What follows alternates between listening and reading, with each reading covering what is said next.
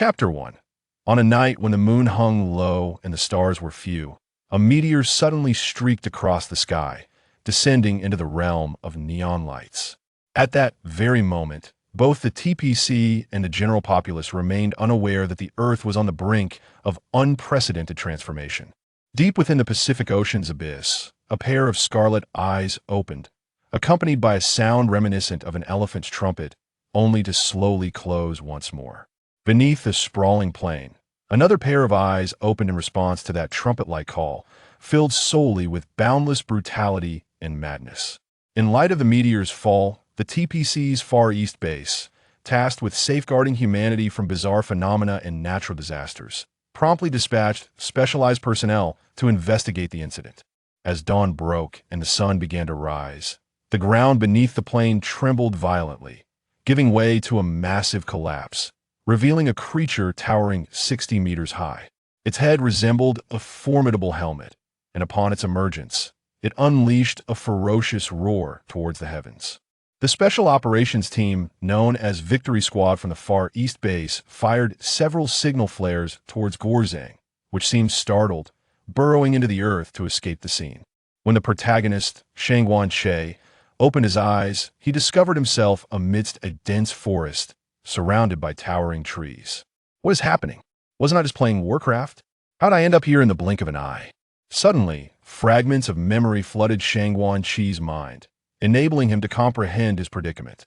He had inexplicably crossed over into the world of Ultraman Tiga and, by sheer coincidence, found himself residing next door to Daiku. Although Daiku seldom returned home, Shangguan Chi's arrival in this realm was the result of a mishap within a crossing system that had mistakenly transported him instead of the intended individual. The system had provided him with a plausible identity, claiming he had accompanied his parents on a business venture. However, not long ago, misfortune had befallen his parents, leaving him with a substantial inheritance. His parents were a fabrication of the system, non-existent in reality. After endowing him with a unique advantage and a gift package, the system left a message stating it was too busy to assist further. Is the workload for crossing over this immense nowadays? How could there be errors? Shangguan Che was taken aback by the system's rationale. Whether he had crossed over or not, he was essentially an orphan with no ties to hold him back. One of Shangguan Chi's most commendable traits was his carefree nature. Life, as he saw it, was akin to a game. Since resistance was futile, he chose to embrace it. He was willing to strive for his goals continuously, even if he did not succeed. He would have no regrets as long as he had put in the effort. For Shangguan Che, it mattered little where he lived. Since I'm here, I might as well make the most of it. At least I've crossed into the world of Tiga, which I have some familiarity with. Who knows, I might even acquire the ability to traverse different universes like Dinah and witness diverse landscapes. For now, I should examine the unique advantages left by the system. Shangguan Che first glanced at the system's message, which, aside from its claim of being busy, included some explanations about this world. It turned out that this world did not possess the hierarchical realms often depicted in novels. Instead, it was about sensing the abundance of energy, which could only provide a rough estimate, lacking precision. Moreover, there existed muscle-bound brutes like Hilbegon, who, apart from their racial talents, lacked any skills. This reminded Shangguan Che of the words spoken by the pedant aliens in the second season of Monster Combat, where they classified monsters into levels. He vaguely recalled them mentioning the Black King Bridge as being level 5 or something similar. Unfortunately, they would likely remain out of reach in the land of light for the foreseeable future. Shaking his head, he set those thoughts aside and diligently studied the unique advantage until he finally grasped its essence. In essence, it was a shop to purchase items within. One needed points, which functioned as currency.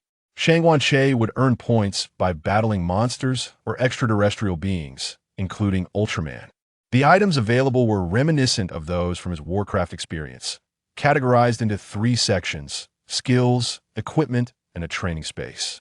The skills encompassed a majority of abilities from heroes, troops, and wild creatures, including technological skills like tank barrage attacks, while many skills from the undead faction, such as the Stinking Swarm and Dark Pact, were notably absent, likely not being skills a protagonist would typically wield. After all, this was no longer a game. Once learned, skills could not be upgraded like in games. Mastering them required continuous practice. Not only could this enhance their power, but also elevate one's energy. The skills could also be imparted to others, provided Shangwan Che supplied the necessary points. However, ultimate skills and magical immunity could only be acquired by defeating formidable monsters like Gitangier. Yet for now, it was far too early. Attempting to run before mastering the basics was unrealistic. Nevertheless, Shangwan Che devised a plan to continually accumulate points, hoping that his idol, Daiku, could withstand his incessant interference. The second section comprised equipment, featuring consumable items like health potions and demon statues. Permanent enhancement items, such as noble rings, were unavailable once purchased.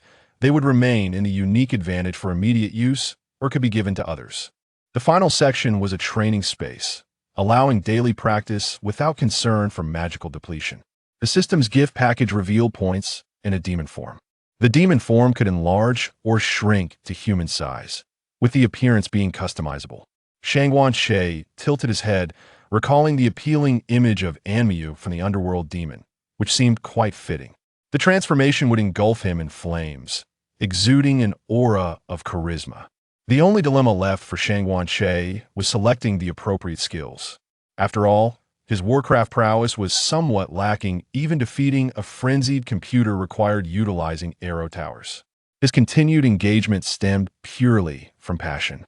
After some contemplation, he decided that, as a human, he could opt for the Grand Mage class, thus following that train of thought. When Shangwan Che began searching for the water element skill, he was suddenly reminded of another summoning skill. Since he had thought of the water element, he couldn't overlook the sea element skill of the Naga Royal Guard. The sea element surpassed the water element due to its passive skill, Heavy Strike, which had a chance to stun targets upon attack, rendering it significantly more powerful. Additionally, the duration of summoned creatures varied with their size. A creature of 50 to 60 meters could only exist for 3 minutes, while slightly larger beings could persist for half a day.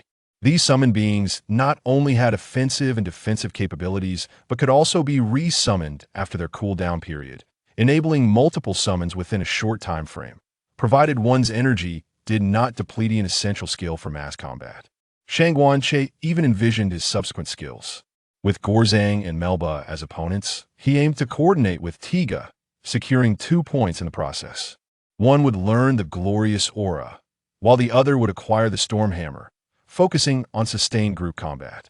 After finalizing his skill selection, Shangwan Che felt the ground tremble beneath him, signaling the arrival of the ancient monster Gorzang.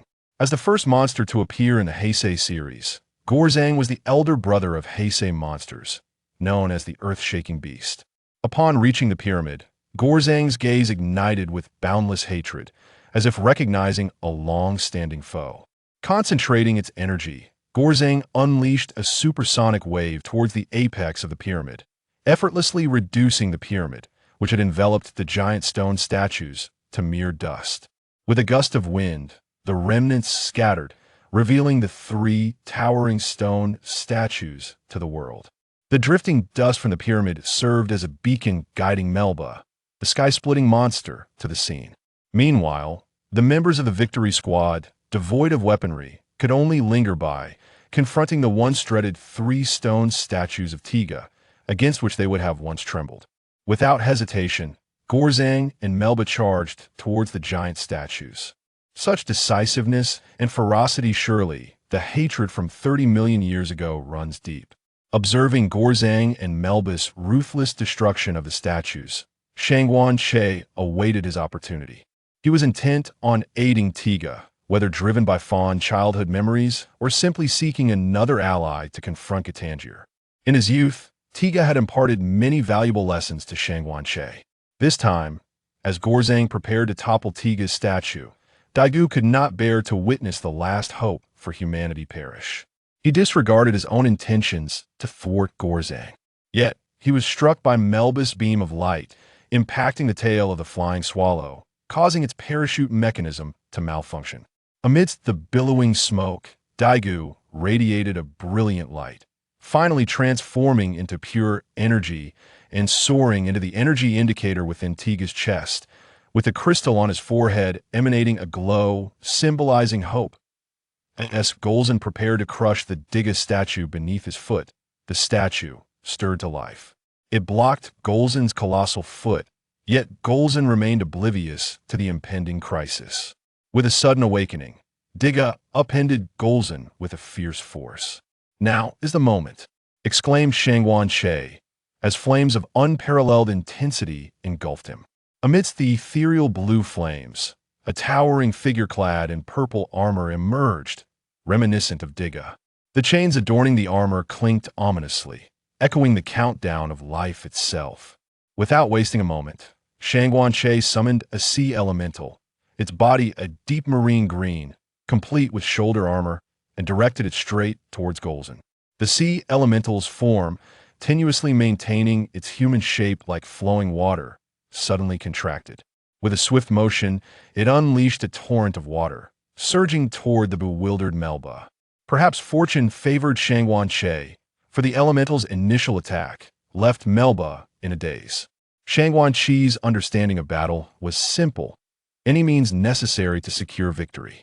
This was no mere brawl born of frustration, it was a fight for survival.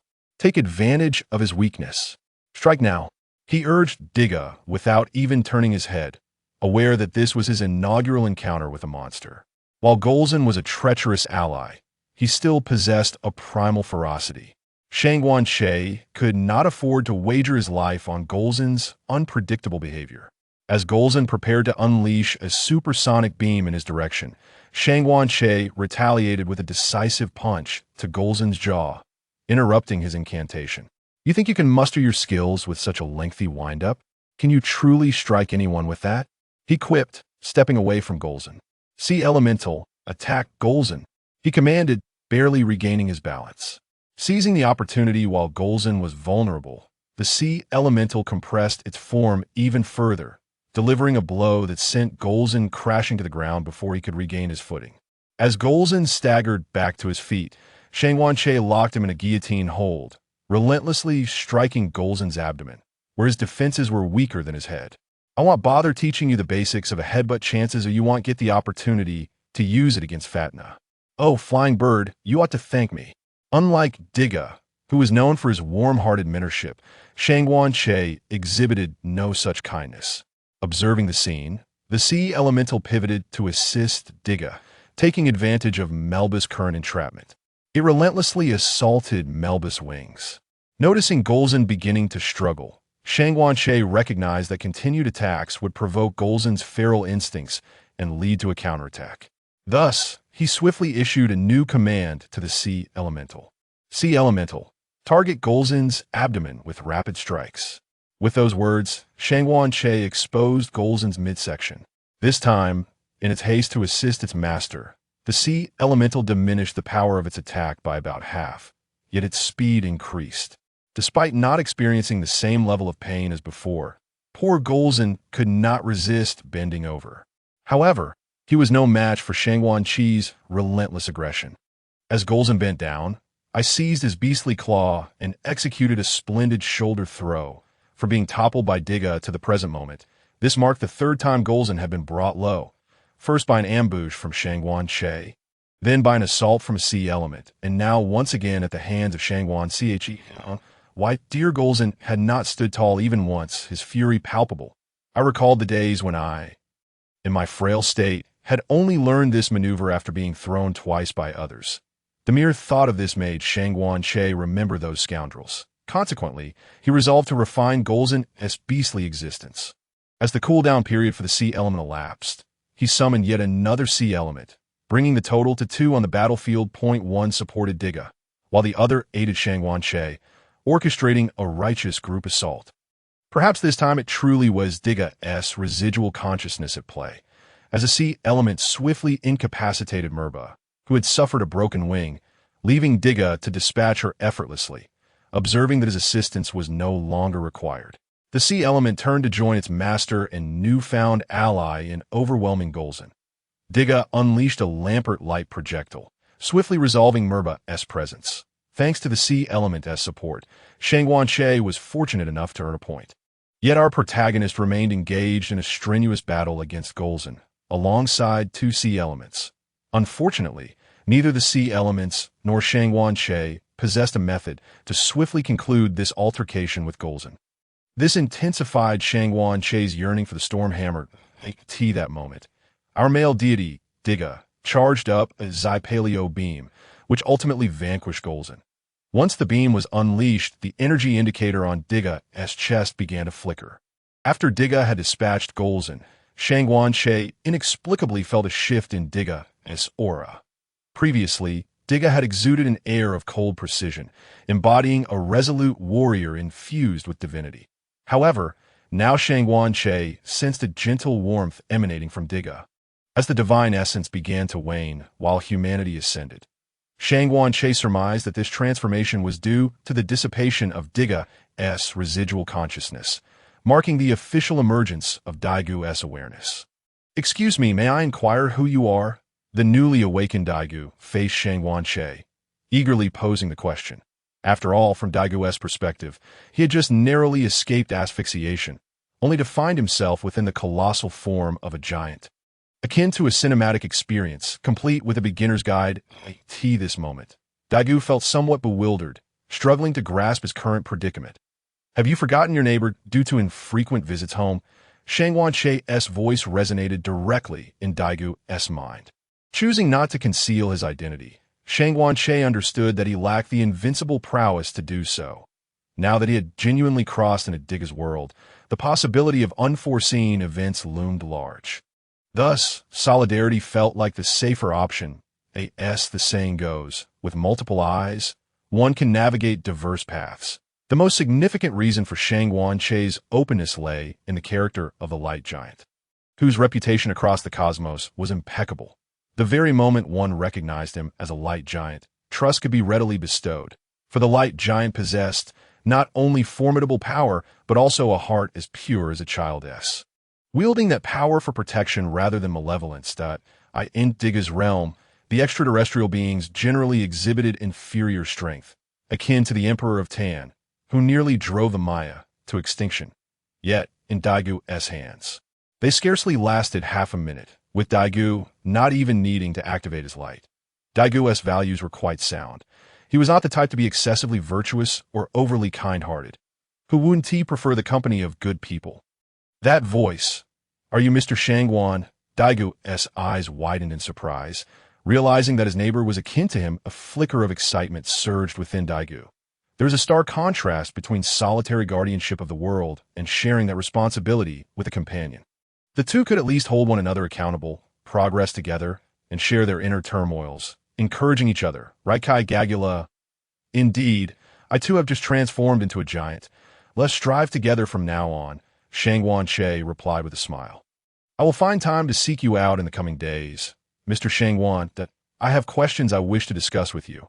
Daiku earnestly expressed as neighbors, even though he could only return once a week. Their rapport remained commendable. The warm-hearted were always the most popular. "Very well. Just send me a message when the time comes," Shangwan Che said, and then, once again, an overwhelming azure flame enveloped him. When the flames dissipated, Shangwan Che's form had vanished from the spot. Similarly, Diga soared into the sky, radiating golden light until he too disappeared from view. Concurrently, a beam of light descended towards the fallen fly swallow, where it transformed back into Daigu's form, leaving the members of the victory team gazing upwards in astonishment.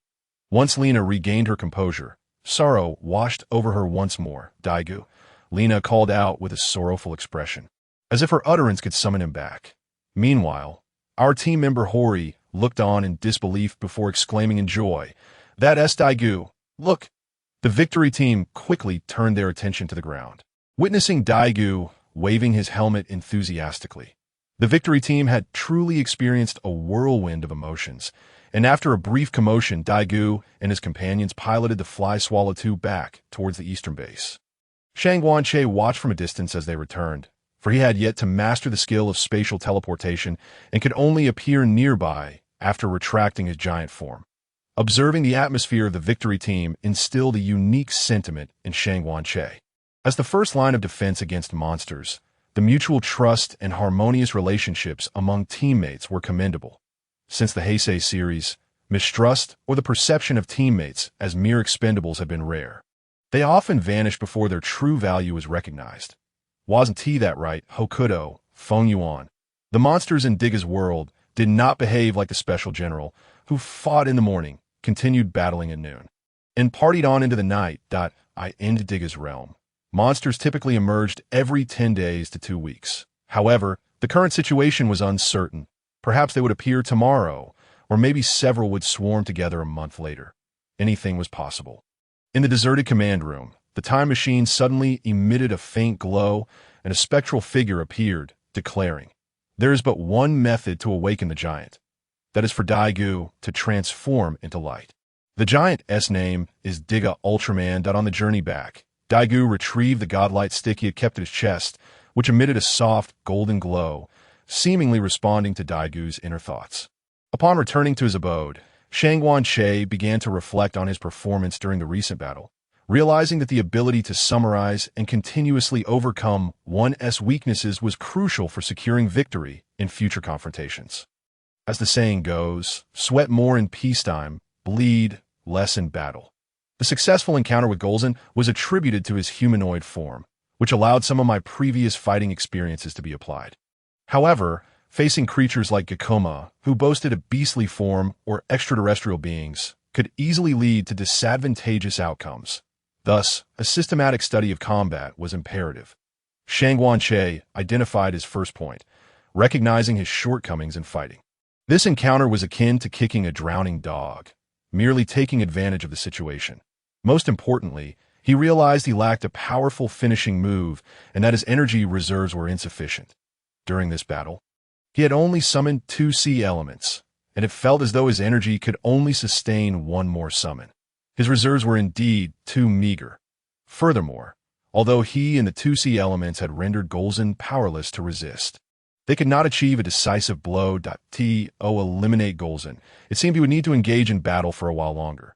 Yes, these were the final 2 points Shangguan Che had summarized.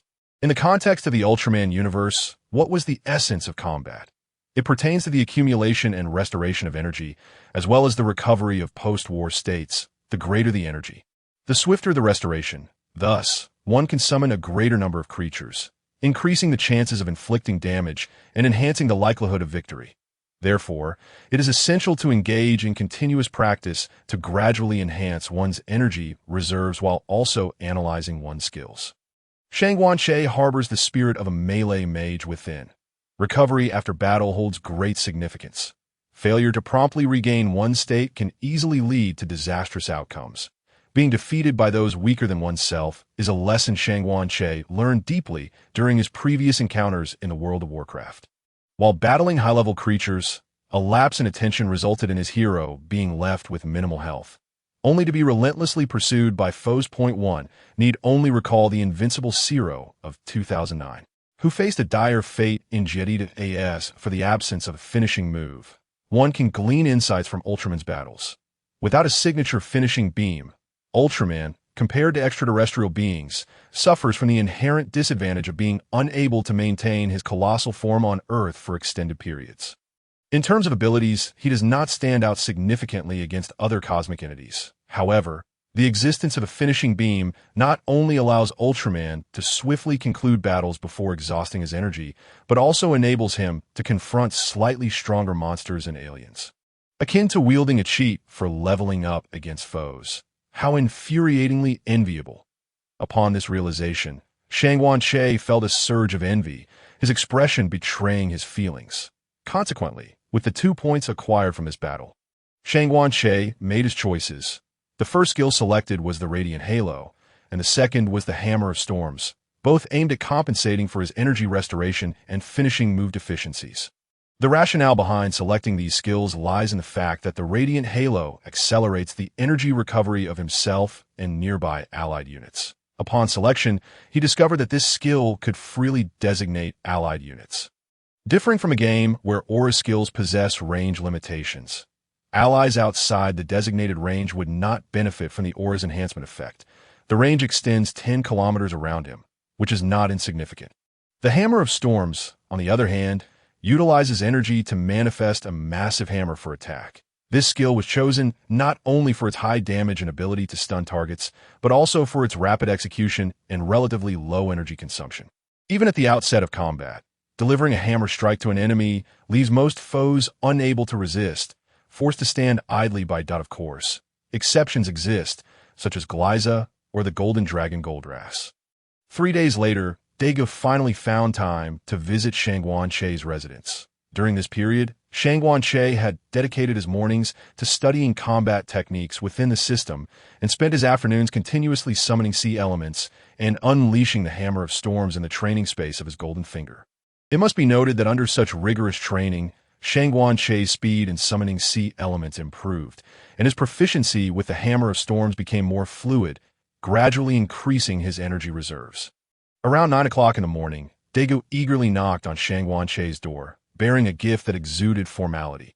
Just as Shangguan-Che poured 2 cups of tea, Daiku promptly inquired, "Mr. Shangguan, have you had any concerns these past few days?" Daigu's question left Shangguan-Che momentarily bewildered. "What do you mean by concerns?" he asked, realizing he was not privy to Daigu's innermost thoughts and needing to ask directly, "I am merely an ordinary person.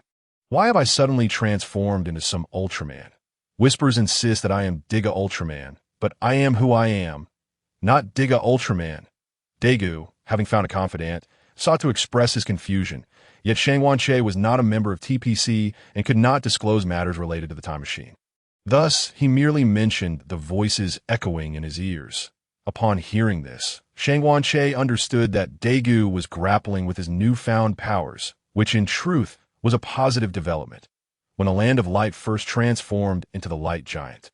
They too pondered their powers. Thus, they became the renowned Cosmic, Ultraman, Police, Black, Force. Reflecting on one's abilities clarifies the path ahead and elucidates the meaning of power, at the very least.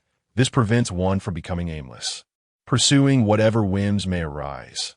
Having come to this realization, Shangguan-Che addressed Daiku. "Daiku, on the day I became a giant, I received a fragment of memory in this memory, a formidable enemy wielding darkness annihilated a civilization, signaling that Earth is on the brink of monumental change. That creature's awakening is imminent." Upon hearing this, Daiku felt a tumult of emotions, recalling that the time machine had foretold Earth's impending upheaval. However, he was unaware of the existence of a dark adversary, causing him to harbor concerns for humanity's future. "Daiku, although my philosophy may differ from yours, there is a saying, yesterday is history, tomorrow is a mystery, and today is a gift. I believe that rather than wallowing in uncertainty, we should seize the present." Shangguan-Che gazed into Daigu's eyes, articulating his thoughts with conviction. What has happened will invariably recur, and actions taken will be repeated. Enemies will not cease their slaughter simply because they have obliterated one civilization, nor will we relinquish our resistance because an enemy has destroyed a civilization. Our objective is to continuously grow stronger, to attain the power to counterbalance our foes in due time. Whether through peaceful coexistence or armed conflict, we shall possess our own fortitude. The distinction between wielding a sword and lacking one is profound. Shangguan-Che conveyed his perspective to Daiku. In this journey, we must remain steadfast in our principles, resisting the tide of unchecked desires, for desire is akin to a boulder tumbling down a mountain. Once it begins, it cannot be halted. We must uphold our true selves and strive diligently. The midnight of humanity has arrived, Daiku. Whether it be you, me, or others to navigate this crisis, we must become the light that pierces through the darkness. Shangguan-Che locked eyes with Daiku, passionately expressing his viewpoint. As for Daigu's thoughts at that moment, Shangguan-Che could not ascertain. These were merely his personal reflections, offered as guidance, with the hope of being beneficial. The reason Shangguan-Che articulated so much was that the series Daiku had profoundly influenced him during his childhood, imparting numerous lessons. This time, he wished to assist Daiku through his own efforts. Daiku, meanwhile, remained contemplative, as he had only come to understand his inner self later on, and it was natural to struggle to comprehend everything at once. Well, there will be time to ponder this later. "Come, I have something marvelous to show you." Shang Wanche interrupted Daigu's thoughts, pulling him towards the bedroom. Upon entering the bedroom, Shang Wanche swiftly drew the curtains in the astonished gaze of Daiku. He raised a hand, and a brilliant blue light suddenly illuminated the room. 0.6 luminous gems flew forth, beginning to rotate counterclockwise and gradually distancing themselves. When the distance between them and the opposing gem reached 3 meters, they ceased their motion. The gems connected with those on either side, forming a passageway in the center. "Come, Daiku, let us train in this place," Shang Wanche beckoned, leading Daiku through the portal. Once they entered, the 6 gems began to rotate clockwise, drawing closer until they converged into a single point of blue light and vanished. This was the portal to the training arena of the Golden Finger, where one could practice skills without concern for energy depletion. As Shang Wanche guided Daiku through the portal, they found themselves in a new realm in the blink of an eye. This place was desolate, a sea of crimson devoid of vegetation. Numerous small islands floated in the air, and the ground appeared as if it had been torn asunder, with the sky bathed in a dark red hue, reminiscent of an apocalyptic landscape. "Mr. Shangwan, where is this place? Why does it resemble the end of the world?" Daiku, regaining his senses, inquired of Shang Wanche, perplexed. "This is the location revealed to me after I received that memory. I have been training here for 3 days. It is the ideal training ground, free from concerns about energy consumption, allowing for uninhibited practice. However, there's a slight drawback. One cannot draw enemies into this space during combat," Shang Wanche jested. "Come, Daiku, let's train here. I wish to learn from you as well. By the way, just call me Shangwan from now on. Mr. Shangwan feels overly formal." This is the plan of Shang Wanche. Engaging in combat with Ultraman can also yield points. Initially, he intended to spar with Daiku frequently, hoping to earn some points and learn new skills. Once he mastered these skills, he could purchase equipment and, at that time, utilize a plethora of summoning items to conjure a multitude of summoned beings. Just the thought of it was exhilarating. Unfortunately, upon closer inspection, Shang Wanche discovered that only battles with the renowned Ultraman from the Ultraman series would count. The realization made him tremble with frustration. The skills within his golden finger were indeed limited. However, Daiku was a first-generation sorcerer, possessing skills that rivaled those of Ace. Shang Wanche yearned to learn from him, seeking to enrich his pitiful skill repertoire. "Come on, Daiku, let us join forces to combat the endless darkness." With that, Shang Wanche transformed directly in a transformation device. No extravagant motions. Only a torrent of azure flames erupted dramatically. The colossal demon form made its grand entrance. Transformation devices were mere encumbrances. What if one were to lose it? Right? Chi! A sound akin to a silver bottle shattering resonated, and a dazzling light curtain flashed as Daiku maintained his transformation pose, completing the metamorphosis. Daiku appeared. It must be said that Daigu's transformation was indeed impressive, devoid of any ostentatious movements or grandiose lines. A simple press of the button sufficed. Moreover, Daiku exuded an elegance. His physique was nothing short of perfection, truly a man whose charm was inscribed in his very design. Shang Wanche gazed at Daiku before him, unable to suppress his admiration. Daiku, in this training ground, there is no need to worry about energy consumption. Unleash your full potential, so I may learn from you. With that, Shang Wanche dashed towards Daiku, eager to test the waters, unaware that this attempt would lead to his profound regret. Shang Wanche initiated with a right punch, only to have it effortlessly blocked by Daigu's left arm. He followed with a left punch, which also met the same fate. Seizing the opportunity while Shang Wanche's arms were still extended, Daiku unleashed a whip kick toward Shang Wanche's left rib. The force sent Shang Wanche doubling over and retreating, while Daiku capitalized on the moment to execute a swift turn, delivering a kick aimed at Shang Wanche's neck, causing him to crash to the ground. Just as Shang Wanche attempted to rise, Daiku launched a left kick toward his head. However, Shang Wanche, still not fully upright, managed to tilt back, narrowly evading it. Yet Daiku, relentless, planted his left foot firmly on the ground and, using his waist for leverage, executed a spinning kick with his right leg. Had Shang Wanche not retreated swiftly, he would have been struck in the head, potentially ending the confrontation. After regaining his composure, Shang Wanche undeterred, charged at Daiku once more, who also approached him with haste, slowly raising his right hand. Expecting a punch, Shangguan-che braced for defense. To his surprise, Daiku did not throw a punch. Instead, he bent down, placing his right hand on the ground. Utilizing the forward momentum, he exerted force with his waist, maintaining balance in an inverted position while his left leg shot forth like a bullet, striking Shangguan-che squarely in the face. This time, Shangguan-che was not so fortunate. He was hit and instinctively covered his face, stumbling backward. That moment, Shangguan-che found himself utterly dazed, his mind somewhat foggy. "No, Daiku, brother, you have a combo for hitting me. I didn't expect you, with your thick eyebrows and big eyes, to have already devised a sequence of attacks before even engaging." Shangguan-che was left in a state of shock.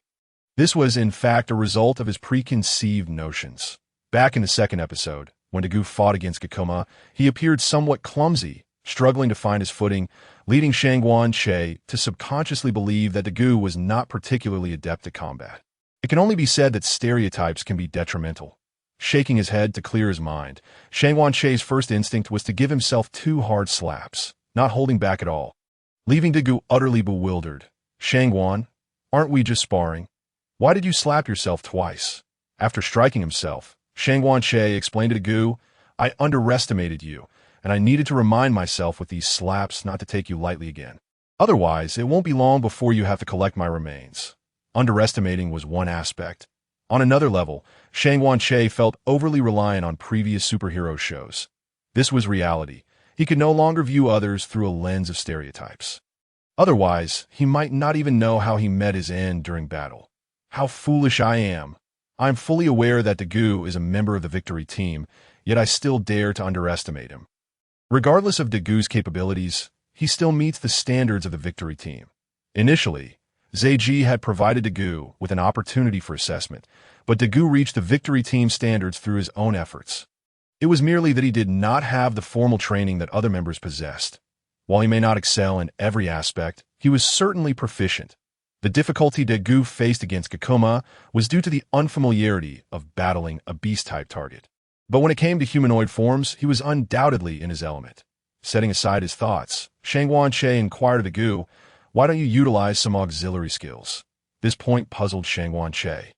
After all, in his view, if something could be accomplished in one blow, there was no need for 2 as a first-generation sorcerer. Daiku possessed an abundance of skills, with auxiliary techniques like Daiku's electric fist likely to be in surplus.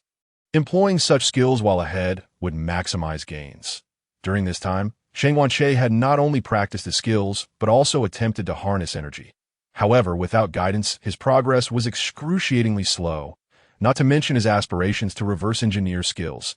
He had no idea when that would come to fruition. Shangguan-che had initially hoped to learn from Daiku while he was present, as his current skill set was far too monotonous. Skills.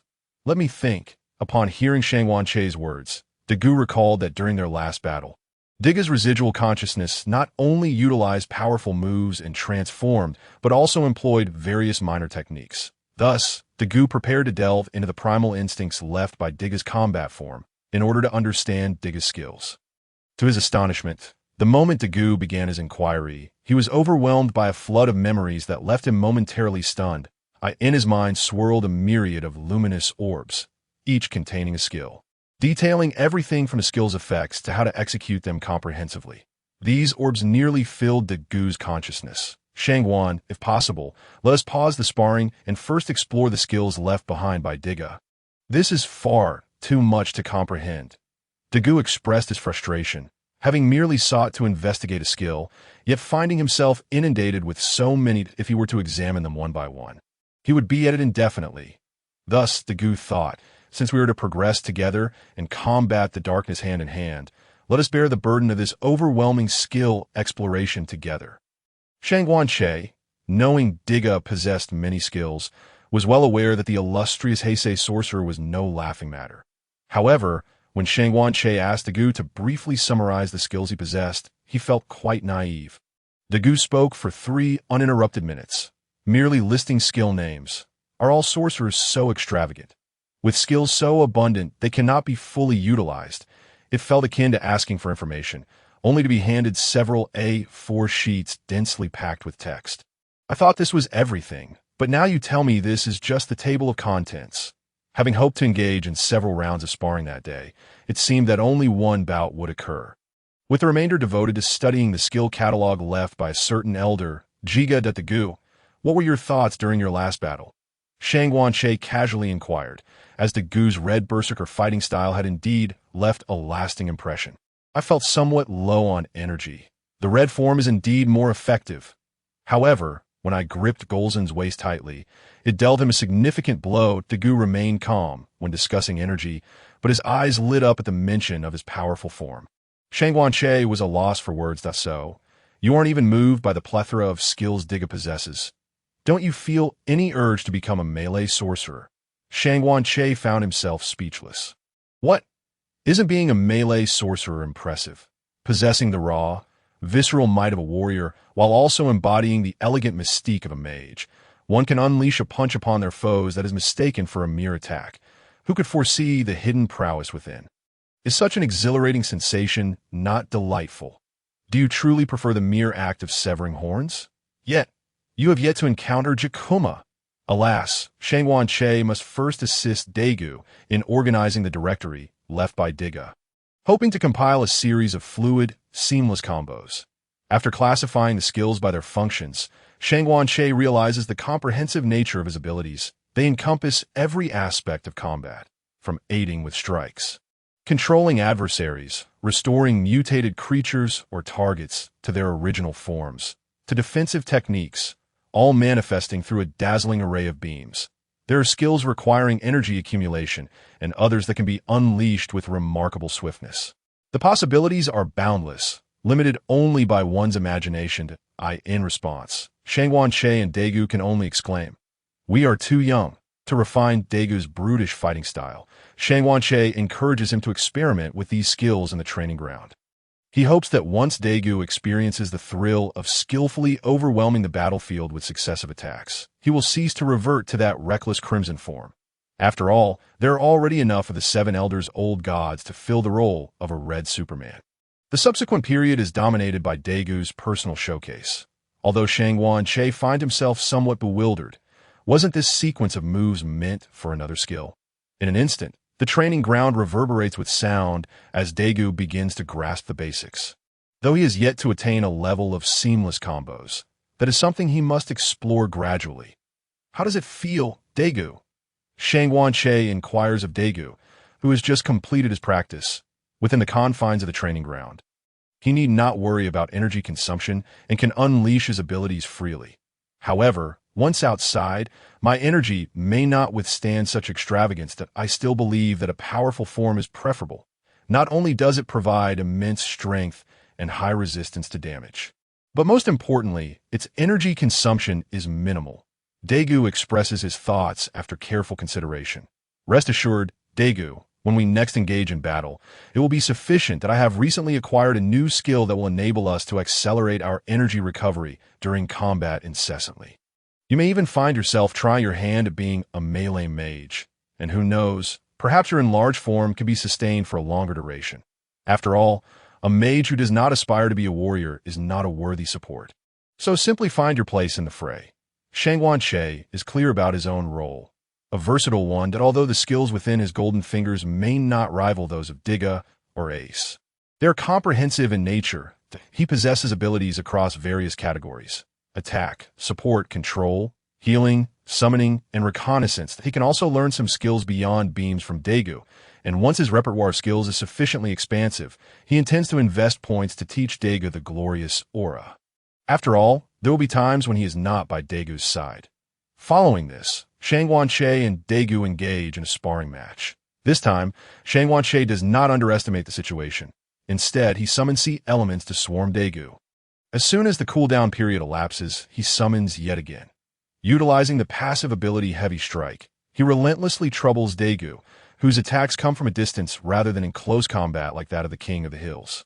In melee, one might have a chance to evade, but when multiple sea elements launch ranged attacks, dodging becomes nearly impossible.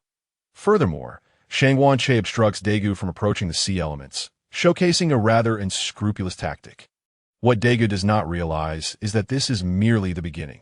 Once Che masters the remaining skills of the King of the Hills and the Paladin, he will discover the true meaning of an indomitable rogue.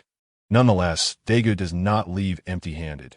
Through repeated assaults, his proficiency in evasion and defensive skills is steadily increasing, that he occasionally employs minor skills for counterattacks. Indeed, combat is the finest teacher, and only after experiencing Che's roguelike tactics does Daiku come to appreciate the advantages of being a mage. As both reach an impasse, Che suddenly recalls the teasing techniques employed by Raylos against Digga. By applying a similar strategy, he seizes an opportunity, and without a moment's hesitation, he unleashes a storm hammer, securing victory in their sparring session and earning a point.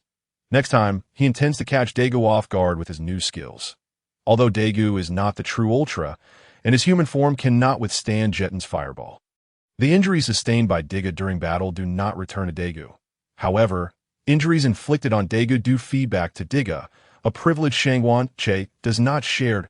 In the remaining time, Che and Daiku exchange knowledge about their respective skills. Che attempts to teach Daiku the Storm Hammer skill, while Daiku strives to instruct Che on energy utilization, their efforts complementing one another. Must be said, Daiku possesses a remarkable talent for learning skills, swiftly grasping the Storm Hammer. Consequently, Che endeavors to teach Daiku the skill of summoning sea elements. After all, an Ultraman who cannot rally allies and is merely beaten by others is not something to fear ridicule over. However, Daigu's progress in learning to summon sea elements is considerably slower. There is some advancement, but it is minimal, and practice is essential. Upon witnessing this, Che's spirits are lifted. There is potential here, if Daiku can learn it independently. It would save a significant amount of points, allowing him to learn multiple skills and stockpile equipment, paving the way for rapid advancement. Without hesitation, Che teaches Daiku the glorious aura, aiming to address Daigu's energy deficiency. As anticipated, an unexpected challenge arises. Daiku simply cannot grasp the glorious aura. While the sea elements may be slow to learn, they at least show some progress. With time and patience, mastery is achievable. Yet the glorious aura yields no progress at all. And Daiku claims he comprehends nothing. It's understandable, as this is not a game. Even in the Ultraman universe, the glorious aura seems somewhat unreasonable. It appears that he will have to spend points to have Daiku learn it in due time. For now, they will focus on Daiku teaching Che about energy utilization and combat techniques. With Digga's nurturing guidance, Daiku has also provided him with an instruction manual. How infuriatingly enviable. Meanwhile, Che benefits as well.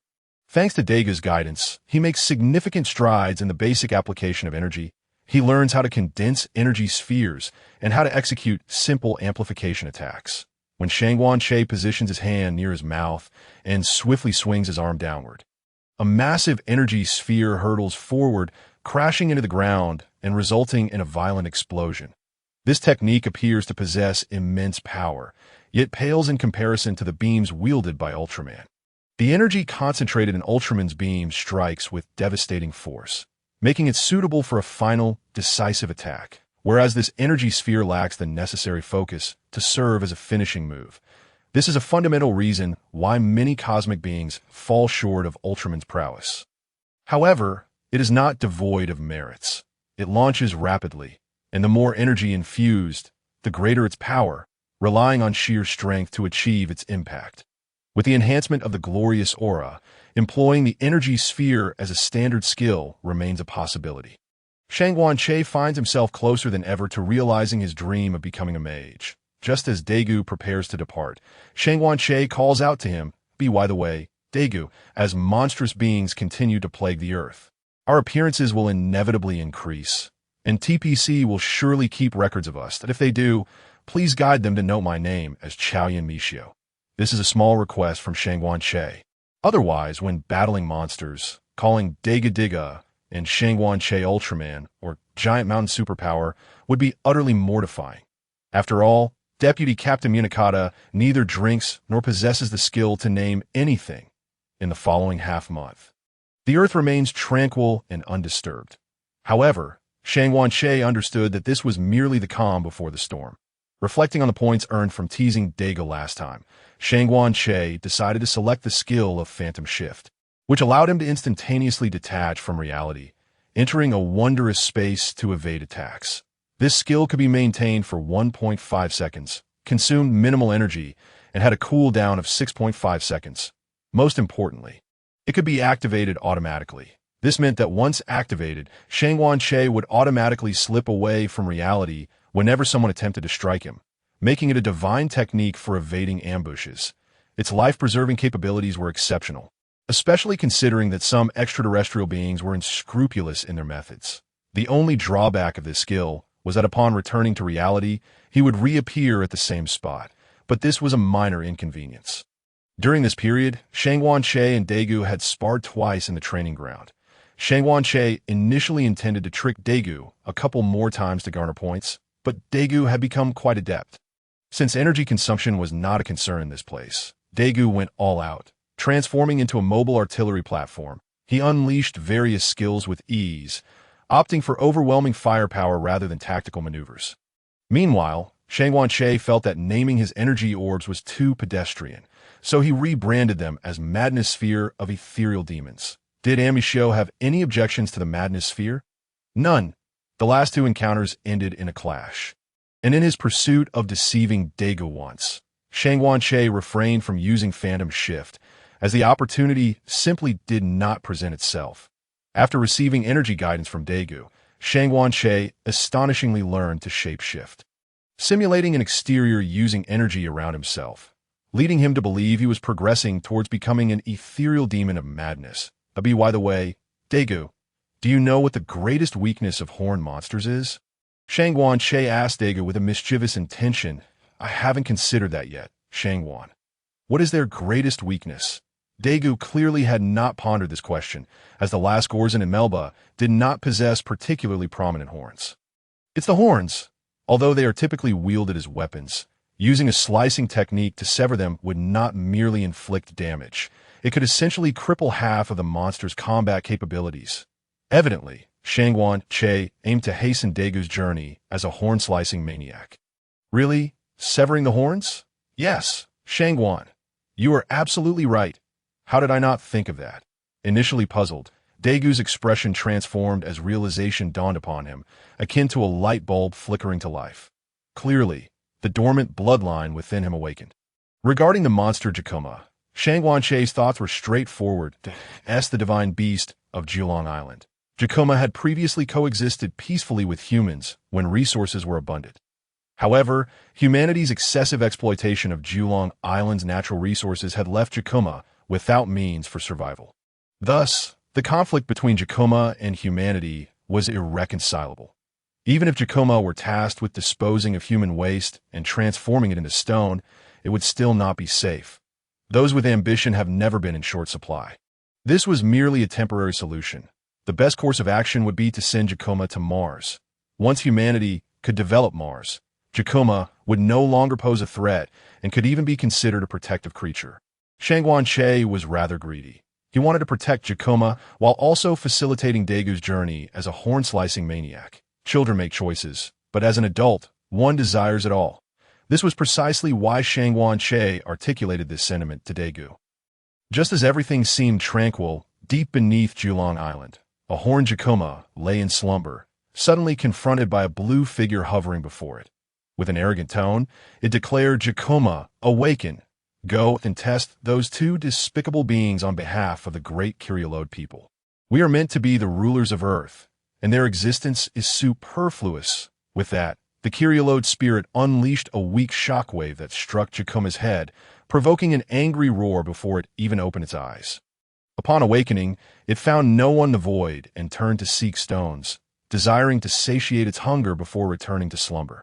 However, Jakuma found scant stones and noticed a swarm of tiny beings persistently taking its food away. Without hesitation, Jakuma approached the humans, causing the entire mine to tremble. The workers hurriedly fled towards the exit, shouting, Jakuma has emerged. Run. As soon as the words left their mouths, a blue beam passed through them, freezing the workers in place as if a pause button had been pressed, and stones began to grow wildly from their bodies until they were entirely encased in stone. Behind them, a horn was raised, revealing a pair of eyes radiating boundless fury, as if the rage within could burn through the sky. The Earth Peace United Organization's Far East base received the alarm and dispatched professionals to Julong Island to search for the missing miners. But they were unable to locate anyone. Upon seeing the news on television, Shang Guanche set off directly for Julong Island. Meanwhile, the miners outside the search team unanimously believed they had been turned to stone by Jakuma.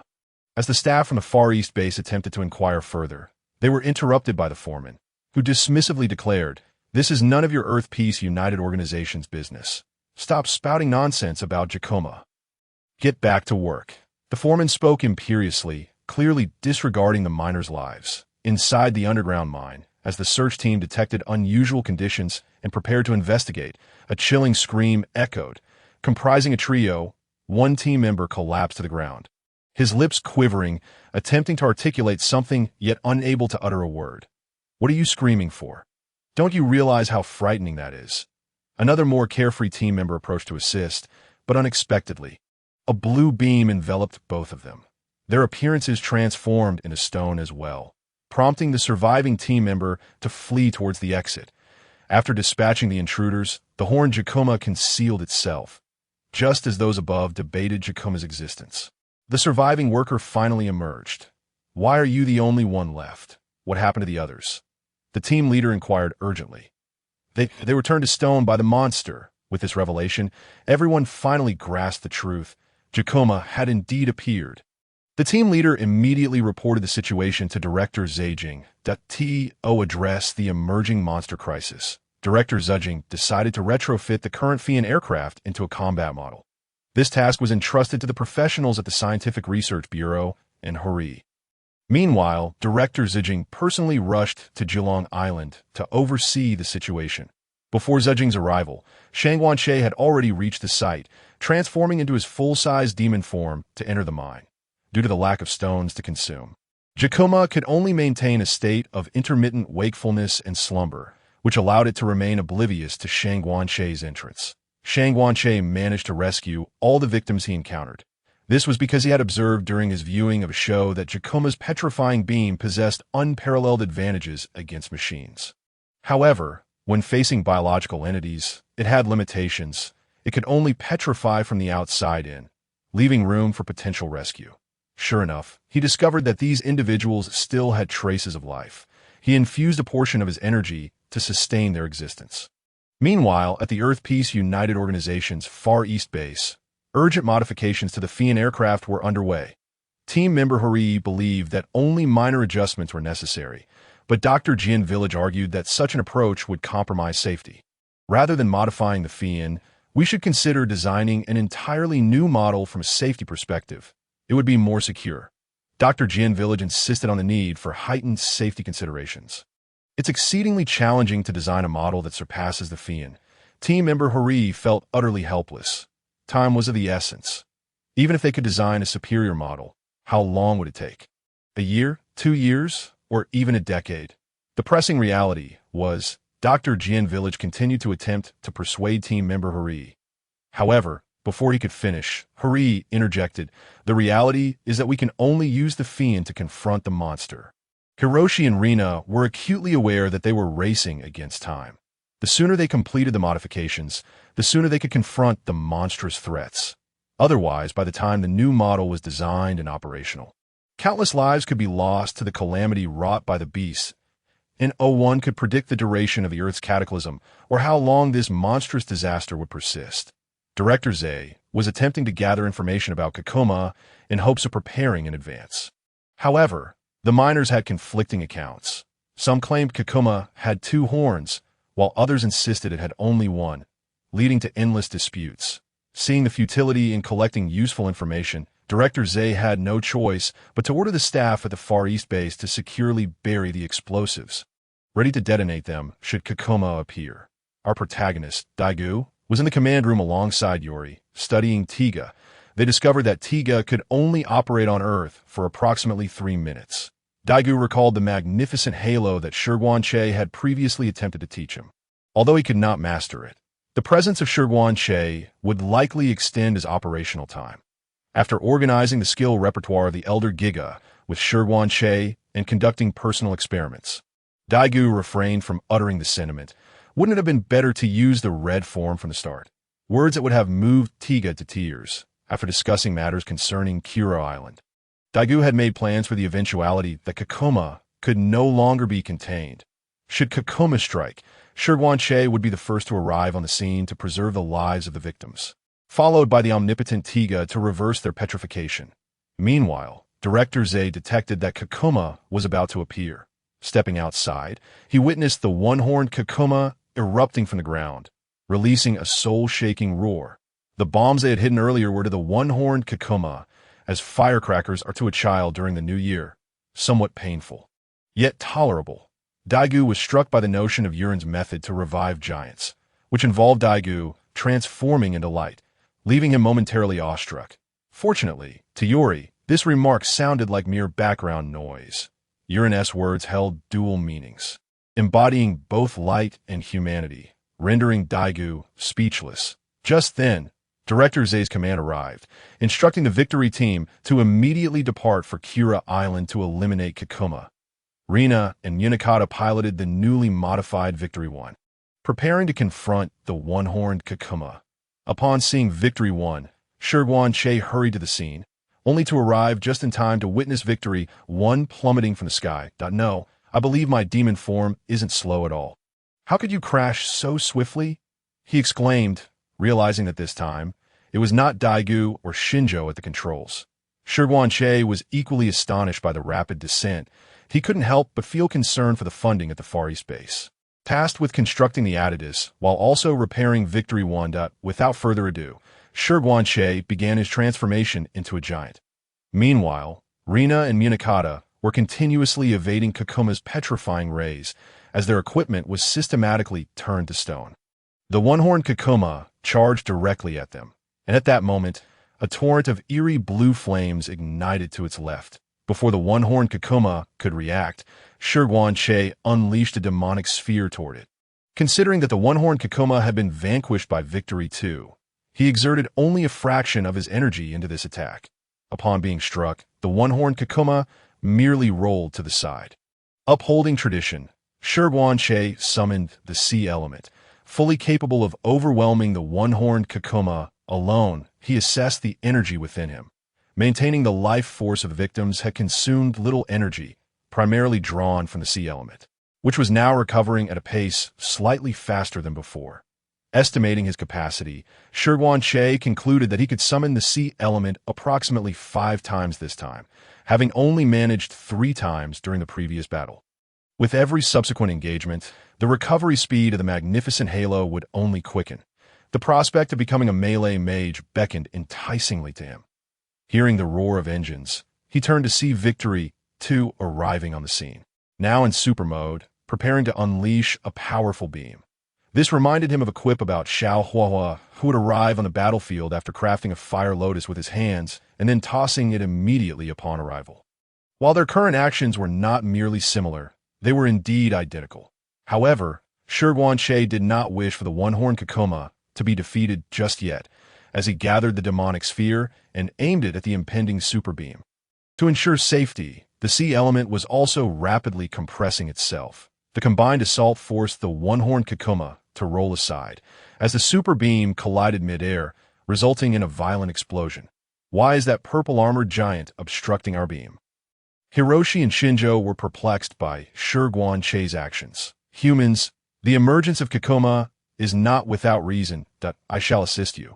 But I implore you to exercise restraint in your exploitation of natural resources and avoid depleting them recklessly. Che's voice resonated in the ears of those present. We have no objections. May I inquire your name? Zay responded on behalf of the group. Amishu. At last, Che had the opportunity to confirm his alias. Not as some exaggerated title, but simply revealing his moniker to Zika in the world beyond. One must maintain an alias. As the saying goes, to commit heinous acts is to be a ferocious predator. To rescue the suffering is to be a divine savior. That moment, the earth began to tremble violently as the two-horned Kakuma made its entrance. Upon its arrival, it spotted the immobilized Udidu, ensnared by the sea element. Sensing the formidable nature of the sea element and the purple-armored individual beside it, the two-horned Kakuma's gaze settled on Victory. Victory 2 was in peril. True to form, the two-horned Kakuma unleashed a petrifying ray at Victory 2, but Shi Guanche intervened just in time. The collision between the demonic sphere and the petrifying ray resulted in a catastrophic explosion, toppling Victory 2 as it plummeted toward the ground. Shi Guanche caught Victory 2 with one hand. Indeed, whenever Daiku and Shinjo were together, there was no Victory 1 that did not crash. Shi Guanche sighed as he observed Victory 2, which, despite his efforts to halt the two-horned Kakuma's petrifying ray, was still descending. The sound of shattering glass echoed, accompanied by a radiant light. Our deity, Tiga, had arrived. With the appearance of our divine hero, Daiku, the Kakuma brothers were destined for calamity. The one-horned Kakuma had already been subdued by the sea element and was now devoid of any resistance, allowing Shi Guanche to earn a point. Initially, he intended to wait until the battle concluded before consenting to exchange skills. Suddenly, the thought of the sewer-dwelling Geralod people crossed his mind. According to the original plot, the next appearance would be that of the Geralod. However, recalling these subterranean rodents that had been lurking on Earth for 30 million years, Shi Guanche's survival instincts surged. He could not stoop to their level of depravity, for who among the virtuous would descend to their depths? The great Geralod should rightfully be the rulers of this earth. Upon awakening, the deity of the Geralod has abandoned this planet. One could only marvel at the cunning of these rodents who had lain in wait for 30 million years, mastering the art of high emotional intelligence. With this in mind, Shi Guanche resolved to learn on-site instead. He had long since prepared his future plans, to become an indestructible rogue before attempting to attain elegance. First, he would learn the skill of Flicker, followed by Invincibility and Healing Wave. Mounted, he could summon the sea element for a group assault. Dismounted, he could engage in one-on-one combat. The Flicker skill, akin to short-range teleportation, consumed little energy and had a brief cooldown period. It could also be combined with his transformation movement, compensating for the latter's limitation of only returning to the original position. With his current survival capabilities greatly enhanced, according to Shi Guanche's blueprint, he would subsequently learn Invincibility.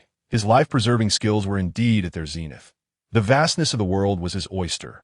Summoning yet another sea element, he now commanded two sea elements on site, one to watch over the one-horned Kakuma and the other to protect Shi Guanche while monitoring the two-horned Kakuma, ensuring that Daiku would not inadvertently eliminate it. Shi Guanche had long set his transformation movement to automatic release, allowing him to proceed smoothly. However, over there, Daiku found himself hindered. Shuangjiao Jaikuma, without a shred of honor, took advantage of his low stance, launching a series of underhanded assaults with the horns atop his head, instilling a sense of dread in Daiku. Yet, Daiku had not trained in vain on the training ground. He leapt backward, creating some distance between himself and Shuangjiao Jaikuma. With his right arm raised towards the heavens and his fist clenched, an immense surge of energy converged upon his right arm. An energy ring formed around it, and once the energy was fully amassed, he withdrew his arm to his waist, directing his fist towards the ground beneath Shuangjiao Jaikuma. The accumulated energy was unleashed, resulting in a violent explosion at Shuangjiao Jaikuma's feet, causing him to collapse to the ground and shut his eyes. Witnessing this, Daiku approached Shuangjiao Jaikuma without a hint of caution at that moment. Shi Guanche, having mastered the blink skill, snapped back to reality and saw Daiku approaching Shuangjiao Jaikuma step by step. Shi Guanche noticed the water element still lingering by his side, confirming that Shuangjiao Jaikuma was still alive. He called out to Daiku, "Be careful." Following that, a spell of Dreaming Demon Ball was launched. The water element also shrank in size to attack Shuangjiao Jaikuma. Hearing Shi Guanche's warning, Daiku reacted too late. He saw Shuangjiao Jaikuma open his mouth wide and unleash a petrifying beam towards Daiga's feet. However, Shi Guanche's Dreaming Demon Ball had already arrived, interrupting the beam after merely a second of its release. The water element's attack followed suit, striking Shuangjiao Jaikuma and rendering him unconscious. Shangguan then proceeded to unleash a flurry of blows upon Shuangjiao Jiakuma, who was utterly defenseless, lacking even the strength to move his claws. Meanwhile, Daigu's foot began to transform into stone, but fortunately, Shuangjiao Jiakuma's petrifying beam had only just begun to emit when it was interrupted by Shangguan, resulting in a diminished effect and a slower transformation into stone. Just as Shangguan was about to inform Daiku that transforming into a powerful form would help him escape the effects of the petrifying beam, a pillar of fire erupted from the ground behind Daiku. A colossal humanoid creature, its face twisted in a mournful expression resembling that of a malevolent spirit, seized Daiku by the neck, flames swirling in its grasp. It was a Kyrielod warrior. Cackle, foolish earthling. I am a warrior of the great Kyrielod, and you may call me Hunter. If you wish to spare your companion from death at my hands, swear allegiance to the great Kyrielod. This is your honor. The self-proclaimed hunter of the Kyrielod launched a surprise attack during Daiga's moment of vulnerability, demanding Shangguan submit to the Kyrielod. He was indeed a quintessential villain, yet you have captured him. Why should I submit to the Kyrielod? Shangguan retorted with unwavering conviction. The Kyrielod, who called himself Hunter, was momentarily taken aback. Have you not been fighting monsters together? Are you not comrades in arms? How could such dark words emerge from the lips of a righteous warrior? Shangguan then blinked beside the Kyrielod, seizing the hand that was channeling fire energy with his left hand, while his right hand raised to unleash a storm hammer, questioning, "Do you think you can evade this like a human-machine paladin?" Shangguan tightened his grip around the Kyrielod's neck, pulling him backward to create distance from Daiku, while simultaneously advising, Daiku, transform into a powerful form to escape the petrifying beam's effects. After pulling back for a short distance, Shangguan executed a shoulder throw, slamming the Kyrielod into the ground. By the time Shangguan had blinked beside the Kyrielod, two water elements had already begun to compress their forms. Now separated from Shangguan, the two water elements unleashed a relentless assault upon the Kyrielod. Upon hearing Shangguan words, Daiku transformed into a powerful form, causing the stones surrounding him to scatter explosively. Upon spotting the Kyrielod, Daiku charged towards him, his right fist brimming with tremendous power. As the Kyrielod began to rise, he was met with the sight of a fist rapidly enlarging in his vision. With a resounding thud, Daigu's punch nearly sent the Kyrielod's head flying. Daiku despised such underhanded and despicable individuals. Before the Kyrielod could fall, Daiku seized his arm, attempting to wrench it from its socket. Terrified, the Kyrielod spun along with Daiku to avoid losing an arm. A swift flick of Daigu's hand released a hellfire bullet, interrupting his assault. Shangguan closed in, blocking the Kyrielod's punch before bending down, wrapping his arms around the Kyrielod's waist and spinning him around to throw him forcefully to the ground, allowing the Kyrielod to once again experience the fragrant embrace of the earth. Without a moment's hesitation, Daiku began to gather the Daira Zyme energy flow, while Shangguan prepared his storm hammer, buying time for Daiga's ultimate move. The fireball condensing into Daigu's chest was compressed to its critical point, and with his palm directed at the Kyrielod, he sent this hunter into the embrace of the Kyrielod. Hunter, who spends his days hunting geese, has today been pecked in the eye by the wild goose. Subsequently, regarding the Jiakuma brothers, Daiku utilized a shrinking beam to reduce their size, escorting them to Mars with Shangguan protection. Meanwhile, Daiku released a reversal beam to restore the victims he had rescued to their human forms. Aside from losing a bit of weight, they were otherwise unharmed. Thus, this incident came to a close. After the battle concluded, the members of the victory team gathered in the command room to discuss the day's events. Regarding the purple-armored giant, it shall be officially named Enmijiu.as for the giant. Do you have any suggestions for a name? Deputy Captain Zongfong inquired. He is as massive as a mountain. How about we call him Giant Mountain Ultraman, or perhaps Ultraman? Daiku interjected. Captain Jiuenhui considered. I have two friendly suggestions. Would you like to hear them? Daiku continued. What if we simply call him Daiga? Captain Jiuenhui promptly approved Daigu's proposal, deeming the names Giant Mountain Ultraman and the like unnecessary. Once the victory team concluded their naming of Daiga and Enmigio, Shangguan returned home. From this battle, he had accumulated 3 points. One was spent learning Blink on sight, leaving him with 2 remaining points. According to Shangguan Che's plan, his next skills to acquire would be Invincibility and Healing Wave. Invincibility, formerly known as Divine Armor, initially grants 15 seconds of invulnerability, during which no attack can harm Shangguan Che, followed by a cooldown period of 45 seconds. Based on his experiences in the last two battles, he could unleash it a maximum of 3 times in a single encounter, of course, as Shangguan Che continued to train. The potency of his skills would increase, and the duration of Divine Armor would lengthen, as for whether it could reach 45 seconds. Shangguan Che was uncertain. The Healing Wave skill allows for the restoration of health to himself and nearby allies, functioning as a bouncing healing mechanism. With each bounce, the healing effectiveness diminishes, capable of simultaneously healing up to 5 individuals. If the distance between 2 units is too great, the healing cannot leap across. Shangguan Che opted for the Healing Wave skill out of necessity, as the holy light of the paladin could not heal him, which was somewhat of a flaw. Hence, he had to substitute it with the Healing Wave of a Shadow Hunter. Nevertheless, with the enhancements of Glorious Aura, Water Element, Storm Hammer, Invincibility, and Healing Wave, he had preliminarily become an indestructible rogue. Once he mastered the group attack skill War Tread, he would no longer fear being surrounded by enemies. As the saying goes, some rejoice while others lament.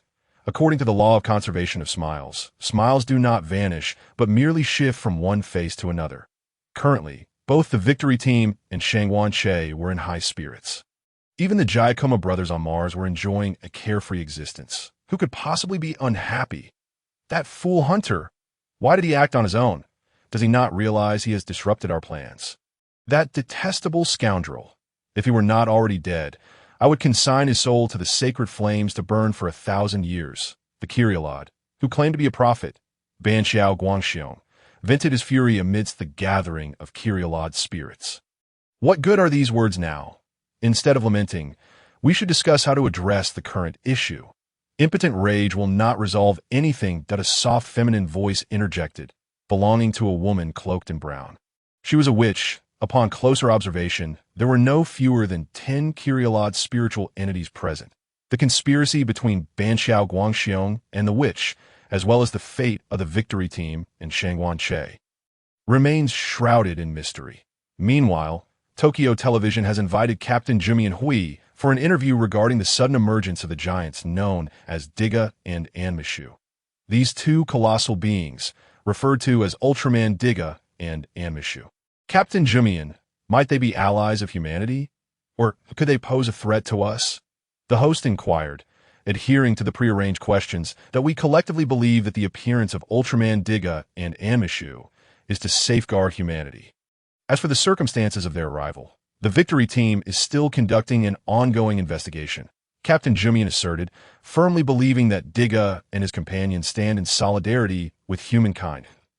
As the interview concluded and Captain Jumian prepared to depart, she suddenly observed the host's visage contorting into a grotesque expression, his hair bristling and levitating, and a motionless voice intoned. The earth is on the brink of rebirth.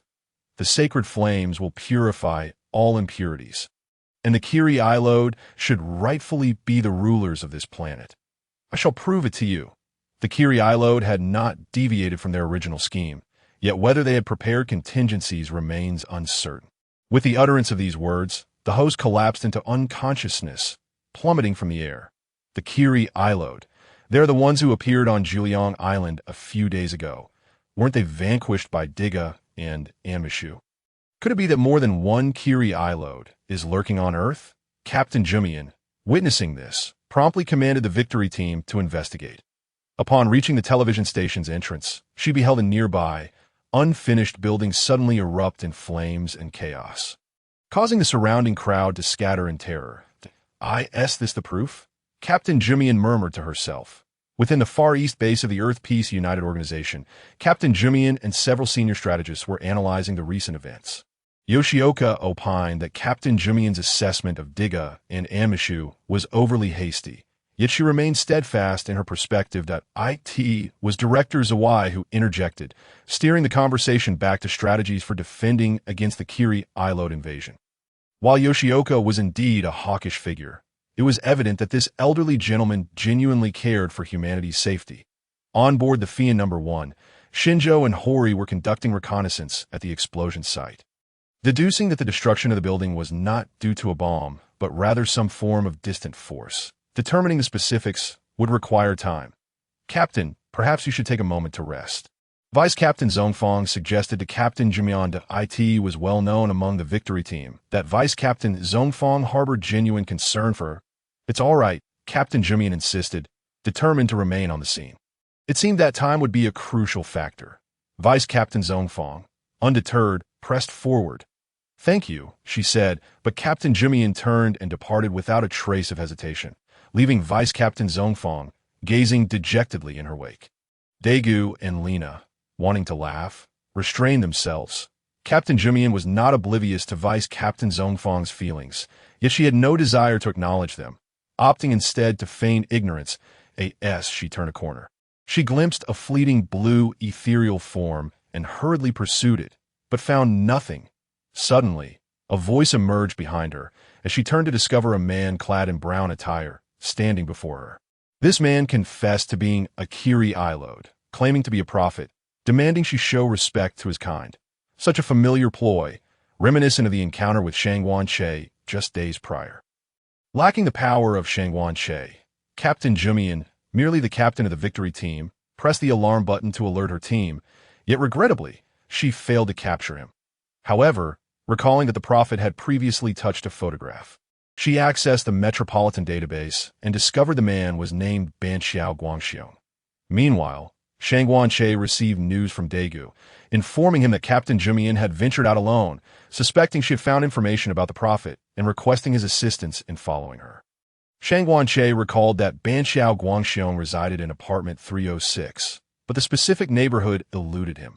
Upon seeing Captain Jumian park her vehicle, he deemed it more prudent to eliminate the threat before it could escalate rather than swoop in as a hero. Transforming into his giant form, he advanced towards Banxiao's residence. Upon entering, an ethereal entity materialized, immediately launching an attack in the form of an infernal projectile, utterly disregarding any semblance of combat etiquette. Shangguan Che, with a swift movement, teleported in front of Banxiao Guangxiong, unleashing a psychic orb that reverted him to his original form.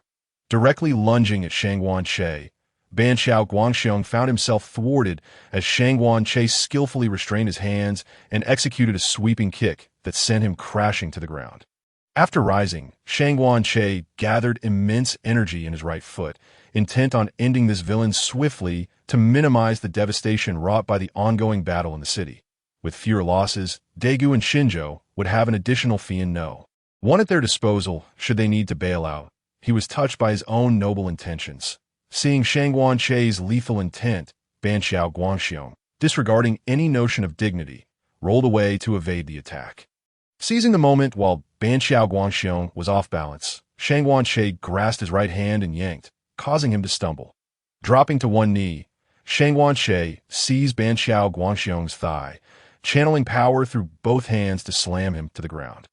Maintaining his grip on Banxiao's right hand, he spun, rendering him unable to resist, and delivered a storm of blows upon him. At that moment, the door swung open, and Captain Jumian entered, witnessing Shangguan Che overpowering Banxiao Guangxiong. Regrettably, she felt her entrance was ill-timed and briefly stepped back before re-entering, only to discover Shangguan Che still engaged in combat. Banxiao Guangxiong, seizing the opportunity, gathered his energy to launch an attack. The warriors of the great Kiri Ilode shall not fall here. He bellowed. Shangguan Che perceived Banxiao Guangxiong's desperation, anticipating he would attempt to strike Captain Jumian in a bid to escape his grasp. Prepared with a psychic orb, he aimed to protect her. Yet Banxiao Guangxiong's attack was directed at Shangguan Che instead. Executing a clever feint, Shangguan Che, unyielding, unleashed his psychic orb toward Banxiao Guangxiong, resulting in an explosive collision. Captain Jumian, realizing she could not escape the scene in time, was flooded with memories of her son and late husband. Feeling a deep sense of guilt for sacrificing so much in her quest to protect humanity, just as she felt she might join her husband, a figure clad in purple armor, adorned with chains and a flowing black cape, appeared before her, shielding her from the explosion caused by the clash of the psychic orb and infernal projectile. Why, dear lady, Wandering about at this hour is ill-advised, especially with the prevalence of ne'er-do-wells on the streets. Shangguan Che jested, addressing Captain Jumian. Unlike Daiku, who had the strength to withstand danger, Captain Jumian was at genuine risk. The explosive forces at play were formidable, and without Shangguan Che's intervention, she could very well meet her end. "Damn earthlings! You shall pay for your foolishness!" Ban Xiao Guangxiong spat defiantly before retreating swiftly to that moment. Daiku, alerted by the explosion, entered the room with his Hype of Victory gun in the ready, only to find Captain Jumian and the transformed Anmishu engaged in combat. To maintain his cover, he addressed Shangguan Che. "Anmishu, why are you here?"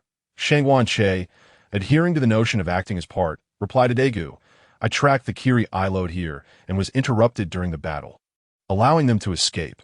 You and your captain must evacuate immediately. The Kiri I-load are likely to strike this area. I must pursue that rat in the sewers." Upon finishing his words, Shangguan Che swiftly vanished, leaving only Jiao Jianhui and Daiku at the scene. After informing the command center of the situation, Daiku assisted Jiao Jianhui in exiting the premises. The scene shifted to the Victory Team's command center, where Vice Captain Zhong Fong commanded team member Hori to equip the electromagnetic microwave cannon onto the FIA No. 1 machine. Team member Xian Chung was tasked with countering the incoming energy attacks from below, while Lina and Hori piloted FIA No. 2 to support Xian Chung. Captain Jiao Jianhui, unlike before, was not ambushed by the Kirilod people. Upon exiting, he and Daiku immediately directed the evacuation of the building's residents. Upon arriving at the scene, Xian Chung and Hori locked onto the attack location and calculated that there was only one opportunity to withstand the subterranean energy, and it would last a mere 3 seconds. Should they fail to strike the underground energy in time, not only would the local residents suffer massive casualties, but even the descending Xian Chung team members would meet a fiery demise. Even in the face of such dire circumstances, the Xian Chung team remained undaunted. Fortunately, with the leadership of Jiao Jianhui and Daiku overseeing the evacuation, it was completed well before the imminent danger approached, allowing both Daiku and Jiao Jianhui to retreat to a safe distance. The Xian Chung team began to descend in FIA No. 1, activating the electromagnetic microwave cannon and aiming it at the target location. As the flames, manipulated by the Kirilod people, surged toward the surface, intent on consuming everything in their path with reckless destruction, the Xian Chung team, having risen from the crowd, demonstrated their worth, even with only 3 seconds to react. They accurately struck the underground energy, averting this crisis. Just as the onlookers breathed a sigh of relief at the crisis being averted, a voice filled with boundless fury echoed through the scene. "Foolish earthlings, how dare you resist the great Kirilod people? You are merely seeking your own demise," roared Ban Xiao Guangxiong. Daiku, wary of the Kirilod people resorting to any despicable acts, having previously suffered an ambush from this treacherous group, immediately drew the shining stick and transformed into Diga. "Diga Ultraman, I have been waiting for you and Anmi Xiao. Do you think it amusing to pose as the guardians of Earth? Do you not find it ludicrous? Before your colossal forms even grace this planet, humanity had long awaited the leadership of the Kirilod people. Your existence is superfluous. I shall show you the true power of the Kirilod people. Let you witness the wrath of the Kirilod." Ban Xiao Guangxiong raised his hands to the sky, fissures appearing in the ground, from which tremendous energy erupted, akin to Anmi Xiao's transformation, unleashing a towering pillar of flames. Emerging from the inferno, the sorrowful visage of the Kirilod appeared. Resembling a demon, and without striking a combat pose, a ghostly blue flame ignited beside Daiku as Shangguan Che transformed into his giant demon form. Standing alongside Daiku. One must admit, the Kirilod have not wasted their 30 million years on Earth. Possessing such audacity, they arrived indeed early. However, upon encountering the peak combat prowess of the ancient giants, they dare not utter a sound. Not a word of this matter should be mentioned. After 30 million years, they finally muster the courage to rear their heads. If their god possessed any real capability, they would have vanquished Gatangier long ago. Such a simple task. Shangguan Che did not indulge Ban Xiao Guangxiong. asserting that if the Kyrielod had the capacity, they would have enslaved the giants alongside themselves 30 million years prior. Why wait until the giants have vanished to emerge? Their 30 million years of lurking are no different from those of sewer rats. You dare to desecrate the great Kyrielod god. You foolish earthling. You understand nothing. This is a grand strategy devised by the great god. Ban Xiao Guangxiong exclaimed in exasperation. If you are afraid, just admit it. Shang Guanche retorted boldly. Faced with the inability to counter these foolish earthlings and fearing that Shang Guanche might expose the Kyrielod's past misdeeds, Ban Xiao Guangxiong charged at Daiku and Shang Guanche. Unbeknownst to Ban Xiao Guangxiong, the only dark secret Shang Guanche held was this one. He genuinely knew nothing else. While Shang Guanche and Daiku focused entirely on confronting Ban Xiao Guangxiong, two ghostly blue spiritual entities flitted past. These were the Kyrielod. They evidently planned to ambush Daiku and Shang Guanche while they were preoccupied with Ban Xiao Guangxiong, intending to settle the matter once and for all. Shang Guanche remained steadfast in his original intention to free up a few fiend machines for Daiku and Xian Cheng. Together, Shang Guanche and Daiku charged towards the oracle Ban Xiao Guangxiong, whose strength was not to be underestimated. Otherwise, he would not have partnered with the witch to lead the Kyrielod lurking on Earth. Yet, he was not strong enough to contend against both Daiku and Shang Guanche. Ultimately finding himself overpowered, Daiku and Shang Guanche exchanged a knowing glance, exerting their combined strength to bend Ban Xiao Guangxiong downwards. Both simultaneously raised their knees, striking towards Ban Xiao Guangxiong's abdomen.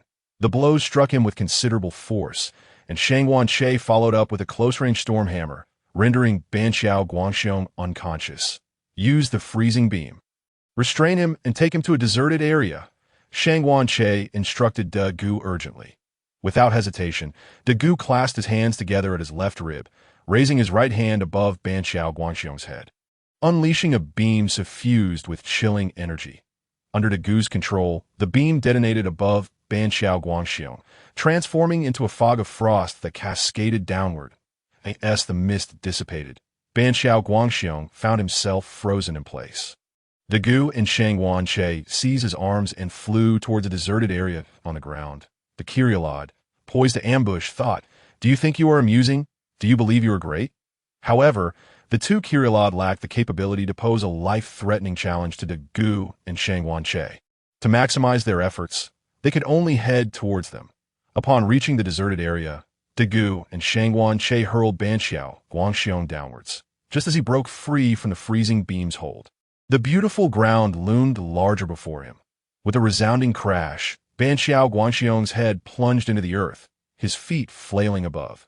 Shang Guanche concentrated his energy into a dream demon sphere, while Daiku unleashed an energy shockwave towards Ban Xiao Guangxiong, overwhelming him with continuous impact, struggling to regain consciousness amidst the chaos.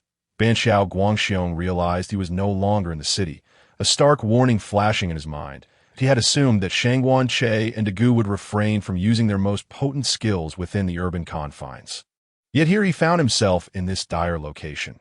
With no alternative, Ban Xiao Guangxiong braced himself and charged at Shang Guanche and Daiku, launching a whip kick with his right leg, which Daiku blocked with his arm.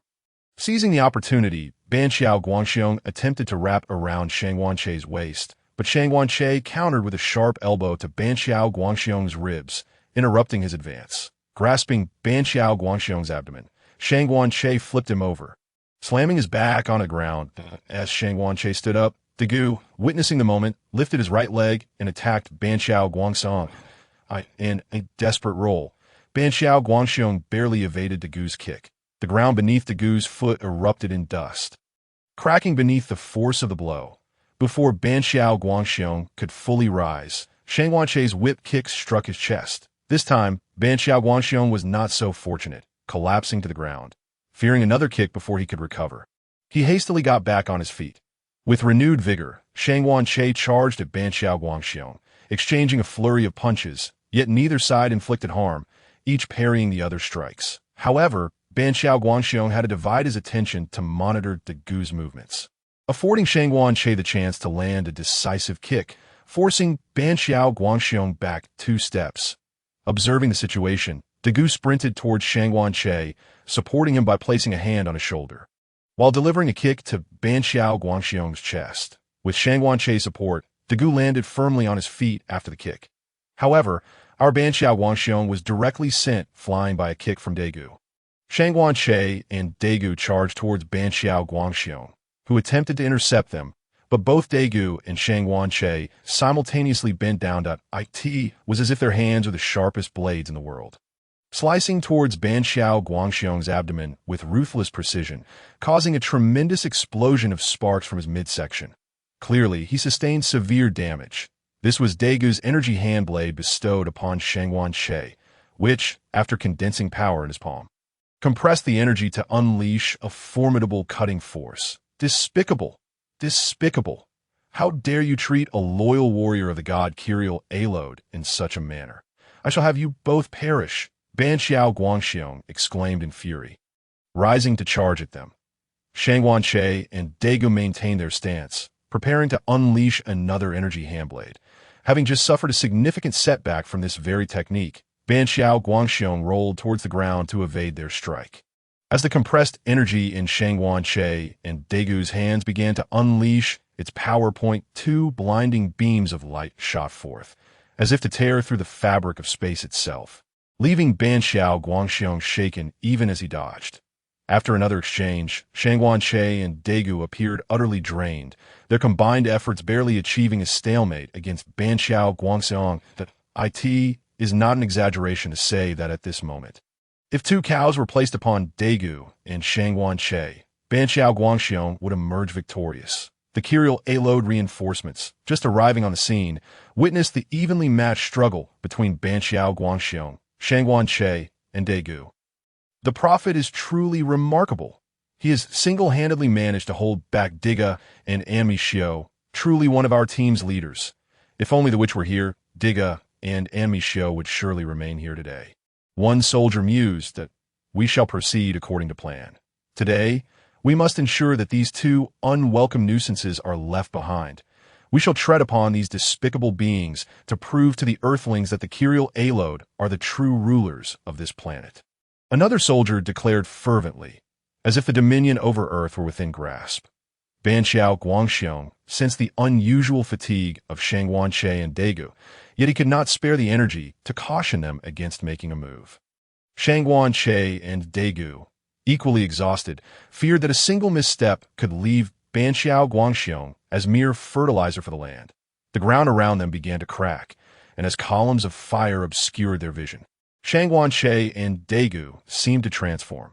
Shangguan unleashed a fateful enchantment sphere towards Banxiao Guangxiong, seamlessly following it up with a storm hammer, stunning Banxiao Guangxiong before sprinting towards Daiku. Daiku began to charge the Zai Paleo light.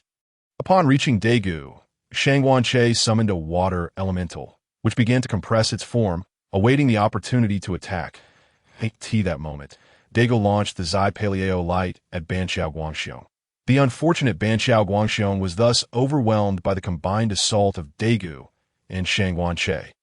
As the two Kirill Alod warriors transformed, they immediately unleashed inferno bullets at Daiku and Shangguan.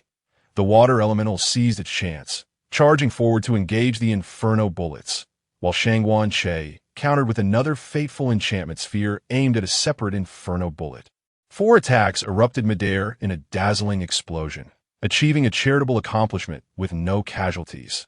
The two Kirill Alod warriors sensed something amiss as the explosion occurred too close for comfort. As the flames subsided, they beheld Shangguan, Daiku, and the water elemental watching them intently, while the prophet Banxiao Guangxiong was nowhere to be seen. What is happening? Where is my esteemed leader? Prophet, where are you? Your subordinate misses you dearly. Upon realizing they could not locate the prophet Banxiao Guangxiong, the two Kirill Alod warriors understood that they were likely doomed if even Banxiao Guangxiong had fallen to Diga and Anmi. How could they possibly hope to stand against them? Unsurprisingly, within a mere minute, the two Kirill Alod warriors fell to the combined might of Daiku and Shangguan. At this moment, Daiku truly grasped the immense power of the Radiant Halo. During the last Garma incident, he had not had the chance to fully appreciate it, but this time he had repeatedly unleashed his skills. Over the course of the battle, which lasted 4 minutes, the speed of energy recovery had improved significantly compared to his first experience. Following the resolution of the Kyriel Alode incident, Earth entered a prolonged period of peace lasting 2 months. During this time, Daiku and Shangwan-Che trained 8 times together, with only the first session resulting in Daiku being inadvertently outmaneuvered due to his unfamiliarity with the skill of variable movement. The remaining 7 training sessions began with Shangwan-Che at a disadvantage, yet he consistently improved through rigorous practice, particularly under the guidance of a victorious team member like Daiku. Their hand-to-hand combat skills eventually reached a near parity of 4-6 in Daigu's favor.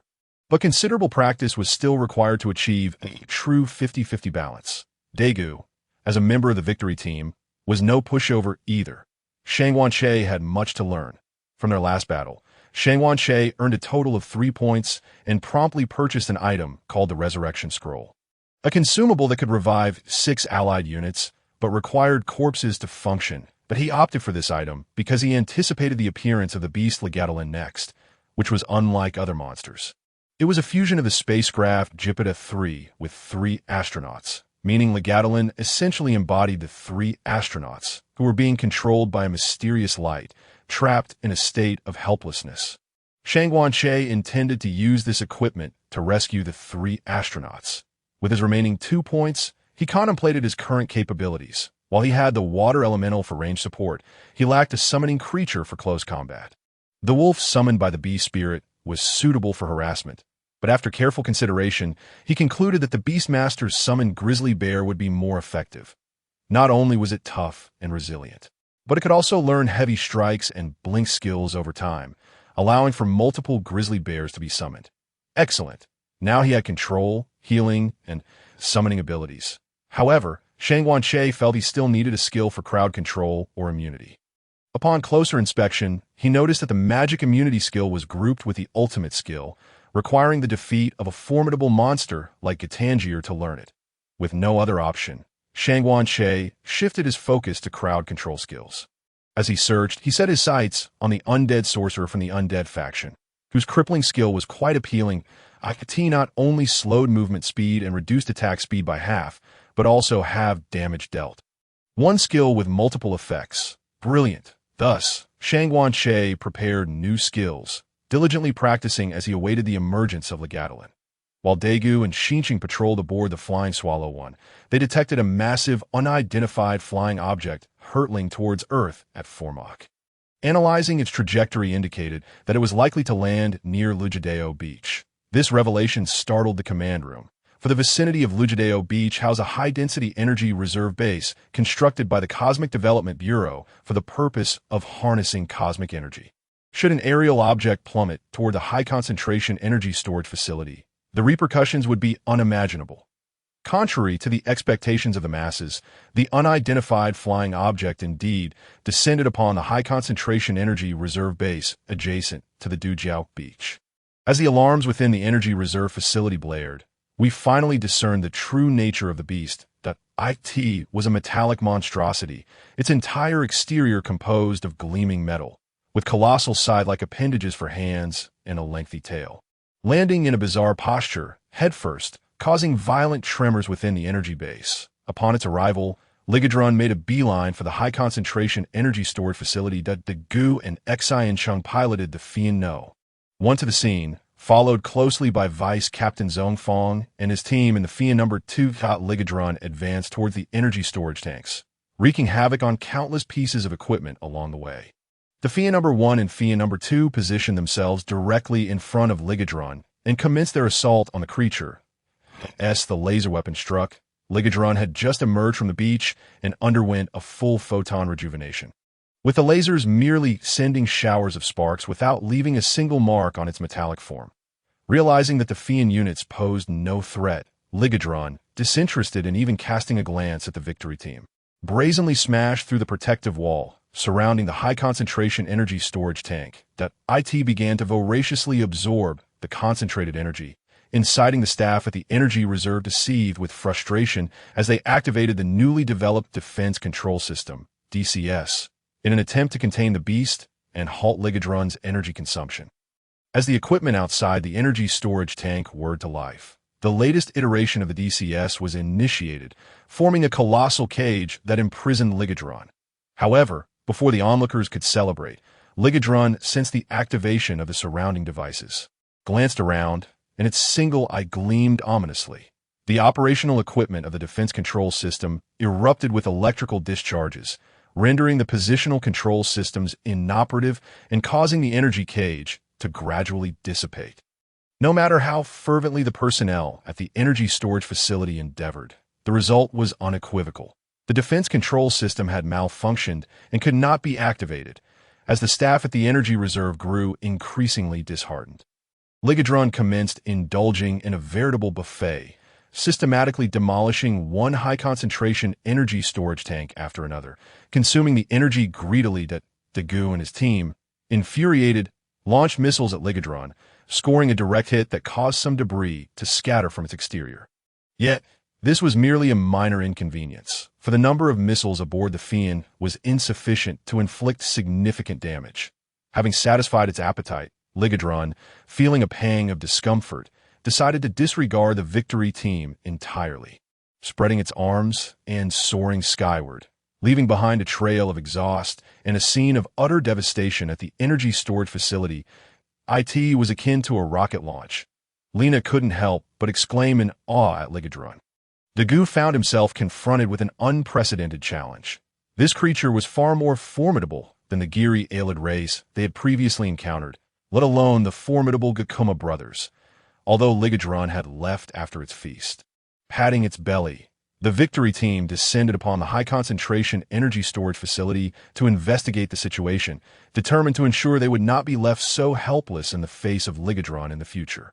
The director of the energy base reported to Vice Captain Zhong Fong that the defense control system had failed due to interference from an external command, halting the entire DCS's functionality. But isn't the DCS equipped with the latest defensive systems?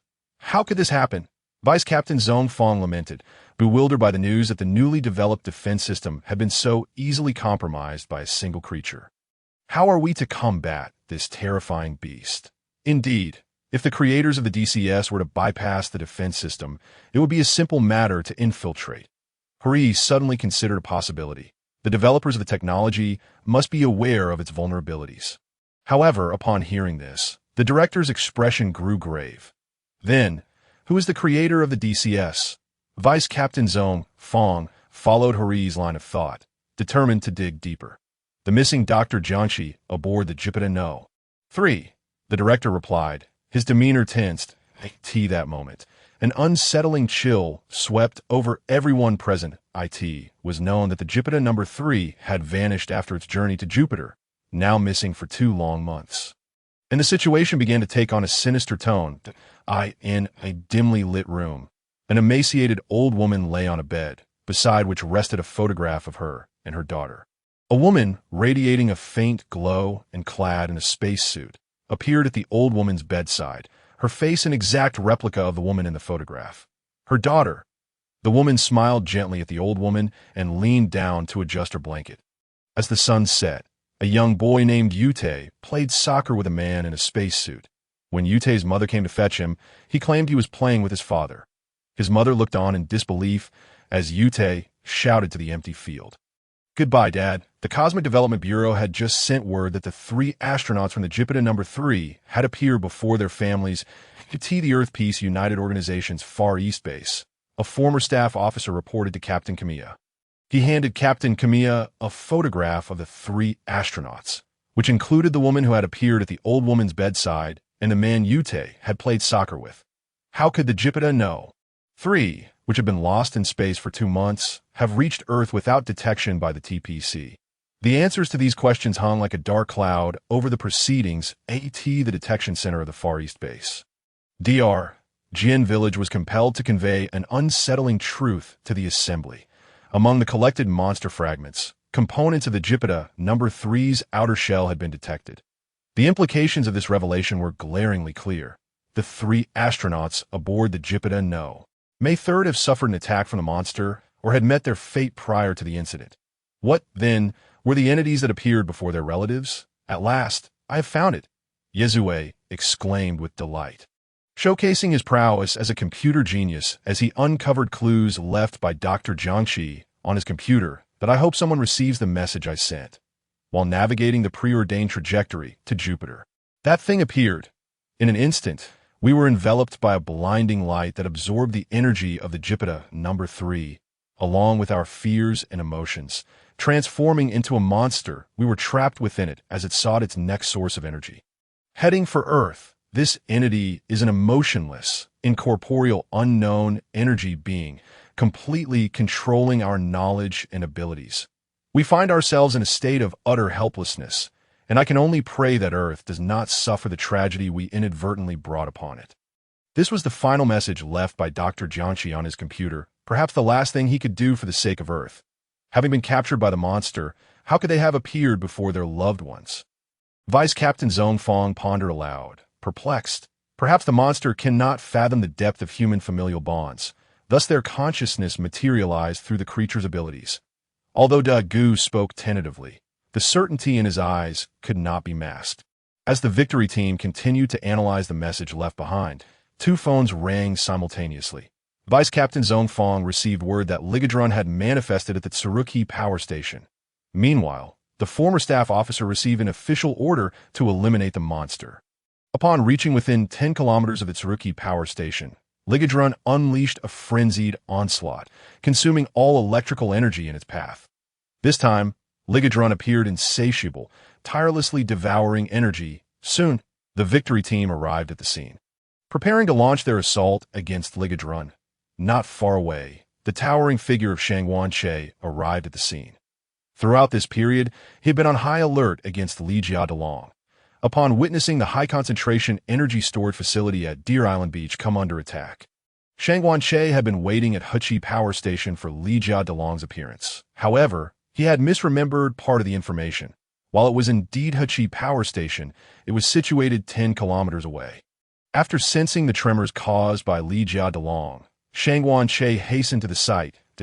As anticipated, upon his arrival, he observed Daiku piloting the Fian No. 1 as it launched missiles at Li Jiadolong. This time, Li Jiadolong, having sustained damage, did not indulge Daiku.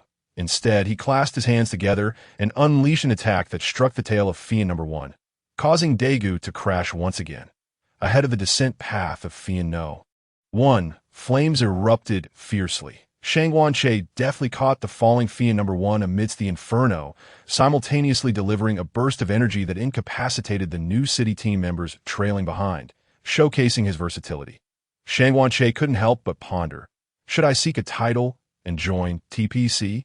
Otherwise, it may be difficult to accurately capture the monster. Beside him, a silver vessel shattered, and within the luminous curtain, Daiku transformed into Diga. Setting aside the victorious Fian No. 1, Shangguan-Che and Daiku advanced towards Li Jiadolong together. Daiku, be cautious this time. This monster is formidable. Do not underestimate it. Its defensive capabilities are exceedingly high. Shangguan-Che warned Daiku. He too began summoning the sea element, which condensed its form behind him, awaiting the signal for attack. After completing the summoning, Shangguan-Che wasted no time and directed his new ability towards Li Jiadolong. The new skill, Incapacitate, made its debut, as Shangguan-Che unleashed this debilitating skill upon Li Jiadolong. An orange-yellow energy shield enveloped the creature. It seemed as though Li Jiadolong had been pressed on a slow-motion button. His speed in charging towards Daiku and Shangguan-Che reduced significantly, and even the swiftness of his scythe-like arms diminished by half. The once ferocious attacks lost much of their potency. Seeing this, Daiku gathered strength in his waist, pivoted, and concentrated energy at his feet, which coalesced like a blazing flame, launching a kick towards Li Jiadolong's chest. Unfortunately, the incapacitating skill did not diminish Li Jiadolong's armor like the spirit flame could. Otherwise, Daiku's kick might have yielded significant results. Seizing the opportunity, Shangguan-Che summoned a grizzly bear. The sea element also advanced to strike at Li Jiadolong, adding a layer of security for Daiku's retreat. The grizzly bear summoned by Shangguan-Che was not a corporeal entity like those in games, but rather a spectral creature, akin to the spirit wolves conjured by the beast spirit. With a red-black coloration, it appeared ethereal yet substantial, brimming with power. As the grizzly bore down upon Li Jia Delong's chest, its impact was regrettably minimal. Li Jia Delong's defenses were indeed extraordinary. Shang Wanche and Daiku maneuvered on either side, relentlessly using energy blades to slash at Li Jia Delong, showing no inclination to linger in combat. Upon landing a blow, they swiftly retreated. The grizzly took on the brunt of Li Jia Delong's attacks, while the sea element was tasked with countering after the bear's strikes, affording the bear precious time for a safe withdrawal. For a moment, the battle reached a stalemate. Li Jia Delong could not inflict significant damage upon Daiku and Shang Wanche, nor could they severely harm Li Jia Delong. Yet the incapacitating skill had a time limit, lasting only 1 minute and consuming considerable energy. As the effects waned, Li Jia Delong regained his former strength. The grizzly, intending to strike Li Jia Delong, was met with a swift claw that sent it rolling aside. Observing this, Daiku unleashed a palm energy arrow aimed at Li Jia Delong. As Li Jia Delong turned to confront Daiku, he performed a roll to evade. However, Li Jia Delong's claws lunged for Daiku's waist. Fortunately, the sea element's heavy strike had an effect this time, rendering Li Jia Delong momentarily stationary, allowing Daiku to retreat. What was Shang Wanche doing, you ask? Daiku was buying time for him. Shang Wanche was tirelessly channeling energy into the Qi Ming demon sphere, compressing it further. Suddenly, the sphere began to tremble violently, as if on the verge of exploding. Shang Wanche charged at Li Jia Delong, casually delivering a storm hammer that rendered Li Jia Delong momentarily dazed. The sight of Shang Wanche rushing towards Li Jia Delong with the Qi Ming demon sphere bore a striking resemblance to Jet's actions, as he propelled the charged sphere towards Li Jia Delong's chest, forcing the monster to absorb the full brunt of the damage. In the split second before the explosion, Shang Wanche teleported away, the blast force sending him tumbling. Thick smoke billowed from where Li Jia Delong stood, and Shang Wanche, recognizing the outcome of his recent attack, realized it was all for naught. Upon the smoke dissipating, Li Jia Delong remained unscathed, albeit slightly slower in his assaults. At this moment, Vice Captain Zhongfang and his team had successfully rescued the new city members. Say, do you really not suspect that Daiku is Daiku, seeing the situation, prepared to charge at Li Jia Delong. Yet Li Jia Delong clasped his hands together, unleashing an energy beam towards Daiku. Seemingly having mastered the invincibility frame, Daiku transformed into his powerful form as the smoke cleared. Although Daigu's previous attack had left no marks, it did disrupt Li Jia Delong's movements. He then concentrated the Daila Xiam light flow at his chest and unleashed it towards Li Jia Delong, with Shang Wanche's Qi Ming demon sphere paving the way. Daigu's Daila Xiam light flow finally shattered Li Jia Delong's defenses. The beast was akin to a fortress. Daigu and Amisho had launched their assault for quite some time before merely breaching its armor. Lena, witnessing the scene, couldn't help but exclaim in awe outside. That's it. The new city team members were awakened by Lena's words. They instructed Yari to transmit the astronaut data from Jupiter number 3, particularly the photographs of the astronauts' families, into the computer of Jupiter number 3. Amidst the clash with Daiku and Shang Wanche, Li Jia Delong suddenly halted, sparks erupting from his body as if experiencing a mechanical short circuit, trembling uncontrollably. Realizing the situation, Shang Wanche understood that New City had prompted Yari to upload the Jupiter number 3 data. Once more, for the survival of humanity, New City called out to Li Jia Delong, this cry seemingly penetrating the monster's exterior and resonating with the 3 astronauts aboard Jupiter No. 3. The laughter of a wife, cherished photographs with his mother, the innocent smile of a child. Each image flickered by, representing the most beautiful memories of the 3 astronauts' lives. Seize the energy stored by the monster. Use its reserves to strike back. Defeat it. In the chaotic expanse, the astronauts' consciousnesses fought valiantly, straining every muscle, gritting their teeth, reaching towards the monster's energy, striving towards the hope of victory. Time and again, they were thwarted by Li Jia Delong. Yet they persisted in reaching for its energy. The sparks erupting from Li Jia Delong intensified. The brilliance of humanity shone ever brighter. Victory belonged to humankind. Li Jia Delong's claws clashed together, resulting in a violent explosion. and he collapsed to the ground as his hands spread apart. 3 beams of light burst forth from his body. Daiku, remember to reduce the power of this beam. We must not allow the monster's body to explode. Shangguan Che cautioned Daiku. Awakens, a paleo light beam struck Li Jiao along, causing numerous cracks to form upon its body, which shattered into fragments that fell to the ground. What a miracle! Hari exclaimed in response to the unfolding events. No, this is not a miracle. It is the 3 of them reclaiming the pride and dignity of humanity. Once more, they risked their lives to save us all, as the 3 beams of light began to ascend into the cosmos. Shangguan Che intercepted them. You are heroes of humanity. You have upheld our dignity and pride through your actions that a hero's conclusion should not be this way. You ought to reunite with your loved ones. Shangguan Che smiled as he spoke. In his hand, a radiant scroll materialized, emanating a warmth that was profoundly inviting. As Shangguan Che concentrated a fragment of energy into the scroll, it began to dissolve slowly. An endless brilliance descended upon the land, forming a vague silhouette composed of holy light, with its hands clasped together and reaching upward, palms open wide. The holy light intensified, and the radiance that transformed from astronaut Jupiter 3 began to cascade upon the fragments of Legadolin, coalescing into their former selves. Not only would they live to a ripe old age, but after death, they would also transmute into light, soaring into the boundless cosmos.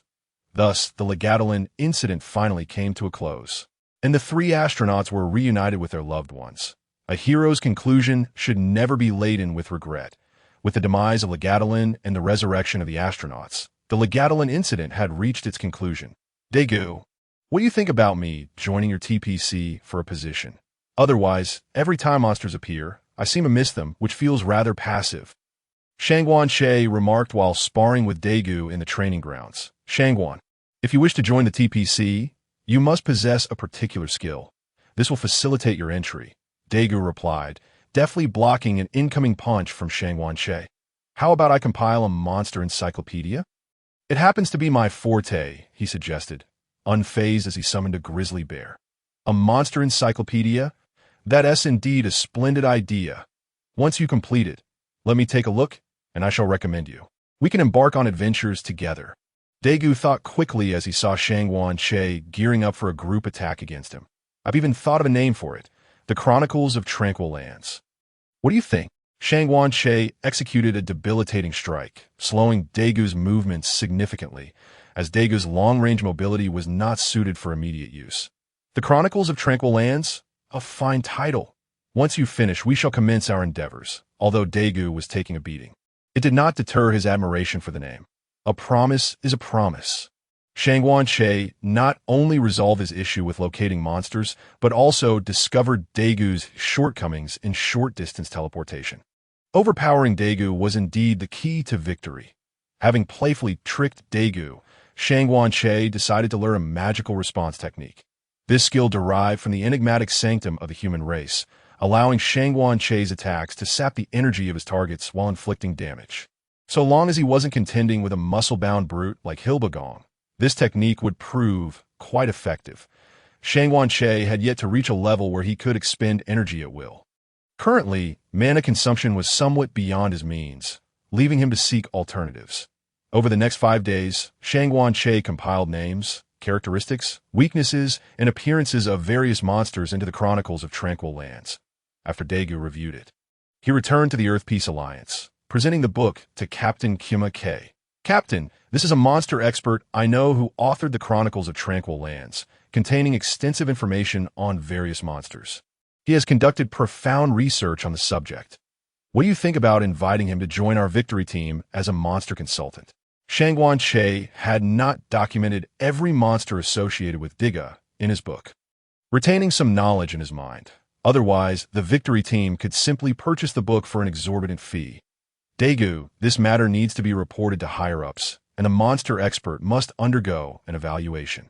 Ever since Gorzang and Melba's emergence, an overwhelming number of so-called monster experts have surfaced, most of whom are mere pretenders. I hope you can understand the necessity of an assessment, Captain Kumake said apologetically. Although she was tempted by Daigu's proposal and believed in his discernment and integrity, the victory team's decisions were not solely hers to make. Given the surge in self-proclaimed monster experts, many had caused a detrimental impact on public life with their unfounded assertions. For Shangguan to join the victory team, an evaluation was essential to ascertain his reliability. Since today was Daigu's day off, they trained and conversed simultaneously. Shangguan, tomorrow, the high-ranking officials of the Earth Peace Alliance will assess you. If you pass, you could be appointed as a monster consultant for our victory team. Daiku deftly caught Shangguan right jab, wrapping his arm around Shangguan right hand and aiming a palm strike at his head. Shangguan staggered back from the blow, and Daiku retracted his arm to restrain Shangguan arm, maneuvering toward his armpit in a spiraling motion, preparing to subdue him. Oh, what are the benefits of being a monster consultant? Do enlighten me, Shangguan responded, pivoting against Daigu's force while delivering an elbow strike towards Daigu's head. The monster consultant will be issued a communicator from the victory team with the option to undergo training. If successful, they can directly join the victory team. If not, it matters not. They can work from home, provided they maintain the communicator's operation 24/7. That should any monster-related incidents arise, we will require your expertise. And the benefits will align with the victory team's standards, Daiku explained as he evaded Shangguan elbow strike and grasped his shoulder. All right, since you start work tomorrow, we shall go together. Shangguan turned to deliver a sidekick to Daigu's ribs. Daigu sidestepped the kick, and Shangguan leaped forward with a front kick, which missed as Daigu ducked. Shangguan then aimed another elbow strike at Daigu's neck, observing Shangguan increasingly aggressive tactics. Daigu refrained from initiating attacks, focusing on defense, poised to counterattack should an opening present itself. Shangguan aimed to experiment with a more aggressive style, seeking to explore various techniques to discover what suited him best. Otherwise, during future battles, failing to act decisively could be detrimental. After Shangguan executed a wide punch that Daigu narrowly avoided, he followed up with a backhand strike. However, this too was thwarted. He then resumed his pressure with another wide punch, searching for an opening in Daigu's defense. This time, Daigu's blocking stance opened slightly, exposing both inner and outer sides. Without hesitation, Shangguan prepared to execute a shoulder throw. Daiku quickly adjusted, applying strength to Shangguan waist to prevent him from generating power, thwarting Shangguan explosive move. Thus, they engaged in a direct struggle. Faced with a stalemate, Shangguan resorted to hooking Daigu's right leg with his own and pulling with force, causing both to tumble to the ground. However, Daiku swiftly adapted, locking Shangguan neck in a simple hold, rendering him unable to escape. Shangguan could only twist in small steps against the ground, attempting to leverage his waist for a breakout. Once free, both faced each other on the ground, neither rising, wary of potential low strikes. Under normal circumstances, they would exchange punches in hopes of breaking the deadlock, but Shangguan executed an unexpected move, a headbutt aimed at Daiku. After Daiku transformed into Diga, his head appeared quite unadorned, unlike the ice axe atop the heads of Seven and his son. Given the circumstances, even with tenfold courage, Shangguan would not dare to attempt such a maneuver otherwise. Shangguan head bore a fierce expression, yet the impact was minimal. The headbutt caused Daigu's head to tilt back, and Shangguan seized a moment to try and pin Daigu down. However, Daigu countered with a raised leg, kicking Shangguan away. The battle continued with an exchange of techniques, ultimately resulting in a stalemate. The following morning, Shangguan and Daigu arrived at the Earth Peace Alliance, where staff guided them to a conference room. In attendance were not only the higher-ups of the Earth Peace Alliance, led by Zay and Yoshioka, but also the entire victory team. The assessment of Shangguan as a monster consultant commenced. Mr. Shangguan, greetings. I am Director Zay of the Earth Peace Alliance. This is Advisor Yoshioka, and this is Captain Kyumake. We have thoroughly reviewed the chronicles of tranquil lands you provided to Daiku. Since the appearance of monsters, numerous individuals have impersonated monster experts, adversely affecting the lives of the populace. Therefore, we must conduct an evaluation, Mr. Shangguan. I hope you can understand. Director Zay, embodying the essence of the Earth Peace Alliance, spoke with a warmth that felt refreshing. I comprehend the concerns of the Earth Peace Alliance. I too have encountered a plethora of irresponsible statements during this time. Shangguan Che adheres to the principle of if others respect me by a foot, I shall respect them by a mile, and spoke with a smile. First and foremost, Mr. Shangguan, your compilation of the records of peaceful lands documents numerous monsters that have never been encountered before. For instance, this creature called Gadi is said to possess the ability to create barriers. However, the barrier contains a significant amount of hydrogen, which can be breached using liquid nitrogen. How did you come by this knowledge? Director Zoe inquired, voicing the confusion shared by those present. They had made attempts to investigate these monsters, but typically found no results, rendering their efforts futile. Even the Earth Peace United organization had failed to uncover such information, so how did Shangguan Che know so much in such detail? This matter is rather complicated. To put it simply, my ancestors once encountered Ami Shio. Indeed, the very same Ami Shio who fought alongside Diga. Ami Shio claimed to hail from a planet known as O50 and mentioned a powerful dark force lurking on Earth. However, its location remained elusive to protect life on Earth. He decided to remain here, awaiting the dark force's emergence to vanquish My ancestors engaged in delightful conversation with Ami Shio, who recounted tales of many monsters. Thus, my ancestors passed this information down through generations, hoping to aid humanity when the final darkness arrived. I have taken a keen interest in these matters and have dedicated myself to research. Shangguan Che's fabrications flowed effortlessly from his lips. Once he triumphs over Daiku in the next encounter, he plans to learn about mirroring, which would elegantly resolve the issue of Ami Shio and Shangguan Che coexisting. The assembly was taken aback by Shangguan Che's claims. It turned out Ami Shio had been on Earth for such an extended period, remaining to combat the ultimate darkness.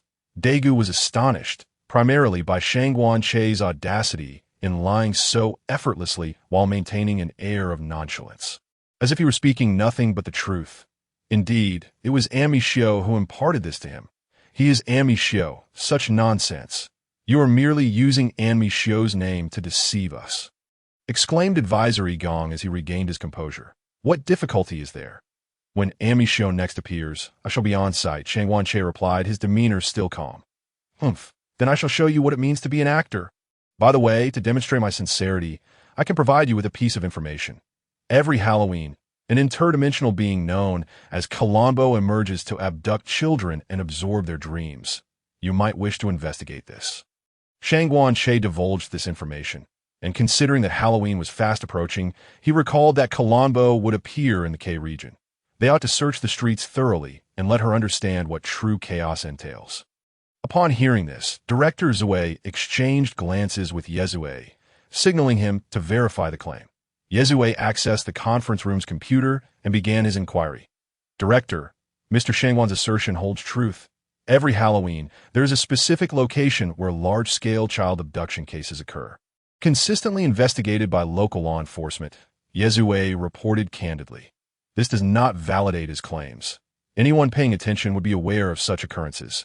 This argument is invalid, Advisor Egong interrupted. Just as Advisory Gong was about to speak further, a phone call interrupted them. Vice Captain Zhongfeng answered, his expression shifting to one of unease.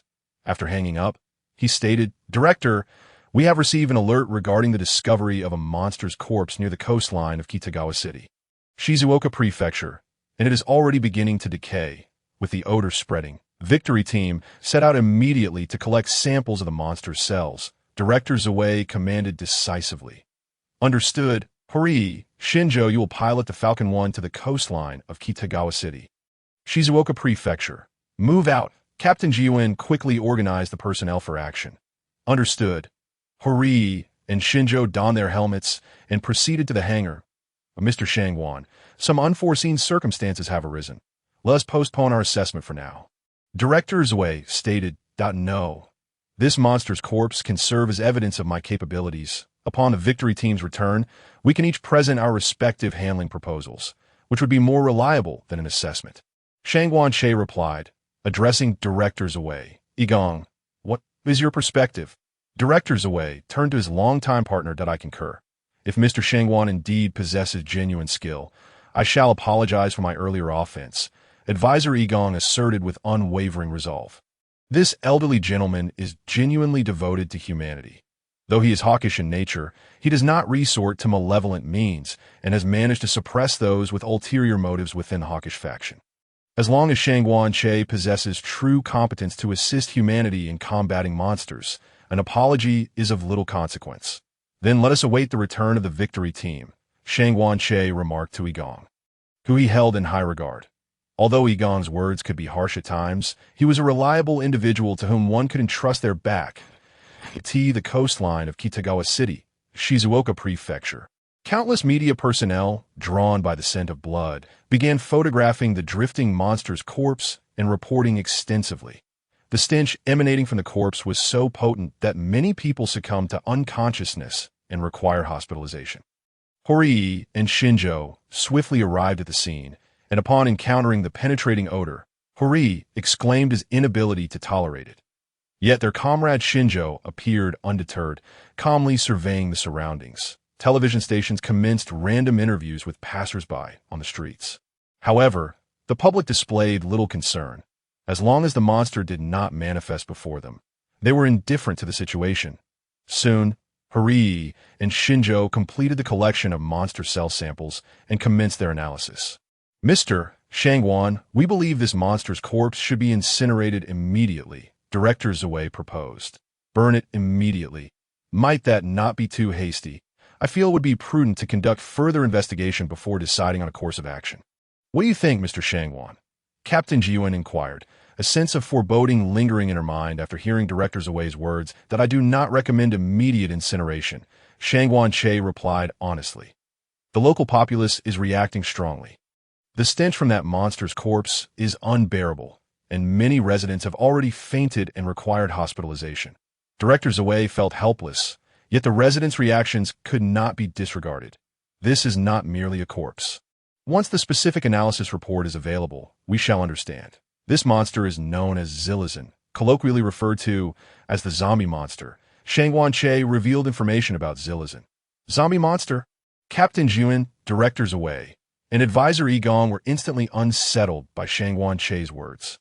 Indeed, this creature is called Zilizan. While it exhibits no signs of life, it remains capable of movement, particularly its abdomen, which can absorb objects, and its neck can extend, which is why it is dubbed the zombie monster.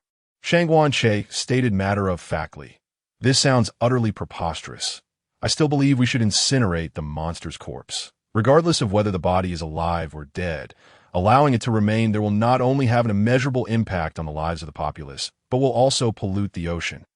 Although Advisor Igong harbored doubts about Shangguan Che's claims, he proposed a compromise that I suggest a more cautious approach.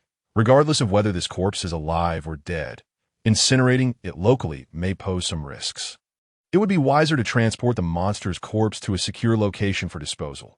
This way, should the corpse revive, we can mitigate any potential damage.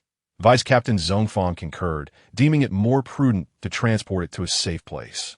Very well, the victory team may now proceed to prevent the situation Mr. Shangguan described from occurring. Both Falcon 1 and Falcon 2 shall deploy simultaneously.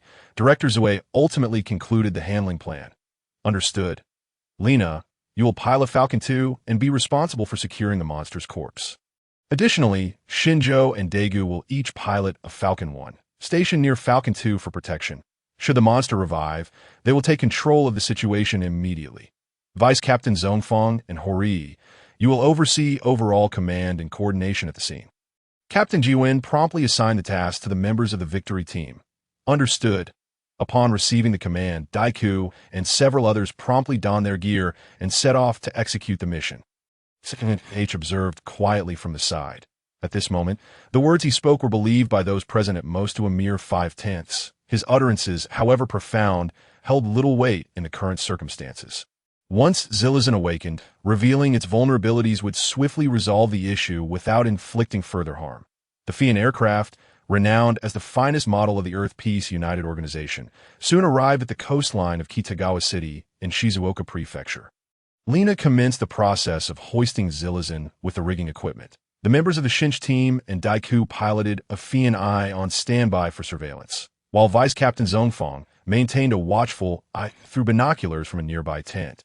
And Hori listened attentively for commands. As the hoisting operation commenced, Zilizan was successfully lifted. However, Lena felt an unsettling oddity. Why was the corpse of this monster so remarkably light?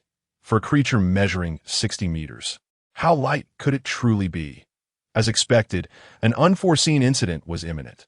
The hoisting cable unexpectedly sliced through the monster's carcass, causing a mass of putrid flesh to tumble onto the beach, which nearly made hoary wretch.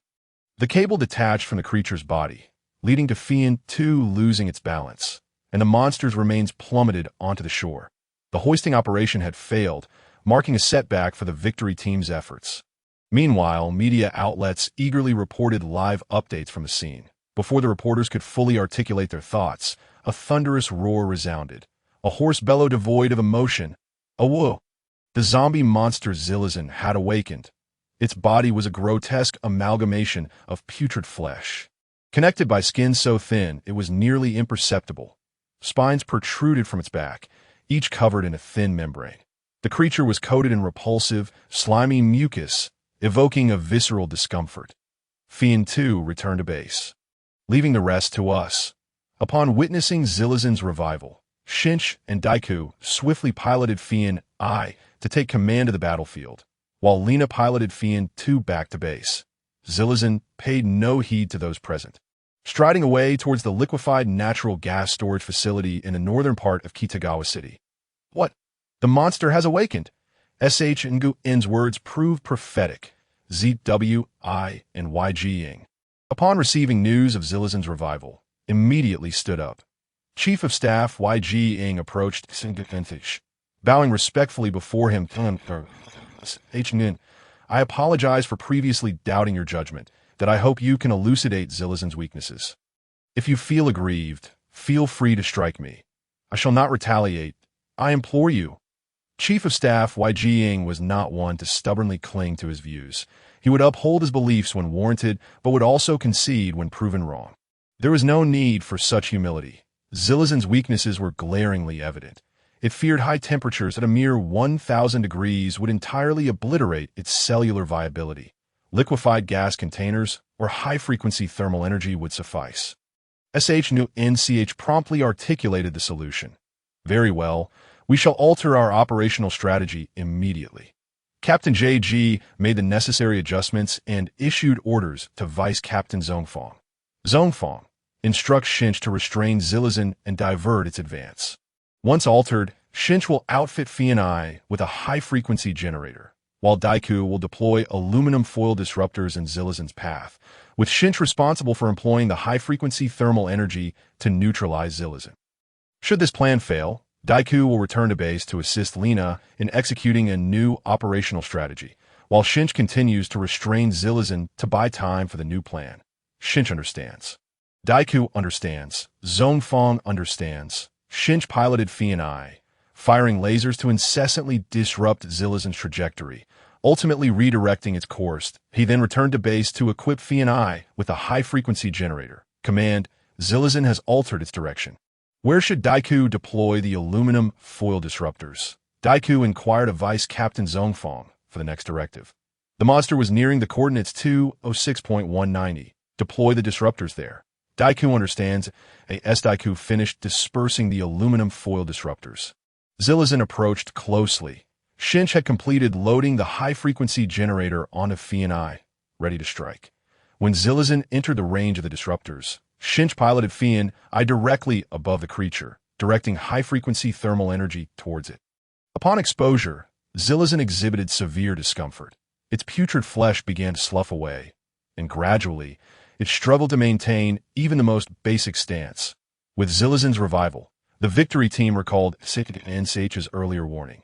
This monster, named Zilizan, could absorb objects and extend its neck. Thus, they refrained from deploying missile weaponry from the outset, maintaining a distance that was neither too close nor too far. Should Zilizan extend its neck, they would be poised to react swiftly. However, at this moment, Zilizan lacked the capacity to attack Fian I in such a manner. The high-frequency thermal energy exposure persisted for 1 minute and 30 seconds, reducing Zilizan to a puddle of putrid flesh upon the ground. In a precautionary measure, The Earth Peace United Organization instructed Lena and Daiku to hoist a massive liquefied natural gas container to incinerate the remnants of Zilizan completely. This marked the first instance since the emergence of monsters that humanity had independently vanquished one without relying on Diga or Amu. The victory significantly alleviated the recent panic incited by various charlatans masquerading as monster experts, quelling rumors that the Earth Peace United Organization was incapable of safeguarding humanity. After the battle's conclusion, Vice Captain Zhongfang donned formal attire and visited a bar to unwind. Ordering a glass of milk, a journalist named Onoda approached him, inquiring, "Are you also abstaining from alcohol?" "Indeed," Zhongfang replied without a hint of embarrassment. In truth, he had never been one for drinking. M or H Nguyen. "I thank you for your guidance during the Zilizan incident. Now, on behalf of the Earth Peace United Organization, I formally extend an invitation to you to serve as a monster consultant for the victory team." After the Zilizan incident, NCH reconvened with the higher-ups of the Earth Peace United Organization and the victory team in the previously used conference room, where Director I extended the invitation. Chief of Staff YG Ying, having developed a high regard for NCH's insights during the incident, expressed his appreciation. "Thank you for your kind words. That I accept your invitation and wish to undergo formal training with the victory team." NCH responded according to his inclinations. Accepting formal training with the victory team would encompass not only combat training, but also a broad range of skills. After all, expertise is never excessive. In his past life, NCH had often lamented the inadequacy of knowledge when it was most needed, realizing that regret could no longer be remedied. "Very well, Mr. Nguyen, from now on, we shall be comrades in arms." Captain JG extended his hand in greeting. Having an expert in monster knowledge by their side would undoubtedly strengthen their efforts, even if a monster did not possess an apparent weakness. Understanding its capabilities would enable timely responses, reducing losses of the Fian aircraft, with minimizing casualties being the paramount concern. Despite the high cost of a single Fian aircraft, it paled in comparison to the invaluable personnel of the victory team. Losing even one would evoke cries from Director ZWI that could echo across the Pacific Ocean. Subsequently, NCH began his formal training with the victory team. Before the training commenced, he remarked, "There exists a species known as the Lightning Man, dwelling within the ionosphere. They once occupied a realm separate from humanity, coexisting without interference. However, with the advent of human electromagnetic waves, their habitat has been compromised, resulting in heightened hostility towards humans. Do not seek them lightly." Upon concluding his statement, Shangwan Che departed, leaving the members of the victory team in the vicinity, while Horiuchi promptly sought out his mentor, Dr. Mizuno. Originally, Dr. Mizuno had intended to pursue the Lightning Man, but should he proceed with that plan, it might lead to a fruitless endeavor, akin to a meat bun thrown to a dog, gone without a trace. For a considerable period thereafter, Shangwan Che underwent formal training within the Earth Peace Alliance. The curriculum arranged for him was a veritable smorgasbord, encompassing unarmed combat, weaponry fighting, vehicle operation, and the utilization and maintenance of various advanced technologies. It was only upon witnessing the breadth of these offerings that Shangwan Che realized he had grossly overestimated the formal training of the victory team, as it was far more extensive than he had initially imagined. Fortunately, his combat instructor was none other than our esteemed member, Daiku, which allowed him the opportunity to clandestinely engage in sparring sessions within the training space. Within the training facility, Daiku and Shangwan Che engaged in combat. This time, Daegu's right jab was intercepted by Shangwan Che, who unleashed a lightning-fast strike towards Daegu's neck. Daiku, unable to withstand the force, instinctively relaxed his strength. Seizing the moment, Shangwan Che fell backward, grasping Daegu's left hand. And with a combined effort from both hands, he pulled Daiku down to the ground as Shangwan Che's right leg bent in preparation. He thrust it into Daegu's abdomen, propelling him away with tremendous force, landing him flat on his back. This maneuver, a form of judo, thrown known as the bateau, emphasizes the principle of using an opponent's strength against them. Ironically, this technique was taught to Shangwan Che by Daiku himself. After rising, Daiku found it painful to straighten his back, and Shangwan Che, recognizing the opportune moment, charged at Daiku.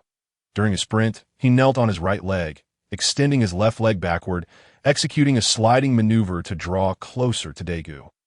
Grasping Daigu's shoulder with his left hand and seizing his left thigh with his right, Shang Wanche performed a sneaky shoulder throw, utilizing his waist strength to bring Daiku crashing down once more.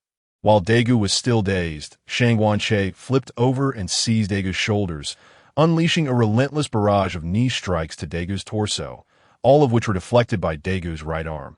Left with no alternative, Shang Wanche rose and locked his hand from under Daigu's armpits to his chest, rolling to the side to hinder Daigu's ability to rise.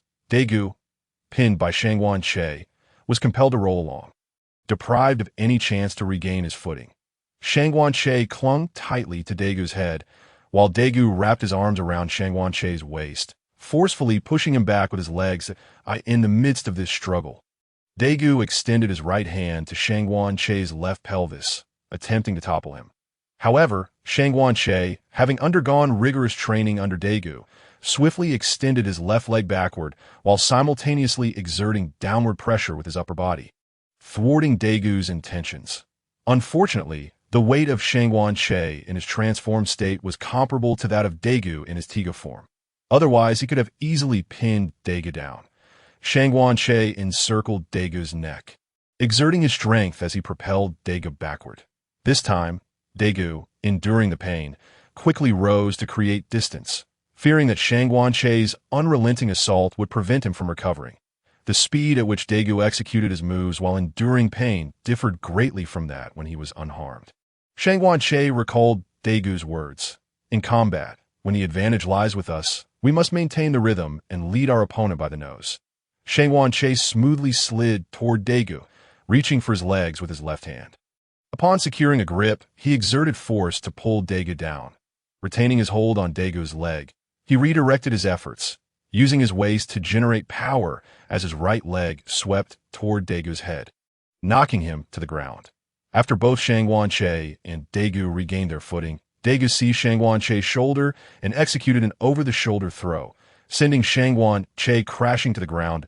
In response, Shang Wanche delivered a front kick with his right leg towards Daigu's shoulder, compelling him to retreat. With both hands pressed against the ground, Shang Wanche pivoted his waist to exert force, delivering a low sweeping kick to Daigu's legs, toppling him once more, followed by a forceful kick to Daigu's chest. Utilizing this momentum, he rolled backward to regain his stance and launched a punch aimed at Daigu's face.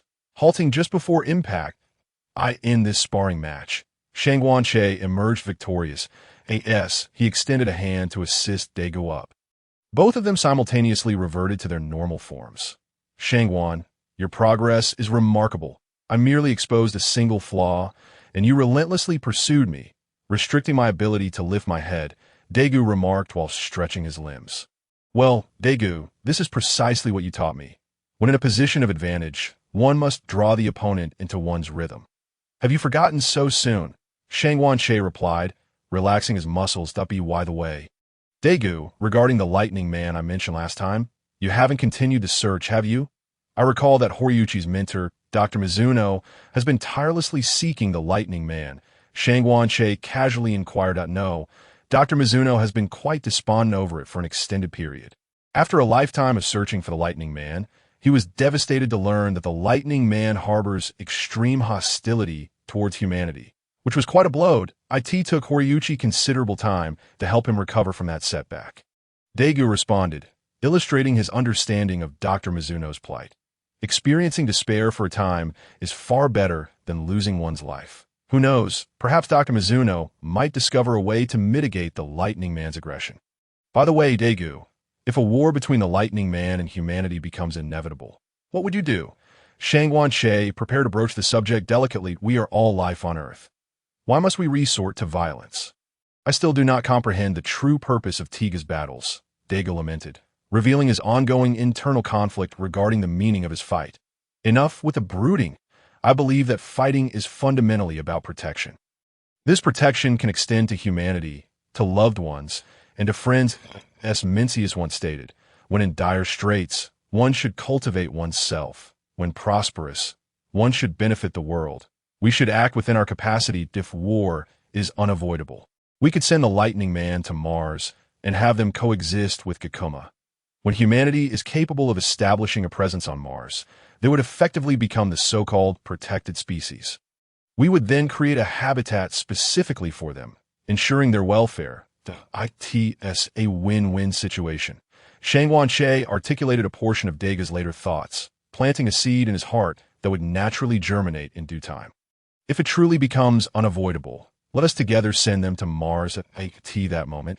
The communicators at their waist began to beep. Upon activating them, Captain Aijuan's voice resonated. Daiku, Shangwan, please report to the command room immediately. We have encountered a sudden incident. Despite today being their day off, both Shangwan Che and Daiku swiftly returned to the base upon receiving the command. Inside the command room of the Victory Team at the Earth Peace Alliance, a massive dark cloud loomed ominously over the sea on the screen. Present in the command room, besides the members of the Victory Team, was Mizuno S. Daiku and Shangwan Che arrived. Captain Aijuan wasted no time and directly addressed Shangwan Che. Shangwan, could you please examine this cloud?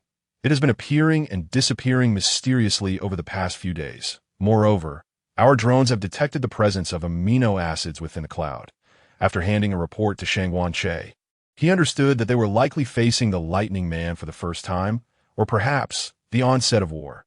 Hello, Shangwan. I am Mizuno. I appreciate your previous mention of the Lightning Man. It prevented me from recklessly approaching that cloud.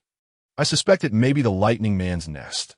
What are your thoughts? Dr. Mizuno inquired of Shangwan Che, curious to hear his response. Before Shangwan Che could reply to Dr. Mizuno and Captain Aijuan, the screen began to flicker and lose signal, revealing that the drone had lost control. Oh my! This cloud is absorbing radio waves, exclaimed Neru, seated by the computer. Given this, it does indeed appear to be the Lightning Man's lair. Communication will be disrupted near the cloud due to radio interference, and entering it will incapacitate our entire system. So we must proceed with caution, Shangwan Che informed the gathered individuals. Why has this cloud descended to such a low altitude, having never previously ventured beyond the ionosphere? Dr. Mizuno inquired. With the advancement of human civilization, a significant amount of radio waves has been transmitted to the ionosphere, usurping the Lightning Man's habitat and altering their appearance. Their descent to this height likely signifies an intent to retaliate against humanity. Shangwan Che said helplessly, is there truly no way for harmonious coexistence? Can't everyone simply become friends? Dr. Mizuno found it difficult to accept this reality. Are you certain you wish to befriend the Lightning Man? Shangwan Che cast a doubtful glance at Dr. Mizuno. What is it, Shangwan? Is it fated that humans and the Lightning Man can never be friends? Dr. Mizuno lamented, Dr. Mizuno, the Lightning Man is quite fond of making friends. Do you know what qualities he values most in a friend? Shangwan Che inquired. What qualities? Dr. Mizuno asked eagerly, sensing a glimmer of hope. Delicious food. Shangwan Che reluctantly divulged this exasperating answer. Not only was Dr. Mizuno taken aback, but even the members of the Victory Team were startled by Shangwan Che's utterance of delicious. Does that mean this war is now unavoidable? Dr. Mizuno pressed on. Given the current circumstances, it indeed seems so that it's rather unfortunate. But can humanity truly cease utilizing electromagnetic waves from this point forward? Shangwan Che replied with regret. Dr. Mizuno could no longer remain standing and slumped into his chair. Regardless, we cannot allow the Lightning Man to continue drifting on the ocean's surface. Daiku, Xinxing, you are to patrol near the Lightning Man's lair in the Flying Swallow No. 1 if the Lightning Man exhibits any dangerous behavior. Ensure your own safety first, Captain Kijima decisively commanded. Whether war breaks out or not, the most pressing concern is the situation at the Lightning Man's lair, how to coexist with him, whether through warfare or peaceful coexistence, is a matter for later discussion. Understood, Daiku and Xinxing acknowledged the order and prepared to depart immediately. By the way, do keep in mind that radio signals will be disrupted within a kilometer of the Lightning Man's lair. Shangwan Che cautioned Daiku and Xinxing. Xinxing, Daiku, heed what Shangwan has said. Do not approach within a kilometer of the Lightning Man's lair, Captain Kijima advised. Soon, Xinxing and Daiku piloted the Flying Swallow No. 1 to a location 1 kilometer away from the Lightning Man's lair. Captain, we have reached 1 kilometer outside the Lightning Man's lair. This cloud formation appears strange. almost as if it were alive, and it is gradually transforming into a cocoon shape. Just as Daiku and Xinqing completed their report, the cloud morphed into a massive cocoon and began to descend. The Lightning Man's lair has transformed into a cocoon, and moreover, it seems to be descending, as if something is about to emerge. Yatsui remarked after analyzing the data from the Lightning Man's lair. Rina, Hori, Munakata, pilot Flying Swallow number 2, to support Daiku and Xinqing, that if there are no other unusual movement from the Lightning Man's lair, refrain from taking rash actions. Captain Kijima instructed, sending reinforcements to Daiku and Xinqing. Captain, may I join as well? I could be of assistance, Shangguan Che requested of Kijima. Certainly, but Shangguan, you must prioritize your own safety. Kijima cautioned. Shangguan Che had been learning rapidly during this period, excelling in vehicle operation and combat. There was no need to worry about his piloting skills. The concern lay in his safety, as a professional monster expert was not easily found. Thank you, Captain. By the way, Hori, I need to bring the universal language translator. Yatsui, if the Lightning Man appears, I will need you to decipher his language and upload it to the translator, Shangguan Che stated, believing it best to communicate with Gazort. Even though he anticipated a negative outcome, the necessary procedures must be followed. Rina, Hori, Munakata, and Shangguan Che piloted Flying Swallow number 2 towards the Lightning Man's lair. During the journey, Shangguan Che began practicing his mirroring skills. Upon their arrival, the Lightning Man's lair plummeted rapidly towards the ground. With a lair crash to the earth, it was accompanied by a tremendous roar, sending countless clouds of dust spiraling into the sky. Even Gaia could not provoke such a significant upheaval. As the dust began to settle, a colossal figure emerged in its place. Its body resembled that of a manta ray, with arms like fins and a flattened head adorned with sharp teeth. Everyone, take heed. This is a new form generated by the Lightning Man's mutual consumption, known as Gazort. Unlike Zilizan, it lacks prominent weaknesses and can expel energy projectiles from its mouth. Additionally, its flying capabilities are exceptionally strong. Shangguan Che warned upon witnessing Gazort. Furthermore, when Gazort encounters an opponent it cannot overpower, it will feign death to lower the enemy's guard, ultimately launching a surprise attack from behind. Shangguan Che spoke while glancing towards Flying Swallow No. Indeed. I'm speaking directly to you. Don't pretend you didn't hear. I know you're listening. All right, everyone, pay close attention to the critical information Shangguan has provided. Stay vigilant. Shangguan, we will drop you off. Please assist in evacuating the local residents while we handle Gazort. Vice Captain Munakata declared, though he recognized Shangguan Che's exceptional skills in vehicle operation and combat. However, since Shangguan had yet to complete formal training with the victory team, Munakata decided against involving him in the battle for the sake of their valuable monster expert. After dropping off Shangguan Che, he immediately dispatched a human-sized mirroring figure to aid in the evacuation of residents. Initially, he could only create one mirror image, but as its usage increased, he could gradually produce more. With human-sized mirrors capable of lasting an entire day, the mirrors retained a portion of the original's attack power, new version, and could withstand damage or converse, proving significantly more effective than Loki's illusions in Marvel. Meanwhile, Yatsui began deciphering the Lightning Man's language after Gazort's appearance, transmitting the results directly to Flying Swallow number 2. Once Horii was ready with the universal language translator, he cleared his throat and addressed Gazort, saying, Gazort, we are not your enemies. We are friends. Upon hearing Horii's words, Shangguan Che covered his forehead in dismay, thinking, brother, why are you still fixated on the notion of friendship? Thank goodness you're in Flying Swallow No. 2. Otherwise, prepare to become excrement. Gazort, like a childlike voice emanated from the universal language translator. I knew it. There must be a way to coexist peacefully. That Shangguan's mention of delicious food must be a rare occurrence. Horii exclaimed, suddenly invigorated, I beg you, please do not become enraged and refrain from attacking your friends. Horii continued. Friends? Gazort's confused voice echoed from the translator. Yes, you and us. We are all friends on this planet, Horii insisted, trying to reinforce the notion.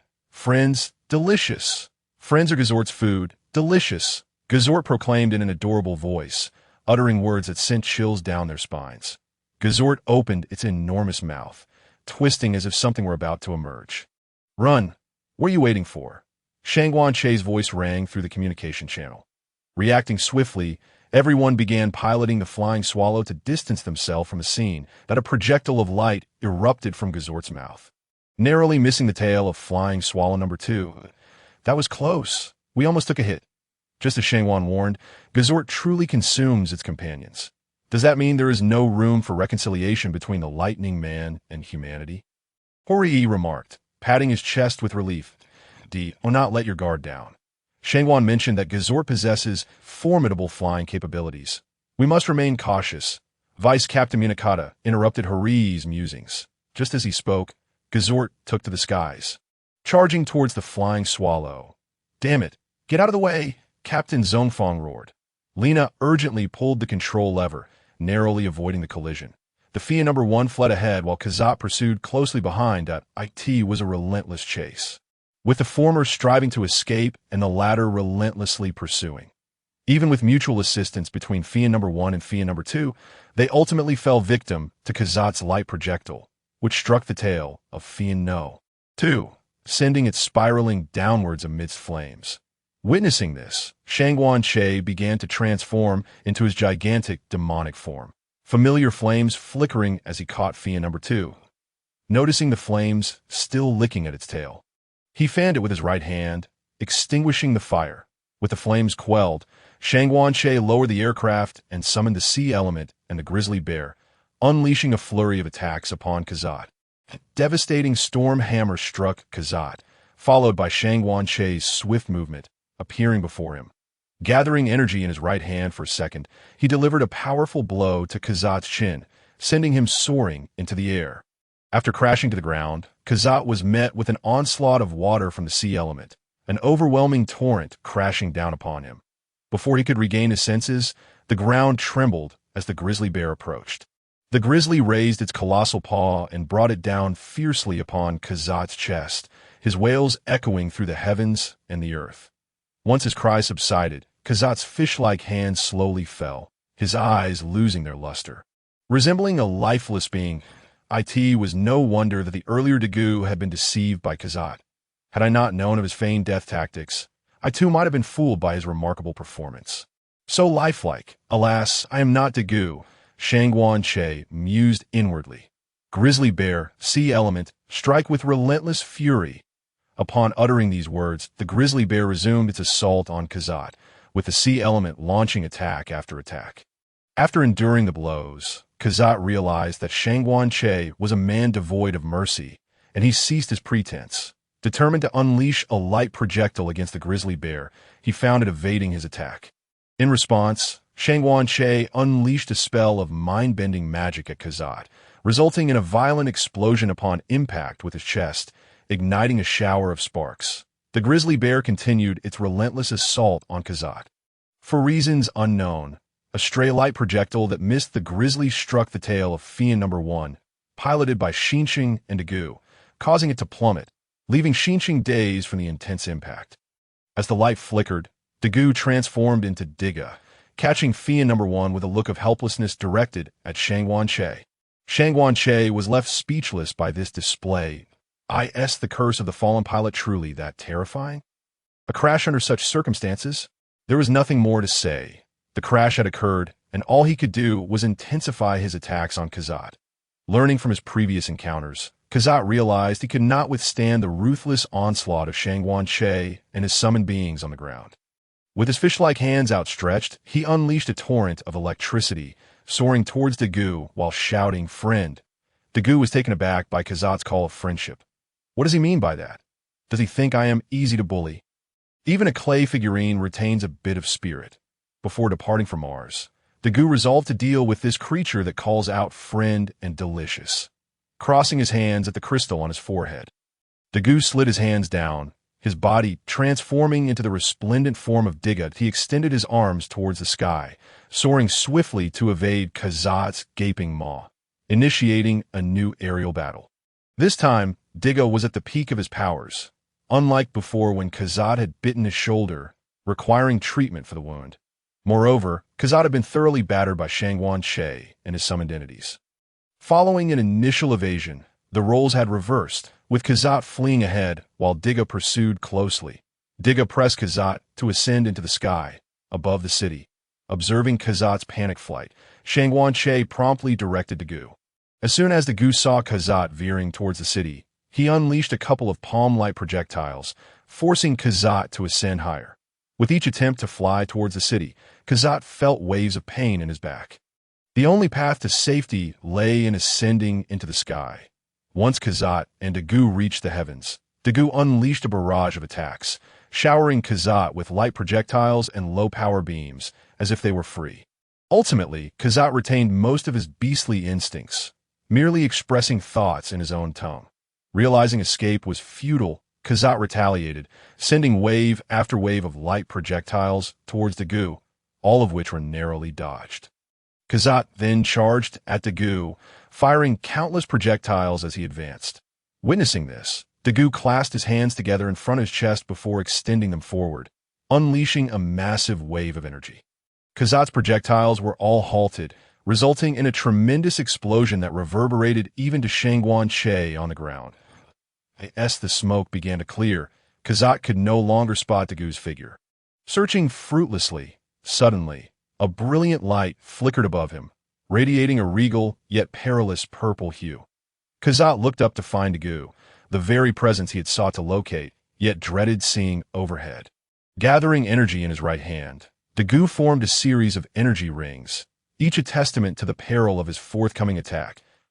He charged swiftly towards Kazat's head, the amassed energy striking him, unleashing a tempest of purple lightning that ravaged Kazat's form. His anguished cries echoed across the ocean. Kazat trembled violently as he plummeted to the ground, stirring up a cloud of dust. Daiku landed steadily. While Kazat lay there, devoid of the strength to rise, merely moaning in agony, to expedite the escorting of the Lightning Man to Mars, Daiku began to gather energy for the Rampart light bomb.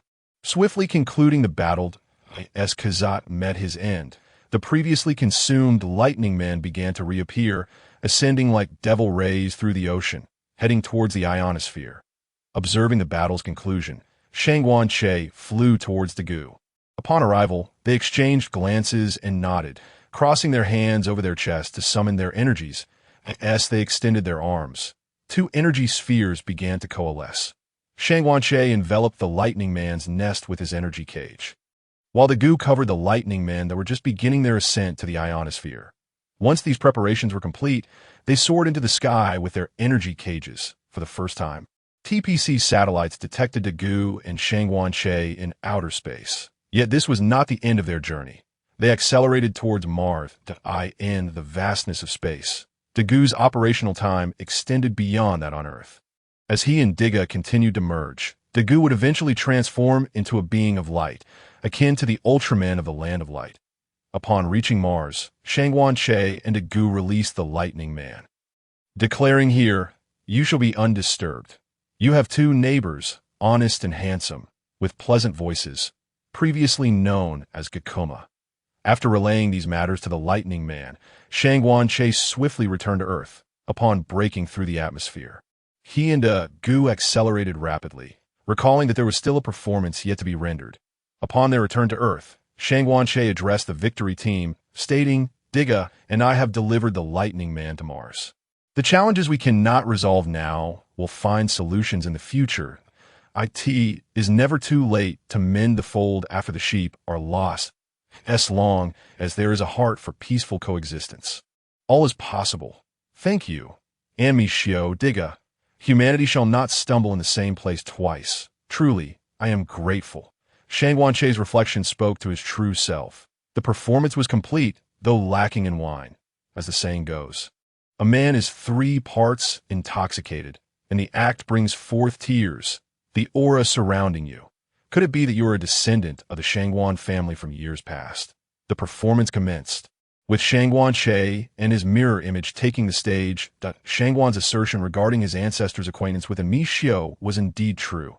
Emi had remained on Earth all these years to confront the ultimate darkness. By the way, I too wish to delve into the cultures beyond Earth. How enviable, remarked Hori. The descendants of the Shangguan family acknowledged that the cataclysm on Earth had already begun some time ago. If the ultimate darkness is not resolved, it shall not cease. Make good use of the information I have left behind. For humanity to navigate through the upheaval of Earth, reliance solely on Dijia and me is insufficient. The future of humanity must depend on its own relentless self-improvement.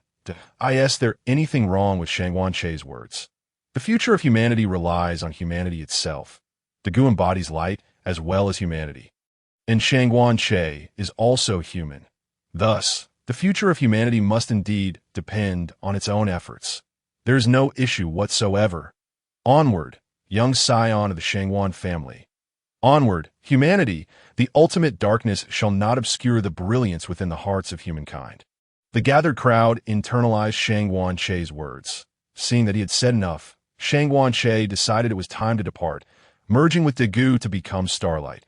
Shangguan-Che and Daiku transported the Lightning Man to Mars, preventing the subsequent retaliations against humanity, which would have led to the destruction of aircraft, resulting in the death of Mayumi's boyfriend, Taku.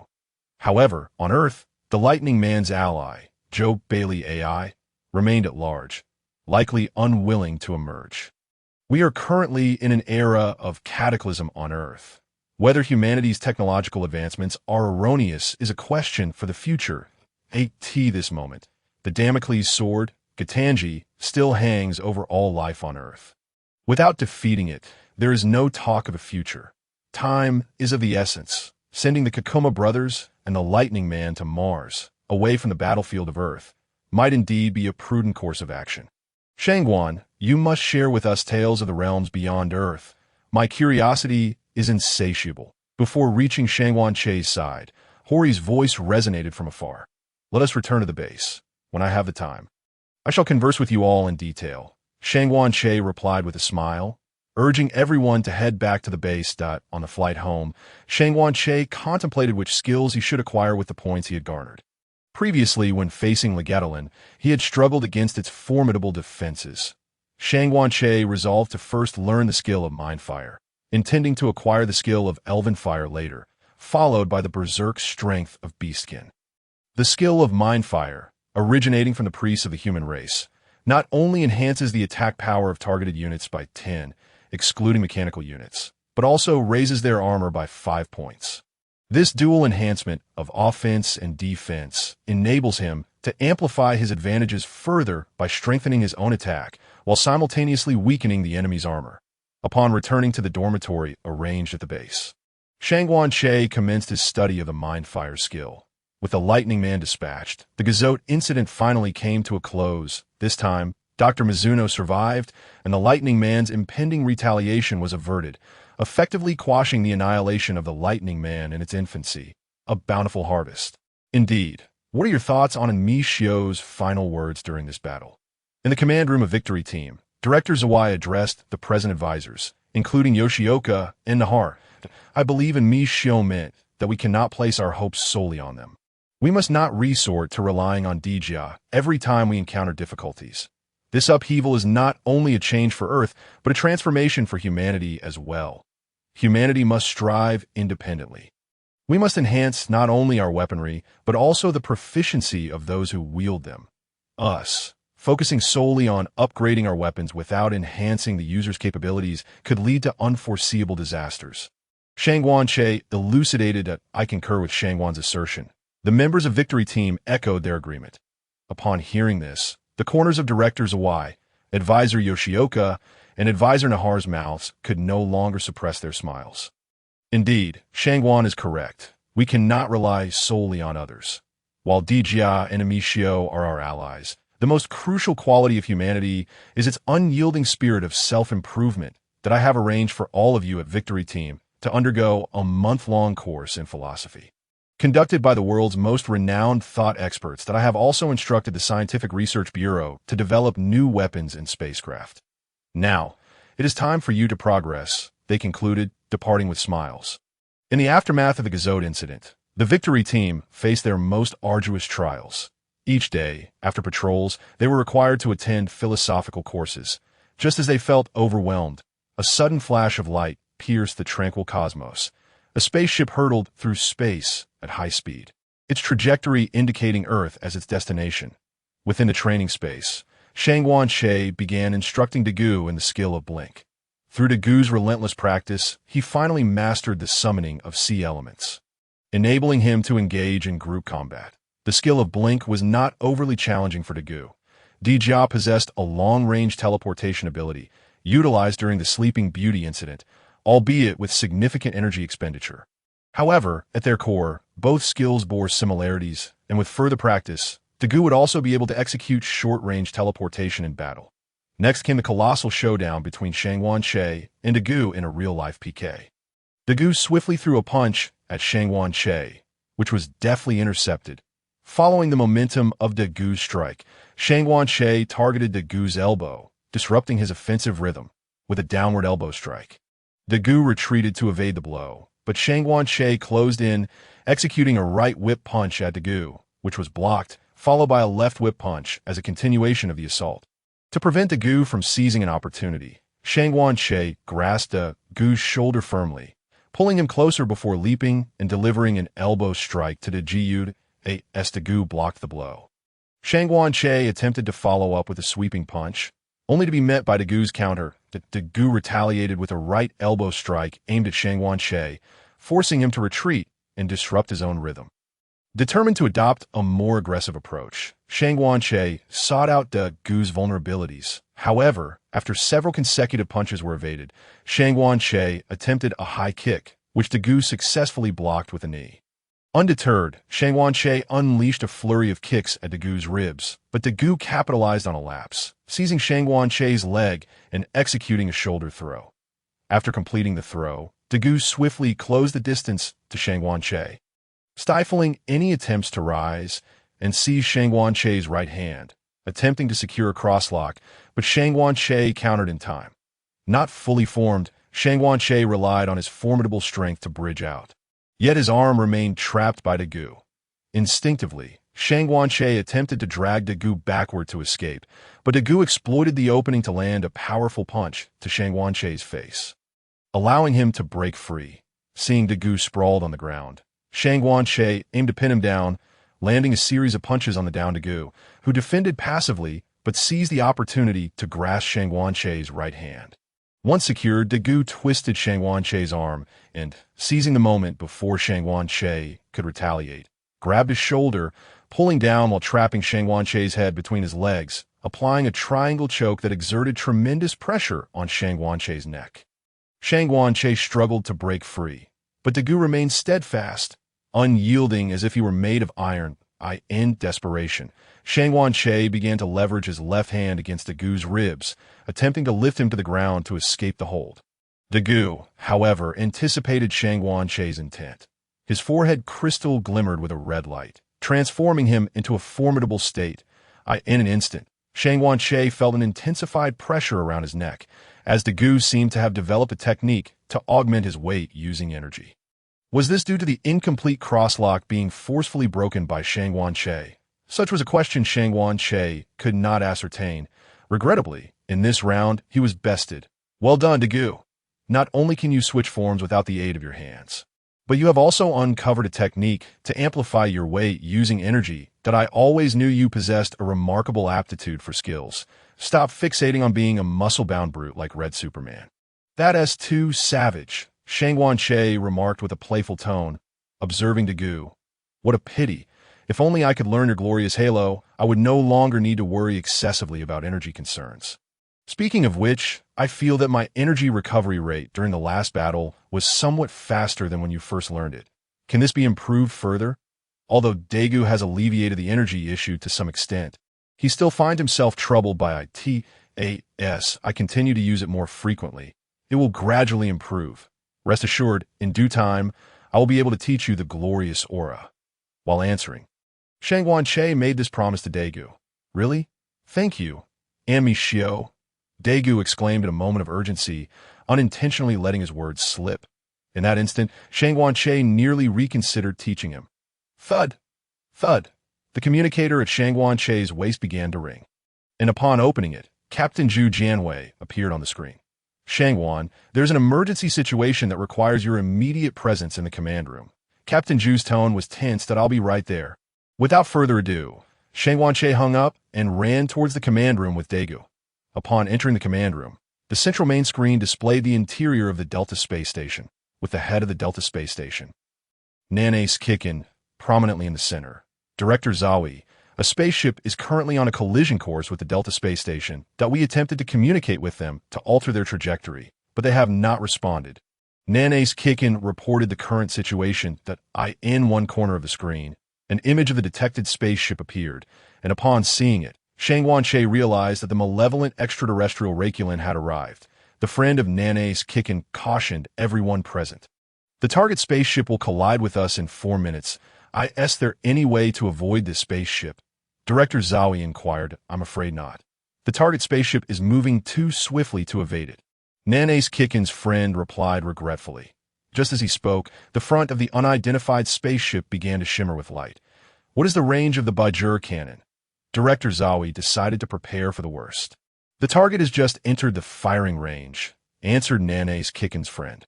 Upon hearing Director Zawi's inquiry and his friend's response, the peace-seeking Nanace Kikin prepared to attempt communication once more, hoping to avert disaster. This is Nanace of the Delta Space Station that if you do not respond, we will be forced to destroy your spaceship. Please answer. Nanace Kikin stated sternly, still harboring hope that the target spaceship would divert its course.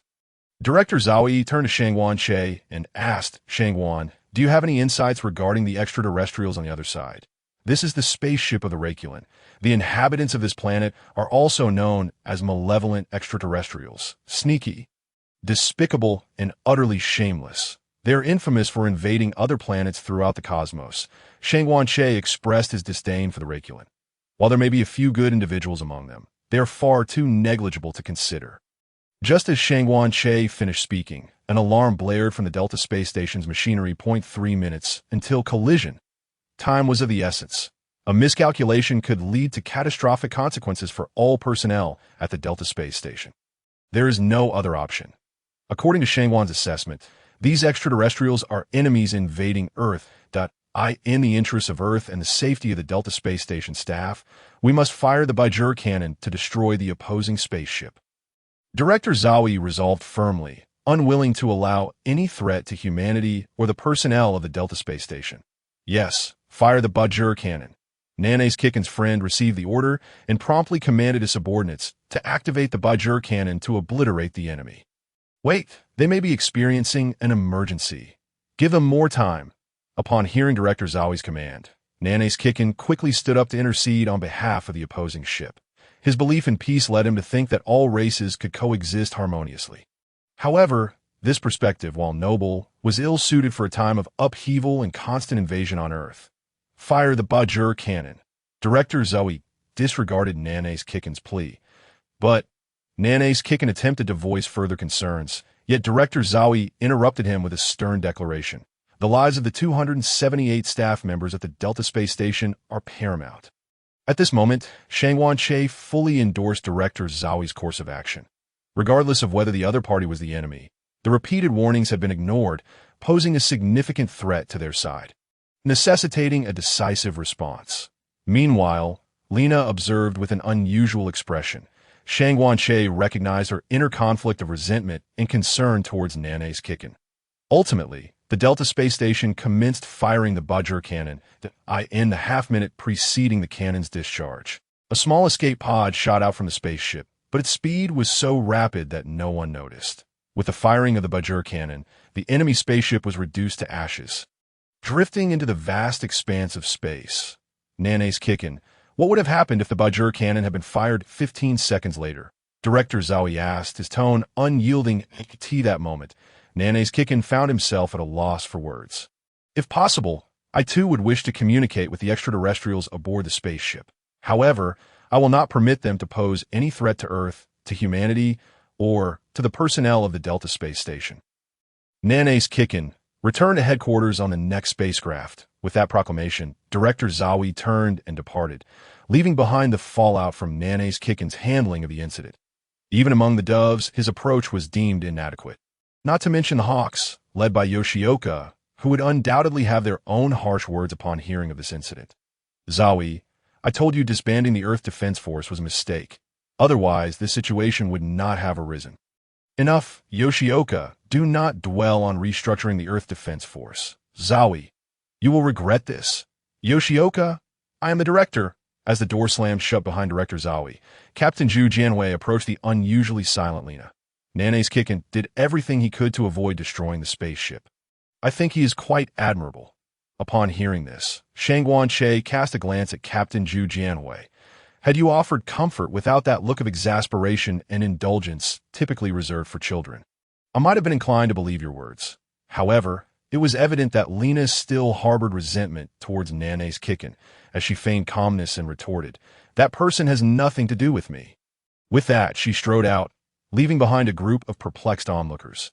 After Director Zowie's departure, Shangguan Che contemplated the troubling scenario where Nane's Kicken encountered an attack on his way back to Earth.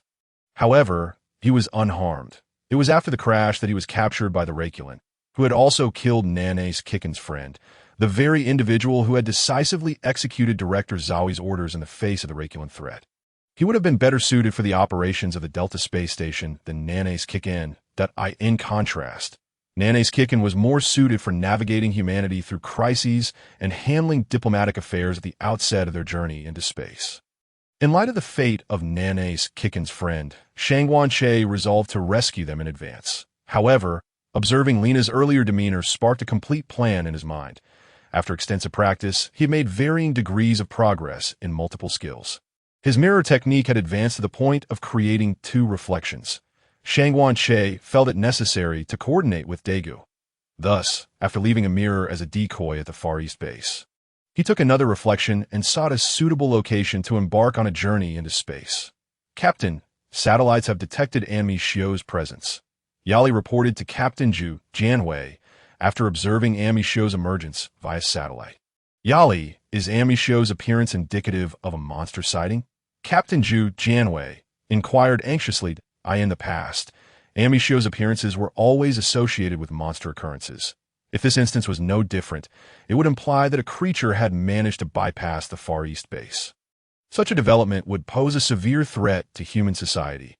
A stealthy monster could re-emerge at any moment, leaving Victory Team with nothing but the task of clearing debris and rescuing the injured. "No, Captain." Anmi Shio shot straight into space without pausing on the ground.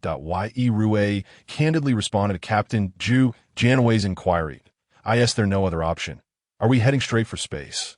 At this moment, Captain Zhu Jianwei was somewhat bewildered. Previously, Mieshio had only appeared in response to the emergence of monsters, yet now he was soaring directly into the cosmos. Could it be? Yirue immediately informed the Delta Space Station to prepare for potential emergencies, and also notify the lunar base. Hurry! Realizing the gravity of the situation, Captain Zhu Jianwei deduced that Mieshio's ascent into space was likely due to the presence of invaders beyond Earth. With Yi Rue's notification, Captain Jifeng of the lunar base promptly implemented countermeasures, placing the base on high alert. Meanwhile, the Delta Space Station, hindered by the return of China and friends, was somewhat slower in its response compared to the lunar base. While ensuring their defenses, they also notified the two who had already returned to Earth aboard the spaceship. This time, China was still gazing out of the spacecraft window at Earth, reminiscing about events from 13 years prior. She had promised Lina to gift her a lipstick for her birthday, and had even made a solemn vow. Yet ultimately, she had failed to keep her word, holding the lipstick that had remained untouched for 13 years. China felt uncertain about how to face Lina upon returning to Earth. "Your daughter is remarkable. She is now the ace pilot of the Victory Team," remarked China's friend, Chao Gong. "I am but a man who has abandoned his family." China lamented. "Have you abandoned me as well?" Chao Gong jested, eliciting a shared smile between the two men. They had been partners, encouraging and supporting one another for 13 years, a friendship that needed no words. Everything was understood in silence. Suddenly, the spaceship emitted an urgent alert, prompting Chao Gong to swiftly receive the information. "China, the Delta Space Station has sent word, and Mieshio has appeared, heading straight for the cosmos. The Far East base suspects the presence of invaders in space and warns us to be cautious," Chao Gong urgently relayed to China. Just as he finished speaking, the spacecraft jolted violently as an enemy ship attacked from behind. While Mieshio's figure emerged ahead, and Mieshio conjured the Qiming demon sphere and unleashed it at the pursuing spacecraft, which hastily ascended. Watching the descending spacecraft, and Mieshio released a surge of energy that gently guided it towards Earth, ensuring that Qina and Chao Gong inside remained unharmed. Following this, Shangguan Che began his pursuit of the Rakulan alien spacecraft. Quickly catching up at full speed, he unleashed a Qiming demon sphere that struck the ship, causing it to explode. Amid the explosion, a gigantic figure emerged, resembling a pencil tip with several gill-like appendages, undeniably grotesque. Shangguan Che had no desire to converse with such a creature, one that had abandoned its family and fled. Despicable and shameless, a true embodiment of cowardice. How can someone like it ever change? Tell me, he exclaimed. Only death. Shangguan Che considered conversing with this being a challenge to his principles, promptly teleporting in for a close-range strike. With a powerful blow from his storm hammer, he began a relentless barrage of punches, culminating in an uppercut that sent the alien flying. Shangguan Che teleported beside the Rakulan, seizing its leg with a firm grip. He spun the alien around and, with crossed arms raised above his head, delivered a crushing blow to its abdomen. The Rakulan's eyes bulged, unable to resist as it plummeted toward Earth. Shangguan Che had no intention of sparing it.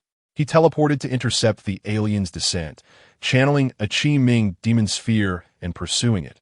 Before long, the Rakulan began ascending once more, and this time, Shangguan Che softened, opting not to continue his assault. Instead, he bound the Rakulan with energy, grasping the chains tightly, forcing its head downward and accelerating its descent towards Earth. Terrified, the Rakulan struggled desperately, attempting to break free from the chain's control, yet its efforts proved futile as it helplessly surrendered to the embrace of Mother Earth. With a thunderous boom, the ground shook throughout the forest, causing both Qina and Chao Gong, who had just exited the spacecraft, to lose their footing and fall. Shangguan Che felt invigorated after his encounter with the Rakulan. Once the dust settled, there was no trace of the alien. Shangguan Che reverted from his gigantic demon form, transforming into twinkling starlight and vanishing. Nearby, a human-sized Rakulan was tossed beside Shangguan Che's mirror image. I have contained the energy within this Rakulan.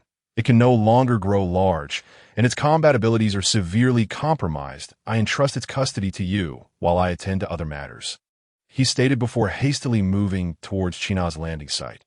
What is happening to me? My head feels like it's splitting. My body feels as though it's falling apart, just a short distance away. The Rakulan began to regain consciousness. Days from the final blow of Earth's descent, as it attempted to shake off the dizziness. It was met with a fist rapidly approaching, with a resounding thud. The Rakulan was knocked unconscious by a punch from Shangguan Che's mirror image. The mirror had no desire to converse with such a creature. This method of oversight was optimal, ensuring minimal trouble for Shangguan Che, while preventing the Rakulan from escaping, a twofold benefit. In the command room of the victory team at the Far East base, alarms blared incessantly. Ye Rue. What has transpired? Captain Zhu Jianwei urgently inquired. Captain, the spacecraft piloted by Qina has come under attack. It has been struck by enemy projectiles and is descending rapidly. Mieshio has released energy to shield the bottom of the ship, Yi Rue reported. Upon hearing that her father's spacecraft had been attacked, Lena set aside her resentment towards him and rushed out, ignoring Mieshio's protective efforts and colliding with team member Hori on her way. Lena hurried to the hangar, preparing to launch the Falcon 1. Memories of her birthday flooding her mind when she had longed for her father's presence this day. She vividly recalls the tears she shed over her birthday cake, tears filled with endless grievances and heartache. Her father had not returned for a staggering 13 years. Lena, report to the command room immediately. Captain Zhu Jianwei's urgent voice crackled through the communications channel of the Falcon 1. However, the only response was, preparation for launch is complete. Ready for departure. It seemed as though Lena had disregarded Captain Zhu Jianwei's command entirely, piloting the Falcon 1 towards the site of Qina's descent.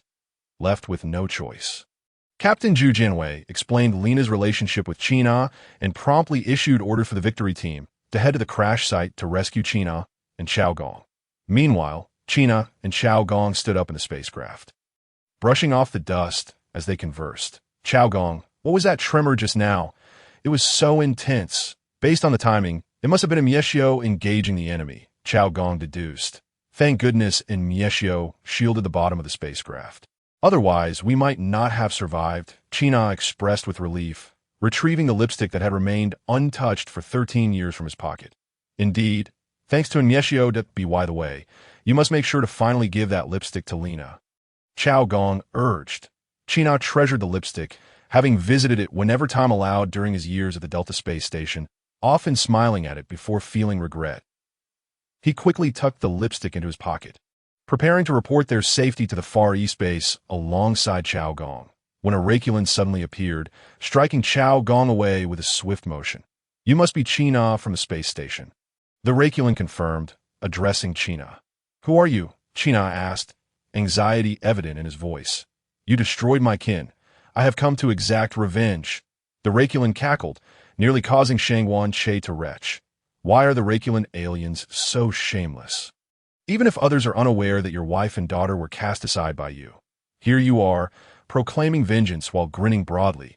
Indeed, the Rakulan aliens present are but a disguise donned by Shangwan Che, who believes that sacrificing Chao Gong would be a grave loss. Thus he must intervene to save them.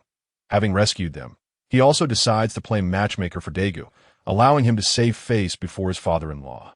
Consequently, Shangwan Che appears, having just sent Chao Gong flying while enveloping him in energy for protection, merely rendering him unconscious without inflicting harm. To embody the essence of the Rakulan aliens and to ensure he never becomes one.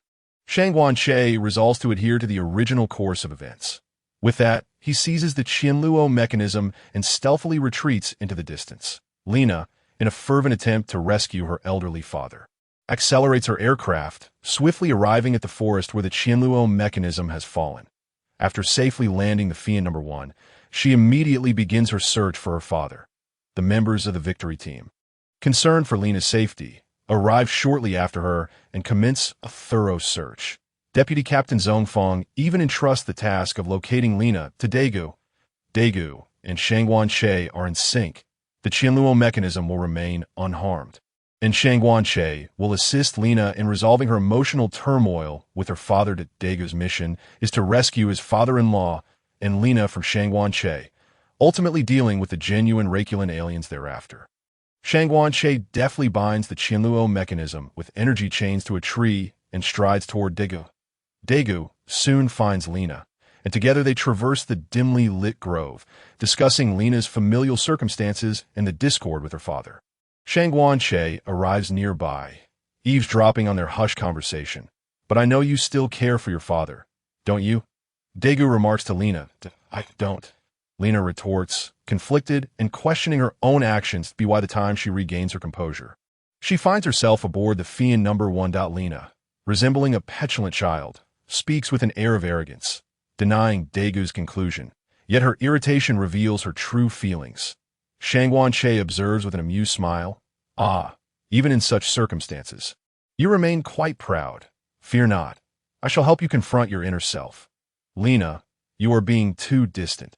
Everyone is worried, including the captain. Daiku earnestly expresses.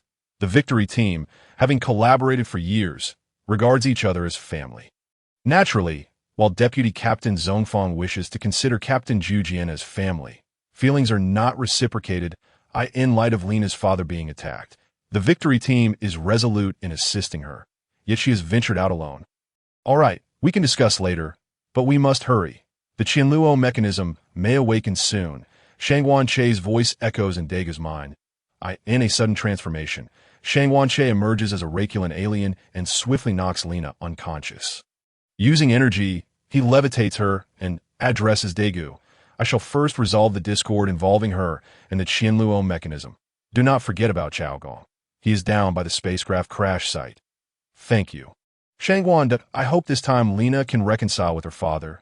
Daiku replies with sincerity. Rest assured, I shall handle it. Shangwan Che assures before departing without a backward glance. Daiku rushes toward the site of the spacecraft's descent. Beside the tree binding the Qianluo mechanism, Lena finds herself similarly restrained.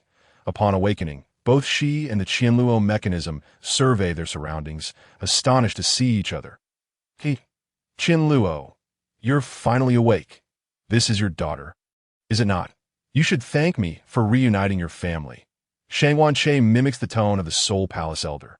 Shang Wanche genuinely finds villainy to be a challenging role, having been a carefree individual his entire life. This is his first foray into being a villain. As Qianluo gathers his wits, he suppresses his concern for Lina and feigns calmness, stating, "I have no daughter." Those words shatter Lina's heart, her face betraying her anguish and disbelief. "Oh, you assert she is not your daughter?" Shang Wanche inquires, perplexed. "Indeed, I have never even met her." Qianluo's performance is commendable, scoring a solid 90 for the sake of Lina's safety. Shang Wanche, in a fit of rage, unleashes a burst of energy toward a nearby tree, obliterating it, causing Qianluo to lose his composure. "Stop. You must cease this at once." Qianluo implores urgently, "Duh-oh. Why do you care so much for someone you do not even know?" Shang Wanche questions while advancing toward Qianluo. "What is that in your pocket?" Shang Wanche retrieves a lipstick from Qianluo's breast pocket. Upon seeing it, Lina's eyes brim with tears. Her father has not forgotten her wish. Tears cascade down her cheeks. "What is this? Is it a secret?" Shang Wanche feigns ignorance, fully aware that this lipstick is the key to resolving the rift between Lina and her father, revealing that he has always remembered her. "Are you not searching for me? Do not lay a hand on her." Qianluo shouts at Shang Wanche. "That spacecraft you destroyed contained my wife and daughter. I intend for you to feel that infernal anguish." Shang Wanche's voice brims with fervor. Although his words evoke a sense of agitation, his professional training dictates that the performance must continue. That I express my deepest condolences for the deceased. However, why did you not heed our warnings from the outset? You clearly intended to launch an assault and invade Earth, hence your refusal to alter your course.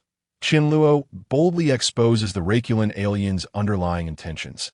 "Upon receiving your transmission, I immediately began preparations for the plasma cannon. However, an unforeseen incident occurred, forcing me to escape via the escape pod." Shang Wanche finds himself at a loss for words. To abandon one's family and yet express such helplessness is truly remarkable. At this moment, he fervently hopes Daiku will arrive soon to liberate him from this predicament. After a lifetime of being a carefree spirit, he finds himself ill at ease in this villainous role. "You abandoned your comrades and family." Qianluo continues to pierce the heart of the Raculan alien. "You have no right to judge me. You too are a man who has forsaken his family. We are of the same ilk." Shang Wanche feigns indignation. "Be silent, you despicable, shameless wretch. You have no right to compare yourself to my father. I take pride in my father. I am honored to be his daughter." Lina, incensed by the disparagement of her father, voices her outrage. Shang Wanche senses that the time has come. The emotional barriers have been breached, and at that moment, our Daiku makes his grand entrance that a beam of laser fire strikes the ground near Shang Wanche, prompting him to retreating to his mirror image while hoisting the Raculan alien. "Lina, Qianluo, are you unharmed?" Daiku inquires as he rescues them both. At that moment, the rest of the victory team and Xiaogong arrive on the scene. "We must leave post-haste. The enemy can grow in size. We need to pilot the fighter jets." Deputy Captain Zhongfeng, ever the composed strategist, makes the clearest assessment of the current situation. Shang Wanche has released the restraints on the Raculan alien and flings it away. Mid-flight, the Raculan awakens, realizing it can enlarge its form, gradually increasing in size. Upon witnessing the situation, the victory team instructed Lina to pilot the Fian aircraft alongside the Nanace agency, while the remaining members dispersed to divert the enemy's attention. Daiku sought a secluded spot to transform. With a brilliant burst of light, the image of Diga materialized. Previously, Shang Wanche had already dealt a significant blow to the Raculan alien and did not intend to make an appearance this time. Instead, he unleashed a new skill, the Mind Flame, towards Diga. Daiku felt that his attacks were remarkably more potent, accompanied by an overwhelming sensation that no force in the world could inflict harm upon him. A crown of light materialized above Daigu's head, and in this moment, Shang Wanche seized the opportunity to learn the Spirit Flame, aiming to further augment his own strength, empowered by the Mind Flame. Daiku became increasingly formidable, and with the Raculan alien being of a similar stature to humans, he found the battle to be exceptionally effortless. The Raculan alien, realizing that physical strikes could not breach Daigu's defenses. Resorted to energy attacks, the sphere of energy was launched, sparking momentarily against Daiku before dissipating. Daiku showed no signs of distress, not even a slight sway. The support of the mind flame was indeed impressive. Shangguan-Che successfully mastered the spirit flame, with the first test subject naturally being the Raculin alien. That a few luminous butterflies, each 2 meters in size, danced above the Raculin alien's head, observing that it posed no threat to him.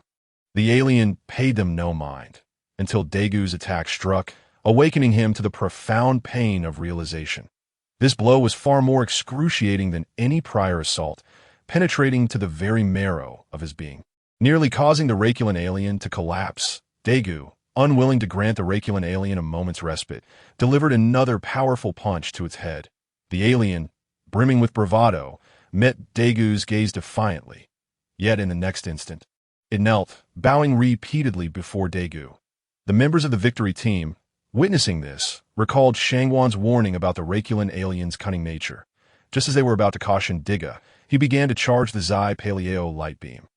Without hesitation, he unleashed it upon the Raculin alien. Although the alien's condition was not particularly dire, the mind flame bolstered Daigu while the spirit flame weakened the Raculin alien, revealing a stark disparity in their capabilities. This battle marked Daigu's easiest triumph since transforming into Daigu. Daiku resolved that once he perfected the shimmering technique, he would teach Shangguan these 2 skills. With the battle concluded, Lina and her father finally resolved their emotional estrangement. And the Nanace Agency formally presented the lipstick they had cherished for 13 years to Lina, that eye in the distance. Chao Gong observed this reunion with genuine happiness for his old comrade. Following a decision from the Far East base, Chao Gong would henceforth oversee the triangular Delta space station, while the Nanace Agency would remain at the Far East base as advisors, with significantly less authority compared to their predecessor, let alone the likes of Yoshioka. In the command room of the victory team, everyone rejoiced at Lina and her father's reconciliation, while Lina pondered her feelings. Daiku, the one who saved us earlier, is he not your teammate? What do you think of him? Her father had previously suggested he seems quite reliable. You might want to consider him like a tea this moment. Daiku was engaged in light-hearted banter with Shinjo and Hori. What thoughts occupied Lina's mind regarding her father's words remained a mystery. Notably, her ears appeared slightly flushed, and a smile graced her face as she gazed at Daiku. Family ties are, after all, the most tender recesses of the human heart, since the conclusion of the Raculin alien incident. Earth has enjoyed an unprecedented stretch of peace. However, the Earth-Peace Alliance remained vigilant. Prior to Shangguan-Che's official appointment as the monster advisor, he had mentioned an interdimensional entity named Kalanbo, who was rumored to abduct children each Halloween to siphon their dreams.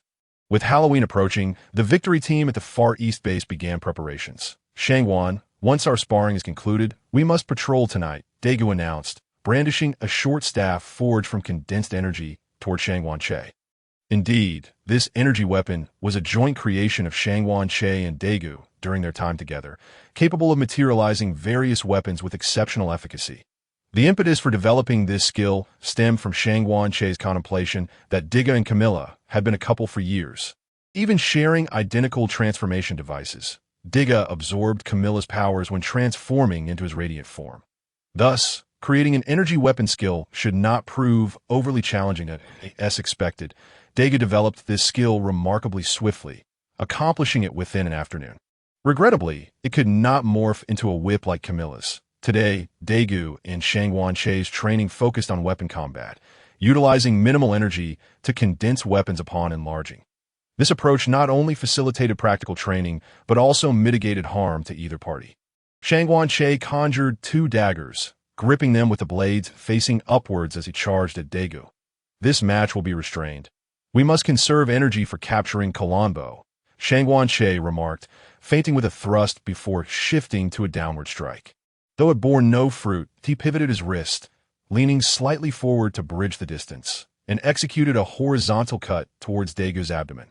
Having endured relentless training from Daiku in weapon combat, Shangguan-Che was compelled to rapidly improve. Continuously thrusting toward Daigu's midsection, Daiku could only retreat, while Shangguan-Che propelled himself forcefully against the ground. With a surge of energy, he lunged forward, crossing his arms before simultaneously slicing outward. Daiku, noticing this, employed the newly acquired shimmering technique to evade. Shangguan Che adeptly followed suit, flashing in front of Daiku to maintain his offensive, attempting to preserve the upper hand. Daiku swiftly blocked Shangguan Che's dagger with his staff, creating distance before delivering a powerful downward strike. Then, with a swift backhand sweep, Daiku executed a horizontal swing, prompting Shangguan Che to retreat in fear of losing his weapon. As neither party could secure an advantage, they faced each other warily. Shangguan Che resumed his usual tactic with a thrust, prompting Daiku to lift his staff to deflect the dagger. However, Shangguan Che's thrust was a ruse. He swiftly retracted it, aiming for Daigu's wrist with his left hand. Daiku quickly withdrew his right hand. Seizing the opportunity while Daiku was momentarily unable to counterattack, Shangguan Che bent low, swinging his right arm.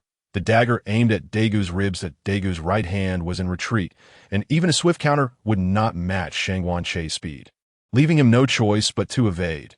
Daiku began a downward strike with his staff, followed by a sweeping motion to gauge Shangguan Che's reaction and assess their distance. Shangguan Che aired, attempting a feigned thrust yet again, only to be seized by Daigu's keen timing, who struck decisively. Shangguan Che had to retract his right hand, but found himself within Daigu's reach. Daiku aimed for Shangguan Che's knee to disrupt his balance. But Shangguan Che understood that Daiku would not afford him the luxury of retreating. He raised his leg to evade Daigu's sweeping strike. Shangguan Che's right hand descended rapidly, failing to position the dagger with the blade facing downward. As Daiku swept toward Shangguan Che's leg, he found himself in a visual blind spot. The moment he raised his head, he spotted Shangguan Che's attack approaching. With no alternative, he had to lean back to avoid it. Shangguan Che flashed to Daigu's front, launching continuous thrusts toward him, catching Daiku off guard with his aggressive approach. As Daiku contemplated a shift in tactics, Shangguan Che, having completed the cool-down on his shimmering technique, once again flashed, catching Daiku unaware as he appeared behind him. With a dagger aimed at each side of Daigu's waist, Shangguan Che emerged victorious in this round. Shangguan, your shimmering technique is impressively refined. The intervals between your uses are remarkably brief. While I release it once, you manage to execute it twice, Daiku remarked, wiping the cold sweat from his lower back. Just practice more, and you'll become increasingly adept. Your power will grow as well, Shangguan Che replied. During their training sessions, he found himself losing more often than winning, learning from Daiku. Before integrating his own style, he could only endure Daigu's relentless onslaught. Shangguan Che commenced his study of the berserker's strength as per their plan, sensing his physical form and attacks becoming more potent. Let's go, Daiku. This time, I will take the lead in capturing Colombo. And once the battle concludes, it shall be time to pass on the glorious halo to you. As Shangguan Che made his way towards the command room, he conversed with Daiku, who was quite exhilarated by the prospect of basking in the glory of his newfound power. With the ability to gradually unleash skills to assist himself while in a formidable form, he felt empowered. Unlike Diga, whose Delahim Light Flow and Rampart Light Bomb could only be released in their corresponding forms. Other skills did not rely on form, as evidenced by Daigu's enhanced Poly AO Light Beam when confronting Gitanjir. The efforts that Shangguan Che had previously invested were finally yielding fruit. Daiku was now able to embrace the role of a mage. As the sun descended and night began to envelop the world, the members of the victory team detected an intensifying magnetic field in the KM-209 area. By correlating this with Shangguan Che's remarks, they concluded that Jilinbu was about to make an appearance. Shangguan, in your account of the Tranquil Customs, you described Jilinbu as capable of short-distance teleportation, creating multiple false bodies, and absorbing the dreams of children. Is there anything else we should be mindful of? Captain Jujin asked, seeking further precautions. Jilinbu, being an interdimensional entity, could be seen in reality, yet her reflection eluded discovery in mirrors. This distinction could be utilized for identification during Jilinbu's capture. Captain, I wish to accompany you this time, Shangguan Che expressed, citing the basis for discerning Jilinbu. Very well, but ensure your safety, Captain Jujin replied, showing no reluctance in permitting Shangguan Che to join. Apart from his modest academic performance in cultural subjects, Shangguan Che excelled in vehicle operation and combat. To his surprise, Shangguan Che encountered chemistry in the formal training of the Victory Team. Despite having studied chemistry in 2 lifetimes, he had never scored above 10 points, and the moment he delved into the subject, he found himself drowsy, just as the Victory Team was preparing to embark on their mission to capture Jilinbu in KM 209. Captain Jujian halted them. "Wait, you cannot wear the Victory Team uniforms today," she stated with a smile. The team members looked on in confusion. It was Daiku who realized that today was Halloween. The members of the Victory Team began to don costumes, and it was amusing to note that while Deputy Captain Zhong Fong often struggled to utter a word, he was quite chatty after applying his makeup. Once the Victory Team commenced their actions, the moon shone softly, and a small shadow flitted past. Upon reaching the target area, they were greeted by countless children dressed as little ghosts and adults in various costumes, all reveling in the Halloween festivities. The team members dispersed to search for Jilinbu, coordinating via radio upon discovery. Shangguan Che's costume was exceedingly simple, just a hacker smile mask as he strolled leisurely in pursuit of Jilinbu. Meanwhile, Daiku was engaged in merriment with the children, wearing a pumpkin costume.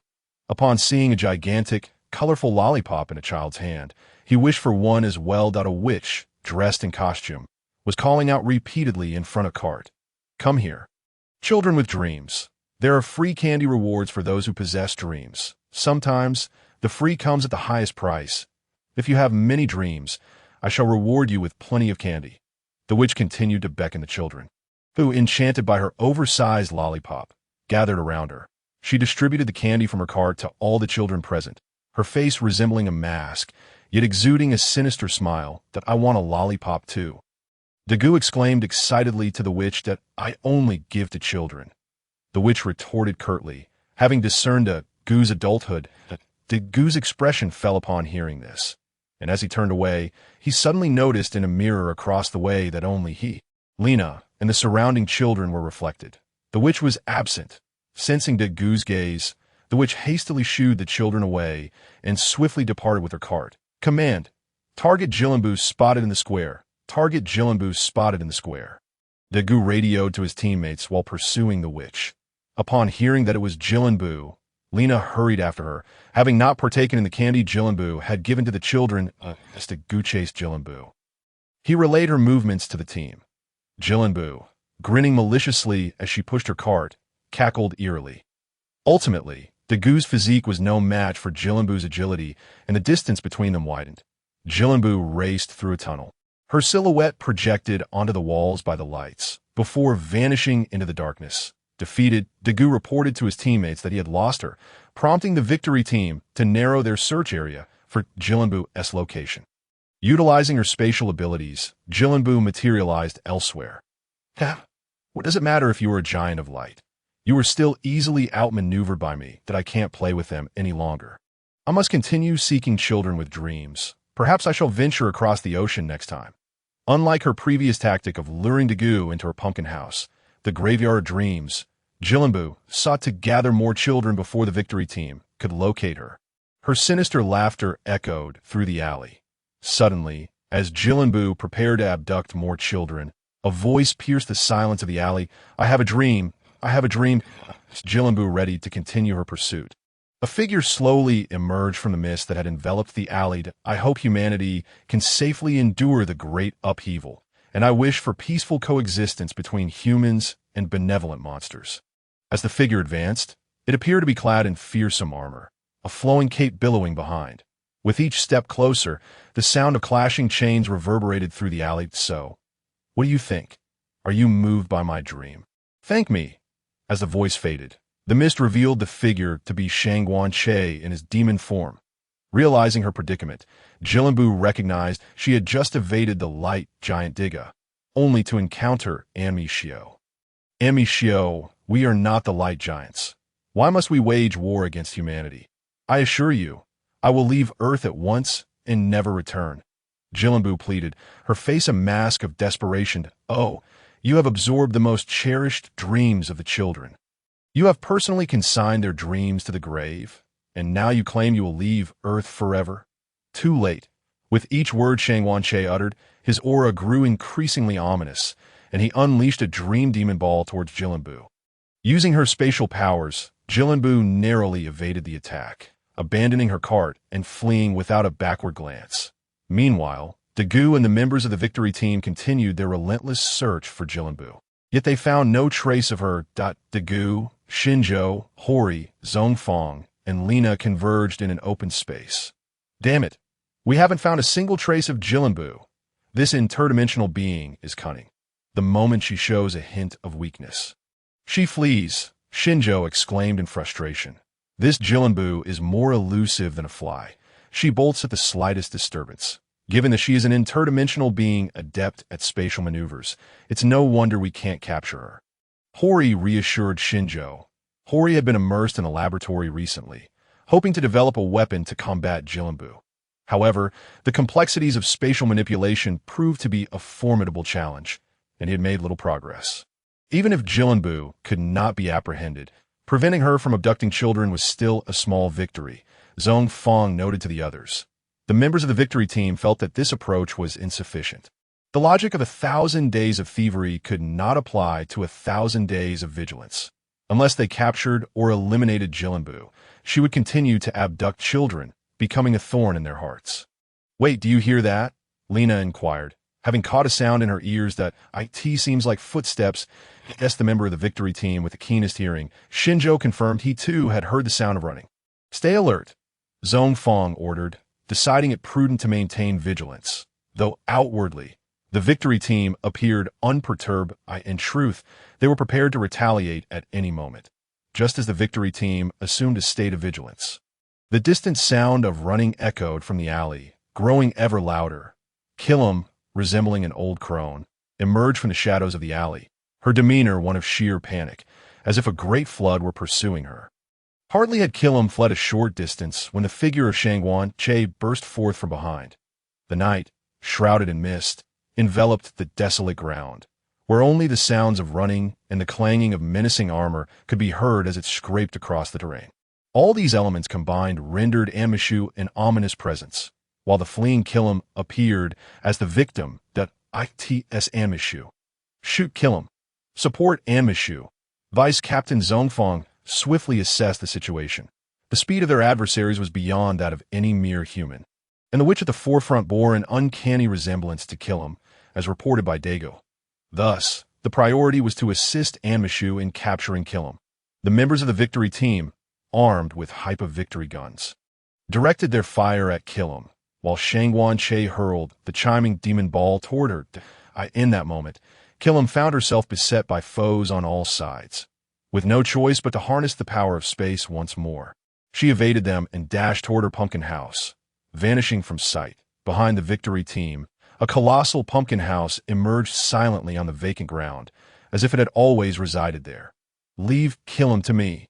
You all must rescue the nearby children. They have been lured here by Killam's candy and are now approaching." With that, Shang Wanche charged toward the pumpkin house. "Xinxing, Lina, Daiku, you three should position yourselves ahead to intercept the children as they come. Hori and I will guard the entrance." Vice Captain Zhongfang refrained from uttering any words about joining in capturing Killam.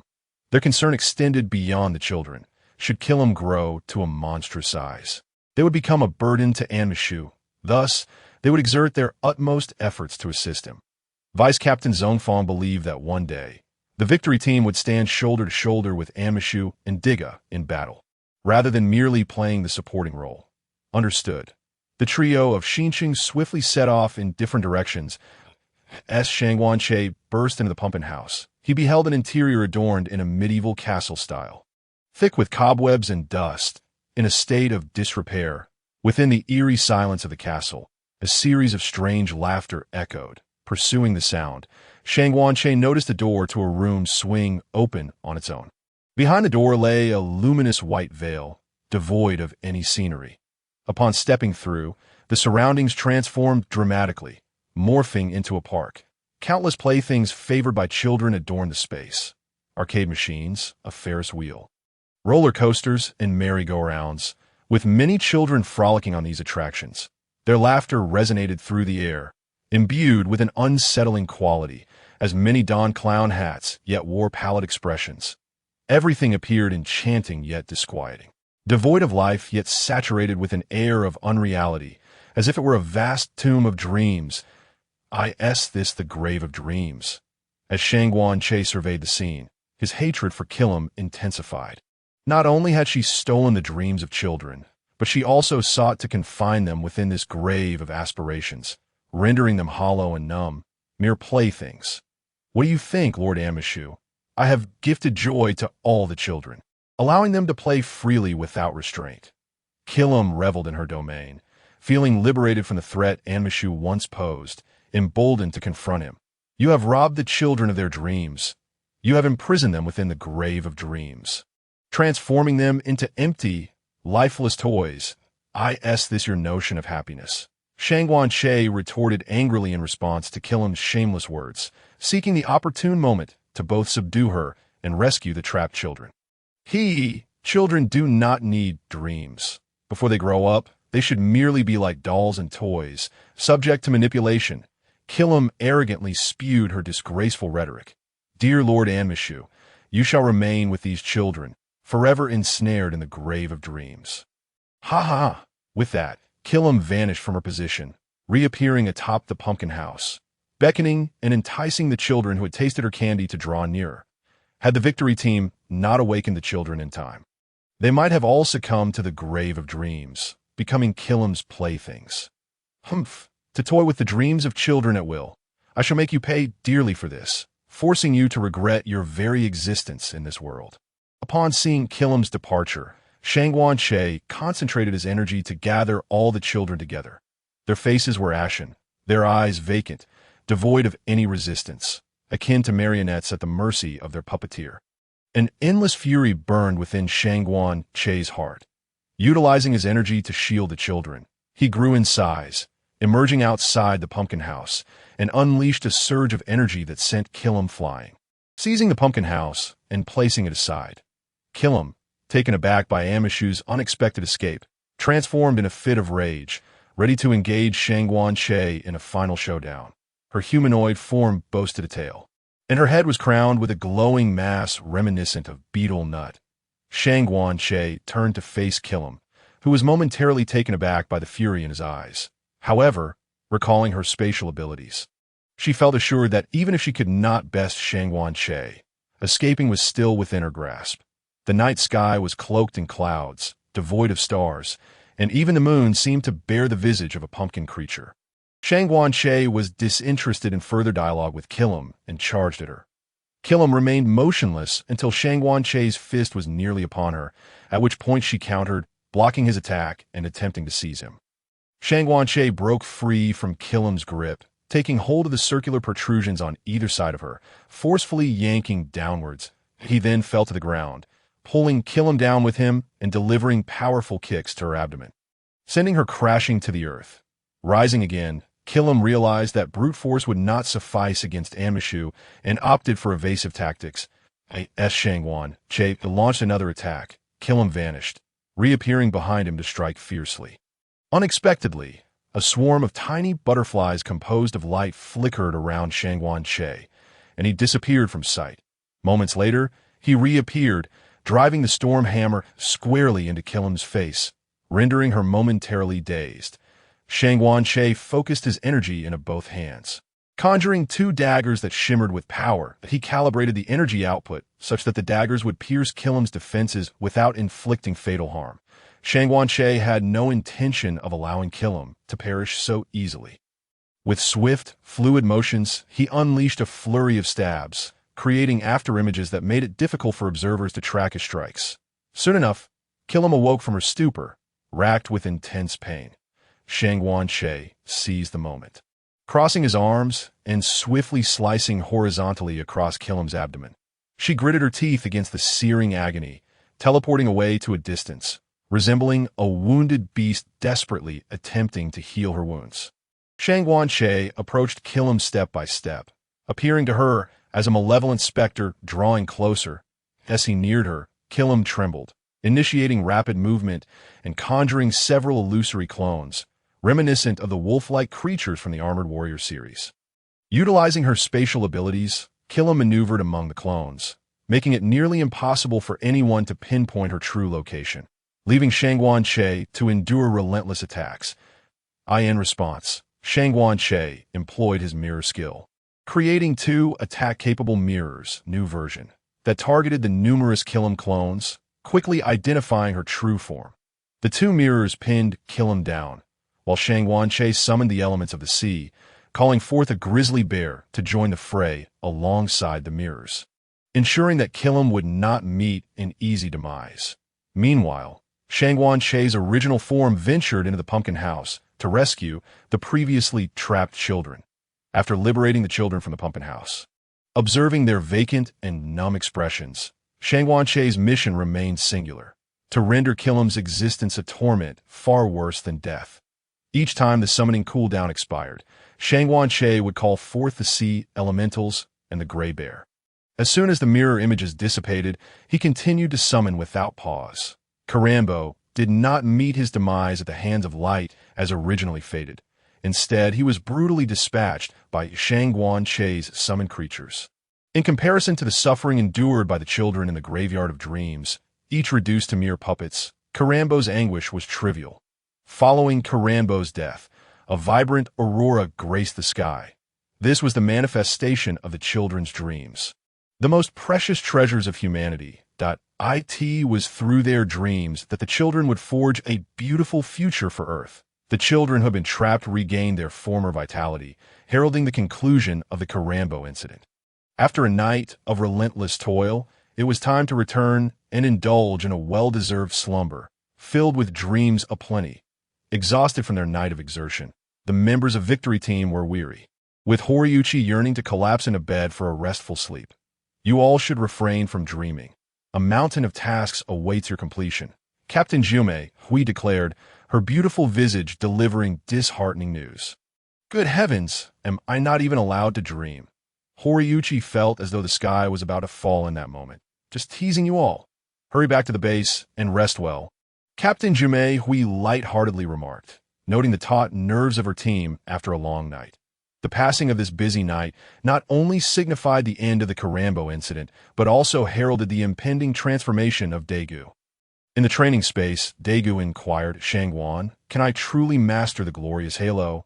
In the past, no matter how hard I tried, I never made any headway to that moment. Daiku was indeed filled with trepidation. He understood better than anyone the significance of the glorious halo. Mastering it would not only enhance his energy recovery speed, but also allow him to wield more skills in battle, employing varied tactics. Gradually, he could achieve firepower coverage, distancing himself from the brutish tactics of the Red Ultraman. Come, young man, the power you yearn for lies right here. I concealed it. Pardon me, that was a slip of the tongue. Come, Daiku, today marks the beginning of your metamorphosis. Shangguan Che could foresee Daigu's future brilliance and felt a surge of excitement. Momentarily losing his composure, Shangguan Che paid a cost of 1 point, summoning a sphere of light akin to the holy light from his previous use of the Resurrection Scroll. He directed this holy light toward Daigu's forehead, and the sphere floated forth, entering Daigu's mind. In an instant, Daiku entered a state of enlightenment, as if the world embraced him. Beneath his feet, a circle of blue light expanded outward, vanishing 50 meters away, only to be followed by another circle, perpetually emanating outward. Thus, the glorious halo was completed. Daiku opened his eyes, gazing at the circles of blue light beneath him, a wave of joy surging within.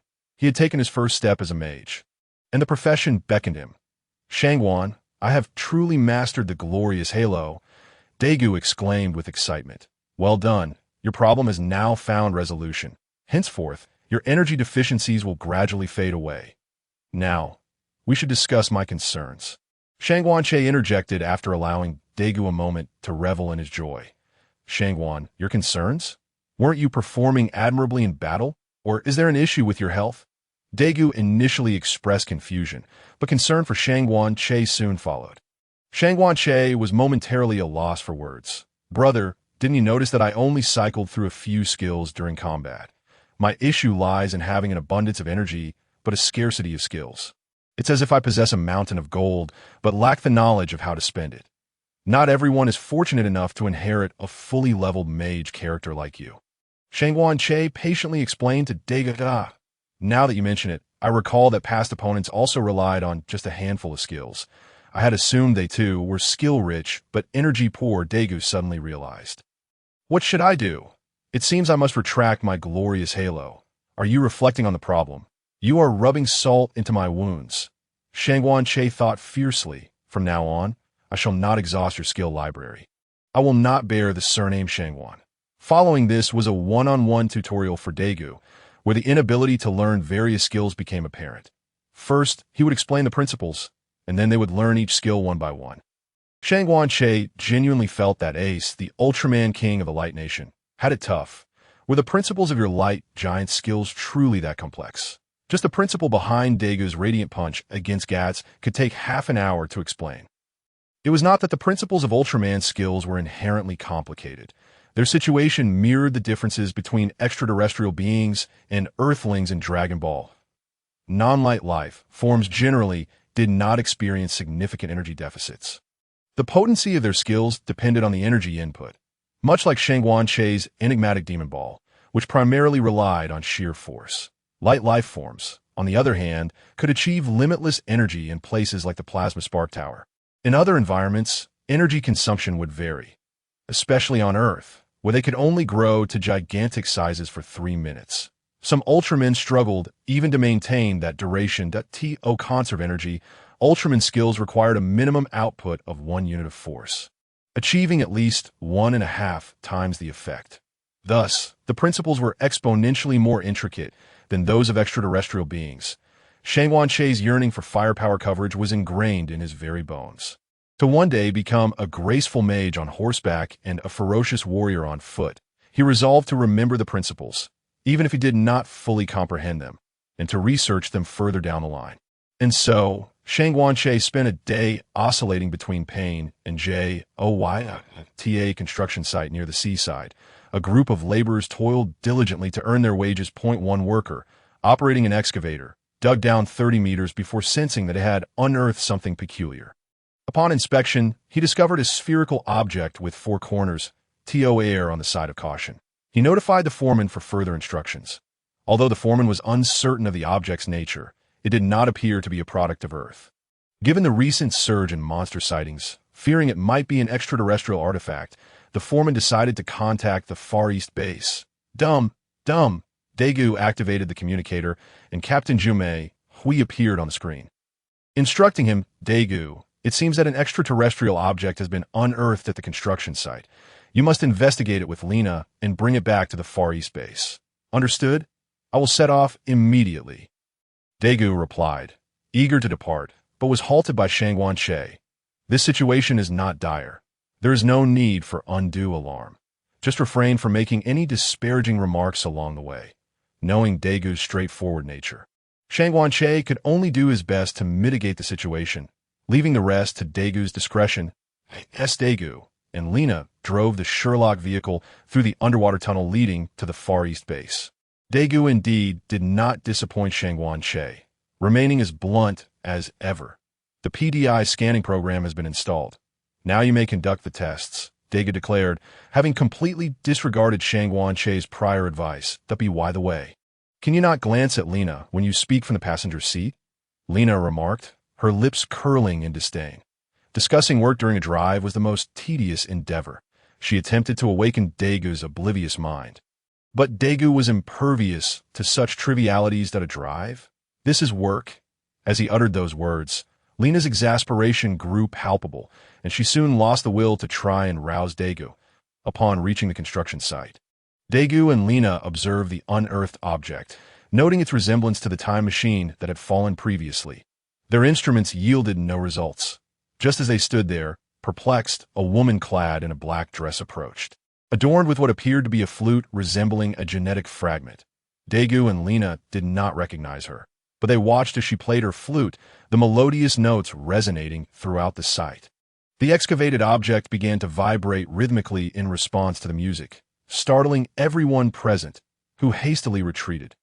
After a time, the woman collapsed, and despite Daiku and Lena's attempts to rouse her, they were met with silence. Daiku then noticed the flute she wore, a fleeting familiarity igniting in his memory. With no other choice, I could only bring the items along with the woman back to the Far East base. Within the confines of the base, the victory team gathered in the command room alongside Shangwan-Che, while Hori conducted tests on the items, discovering that lasers had no effect on them. Shangwan, can you discern what this item is? Captain Aijima asked, unable to test the object. This is a navigation device, something the unconscious woman used to return home. It will guide the guardian beast Machina to come and take her back. Shangwan-Che informed the assembled individuals. Machina is that the guardian beast recorded in the tales of peaceful lands. Captain Aijima, already well-versed in the tales, recalled the name upon hearing it from Shangwan-Che. Indeed, there is no need for concern.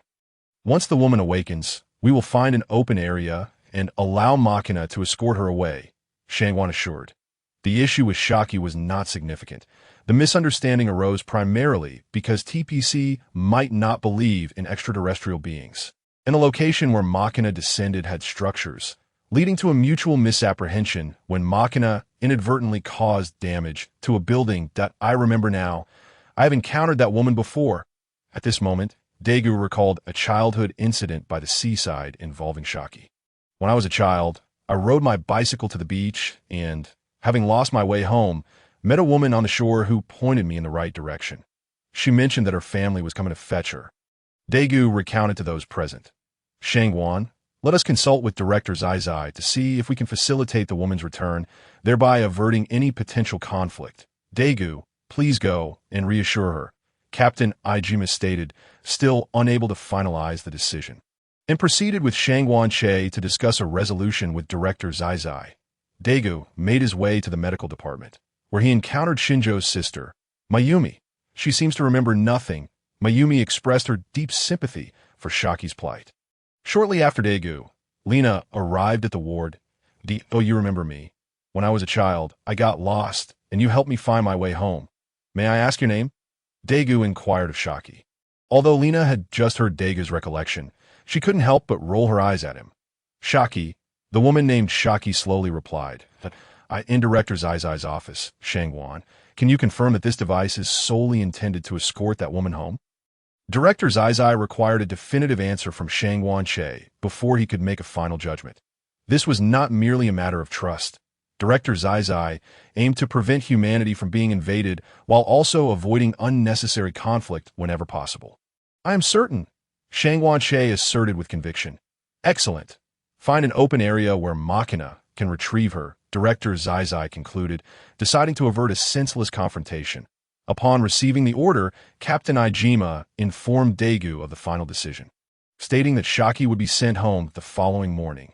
Shaki, TPC has decided to have you taken back tomorrow morning. You can return home, Daiku said gently. Thank you, Daiku, Shaki smiled at him, and Daiku politely returned the gesture. As for Lena, she frowned deeply, unable to shake off her discontent. The next morning, Daiku and Shinjo piloted the number 1 to escort Shaki to the navigation device. The melodious sound of a flute resonated once more. The navigation device activated, projecting a massive blue beam into the sky. The Delta space station captured footage of a colossal object descending towards Earth. Upon landing, Machina unfurled its protective armor, revealing its true form. In the command room of the victory team at the Far East base, although I have seen the illustrated version in the Tales of Peaceful Lands, witnessing it in person is still quite astonishing. Hori remarked, observing the beast's armor, which was capable of reflecting energy. If we are to engage it in combat, we must avoid attacking its armor and instead focus on its exposed areas, particularly its 2 large arms and abdomen. As it often guards its abdomen with its hands, that it would be best to target the arms.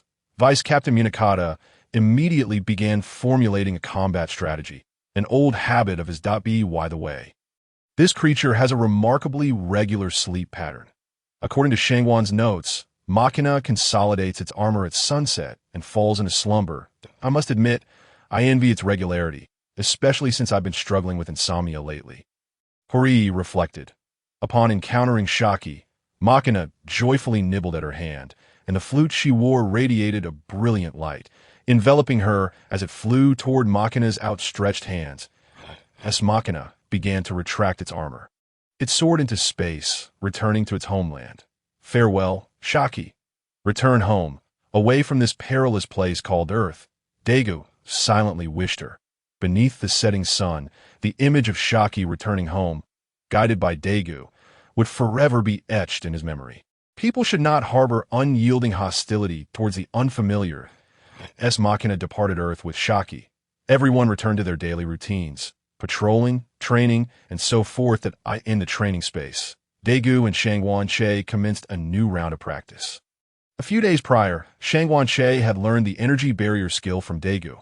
This time, an idea struck Shangguan-Che, and he decided to surprise Daiku. With Daiku mastering the Radiant Halo, Shangguan-Che and the others prepared to incorporate the skill into their combat repertoire. Shangguan-Che initiated the attack with a bewildering demon ball aimed at Daiku. Daiku quickly deployed a small barrier to block the attack, but Shangguan-Che was already closing in. He executed a front kick. But Daiku caught Shangguan-Che's foot, then delivered a sweeping low kick aimed at Shangguan-Che's left leg, which he deftly evaded. Noticing the opportune moment, Daiku unleashed a barrage of small energy orbs upon Shangguan-Che, who, realizing Daiku was setting a trap, quickly conjured an energy barrier to defend against the onslaught.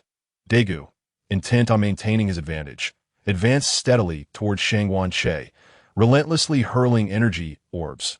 Shangguan-Che felt a surge of excitement as Daiku approached.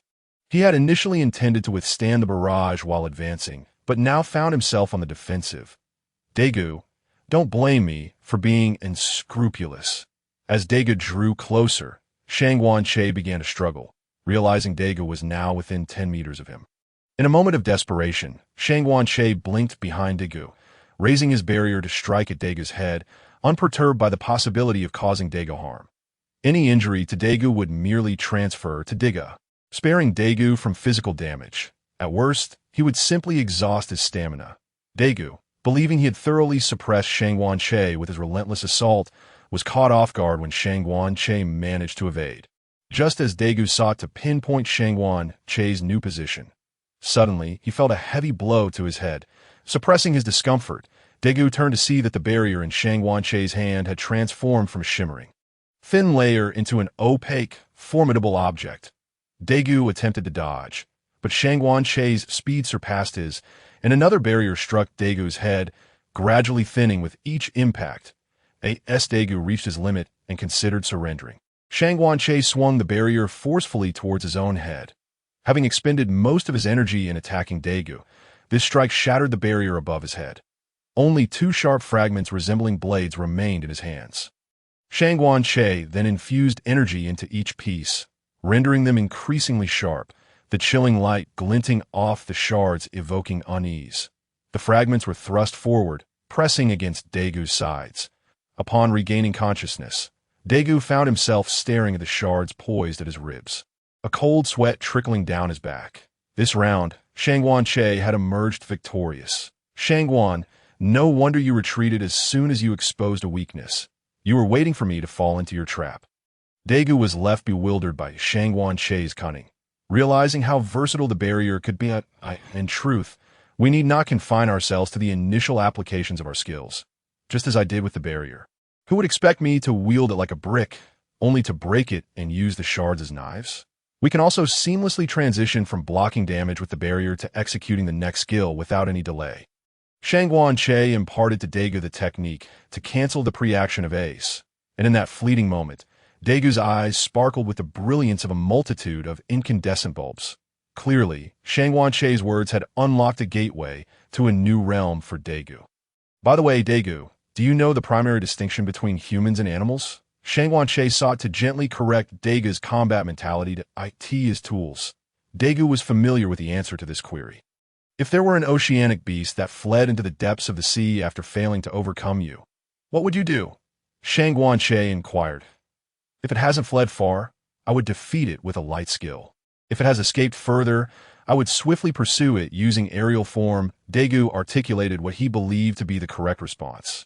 How about we reconsider our approach? You could transform into a robust form. Conjure a fishing rod through energy manipulation and utilize your immense strength to reel it back, Shangguan-Che suggested nonchalantly. Boom! It was as though a tempest had erupted in Daigu's mind. Indeed, that could work. This time, Shangguan triumphed over Daiku, earning a point, and, after some contemplation, decided to acquire a resistance skin. This skill could be described as a truncated version of magical immunity, allowing for the negation of a portion of magical effects while also reducing the duration of negative impacts. Subsequently, Shangguan continued his practice from a distance. One could observe a flat, energy-concentrated weapon in his grasp, perpetually spinning with increasing velocity, within the dimly lit corridors of the haunted house at the amusement park. A man and a woman moved slowly. The man protectively shielded the woman with his body, when suddenly a shadow darted past, and a ghostly visage appeared before them. Ah, you scare me to death. Utilizing the meager light nearby, one could faintly discern that the man was Nishiching. He was terrified of ghosts. The woman beside him laughed heartily. She was none other than Nishiching's sister, Mayumi. Exiting the haunted house, Nishiching endured a barrage of teasing from Mayumi. It turned out that Mayumi's boyfriend, Takuma, was not in Japan, and Nishiching, fortunate to have a day off, was dragged out by Mayumi to accompany her for some fun. How frustrating, after finally getting a holiday. You pull me out? I just wanted to relax, Nishiching lamented. During this period, he had faced numerous tasks, and now that he had a rare day off, he yearned for a peaceful slumber, only to be drawn out and mocked for his fear of ghosts by Mayumi. At that moment, Nishiching's melancholy was almost palpable that, in the blink of an eye, he encountered two boys bullying another boy, Haruki. This reminded Nishiching of his own childhood, when he had been ridiculed for a long time, prompting him to step forward and defend Haruki, gently dismissing Haruki's sister to have a heart-to-heart with him and encourage him.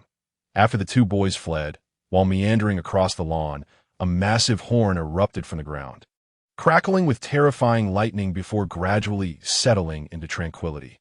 This horn, clearly out of place, tempted a chubby boy to reach out, but another boy halted him, mocking his timidity. The chubby boy, after tentatively touching the horn and finding no immediate danger, grew emboldened and kicked it. With the force of the boy's kick, the ground began to tremble, and the horn radiated a blinding white light, coalescing towards its tip, which began to shimmer with a yellow hue. As the luminescence flickered, a thick beam of yellow light shot skyward, in midair. It erupted, transforming into countless specks of starlight that scattered in all directions, as if a colossal bowl had been inverted upon the earth, vanishing in an instant, as though it had never existed. Just as Nishiching was enveloped in confusion, a man on a bicycle tumbled to the ground, despite the area being seemingly devoid of obstacles. Nishiching decided to investigate further. Thud! The sound indicated a solid obstruction. He extended his hand, sensing what felt like a wall, even though none was visible before him. Suddenly, Nishiching's eyes widened in realization, recalling the accounts written in Shangguan's Chronicles of Tranquil Land. The beams shooting skyward and the explosion in mid-air indicated the presence of a transparent barrier, an omen of the barrier monster, Gotti, preparing to prey. As soon as Nishiching's team grasped the situation, he promptly informed his comrades in the victory team. Captain, in the amusement park Zone D, there seems to be the emergence of the barrier monster, Gotti. Currently, a significant portion of the park is enveloped by an invisible barrier. Nishiching swiftly relayed his findings to the Eastern Base headquarters. The barrier monster, Gotti? Is it present now? Captain Ijima inquired. Yes, according to eyewitness accounts, a gigantic horn has appeared on the lawn of the amusement park. I personally witnessed the light erupting and felt the presence of the barrier. Nishiching reported honestly. Nishiching quickly gathered the civilians in the amusement park to evade the monster's attack and prevent it from abducting children. The Chronicles of Tranquil Land document that Gotti uses children's hormones to incubate its eggs. The victory team promptly prepared liquid nitrogen beams for rescue, entrusting the situation to Nishiching. Captain Ijima recalled Shangguan's notes on Gotti, realizing that if it hadn't directly manifested but instead shrouded an area with a barrier, it was likely incubating its eggs if children were present. It would employ its tentacles to seize children, utilizing their hormones for gestation. The barrier should ideally be breached with liquid nitrogen, as brute force was currently beyond human capability. Nishiching understood and sprang into action. Receiving the command, He hesitated not a moment, immediately gathering the civilians together to safeguard the children. Horiuchi, install the liquid nitrogen beam launcher at once. Daiku, you pilot the Falcon 1. Vice Captain Zhongfang, Lina, you pilot the Falcon 2 and ensure the civilian safety. Captain Iijima quickly organized the team's preparations for rescue. Captain, allow me to join as well. I can think of countermeasures alongside Daiku in case of unforeseen circumstances. Shangguan-Che expressed his desire to join the mission. Very well. You and Daiku will operate the Falcon 1. Move out immediately. The command was received, and everyone rushed towards the hangar, in the amusement park. Nishiching assembled the civilians, ensuring mutual protection. Compared to the original plot, the number of children caught up in the chaos was significantly reduced. However, Nishiching remained merely human and could not prevent every mishap. As Gotti's attacks increased, its gains diminished, ultimately inciting its wrath. With earth-shaking tremors, Gotti manifested within the amusement park, but a colossal pale yellow horn crowned its head, with two gigantic claws for hands and a long tentacle protruding between them. Its elongated head and sharp eyes exuded an aura of ferocity. Nishiching noticed that Mayumi and Haruki's sister were still atop the Ferris wheel. To ensure their safety, he waved his arms vigorously, diverting the monster's attention. Through his actions, Nishiching demonstrated that as an older brother, he bore the eternal responsibility to protect his sister. Inspired by Nishiching's bravery, the ordinarily timid Haruki resolved to fight for his sister's safety. Taking the wheel of a bumper car in the amusement park, drawing Gotti's focus instead of Nishiching to safeguard Haruki, Nishiching maneuvered the bumper car with agility. Efforts bore fruit. Through Nishiching's determination, the victory team gained sufficient time to arrive on the scene. With the launch of liquid nitrogen beams, Gotti's barrier began to fracture, cascading like starlight, allowing the trapped civilians in the amusement park to finally escape the perilous situation. Everyone, be cautious. Gotti's tentacles are exceedingly long. Maintain your distance. Gotti's horn can emit destructive beams, indicated by its horn glowing and accompanied by red lightning. Shangguan-Che alerted the victory team members present. Understood. All units, maintain a safe distance from Gotti and target its horn. I am eager to see how it can unleash beams without that horn. Vice Captain Zhongfang commanded an assault on Gotti's horn upon hearing Shangguan-Che's counsel. Excellent. I had thought only Daiku possessed the penchant for horn breaking. But it seems you share the same inclination. Shangguan-Che was taken aback by Vice Captain Zhongfang's remark. It was indeed the most effective strategy to disrupt Gotti's horn, rendering its remaining capabilities negligible. However, typically, such horns not only served as beam emitters, but also functioned as formidable weapons, thus possessing considerable hardness. Gotti, provoked by the victory team's onslaught, retaliated by directing its attacks toward its own horn. Relentless in its fury, as the creature known as Gotti began to gather energy, it unleashed a destructive beam toward the Fian No. 1 aircraft, while its right tentacle lashed out at Fian No.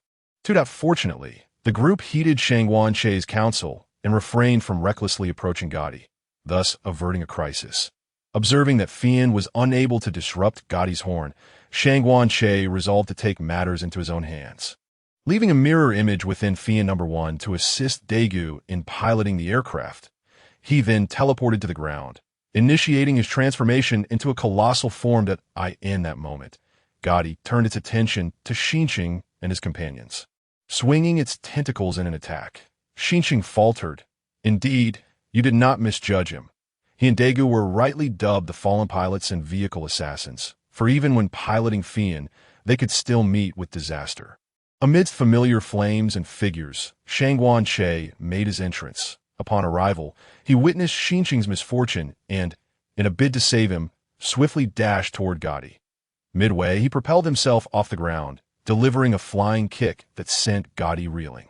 After struggling to rise, Gotti roared in fury and raised its clawed hands to strike at Shangguan-Che, its sharp talons gleaming ominously. Shangguan-Che deftly evaded, but Gotti pressed its advantage, relentlessly firing destructive beams. In response, Shangguan-Che conjured an energy barrier to shield himself from Gotti's onslaught, steadily advancing despite the barrage, which caused Gotti to retreat in fear. Upon reaching Gotti, Shangguan-Che seized the opportunity while Gotti was still preparing its next attack. With forceful determination, He swung the energy barrier, not only sending Gotti flying, but also shattering the barrier in the process. Fearing further aggression from Shangguan Che, Gotti, even while on the ground, extended its tentacles in a desperate attempt to counter. Utilizing a technique of displacement, Shangguan Che evaded the strike, leaving Gotti perplexed as to his whereabouts. A mere second later, Shangguan Che reappeared, raising the remnants of the energy barrier to slash at Gotti's tentacles.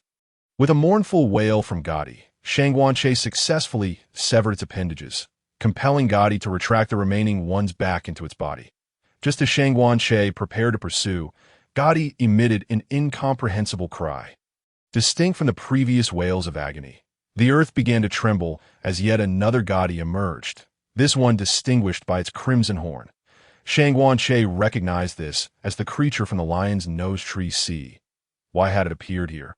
He summoned the sea elemental and the grizzly bear to confront the two Gotti while he himself scanned the surroundings. It was then that he noticed two blue ethereal forms dart past, leading him to the realization that the Kiri Elad people were behind the mischief.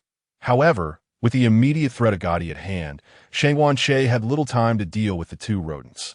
Yet he resolved that once the Gotti situation was resolved, he would engage the lurking Kiri Elad individuals for a heartfelt dialogue. Returning his focus to the battlefield, Shangguan Che commanded the sea elemental and the grizzly bear to attack the previously wounded Gotti while he confronted the newly arrived one. The newly emerged Gotti was oblivious to Shangguan Che's earlier maneuvers. With the same strategy and energy barrier employed before, the first Gotti failed to warn its counterpart in time. This time, Shangguan Che meticulously controlled the force of his swing, executing 2 complete rotations before propelling the barrier fragments into the second Gotti's abdomen, dealing a grievous blow that rendered it incapable of resistance. Meanwhile, the first Gotti was besieged by the sea elemental and the grizzly bear, with the latter striking with its paw, shattering the Gotti's horn with a resounding crash, leaving it incapacitated upon impact. With both Gotti incapacitated, the grizzly bear positioned them together, while Shangguan Che concentrated to conjure an enormous illusory demonic sphere, bringing an end to the two Gotti, engulfed in ethereal blue flames before vanishing. The victory team successfully rescued the abducted children, and the portly bully who had tormented Haruki was left trembling in fear, hastily covering himself with his right hand to conceal any signs of his embarrassment. Nevertheless, Haruki chose to forgive his 2 friends, and the 3 boys clasped their right hands together, eliciting affectionate smiles from their fellow members of the victory team. As for the matter of right hands, wasn't it just moments ago that you were covering with your right? Now you're using it to fist bump? Following this battle, Shangguan Che decided to allocate the 2 points gained to first learn the Gale Step, followed by the Death Finger. Gale Step, derived from the Beastman Swordmaster, grants the user invisibility and enhances movement speed. The first attack after becoming visible inflicts double damage. It serves as an unparalleled choice for both engaging enemies and reconnaissance, as detecting an invisible self within the Ultraman universe is exceedingly difficult. Conversely, the Death Finger, originating from the Burning Legion's Archimond, inflicts tremendous damage on a single target or structure, with damage scaling infinitely based on the energy input, making it a formidable finishing move. Shangguan Che chastised himself for falling back into habitual thinking, fixating solely on the heroes of the 4 tribes and their forces, neglecting the potential skills from other races contained within his golden finger. Within the command room of the victory team at the Far East base, there was a sense of leisure. Shangguan has been working tirelessly in training lately, hardly finding time to chat with us. Hiroki remarked, reflecting on Shangguan Che's recent busyness. Shangguan Che, characterized by his easygoing demeanor and harmonious nature, was missed by Hiroki during his absence. Indeed, Shangguan has been quite drained. He collapses in a bed the moment he touches it. Daiku chimed in, providing cover for Shangguan Che. On that day at the amusement park, Daiku had also witnessed the ethereal forms of the Kiri Elad people. Understanding that Shangguan Che was seeking vengeance, he had not even left a mirror image behind at the Far East base, opting instead to shut himself in for the night. By the way, Amixiu has been quite active lately. There have been several reports from residents about him chasing aliens. Xinxing interjected, bringing attention to Amixiu's recent activities. Yes, I've received 4 reports from residents. Each time, Amixiu was pursuing Kiri Elad individuals. Yase, serving as an auxiliary member, confirmed that I believe Amixiyu's frequent pursuits of Kiri Elad have stemmed from the incident at the amusement park.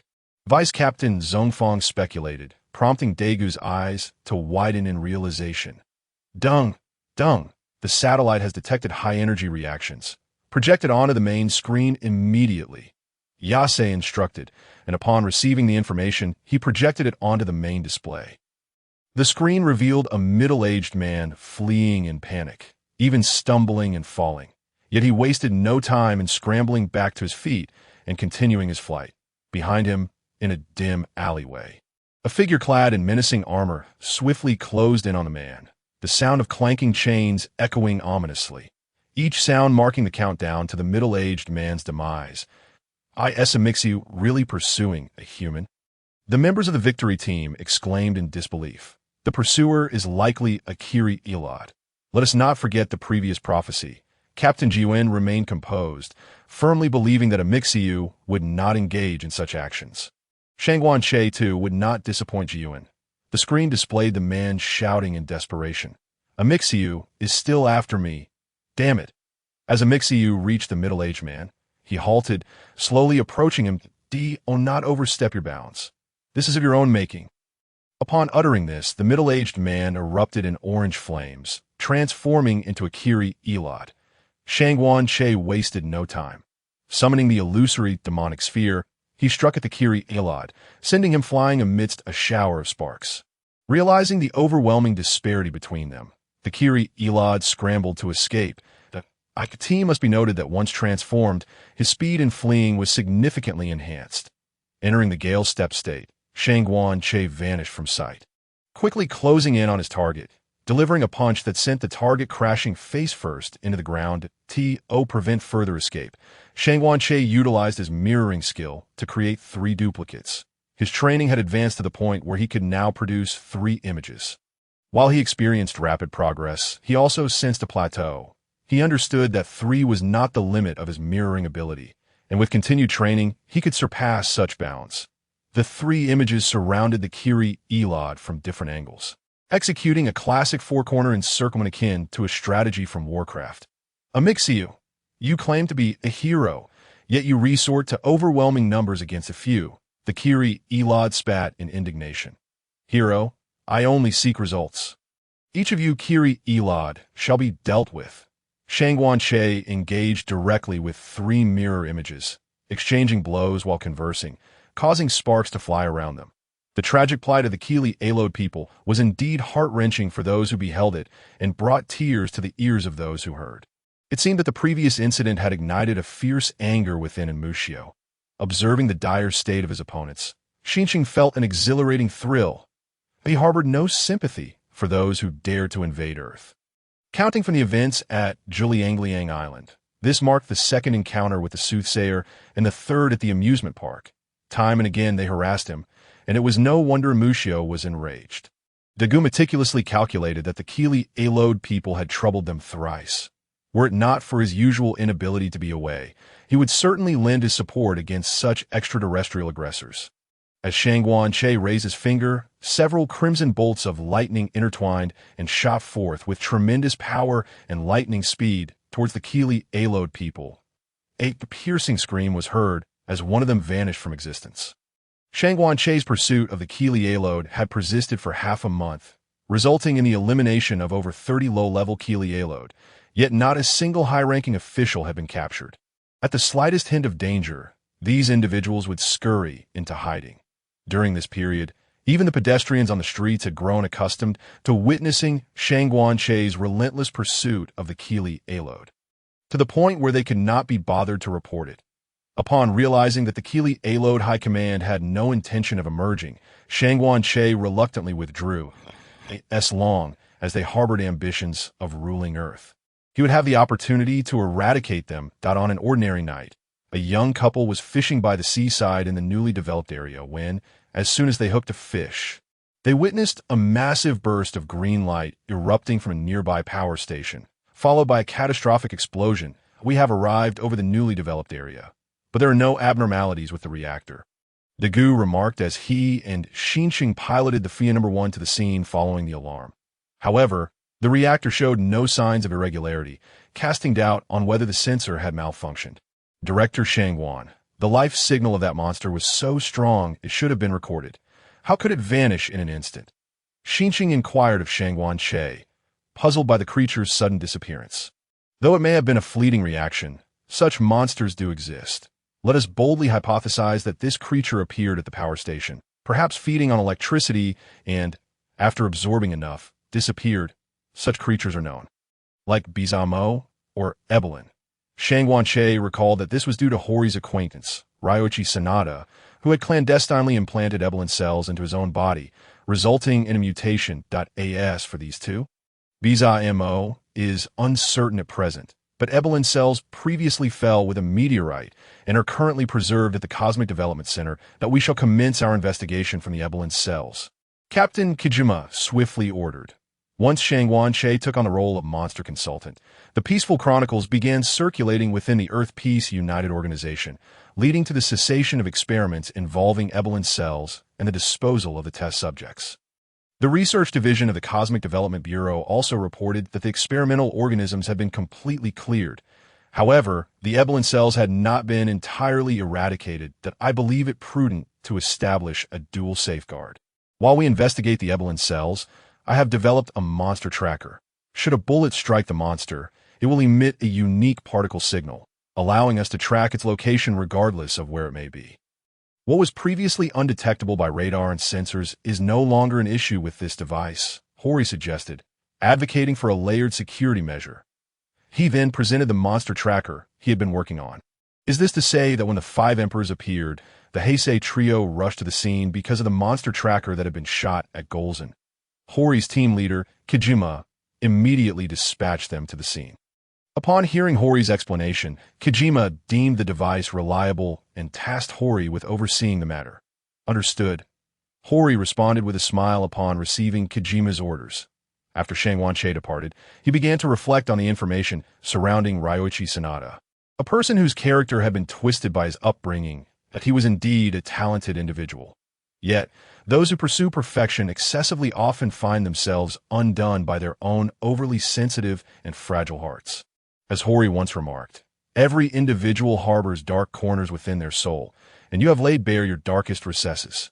Heroes are noble because they suppress the darkness within themselves to pursue righteousness. We do not gaze into the darkness merely to become it. For Ryoichi Sanada, finding a place devoid of competition may be the most prudent choice.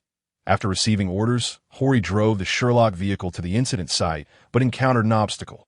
As there were no monsters, strange sounds, or anything amiss. With work unable to progress, Hori sat in his chair, feeling disheartened. At that moment, he spotted his old college friend, Ryoichi Sanada, also present. Naturally, the two friends engaged in a lively conversation, sharing their current circumstances. Suddenly, Ryoichi clutched his shoulder, racked with pain. Hori assisted him to his room, where they encountered a mutual acquaintance from their university days, Sayaka. It was already a surprise to run into Ryoichi. But to find Sayaka as well was truly serendipitous. What a coincidence, Hori mused as he strolled with the light of his life. This is no mere coincidence. I followed Ryoichi here, Sayaka explained to Hori. Is something wrong? Hori felt an ominous sensation upon hearing her words, fearing that his friend might be in trouble. This story begins 3 months ago. One day, Ryoichi came to see me. At first, he appeared quite healthy. But he gradually became increasingly peculiar, Sayaka recounted slowly. Like just now. Hori recalled Ryoichi's recent reaction. Yes, he mentioned coming here for recuperation. I grew concerned. So I came to check on him, Sayaka confirmed Hori's inquiry. He seemed no different from a normal person, yet in just 3 months, he transformed in such a manner. Coupled with the fact that Ryoichi is the research supervisor at the Cosmic Development Bureau, and the mention of Ebelin cells by Director Shangwan, a sinister possibility flashed through Hori's mind to validate his suspicions. Hori decided to remain, postponing his return. Within the room, Ryoichi Sanada, afflicted by the side effects of the Ebelin cells, was enduring torment as he desperately fought against their influence. Yet, this was beyond human endurance, and soon Ryoichi morphed into a creature the size of a human, heading towards the energy center of the newly developed area. The night security personnel patrolling the energy center heard strange noises, sounds of electricity, and what seemed like consumption. Intrigued, they approached the source of the disturbance, spotting a blurry shadow. "Who goes there?" they shouted. This would prove to be the last regretful utterance of the security personnel as the figure ceased its movement, turned towards them, and began to enlarge. Night security in the Ultraman universe is a perilous occupation, akin to that of the Ming dynasty's great-nephew, the Eastern Han's young emperor, or the Tang dynasty's prince. An industry fraught with danger. As the figure grew larger, the creature, born of Ryuichi Sanada, burst through the structure and emerged before the public. Sensing the tremors around him, Hori rushed towards the epicenter of the disturbance, only to find a colossal monster standing still. Hori to headquarters. A monster has appeared at the energy center of the newly developed area. Hori promptly reported the situation to headquarters. Director Shangwan was correct. The enormous biological energy reaction from last night was indeed caused by the monster, and it must not be allowed to escape. Upon hearing Hori's report, Kojima grasped that this creature had also been responsible for the previous night's chaos. Hori began retrieving the monster tracker from the nearby seat. All units, deploy upon the monster's emergence. Vice Captain Zhongfeng immediately commanded the team to confront the creature. Understood. Upon receiving the order, the team sprang into action, piloting two FIA No. 1s towards the energy center of the newly developed area. When Hori reached the seat, he noticed that Sayaka had not yet departed, prompting him to urge, "Sayaka, you must leave this place. You cannot stay here. Do you hear me?" Having spoken, he resolutely turned his back and took his equipment to the location where the monster was expected to appear. Preparing for action, one cannot help but admire Hori's unwavering dedication to his work, which exudes a certain charm. Upon arriving at the scene, Hori decisively activated the monster tracker on Iboron. Iboron, realizing the situation, cast a piercing glance at Hori, a gaze that felt like it could span a millennium, nearly causing Hori to collapse onto the ground. Fortunately, the victory team arrived just in time, with Daiku and Shinjo executing a spinning attack with the Fian No. One just as they were about to showcase their skills further, Iboron was enveloped in a myriad of green electric sparks, its form gradually vanishing from sight, leaving only a few flickers of electricity as proof of its existence. After the monster's disappearance, Hori began to follow the signals emitted by the tracker in search of the creature. "Please, it cannot be you." Ryusuke, having heard Sayaka's description earlier, Hori had developed certain suspicions regarding the monster's emergence. Supervisor Shangwan had indicated that Iboron cells had a considerable likelihood of involvement, and Ryusuke, who worked in the Space Development Bureau's research department, had encountered issues 3 months prior, granting him access to Iboron cells. When all these threads were woven together, a grim scenario emerged, and Hori could only silently pray that his suspicions were unfounded. Guided by the signals, Hori found himself beside the hotel's swimming pool, where the signal was pulsating intensely. The pool area was deserted. Could the monster be lurking beneath the water? As he cautiously approached the pool, a man emerged from the depths, and as Hori focused, he realized it was indeed Ryusuke Tanaka. The very situation Hori dreaded had come to pass. Ryusuke began reminiscing about their university days, specifically a competition involving breath-holding underwater, where the victor would earn the right to be Sayaka's boyfriend. "If we were to compete again now, I would definitely win," Ryusuke declared confidently. His inner self had been twisted by his upbringing, perhaps only when stripped of all accolades, revealing his most unadulterated heart. Could he truly experience love? In the victory team command room, Lena, who was responsible for investigating the Iboron cells, returned with alarming news. "Captain, there's been a theft involving the Iboron cell stored at the Space Development Bureau. Someone has stolen a sample from the meteorite." She recounted her findings to Captain Ijima. Theft? Captain Ijima recalled the reports concerning the Iboron cell experiments, confirming that the creature that had appeared was indeed a mutation of the Iboron cells. "Nayuki, please investigate the situation regarding the head of the Space Development Bureau's research department, Ryusuke Tanaka." This time, Hori had no intention of concealing matters from headquarters. Shangwan Che had been serving as a monster advisor for nearly 3.5 months. The Iboron cell experiments had been halted for almost the same duration, and Ryusuke had exhibited changes 3 months prior, making it highly plausible that he had stolen a sample of the Iboron cells and injected it into himself. The nature of the situation had drastically shifted. Originally, had the Iboron cell experiment not been suspended, Ryusuk's actions could have been deemed merely an experimental mishap. Now, with the knowledge of the irreversible side effects, his actions could be classified as those of a terrorist intent on threatening human society. We have already gathered information on Ryusuk. He is currently on long-term leave. The stolen Iboron cells are listed among the names of researchers, and Ryusuk Tanaka's name is included. Nayuki relayed the findings to the others. Hori, do you suspect that Ryusuk Tanaka is the one who stole the Iboron cells? Do you have evidence to support this? Captain Ijima inquired. Facing Hori's assertions that I encountered Ryusuk at the scene, he exhibited symptoms of discomfort 3 months ago. The data from my monster tracker aligns with Nayuki's investigation, leading me to suspect that Ryusuk Tanaka is the monster that has emerged. He has mutated due to the Iboron cells. Despite the harrowing truth, Hori, a member of the victory team, spoke through the anguish in his heart. The room fell into a heavy silence as everyone absorbed Hori's words. On the beach of the newly developed area, Sayaka was strolling with Yusuke. MY parents are exceptionally accomplished scientists, which has placed immense pressure on me since childhood. I must always come first in everything. Ryusuk confided in Sayaka about his upbringing. Their conversation veered toward the topic of Sayaka breaking up with Ryusuk. His emotions surged, unable to contain the backlash from the Iboron cells, leading him to immense suffering. Ryusuk, I will take you to the TPC Medical Center for an examination. There may still be a chance. After finishing his report to the victory team, Hori rushed towards Ryusuk, hoping to reach him before it was too late. This is not an illness. This is a glorious evolution. Ryusuk had succumbed to madness. Ryusuk, have you implanted the Iboron cells within yourself? You will die if you continue this way. If you return now, perhaps we can still find a cure. Hori urged his friend to reconsider. I must always come first. If I'm not the best, no one will love me, Ryusuk cried out in desperation. Ryusuk, you are mistaken. Look at Hori. Despite his short legs and rotund figure, always cracking silly jokes, he is filled with flaws. Yet, despite all his shortcomings, everyone still cares for him. Sayaka tried to comfort Ryusuk, hoping to persuade him to accept treatment. It must be said, Sayaka was quite adept at offering comfort. Not only did her words leave Hori dumbfounded, but they also failed to reach Ryusuk's heart.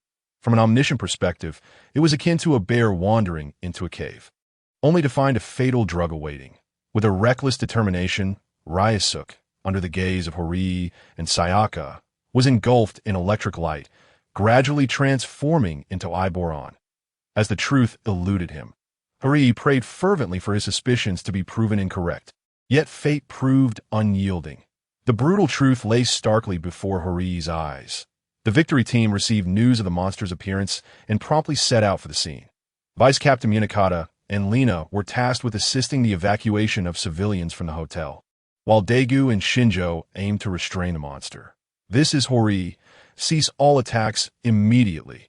That is not a monster. It is Ryusuk Tanaka. In that moment, a colossal dilemma confronted the victory team, a creature born of human mutation. Should they kill or spare it? Ultimately, whether the victory team chose to eliminate Ryusuk or not, his fate was sealed. He had reached his limits and could no longer suppress the Iboron cells within him. Iboron wasted no time, wreaking havoc upon the surrounding structures. Hori, witnessing the transformation of his former friend, felt a profound sorrow and yearned to halt Ryusuk's rampage. However, Ryusuk was now under the control of the Iboron cells, unleashing a bolt of lightning that rendered Hori unconscious. Meanwhile, Shangwan-che had left a mirror image at the Far East base when the victory team departed, swiftly making his way to the scene after transforming. This time, he arrived just as Daigu's aircraft plummeted. Upon seeing Shangwan-che's appearance, Iboron lashed out with its tentacles, striking at him relentlessly, each appendage crackling with green electricity. Shangwan-che would not put his body to the test against Iboron's formidable strength. As he deftly dodged the onslaught, preparing to deplete Iboron's energy, a lightning strike from Iboron was narrowly avoided. However, Daiku and Shinjo were not so fortunate. The heavens seemed to conspire against them. As they too were caught in the crossfire. Daiku, emergency parachute. Shinjo, caught off guard, never anticipated that simply observing would lead to such misfortune. As Shinjo ejected from the cockpit, Daiku seized the opportunity, transforming mid-air to catch the Fian No. 1, thereby saving some expenses for the Far East base. Rather than launching an offensive against Iboron, Shangguan-Che and Daiku focused on employing energy shields to drain Iboron's energy, sensing that Iboron's energy was nearing depletion. Shangguan-Che teleported in front of the creature, using the storm hammer to restrain it. "Now's our chance," he exclaimed as he rolled away from the scene. Daiku discarded the energy shield he held and, harnessing the momentum, unleashed a life restoration beam aimed at Iboron. Under the influence of the life restoration beam, Iboron began to shrink, gradually reverting to the form of Ryusuke Tanaka. This maneuver, however, could not entirely eradicate the negative effects brought on by the Iboron cells. Their corrosive power far surpassed that of nuclear waste. Instead, this action merely extended Ryusuke's life by a month. Amidst the brilliance of the halo, Daigu's energy began to accumulate once more.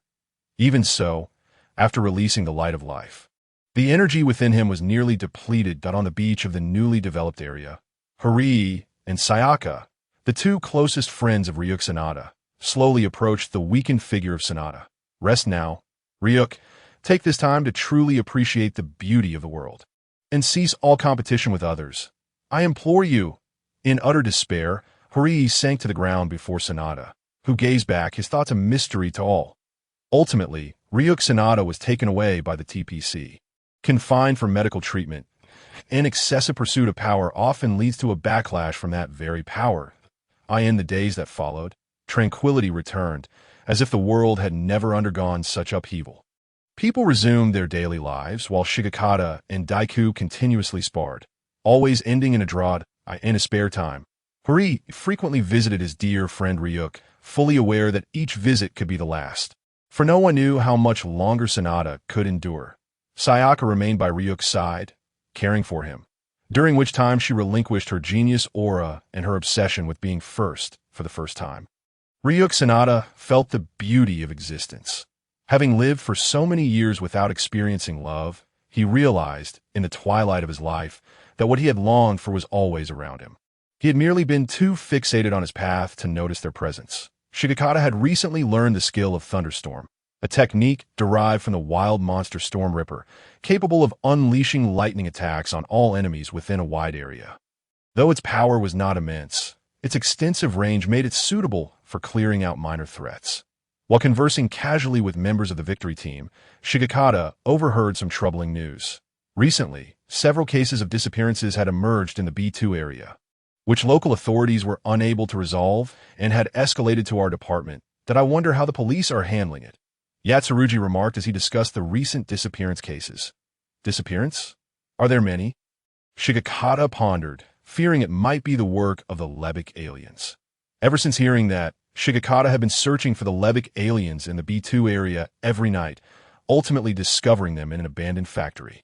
Transforming into his giant form, he charged into the factory, engaging in battle with the Levic aliens. "Captain, high-energy reactions detected in the B2 area." Yatsurugi quickly projected satellite monitoring images onto the main screen. "High energy, but the detected size is small. There must be aliens." Deputy Captain Zongfong prepared to mobilize the team at once, Captain Kiyama ordered, deducing from the report. The victory team set off towards the scene, and upon arrival, they beheld 4 identical figures emerging from the abandoned factory. 3 of them were carrying large boxes. "Commander, it's Amisuk." Daiku, the keenest-eyed among them, recognized Shigekata and realized that he had successfully located the Levic aliens' lair and was beginning to rescue the missing persons.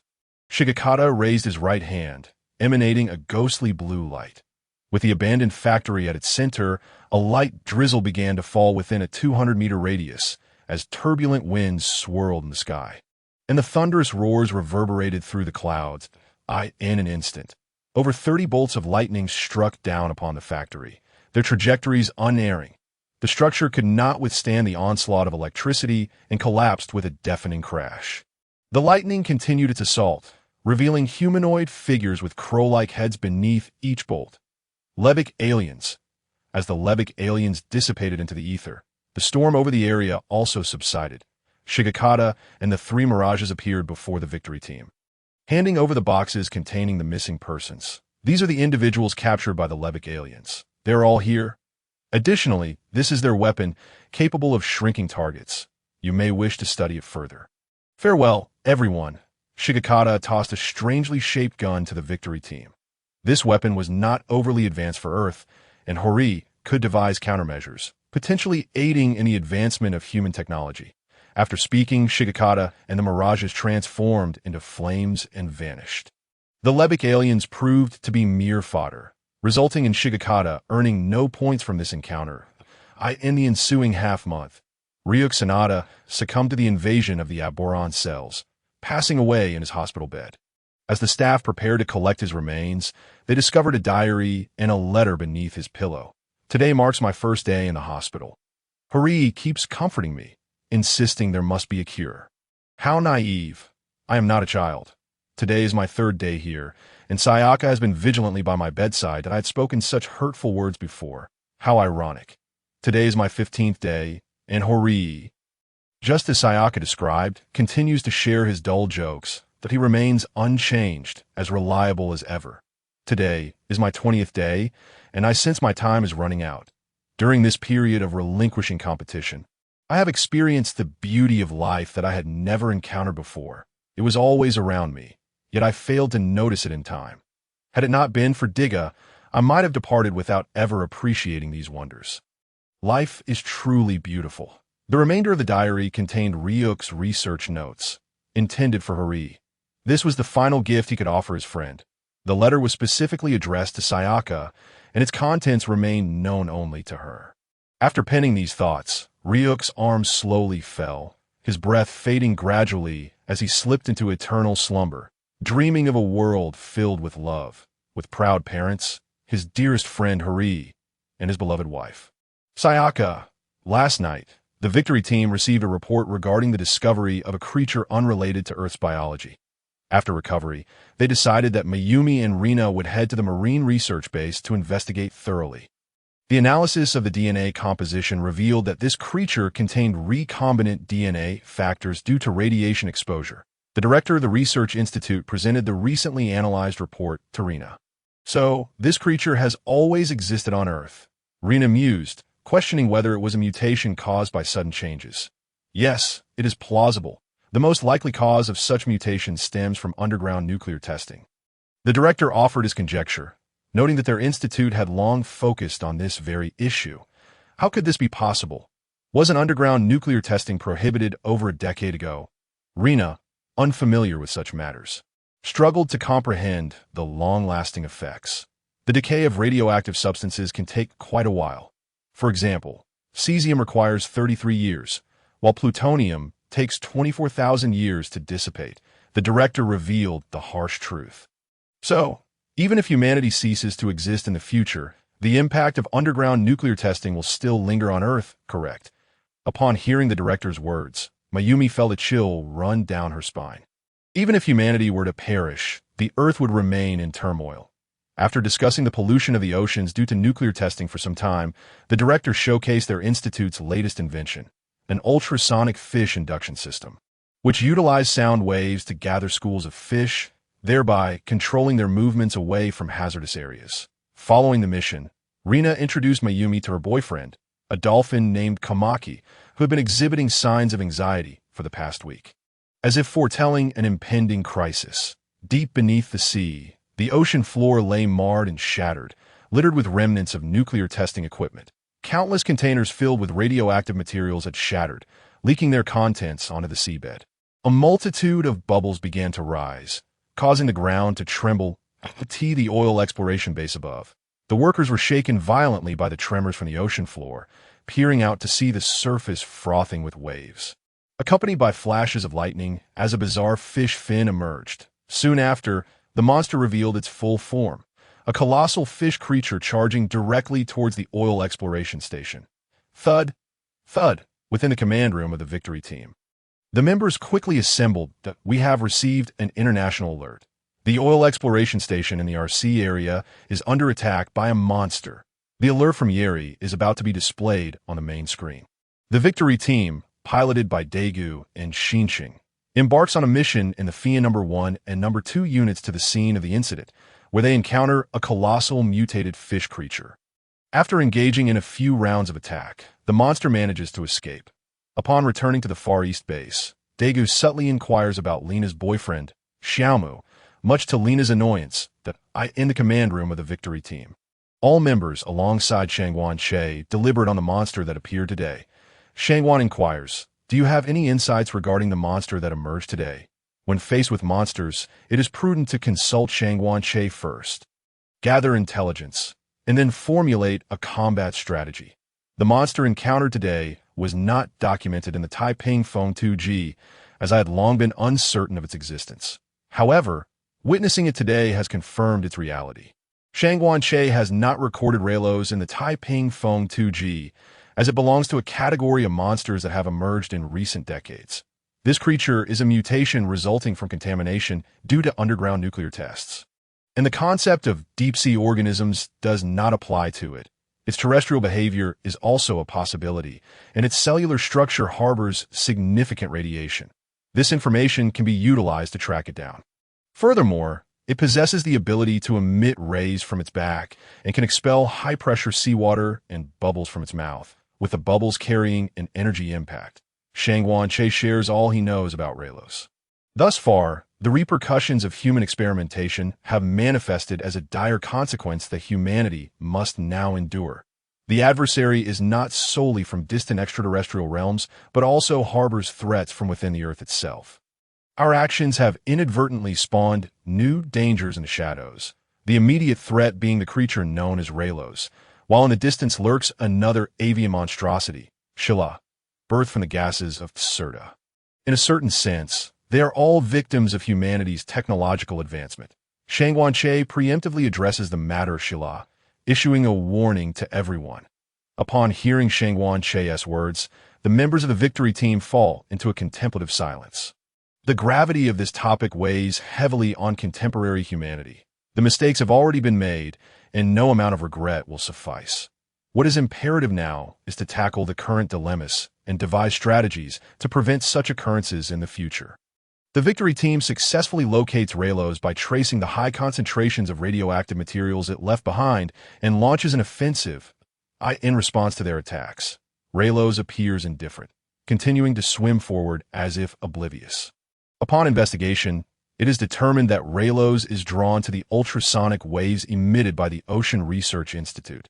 Just as the victory team manages to evacuate the Research Institute's personnel and deactivate the ultrasonic system, Raylos withdraws. Before they can revel in the success of this operation, the ground begins to tremble, and Raylos makes landfall from the bay. This time, Shangguan Che is absent. The situation must be entrusted to Diga, as only Diga's life-restoring light can save Raylos. Raylos's attacks resemble a child's playful antics as it bounces around, engaging Daiku in combat. After knocking Daiku down, it humorously slaps its belly with its fins. Like a mischievous child mocking Daiku, Daiku struggles immensely, and Raylos's dorsal fin flickers with orange-yellow electricity.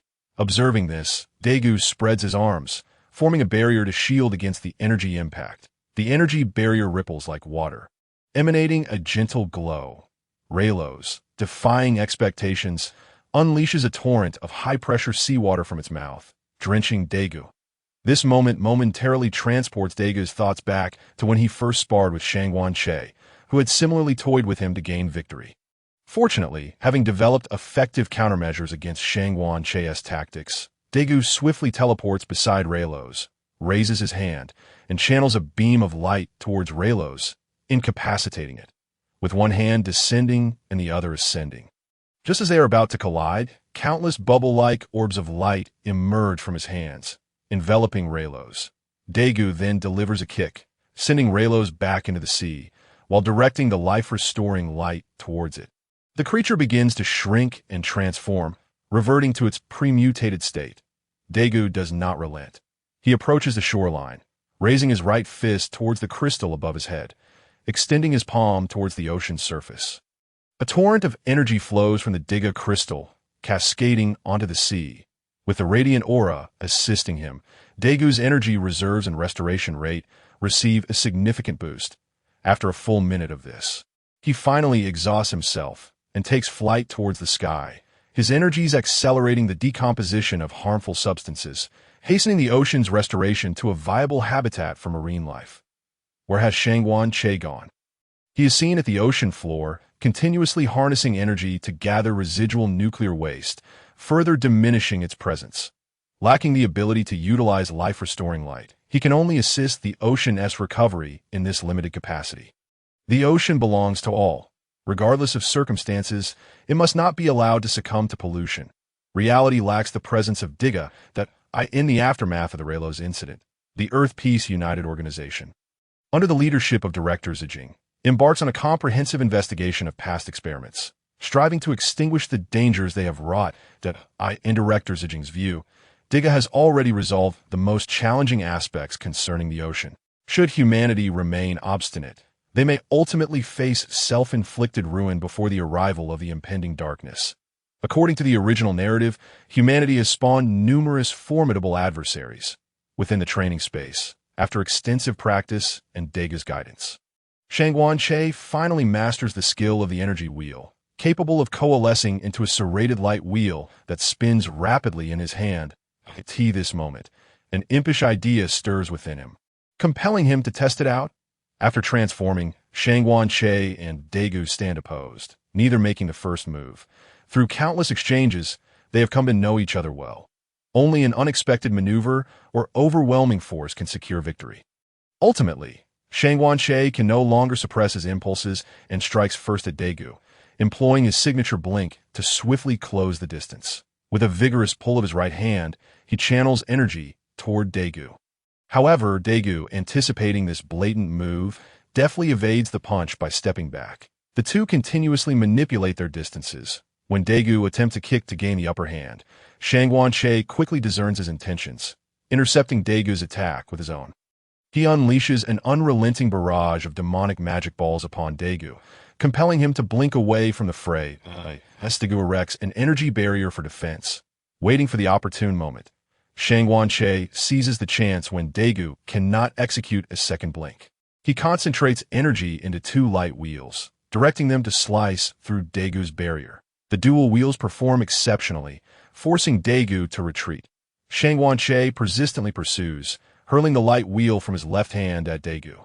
With their proximity close, Daigu once again blinks to evade. However, the sole flaw of the blink skill is its limited range. With both possessing the blink ability, they cannot stray too far apart. Once again caught by Shangguan Che, he delivers a close-range storm hammer to Daigu. Daigu becomes momentarily dazed. Shangguan Che thrusts the light wheel towards Daigu's mouth. Halting just before contact, Daigu shakes off his stupor. He is met with a rapidly spinning light wheel mere inches from his mouth, causing him to recoil in fright. I can wield the energy wheel too, but isn't that skill meant to be thrown? Why would you keep in hand and direct it towards someone else's mouth? What kind of understanding is this? In this round, Shangguan Che emerges victorious. Shangguan, that move was too terrifying. Aiming for the mouth. Even if you miss, the fright alone could be lethal, Daigu exclaims, patting his chest, still shaken. In battle, why be constrained by form?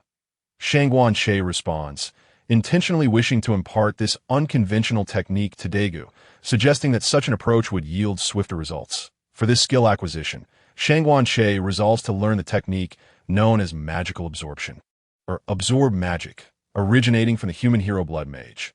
This skill allows the wielder to siphon energy from units that cannot resist magic, replenishing their own reserves, and can also be utilized to bestow magical energy upon allies. It is a continuous skill, the intricacies of which he aims to unravel. Unless you can interrupt the skill or create a significant distance from Shangguan Che in an instant. The magical responses learned previously in conjunction with Shangguan Che can suppress the enemy's energy to its lowest point, reducing their combat effectiveness by several tiers. Of course, muscle brutes are an exception. As Shangguan Che and Daigu were engaged in training, the real world remained shrouded in the tranquility of the night, with stars twinkling in the sky, serene and beautiful. Suddenly, a colossal meteor descended upon the earth, shattering the night's stillness. The ground erupted in a torrent of flames, from which emerged a woman clad in simple attire, yet bound by shackles on her right wrist, dragging chains behind her. After taking a few steps, she collapsed to the ground. In her fallen state, the shackles seemed to emit a faint glow. The following morning, when the new team from Victory led by Shinjo and Hori arrived in the Flying Swallow No. 1, they found only a massive crater and debris at the site, while the woman who had emerged from the flames had vanished without a trace. In the bustling streets, a woman dressed simply caught their attention. Strangely, she bore the same chains on her right wrist. With the advancement of the internet, people generally maintain a principle of respectful ignorance towards the unfamiliar. Refraining from excessive commentary, as a mother and daughter duo approached, the child inadvertently let go of a balloon, which floated skyward. Observing this, the woman leaped forward, astonishing onlookers as she deftly retrieved the balloon and returned it to the child with a tender smile. However, this smile was fleeting. Her expression shifted to one of terror, akin to that of a startled mouse, as her gaze fell upon a man dressed in brown who had appeared before her. His face bore a sinister demeanor, and upon seeing the woman's expression, he regarded her like prey. The woman turned and fled into a nearby alley, hoping to evade him. Yet, he pursued her like a specter, never straying far behind as she ran further away, with the man following her with a predatory grin, relishing this trivial hunt as if it were a perverse thrill. Not far off, in the Sherlock vehicle, Shangguan-che and Daiku were on patrol.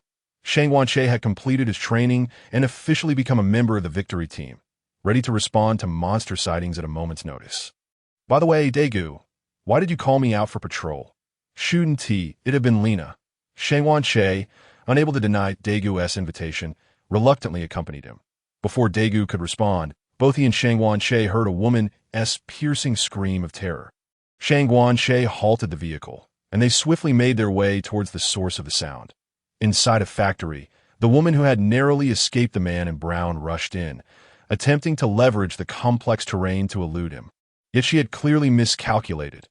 Looking up, she saw the man appearing at the top of the stairs, his hands transformed into claws resembling those of a beast. He was not of this earth. In a panic, she fled but found herself cornered in a dead end.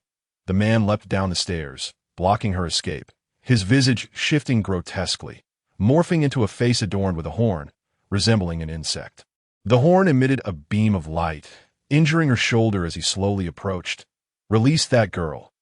A furious voice echoed from behind the man, but he turned to see two figures arriving, one radiating immense light energy, akin to a giant of light, and the other possessing vast energy, presumably an extraterrestrial.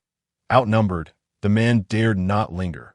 He leaped away, and Daiku immediately pursued him. Shangguan-che approached the injured woman, noticing her arm was severely wounded, and he used the first aid kit from the Sherlock vehicle to provide basic treatment. Her injury was grave, blood seeping from the bandage, revealing her blood was green. Upon returning to the Far East base with the injured woman, they brought her to the medical department for treatment. Shinjo and Hori had also collected the meteorite that had fallen at Chiefing Mountain. Director Shangguan, the analysis of the woman's blood indicates she is not of this earth. Hori stated. Daiku inquired whether they had encountered the strange being during their rescue of the woman in the Victory Team command room. Captain Ijima and the others discussed the day's events. From the facial features of that creature, it appears to be a Mu-Jun star being, known in the cosmos as the ultimate hunter.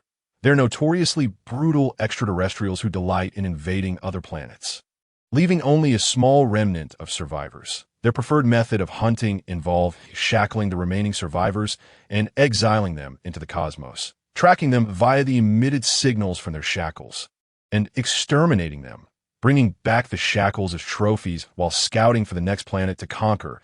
Shangguan-che elaborated on the customs of the Mu-Jun star beings to those present. Despicable! What kind of creature is this?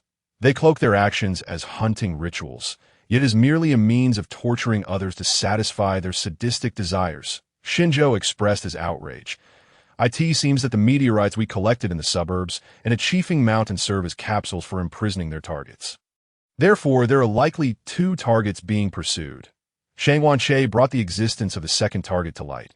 Yari quickly compared models of the meteorites, discovering they were identical capsules. Yari, equipped with a universal translator. Go and inquire with the woman about the location of the other individual, Captain Ijima commanded decisively. Regardless of whether it is to protect the two targets or humanity itself, we must not allow the Muzhun star beings to succeed. No need. I will go. My ancestors passed down the universal language of the cosmos, and I can communicate with her, Shang Wanche volunteered. Then it's in your hands, Director Shang Wan. Having someone who understands the universal language will save us precious time. In the medical department's ward, Shang Wanche introduced himself. Hello, my name is Shang Wanche, a member of the Victory Team and a monster guide. May I ask your name? He communicated using the universal language. Conveyed through telepathic waves at My name is Lucia. The woman responded, My beloved, Alex is still being pursued. Please, I beg you to save him. Upon realizing Shang Wanche could communicate with her, Lucia appealed for assistance. Captain, as we suspected, this woman named Lucia has a beloved named Alex who is being hunted by the Muzhun star beings. We can have Lucia sense Alex's location and timely thwart the Muzhun's actions. Shang Wanche proposed to Captain Ijima. All right, Lucia will board Victory Flying Swallow number 2 and lead us to Alex. Now, the Victory Team departs. Understood. Thus, Lucia directed them by sensing the information from the shackles on her wrist. Ultimately, they encountered the Muzhun star beings in pursuit of Alex near Chifeng Mountain. Shang Wanche and Daiku piloted Flying Swallow number 1 to engage the Muzhun star being spacecraft, interrupting their assault and saving Alex. The Victory Flying Swallow number 1 and number 2 coordinated their efforts, and faced with the onslaught of the Victory Team, the Muzhun star beings could not hold their ground and ultimately chose to retreat. As Flying Swallow number 2 descended to retrieve Alex, unexpectedly, a blue beam struck the craft. Lena, the ace pilot of the Victory Team, skillfully maneuvered Flying Swallow number 2, evading the attack with grace, unlike the duo of Shinjo and Daiku, who might have succumbed to a crash. If it were Shinjo and Daiku, they would likely have met their fate, Shang Wanche mused, but then a chilling thought crossed his mind. Wait, with Daiku and me in a single fighter jet, might I also become a fallen ace pilot? On the ground, unbeknownst to them, the Muzhun star being ship had landed, and they had undergone a grotesque transformation, emerging like enormous insects. Beware of the Muzhun star being S-horn. That S where they emit their beams. They may also adopt a four-legged stance with elongated necks. Shang Wanche warned everyone over the communication channel. Received. Target the Muzhun star being S-horn and commence the attack. Vice Captain Zhongfang devised a strategy upon hearing Shang Wanche's warning. These monsters, if they exhibit any bizarre features, based on Shang Wan's previous explanations, likely possess unusual abilities. Hitting that spot will surely yield results. Deputy Commander Zhongfang, reflecting on the previous commentaries by Shang Wanch, could not help but ponder if Shang Wanch were privy to the inner thoughts of Deputy Commander Zhongfang. He would likely remark that both Zhongfang and Daiku had synchronized their strategies, targeting bizarrely shaped entities, achieving devastating impacts 8 times out of 10. The transformed Mu Zengxingren, in the face of Victory Team's assault, managed to disregard their attacks, enduring their firepower while incessantly launching beams towards Fian No. 1, leaving the members of Victory Team in abject despair. This stalemate persisted until, quite unexpectedly, calamity struck. Fian No. 1, piloted by Daiku and Shang Wanch, was struck in the tail by Mu Zengxingren, engulfed in fierce flames as it plummeted towards the ground. It was over. This was my first official combat mission piloting Fian. How could it end in such a fall? Who, I wonder, designed this aircraft for battle? I am utterly bewildered.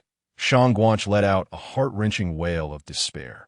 Despite numerous encounters with monsters, none had inflicted such profound damage as this. Witnessing Fian No. 1's descent, Lucia and Alex and No. 2 closed their eyes in anguish, tormented not only by the sacrifice of their comrade, but also by the plight of their planet. It seemed Mu Zengxingren would soon return to its home world, marking yet another planet's downfall. In this critical moment, Daiku transformed into Tiga, while Shang Wanch, disregarding the flames, materialized as energy outside, achieving a colossal form just in time to catch the falling Fian No. 1 that Shang Wanch had envisioned that his inaugural piloting of Fian would culminate in a spectacular conclusion to battle. Yet his dreams shattered like fragments of glass. He felt an overwhelming surge of anger.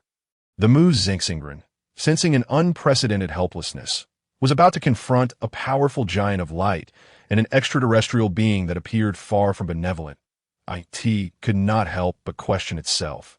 Will we prevail?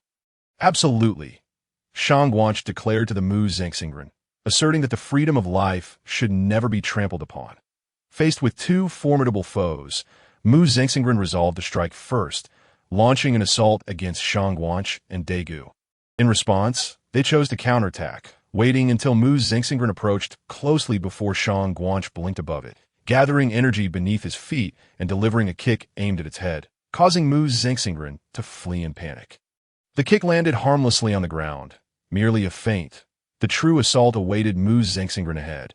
Upon seeing it draw nearer, Daiku grasped its arms, relentlessly striking its abdomen with his knee, forcing Mu Zengxingren to bend over in pain. Seizing the opportune moment, Daiku summoned an energy wheel with his right hand, which began to spin incessantly. He raised his hand to deliver a decisive blow to the horn atop Mu Zengxingren's head. This was the genuine attack. Disoriented from Daigu's knee strikes, Mu Zengxingren heard a sound of slicing air from the spinning energy and pondered its origin. Suddenly, it felt a searing pain on its head. Witnessing one of its horns fall before its eyes, had it seen this somewhere before? It seemed to resemble its own horn. My horn! The agony unleashed Mu Zengxingren's latent potential, allowing it to break free from Daigu's grasp and recklessly charge at him. Reminiscent of Wu Zetian losing Li Ji during her reign in battle. Losing one's composure is most perilous, as it leads to chaos and an inability to assess the current situation. Daiku crouched to evade Mu Zengxingren's strikes, channeling energy in his right hand to strike its left rib, igniting a shower of sparks. Seizing the opportunity, Shang Guanch gathered energy in his right foot, erupting with a torrent of power that formed successive energy rings. Akin to a modified version of the radiant kick inspired by Tiga's luminous fist, landing a blow on Mu Zengxingren's back. Observing Shang Guanch's initiative, Daiku mirrored his actions, channeling energy in his left foot. As Mu Zengxingren staggered forward from the kick, Daiku struck its abdomen. The accumulated energy found its moment to unleash, propelling Mu Zengxingren into the it crash to the ground, generating a violent tremor. Clearly, this blow had taken a toll on Mu Zengxingren. It did not rise. Instead, its neck elongated, limbs sprawled on the ground as it roared in fury at Shang Guanch and Daiku. What purpose does your transformation serve? Can it do anything but expose greater vulnerabilities?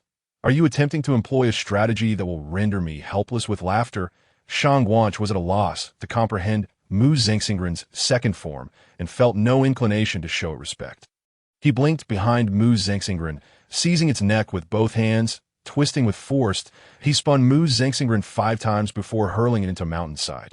This time, Mu Zengxingren dared not maintain its second form, quickly reverting to its original state. Shang Guanch and Daiku advanced rapidly towards Mu Zengxingren, mid-stride employing their blink technique to flank it on either side. Daiku grasped its right shoulder with his left hand, while Shang Guanch seized the other side. Both drove their knees into Mu Zengxingren, accumulating energy that was visibly formidable to Mu Zengxingren. In agony, attempted to retreat, yet Daiku and Shang Guanch's arms were as unyielding as steel. Shang Guanch unleashed a storm hammer against Mu Zengxingren's face. Withdrawing their hands, Shang Guanch's left arm gathered the majority of energy, compressing it into a powerful chiming demon ball. Daigu's right hand coalesced a fireball, the precursor to Daila Xiam's luminous flow, albeit not yet transforming into a light stream attack. Had Michio and Tiga made an error, the energy readings indicated both techniques possessed immense power. They could harm themselves. Witnessing the soaring numbers on Fian No. 2's energy detection device, Hori was alarmed by Michio and Tiga's actions, desperately hoping they had a plan. The chiming demon ball collided with Daila Xiam's luminous flow. Contrary to expectations, a cataclysmic explosion did not ensue. Instead, the two techniques began to merge, absorbing pale yellow and ghostly blue energies into the energy sphere. Hori felt a shiver run down his spine at this sight. Both the chiming demon ball and Daila Xiam's luminous flow possessed staggering energy levels. Now, with their merging, one feared the outcome would be greater than the sum of its parts. Ultimately, The chiming demon ball and Dilazium's luminous flow fused into a brilliant golden sphere, unleashing unparalleled might, a combined technique born from Daiku and Shangguanche's shared energy. Before Hori Station and Fian No. 2, the screen erupted with countless sparks, the energy detection device utterly destroyed.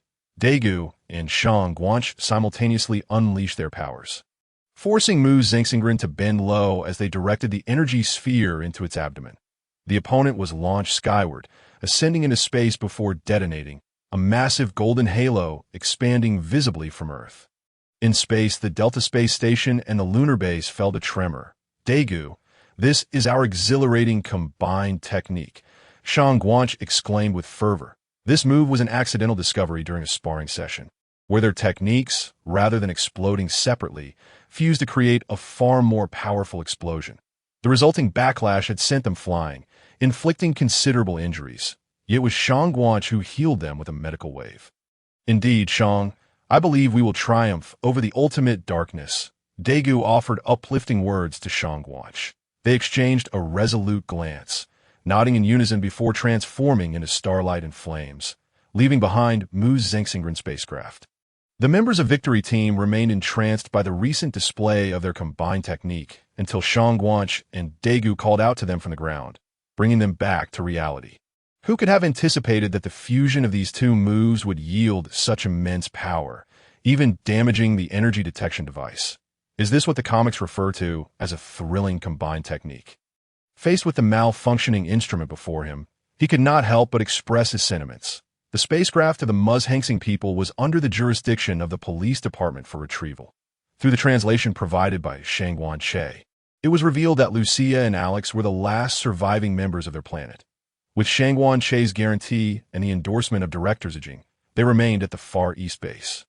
Given their superhuman physique, they were to undergo formal training with the Victory Team, learning Earth culture, and upon completion of assessments, would integrate into the team. Amiyu and Diga were increasingly adept at collaborating with one another. In the command room of the Victory Team, discussions regarding the recent battle ensued, with team member Hori expressing admiration for their synergy. Amiyu and Diga had left the Muzhangsing spacecraft for their examination. They were determined to analyze it in reverse. In due course, they would undoubtedly fight alongside them. Vice Captain Zhongfang had never doubted the prospect of standing shoulder to shoulder with them in the future. The Science Bureau was researching new aircraft, and soon humanity would join forces with them, ensuring they would not face the impending darkness alone. The monumental shift would not rely solely on Amiyu and Diga, but also on humanity's relentless self-improvement. Captain Jujian Hui rallied the team, her gaze directed towards Daiku and Shangguanche, sensing an intuition that these two individuals were far more complex than they appeared. After a series of coordinated maneuvers against the Muzhangsing people, Shangguanche began contemplating how to expend the points he had just acquired. Points were meant to be spent. Saving them for a rainy day seemed impractical. He had already acquired skills in single target, area attacks, summoning, and support. What he truly desired was an exceptional passive skill. Whether it be a critical strike or evasion, a heavy blow would suffice. After much deliberation, Shangguanche resolved to learn the Drunken Fist. This skill, originating from the neutral hero Xiong Jiuxian, offered a chance to evade attacks while significantly enhancing his basic attacks, that he decided to postpone learning the heavy strike passive for another time. At the foot of Sunishan, a van advanced into the depths of the mountain, disembarking three shifty-eyed individuals. One of them, named Wisaka, led the other two in a relentless search for a shrine. Ultimately, they discovered a shrine at the heart of Sunishan, which appeared to have been abandoned for quite some time, cloaked in cobwebs. The shrine itself was sealed with talismans and chains, after a series of operations by the individual responsible for unlocking. The iron lock was released, and the wooden door of the shrine swung open, revealing the interior. There stood only a warrior statue in the center, accompanied by a wooden box. No other items were present. The shrine exuded a dark, eerie atmosphere, as if it were suppressing some ominous entity. The group moved to remove the warrior statue, intending to take the sword contained within the wooden box. That I believe it would be wiser not to take this. Wisaka cautioned, sensing an ominous premonition. What are you saying? Let's go. Clearly, his companions had no intention of heeding his advice. After the trio departed, that night, While patrolling the mountain, a ranger experienced a violent tremor as an enormous arm emerged from the mountainside. Foolish mortals, I shall exact my revenge. My resentment, arise. With that, the arm withdrew back into the mountain. The following day, upon receiving the ranger's report, the members of the victory team hastily proceeded to Sunishan to investigate. It doesn't appear to harbor any monsters. Why is it so quiet? Lena mused, her curiosity piqued by the tranquil surroundings of Sunishan. If there were a monster, it shouldn't be so calm, according to witnesses. The monster's hand had emerged from this location, and local firefighters had conducted an inspection. Although the hole was deep, its width could not accommodate a creature of such magnitude, a young ranger informed the victory team. Shangwan, what are your thoughts? Vice Captain Zhongfang remarked, appreciating the guidance of a monster expert. When faced with the unknown, they could simply consult the monster expert while taking a mental break that we will ascertain the truth by heading to the center of Sunishan. If I may ask, are there indeed any shrines at the mountain's center? Shangwan Che gradually posed a question. Yes, there's a priest shrine dedicated to Jingtian Jinglong, confirmed the older ranger. Then I believe I have a rough answer. Would you kindly lead us to the shrine? Following the ranger's lead, Shangwan Che expressed his desire to examine the shrine.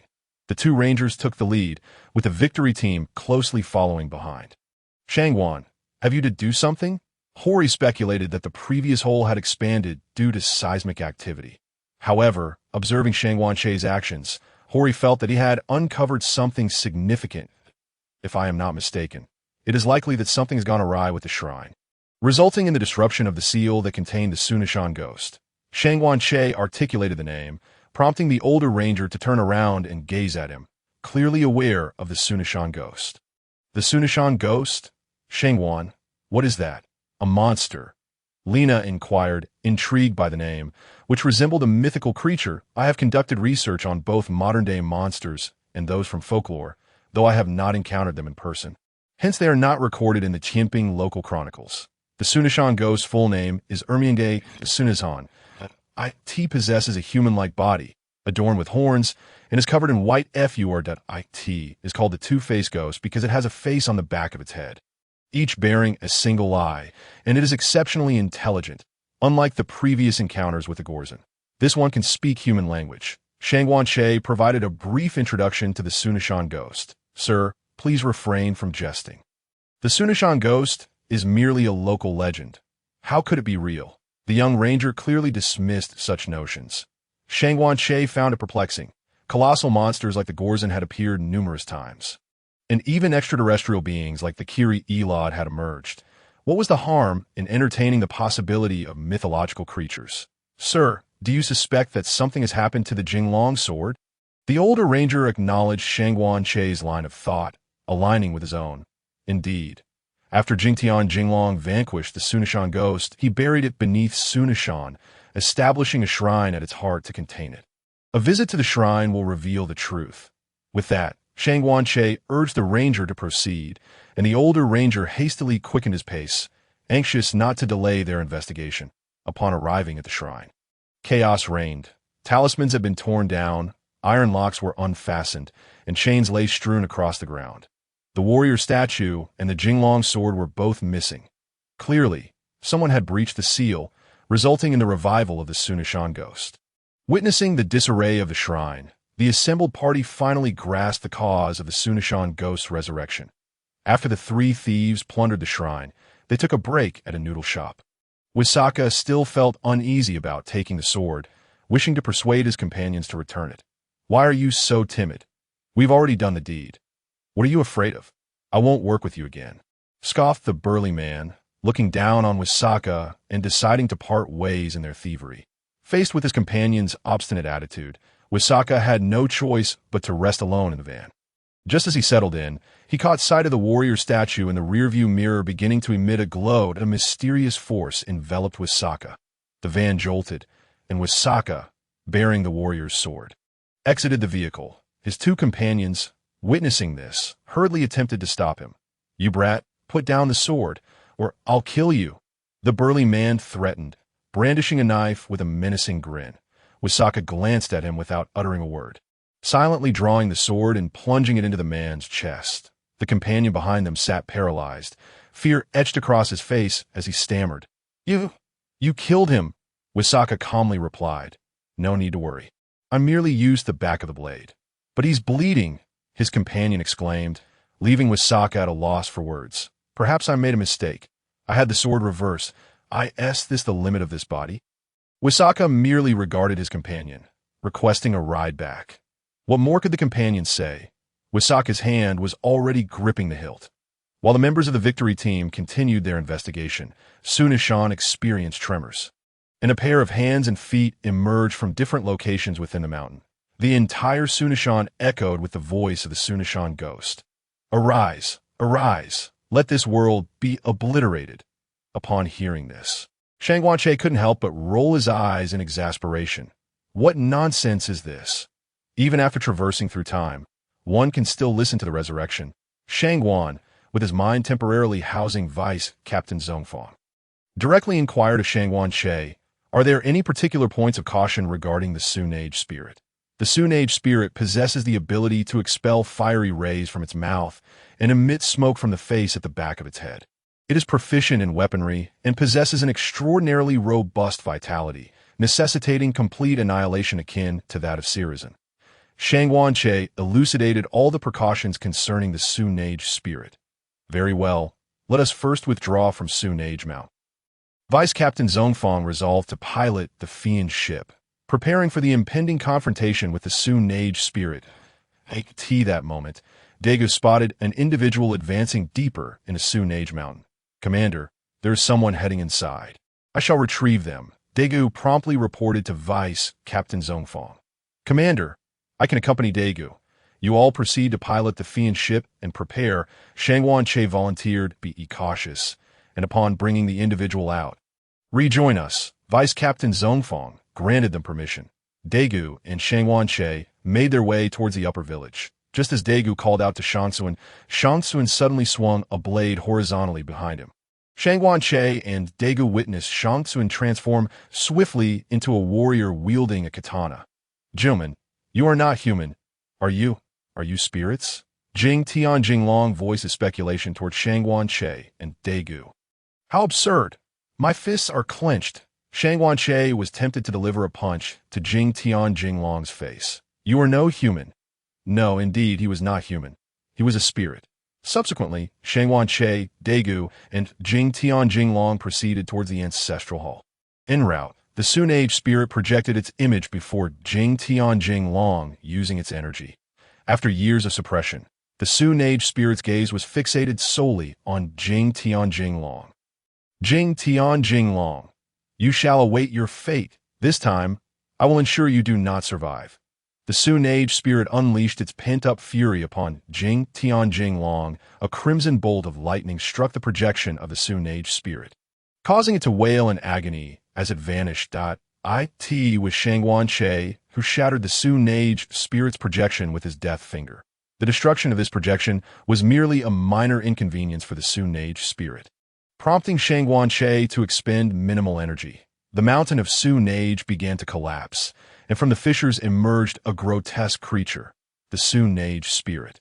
Shangguanche had preemptively prepared.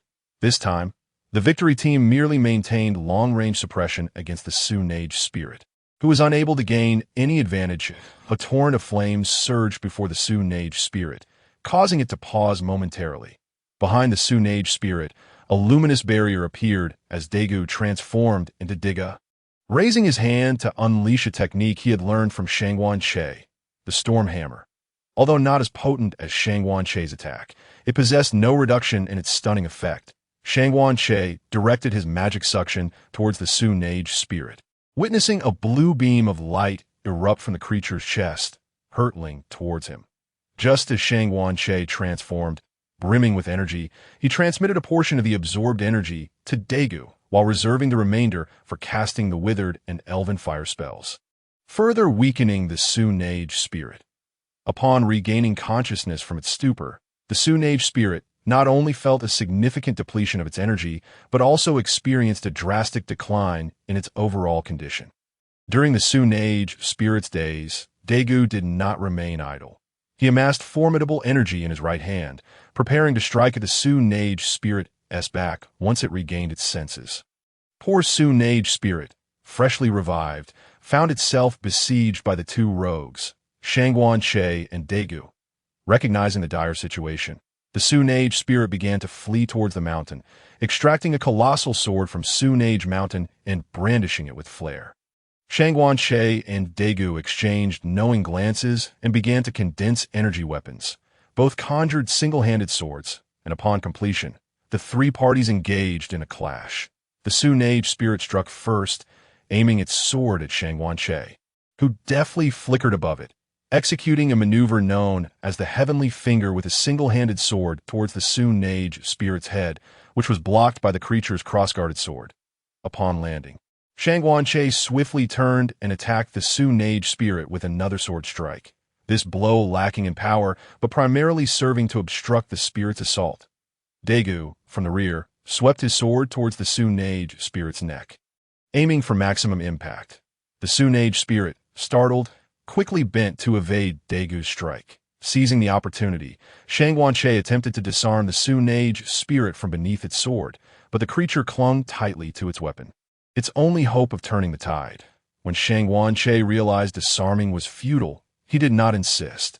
Instead, he swung downward towards the Su-Nage spirit's face. This move was perilous. Should the Su-Nage spirit evade, it could very well retaliate against Shangguan-Che's arm. However, Shangguan-Che had the advantage of translocation and was unperturbed. As anticipated, the Su-Nage spirit evaded the sword, swinging its blade toward Shangguan-Che's wrist. But Shangguan-Che utilized his translocation to dodge, the Su-Nage spirit's attack landing harmlessly. Daiku, observing the Su-Nage spirit in a state of old strength waning and new strength not yet arisen, swept his sword towards the spirit's ribs, landing a hit. Not greedy for further strikes, he promptly retreated. The Su-Nage spirit clutched its ribs, retaliating with a backward swing of its sword, but missed, mistakenly believing Shangguan-Che had vanished like before. The Su-Nage spirit did not realize he remained in place, swinging his sword horizontally towards its neck. The Su-Nage spirit felt a chill at its throat and, in a desperate attempt to minimize damage, executed a lazy roll, resulting in a long but shallow wound on the back of its neck that bled profusely. Enraged, the Su-Nage spirit wildly swung its sword at Shangguan-Che, who adeptly parried its blows. Waiting for the opportune moment, lowering himself, Shangguan-Che grasped his sword with both hands and lunged upward from beneath the unguarded Su-Nage spirit. With a piercing sound, the sword penetrated the spirit's neck. Halting its movements, from behind, Daiku unleashed a powerful cutting beam, severing the Su-Nage spirit's head, which then ignited in flames and vanished, just as Shangguan-Che prepared to destroy the Su-Nage spirit's head. He noticed Daiku approaching him unguarded. The head of the Su-Nage spirit lunged, mouth agape, attempting to bite Daigu's shoulder. Lacking energy, it could no longer unleash flames or smoke, resorting only to biting as its form of attack. Just as the Su-Nage spirit was about to succeed, Shangguan-Che seized its horn with his right hand. They say it possesses extraordinary vitality. How could it be so careless? Is it deliberate or merely an oversight? Shangguan-Che lamented to Daiku while gripping the terrifying head. The scene appeared undeniably bizarre. Daiku felt a bit sheepish. The recent weapon battle had been exhilarating, causing him to momentarily forget such details. Shangguan-Che chose not to dwell on these matters. He grasped both horns of the Su-Nage spirit and began to exert force in the opposite direction, tearing the spirit's head in two, which then ignited and disappeared in flames. Thus, the Su-Nage spirit was entirely vanquished. Does it not resemble Captain America tearing apart a tree stump? Following the recent battle, Shangguan-Che gained a point, deciding to enhance his halo. The durability halo and command halo were the most coveted by him at present. The durability halo increases both his and nearby allies' attack and movement speeds, while the command halo boosts their attack power, offering a permanent enhancement to himself. When stacked, these multiple halos yield a magnificent increase. Shangguan-Che resolved to learn the durability halo first, postponing the command halo for another time. Within the training space, Daiku and Shangguan experimented with new skills. Shangguan waved his right hand, enveloping himself and a certain radius around him in a cerulean energy shield, while Daiku charged his skill attack. After numerous experiments, they concluded that this energy shield could adjust its protective capacity based on the amount of energy input, capable of expanding in scale and following the target's movements. Shangguan ultimately tested another skill. With a single hand, he thrust forward, conjuring an energy disk that a multitude of energy orbs surged forth, exploding in a series of blasts. This skill could also modulate its potency based on energy input. Shangguan, overwhelmed with excitement, covered his face with his hands and exclaimed, "It worked! It worked! I have succeeded!" Thanks to Daigu's guidance, Shangguan had independently developed a skill that could seamlessly integrate with the Radiant Halo and Magic Suction skills, transforming himself into a sorcerer. Finally, Shangguan had achieved the goal he had pursued from the very beginning. Daiku silently observed as Shangguan laughed maniacally. After a while, having composed himself, Shangguan grasped Daigu's hand and declared, "Let us go, Daiku! Today, I shall take you to battle aliens." Originally composed and emotionally stable, Daigu's expression turned serious. "Shangguan, have you discovered the aliens plotting to invade Earth? Do you recall what Irue mentioned today about several individuals going missing at night?" Shangguan inquired. Yes, they noted that the commonality among the victims is their robust physiques, and they only operate under the cover of darkness. Are you suggesting that aliens have abducted them? Daiku quickly grasped the crux of the matter. Indeed, it is the Statal aliens. This planet is stationary. One half is perpetually bathed in daylight, while the other remains in eternal darkness, giving rise to two distinct races. Point one thrives in daylight, while the other is suited for nocturnal existence. Should they switch their environments, they become weak and feeble. On Earth, a planet with alternating day and night, they can only sustain 12 hours of combat readiness. Shangguan recounted the origins of the adversaries to Daiku, wary that he might, as before, become overly zealous and overlook these crucial details. Why do they seek to capture humans on Earth? Is it because humans are unaffected by the cycle of day and night? Daiku expressed his curiosity regarding their motives.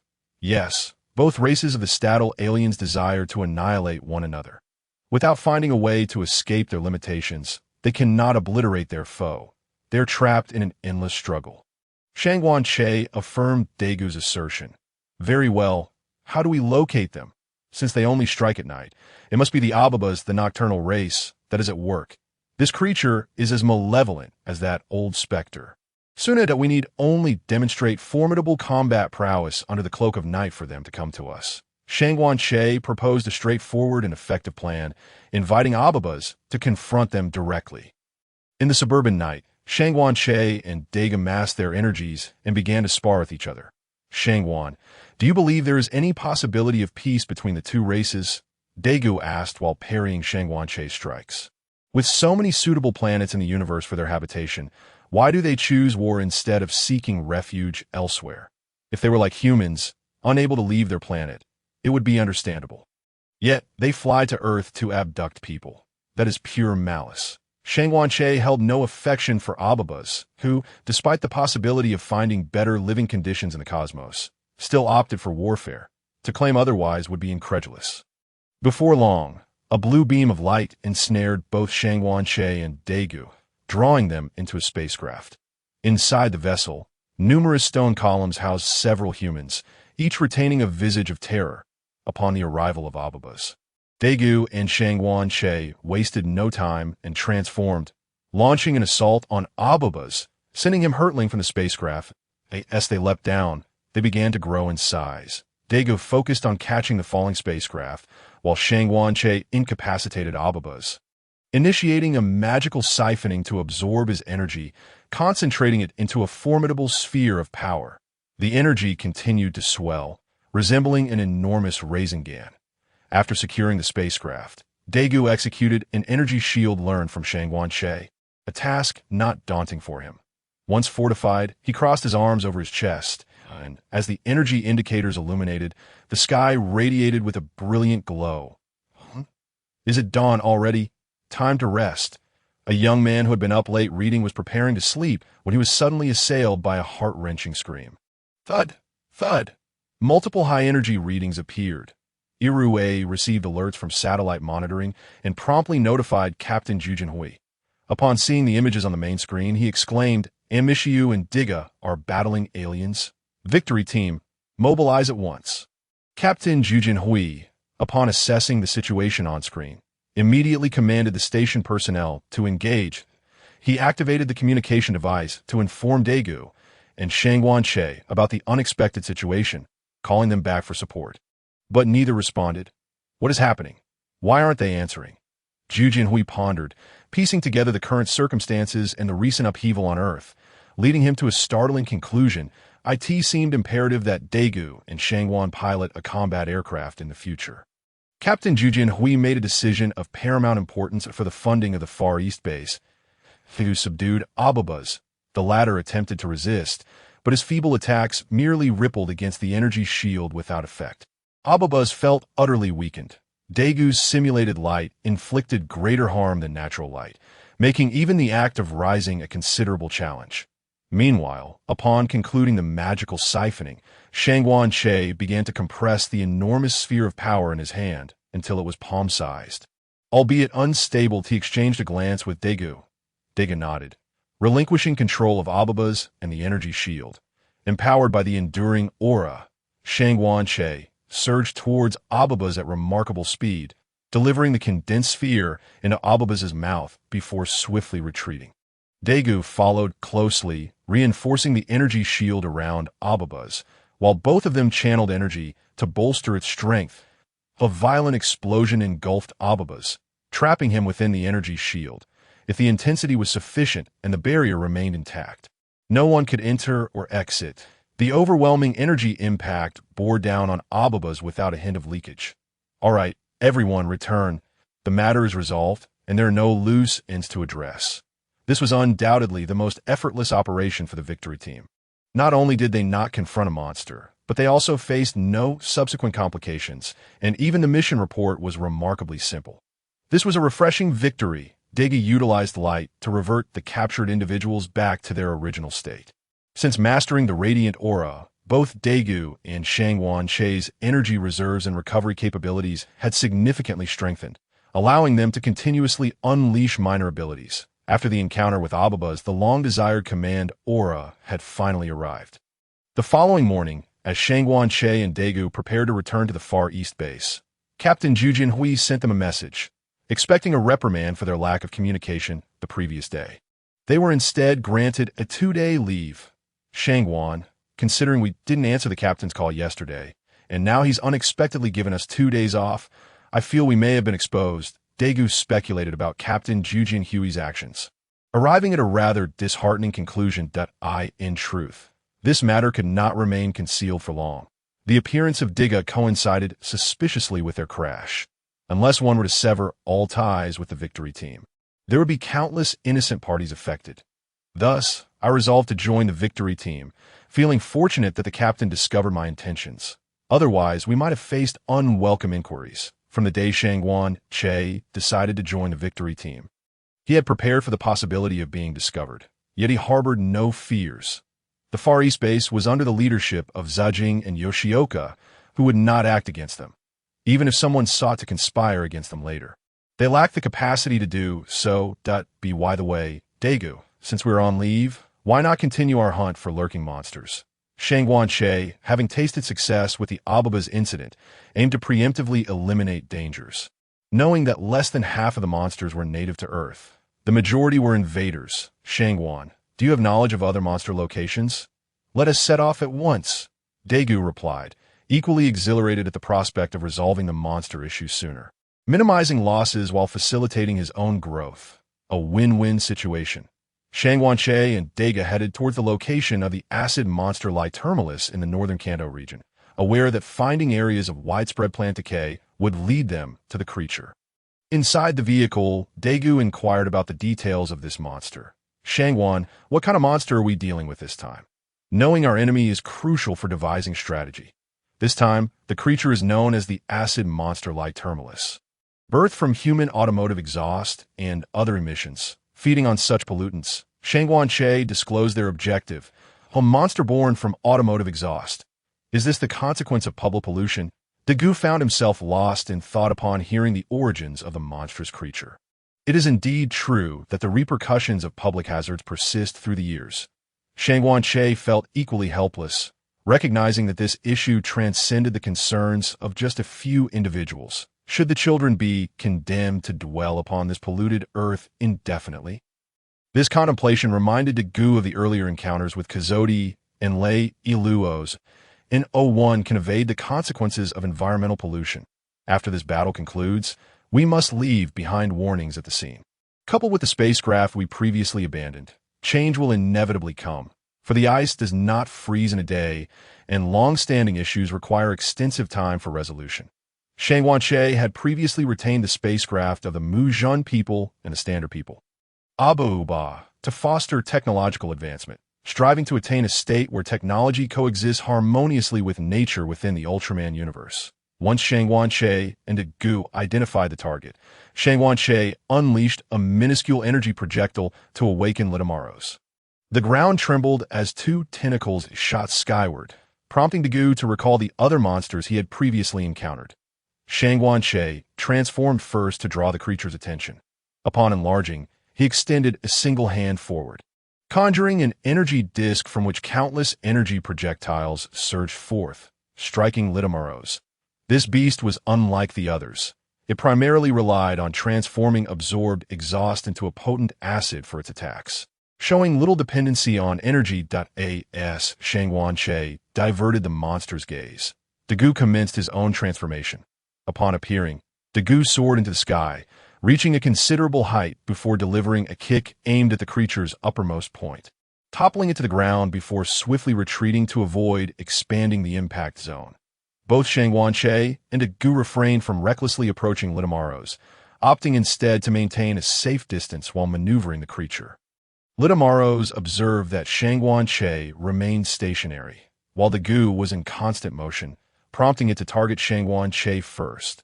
The tentacles atop Litamaros began to elongate, not attacking anyone directly, but rather anchoring themselves to the ground to propel its body closer to Shangguan. As the creature charged, Shangguan activated an energy shield, leaving it in place, resulting in Litamaros colliding directly with the shield. Thud! Thud! A familiar scene unfolded, a well-known tactic from the victory team once more in action. This time, Captain Jimei sought to confirm her suspicions by attempting to contact Shangguan and Daiku again. Unsurprisingly, no one answered at this juncture.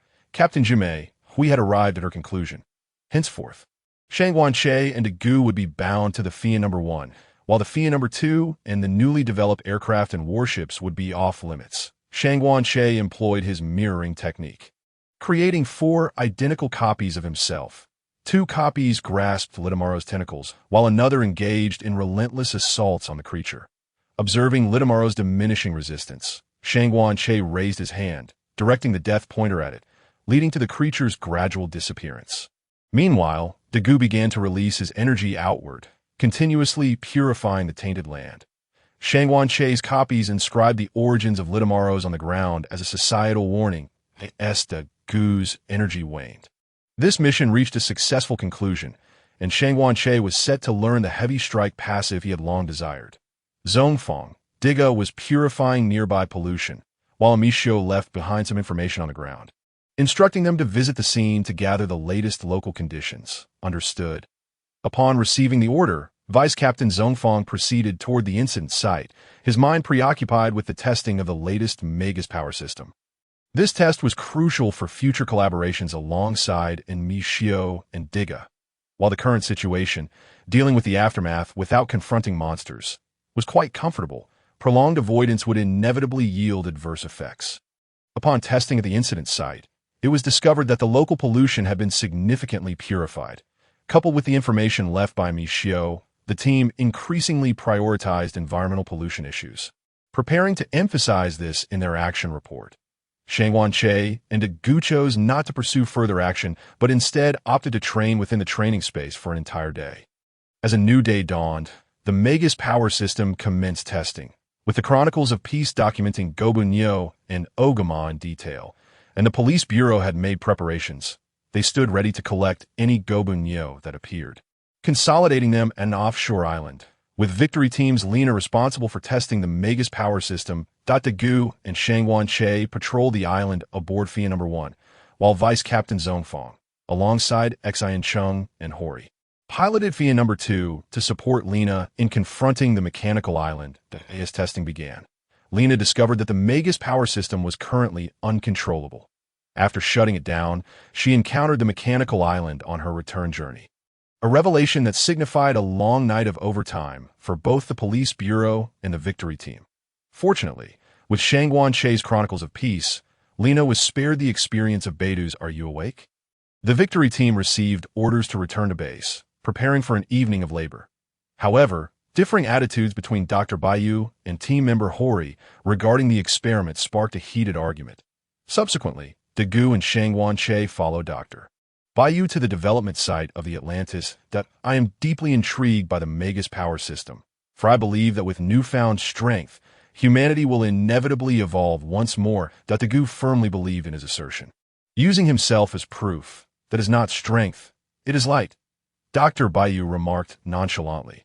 Upon arrival, he turned and vanished. Daiku and Shangwan Che were left to explore on their OWNT. Their surprise.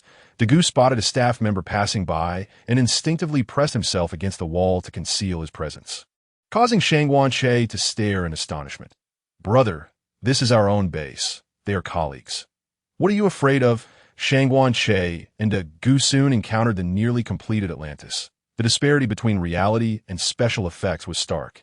Breaking 2 panes of glass in a show was far easier than demolishing several buildings in reality. The grandeur of the Atlantis left both awestruck. Regrettably, it seemed that their destinies were not entwined with it. Though a fall from Fia Number 1 could be accepted, Director Zawi would only be momentarily distressed. If the Atlantis were to crash, his cries would likely echo into space. Around the corner, upon witnessing the astonished expressions of the two, Dr. Baiyu wore a satisfied smile. As night fell, the overtime commenced. Swarms of Gobunyo appeared on the streets, with police bureau personnel efficiently collecting the scattered creatures, transporting them to the island for destruction. The smaller Gobunyo were relatively easy to eliminate, and Daiku and Shangwan Che took charge of their eradication while the remaining members piloted the Atlantis to tackle the mechanical island. Captain Jimei Hui was providing them with an opportunity to transform Daiku. When the time comes, I'll use my mirroring technique to pilot Fia Number 1. You transform into light and take me to space to transform. This time, the enemy was exceptionally formidable, necessitating vigilance against both Ogama and the self-detonation of Gobunyo. Shangwan Che surmised that numerous large Gobunyo would emerge, unlike the original series where only 1 or 2 robots appeared.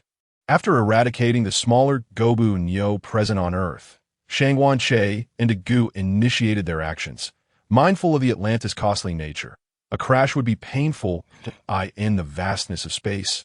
Shangwan Che and Daiku appeared in their gigantic forms. It was Mi Xiao and Diga. The battle was about to commence. Upon seeing their arrival, Vice Captain Zhongfang immediately ordered preparations for an attack. Shangwan Che first invoked the fire of the mind for both himself and Daiku.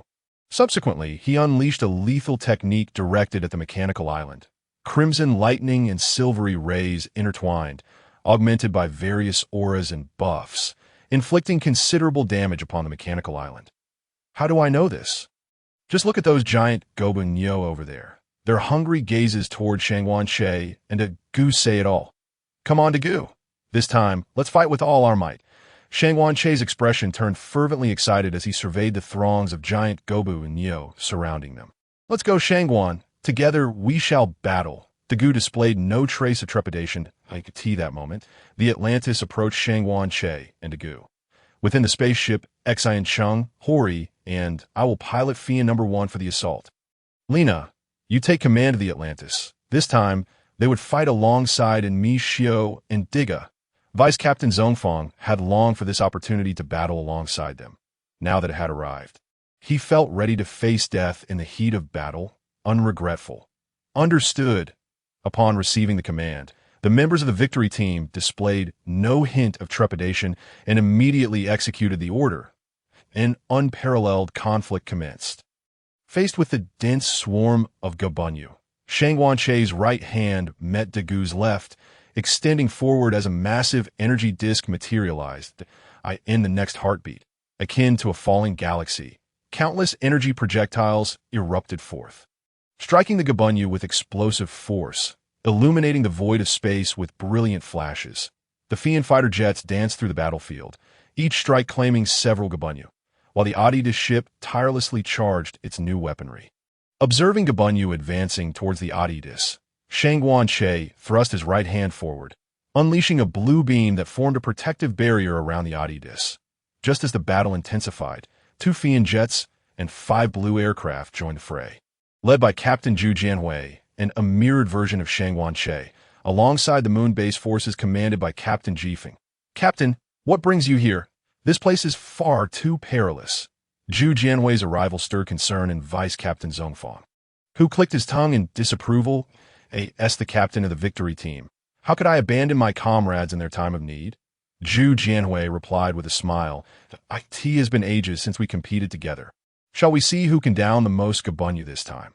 Spoke Captain Jifeng of the moon base, a former classmate of Zhu Jianhui, his words slow yet exuding immense confidence, a promising candidate for a future leader. Before Zhu Jianhui could respond, a beam struck a Gabunyu, penetrating through one after another. A member of Earth. "How can we possibly remain absent from this conflict?" Came the voice of Kamigami, the head of the Delta Space Station. Over the communication channel, the Delta Space Station's armed force, the Bakir cannon, primarily monitors anomalous situations and thus had no fighter jets. Dagu projected an energy shield towards the Delta Space Station. A considerable expenditure of energy. Soon, more aircraft joined the battlefield. In that moment, all armed forces on Earth dedicated themselves to this war, united by a singular thought. For the sake of Earth, the flames of war continued to blaze. One side striving for its civilization to lead the cosmos, the other fighting for the mere survival of its tomorrow. There was no room for compromise, only a relentless struggle to the death. At this moment, morality and etiquette were cast aside, all reasoning rendered pale and ineffective, leaving only 4 words to shine brightly. Survival of the fittest. The endless conflagration engulfed the cosmos. Although each human assault felled numerous Gabunyu, the enemy was as relentless as ants. For every one slain, 2 more took its place. The human forces remained woefully inadequate.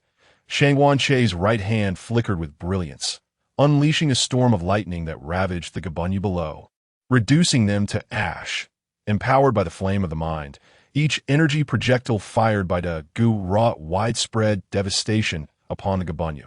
Realizing the current course was untenable, Shang Wanche glanced around.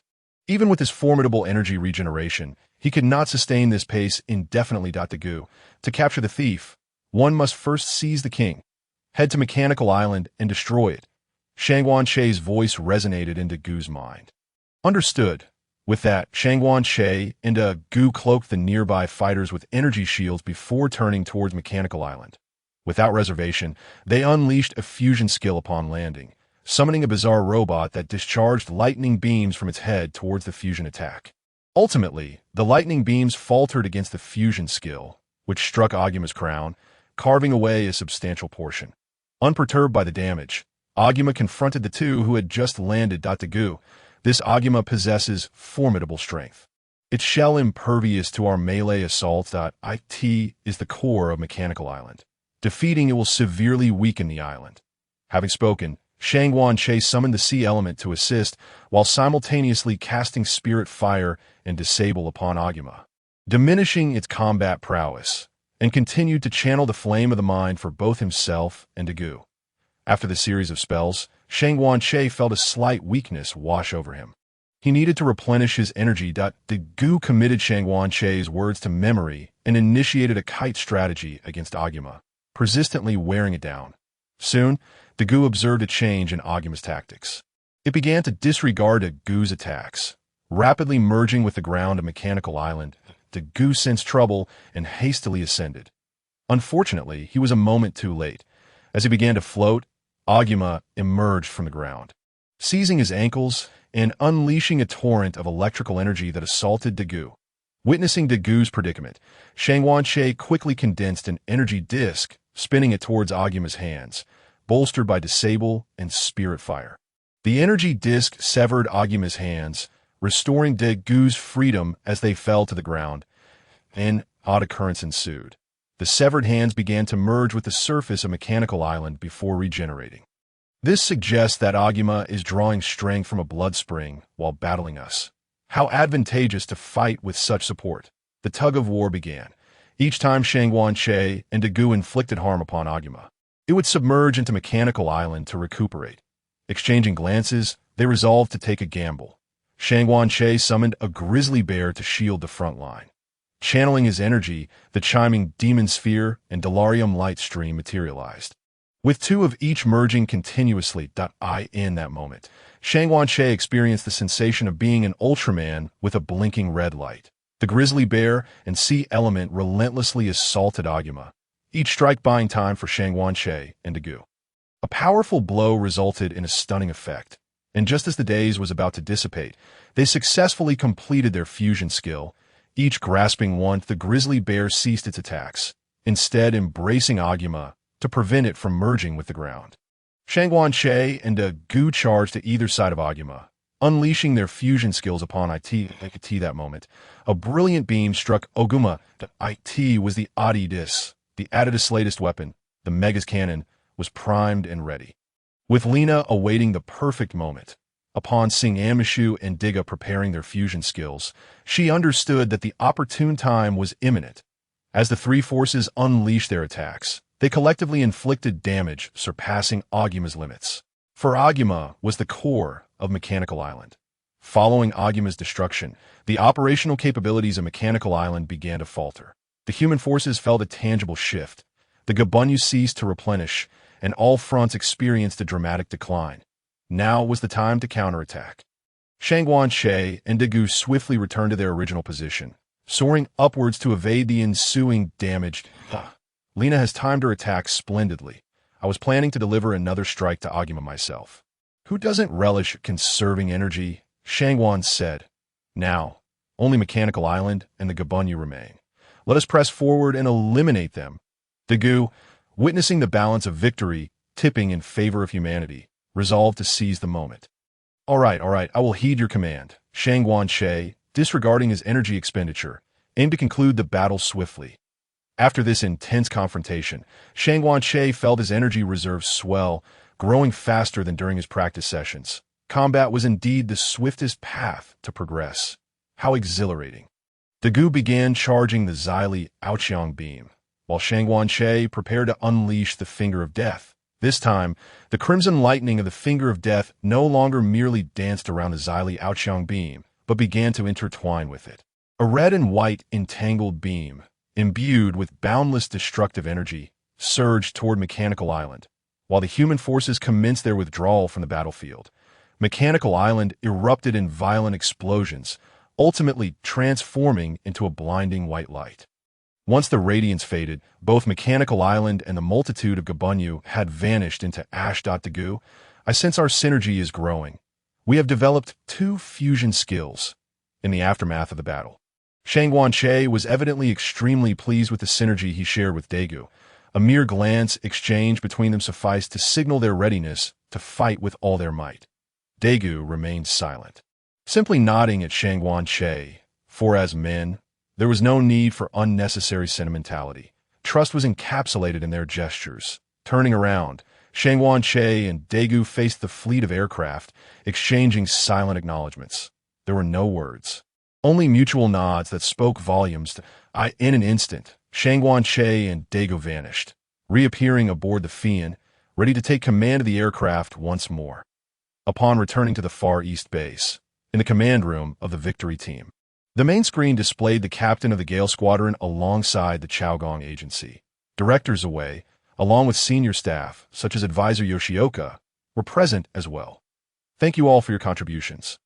This time, humanity has successfully safeguarded its civilization, and we have finally begun to acquire the capability to protect Earth alongside AMU and Diga, ensuring they no longer have to fight alone. On behalf of the Earth Peace United Organization and the countless citizens of Earth, I extend my gratitude to you all. Upon concluding his remarks, directors away and the senior officials bowed to the combatants, paying their utmost respect to in that moment. They were no longer merely advisors, nor were the others mere subordinates. It was a moment of homage from the populace to their heroes. The war against Mechanical Island had concluded with Earth's victory, a cause for celebration indeed. Yet a sense of despair engulfed Shangwan Che as he crumpled to the ground within the training space, his anguished cries echoing through the air. The source of his breakdown stemmed from the colossal goblin Nu that had emerged during the conflict. Despite its massive stature, it was fundamentally just a self-destructing infantry unit, easily obliterated by the victory team's laser weaponry. Mechanical Island had pinned all its hopes on Agoma, and understandably, they were unwilling to invest heavily in such expendable units. Shangwan Che had anticipated a bountiful reward from this battle, only to be met with the disappointing realization that the only achievement was a single point for defeating Agoma. A crushing blow to his expectations, a pain too profound to bear. Daiku, accustomed to such occurrences, observed that on the streets, it was not uncommon for a young man to break down in tears. Though Shangwan Che felt disheartened, he resolved to continue with his plans. He had nearly completed his preparations, and it was time to embark on his reverse learning project. This time, he chose to learn the skill of the fiery arrow, seeking to acquire the ability to manipulate fiery energy. With Daiku, the spellcasting prodigy, by his side, the challenges of reverse analysis would be manageable. Soon, he would be able to infuse his physical attacks with fiery energy, maximizing damage while minimizing energy expenditure. Daiku, having inherited the title of a master sorcerer from Diga, understood the intricacies of skills remarkably well. After successfully completing the reverse analysis, Shangwan Che, driven by ambition, sought to reverse analyze the lightning storm skill to gain control over lightning. Unfortunately, this skill was fundamentally a summoning of lightning rather than manipulation. It seemed that he would have to reverse analyze through the lightning chain instead. As Daiku and Shangwan Che engaged in reverse analysis, an unusual electromagnetic wave surged through the Hongwan, its energy remarkably potent. A colossal humanoid figure appeared on the main screen, its shoulder horns emanating violet electromagnetic waves, swift in appearance, yet just as quickly vanished. Captain, that's Ainomina, the dimensional demonic entity recorded in the Chronicles of Taiping. Yuai noted, recognizing the otherworldly being. Ainomina. According to the Chronicles of Taiping, it has a nemesis named Daban, which possesses no offensive capabilities. Could it be that Ainomina is pursuing it? Yuai, search the surveillance footage for any sign of Daban. After contemplating for a moment, Captain Kijima deduced the most probable cause of the anomaly. Found it, Captain. We have a sighting of Daban. Yuai projected Daban's image onto the main screen, revealing it alongside a circus troupe. Yuai, keep an eye on that circus. Once you gather any information, set out immediately to ensure their safety. Captain Kijima was convinced that any displeasure exhibited by Ainomina towards their actions indicated they were on the right track.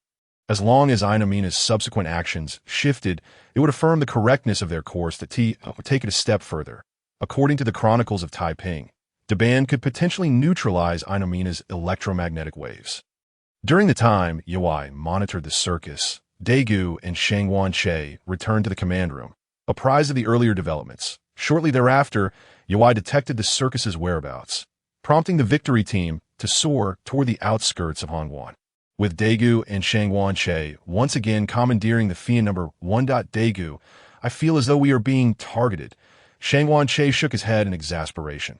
Targeted? Who would target us? Daiku puzzled over Shangwan Che's statement. Have you not noticed during our recent missions? We are essentially tethered to Fian No. 1 My aspirations of becoming a top pilot have been snuffed out before they even began, Shangwan Che lamented, wishing only to cocoon himself in blankets and weep silently. Daiku, slightly at a loss for words, retorted, Come on, buddy. It's just a few more crashes. In the outskirts of Hongwan, the members of the circus praised the divine for their sustenance while in the company of Daban. As Daban's horns began to glow, the ringmaster sensed an ominous portent and quickly summoned the others to flee with Eben, as expected. Just as the circus vehicle began to roll, the dimensional demonic entity, Ainomina, materialized nearby. Donning a sinister smile, that a flash of blue light flickered across its forehead, and a barrage of eerie blue energy projectiles surged toward the circus vehicle. in a moment of life and death. The ringmaster channeled the spirit of a legendary driver, deftly maneuvering the vehicle to evade the onslaught. Shangguan-che and Daiku directed their attacks towards Ainomina, but the latter, upon sensing interference, retreated to its otherworldly domain without engaging in combat, displaying a prudent avoidance of confrontation. Quite the coward, Daiku remarked, though I must admit, that ringmaster has some impressive driving skills. Observing the ringmaster's prowess on the road left no one unimpressed. The victory team escorted the circus and Daban back to the Far East base. The ringmaster recounted his encounter with Daban, just as Dr. Dango from the Biological Research Institute entered the command room. With an imperious countenance, he addressed Captain Kijima. "You are Kijima, that I intend to take this specimen back to our research facility for study. It is now under our jurisdiction." Before Kijima could respond, Shangguan-che stepped forward, assisting Dr. Dango in adjusting his lab coat, with a smile that belied a steely determination. "You cannot take Deb.at that moment." Shangguan-che's demeanor and actions resembled that of a sycophant, yet his words were resolute. "What nonsense are you spouting? Do you have any idea the advancements this specimen could bring to science?" Dango scoffed, shoving Shangguan-che's hand aside. With a swift motion, Shangguan-che delivered a resounding slap that sent Dr. Dango reeling, his cheeks swelling instantly. "Leave." Seeing Dr. Dango's obstinacy, Shangguan-che no longer held back. After all, one must first show courtesy before resorting to force. Why pursue an education? It is to allow us to converse calmly with imbeciles. Why engage in fitness? It is to ensure imbeciles can speak to me in a composed manner. With Dr. Dango rendered speechless, Shangguan-che seized the back of his collar and hurled him out of the command room. Indeed, in a world devoid of imbeciles, even the air felt sweet.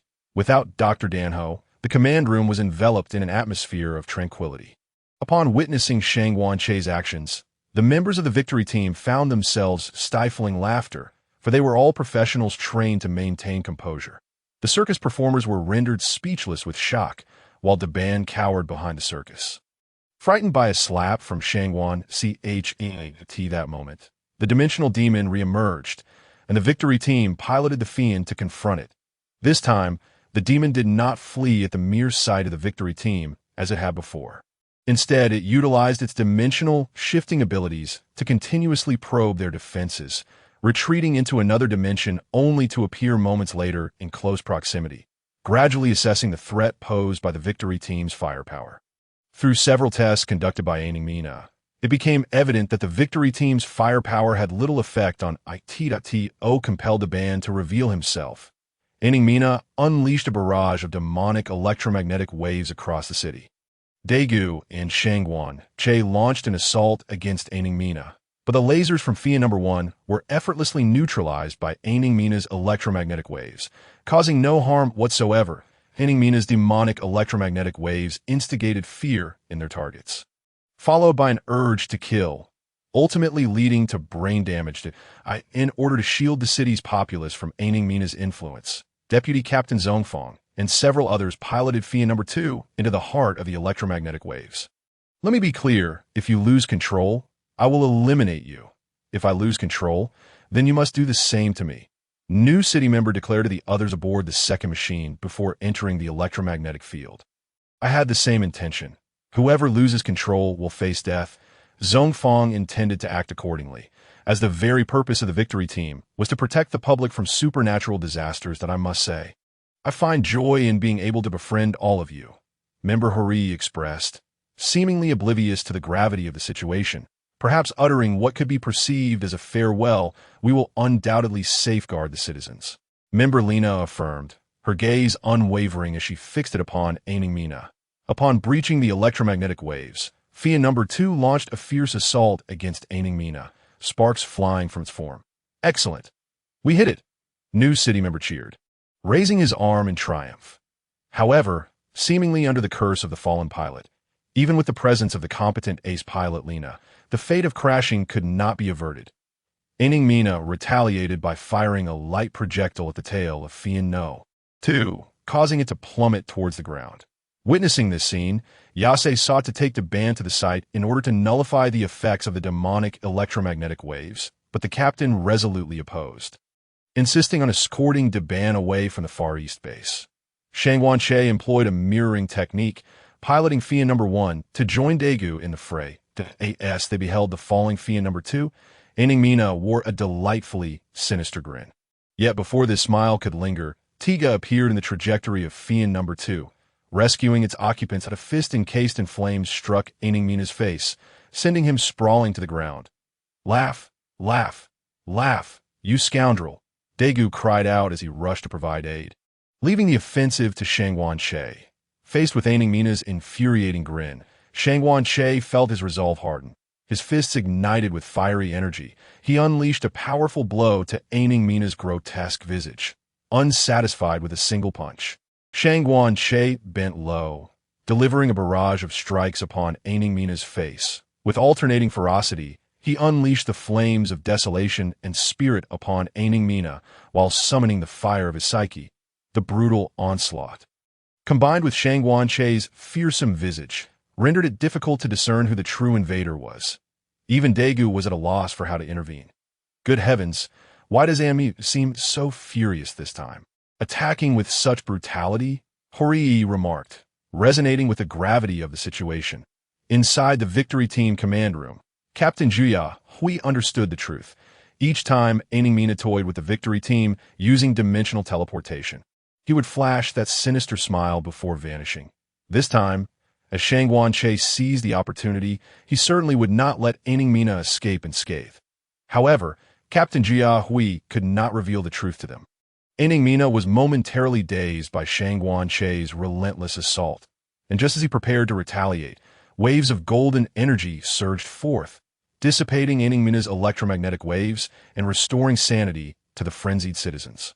It turned out that the captain had departed the Far East base, intending to reach another location, but had to pass through the site. Upon witnessing the chaos, Daban resolved to save them.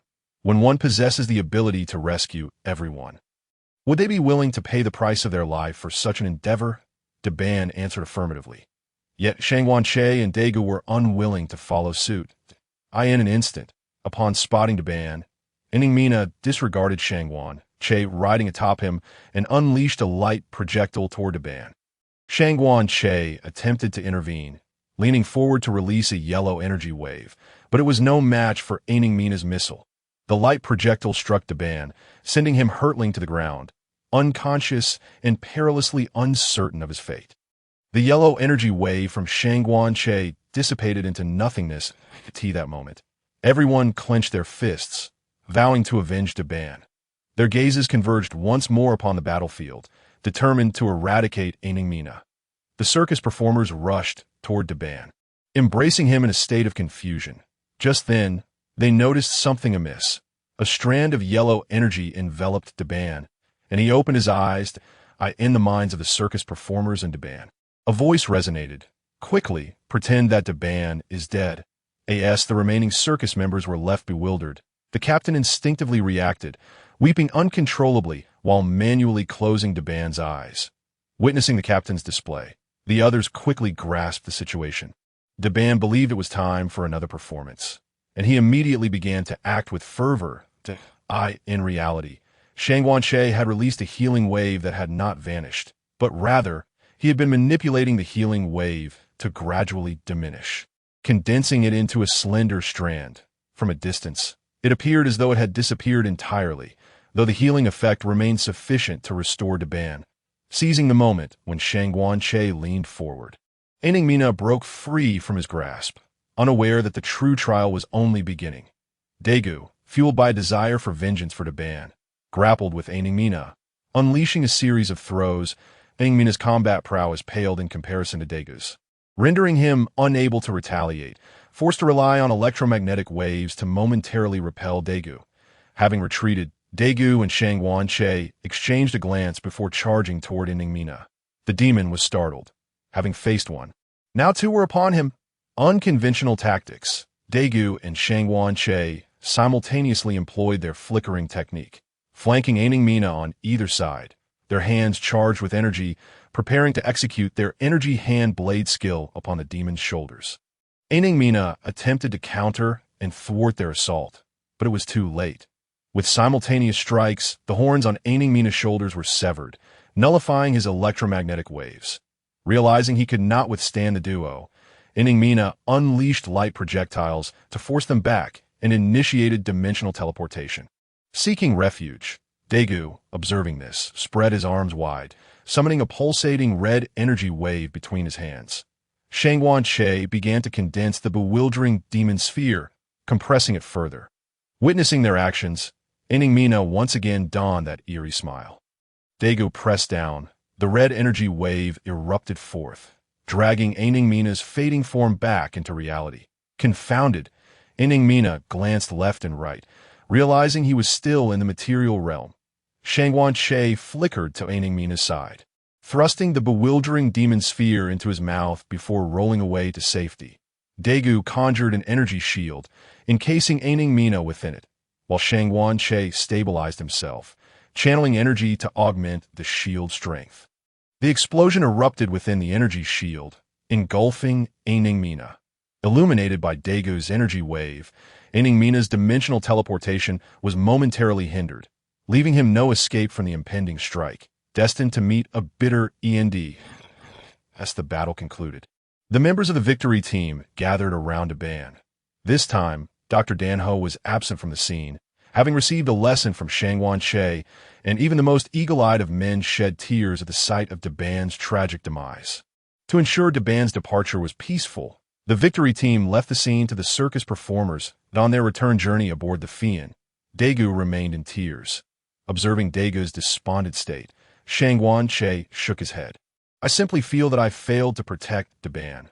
Daiku felt an overwhelming sense of guilt. However, it was I who had actually saved Durban. I had instructed it to feign death. Daigu's eyes widened in surprise. Shangguan-Che, you scoundrel, return my tears. Following the incident with Ainomi, Shangguan-Che had utilized the points he gained to learn the skill known as Ghoul Frenzy. This skill, derived from the undead ghouls, permanently enhances one's movement and attack speed. As Shangguan-Che grew stronger, the amplification of this passive ability became increasingly terrifying. That on a tranquil night, a meteor streaked across the sky, crashing near the Cosmic Observation Center. Upon receiving the news of the meteor's fall, Shangguan-Che hurried to the command room. Captain, this meteor is extraordinary. We must conduct an immediate investigation. Shangguan-Che suspected that Megania had appeared, a monster known to drain the life energy of parasitic entities, necessitating urgent action. Noticing Shangguan-Che's serious demeanor, Captain Jumai Hui surmised that he had discerned the identity of the threat. Shangguan makes a valid point. Daiku, Hori, you will pilot the Fian No. 2 to the crash site for investigation. The rest of you, remain on alert and be prepared to respond. Captain Jumai Hui believed that with both Shangguan-Che and Daiku together, there would be little cause for concern, ensuring Hori's safety as well. Unbeknownst to her, it would not be long before she regretted her decision. Understood. The team sprang into action at once. Daiku took the helm of Fian No. 2, while Shangguan-Che assumed the attack position. And Hori appeared restless beside them. Hori, what's the matter? Why are you so fidgety? Daiku inquired, concerned for his companion. Before Hori could respond, the voice of Nyoching crackled over the comms. Daiku, Hori just got dumped by his girlfriend again. Daiku was momentarily at a loss for how to console Hori upon hearing this gossip. Mind your own business. Worry about yourself, Hori retorted, flaring up like a spooked cat, shouting at Nyoching that don't worry, I've got a handsome face. Nyoching boasted with unabashed confidence in his appearance. This. Shangguan-Che couldn't help but chuckle, for who would have thought that among the victory team, the first to marry would not be Daiku and Lena, who shared unspoken feelings, but rather Hori. As for Nyoching, TSK, better not say too much lest I hurt him. Captain, we have arrived at the target location. A thick fog has enveloped the area, and I suspect it is the monster Megania. Shangguan-Che quickly identified the monster upon witnessing the dense fog at the site. Megania, Yase, contact the Meteorological Bureau immediately and prepare for artificial rainfall. Captain Jumai Hui recalled the information about Megania documented in the Chronicles of Peaceful Times, recalling its fear of water. Furthermore, Nyoching was assigned to pilot Fian No. 1, equipped with missiles, to stand guard at the scene. To be cautious, Captain Jumai Hui had Nyoching armed with missiles for added security. The fog is approaching us. Daiku exclaimed as he noticed the dense mist barreling toward Fian number 2. He swiftly maneuvered to evade it, only to find that the fog was closing in from the front as well. The Fian number 2 lost control under the fog's influence. Despite Daigu's desperate attempts to regain command, it continued to plummet toward the ground. Upon crashing, Hori lost consciousness, while Daiku and Shangwan-che remained unaffected, pulling Hori towards safety. Yes, this the curse. Shangwan-che thought despondently as he gazed at Fian number 2, wondering if his close association with Daiku had caused him to contract the cursed pilot affliction. Shangwan, what's wrong? Daiku noticed Shangwan-che's forlorn expression as he stared at Fian number 2, unaware of his inner turmoil. Hearing Daigu's question, Shangwan simply turned to face him, remaining silent. Daiku felt a chill as he caught a glimpse of the sorrowful look in Shangwan-che's eyes. Perhaps sensing the presence of both Shangwan-che and Daiku, this time, Meganea dared not reveal itself directly. Ugh! What is happening? Hori stirred back to consciousness. Upon seeing Hori awake, the trio mounted their motorcycles to investigate the situation of nearby villagers. Crossing a river, they collected some water in preparation for emergencies.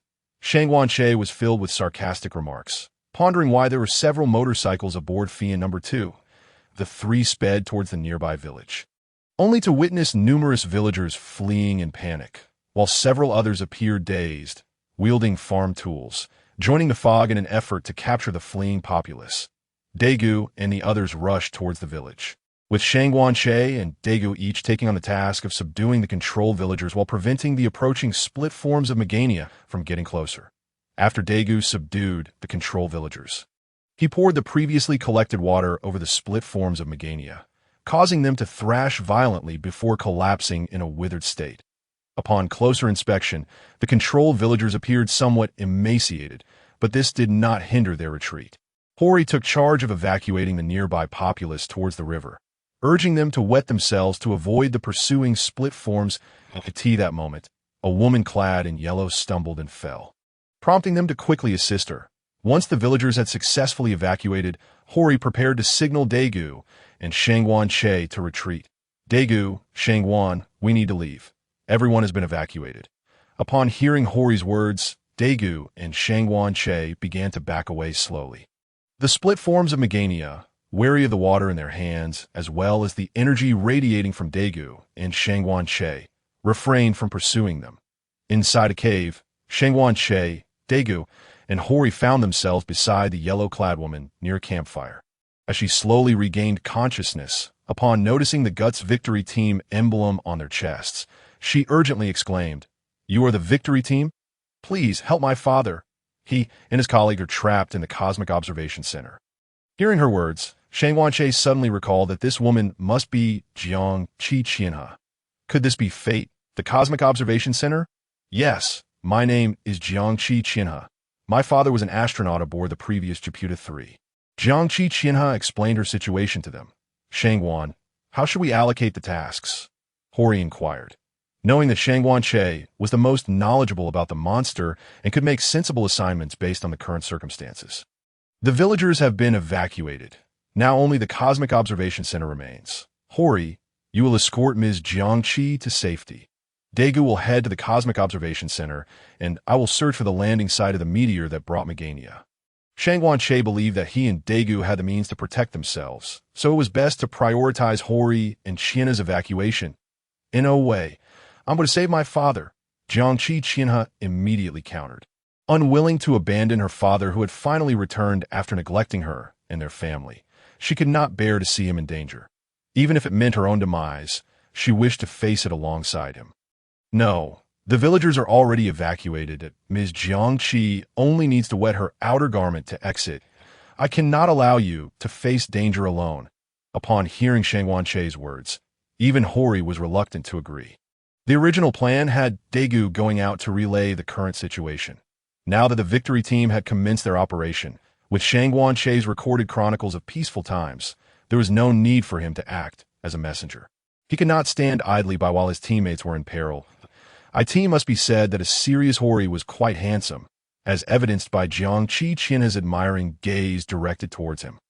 Very well, Hori, you will accompany Daiku and Ms. Jiangqi to the Cosmic Observation Center while I stick to my original mission. Hori finally felt satisfied with Shangguan-Che's revised plan, with the personnel arrangements established.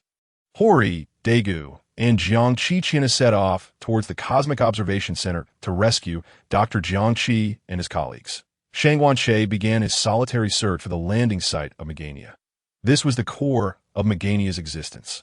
Utilizing Gale steps, he vanished from sight, swiftly scouring the area, aware that the landing site was a considerable distance from the Cosmic Observation Center. However, the specific location was not mentioned, yet it mattered little. The foolish lad could sleep on a cold Kong, relying solely on the vigor of the flames. As long as he searched the surroundings, he would inevitably find something. Hori and Ogu arrived at the Cosmic Observation Center, where they discovered Dr. Jiang Qi and his colleagues, the other two astronauts of Jeep 3. Jiang Qiqin embraced her father tightly, while Dr. Jiang Qi, with a helpless expression, comforted his daughter, having deceived her into calling for the Victory Team's rescue. When he and his two colleagues were saved by Ami Shio, their bodies underwent some changes, and the split entities seemed oblivious to their presence. This was also the reason why Dr. Jiang Qi and his team dared to remain. Who knew that his daughter would rush INT that moment? Dense fog had enveloped the Cosmic Observation Center. Dr. Jiang Qi, I recall there is a rain device at the Cosmic Observation Center, Hori inquired. Indeed, I will activate it immediately. After deceiving his daughter to go outside, the split entities could no longer see him and his colleagues, so he had refrained from activating the rain device. Prompted by Hori's reminder, Dr. Jiang Qi promptly set to work. Observing that the situation had stabilized, Jiang Qiqun began recounting a story about the FOG. In the end, the world was utterly destroyed, was the conclusion of Jiang Qiqun's tale.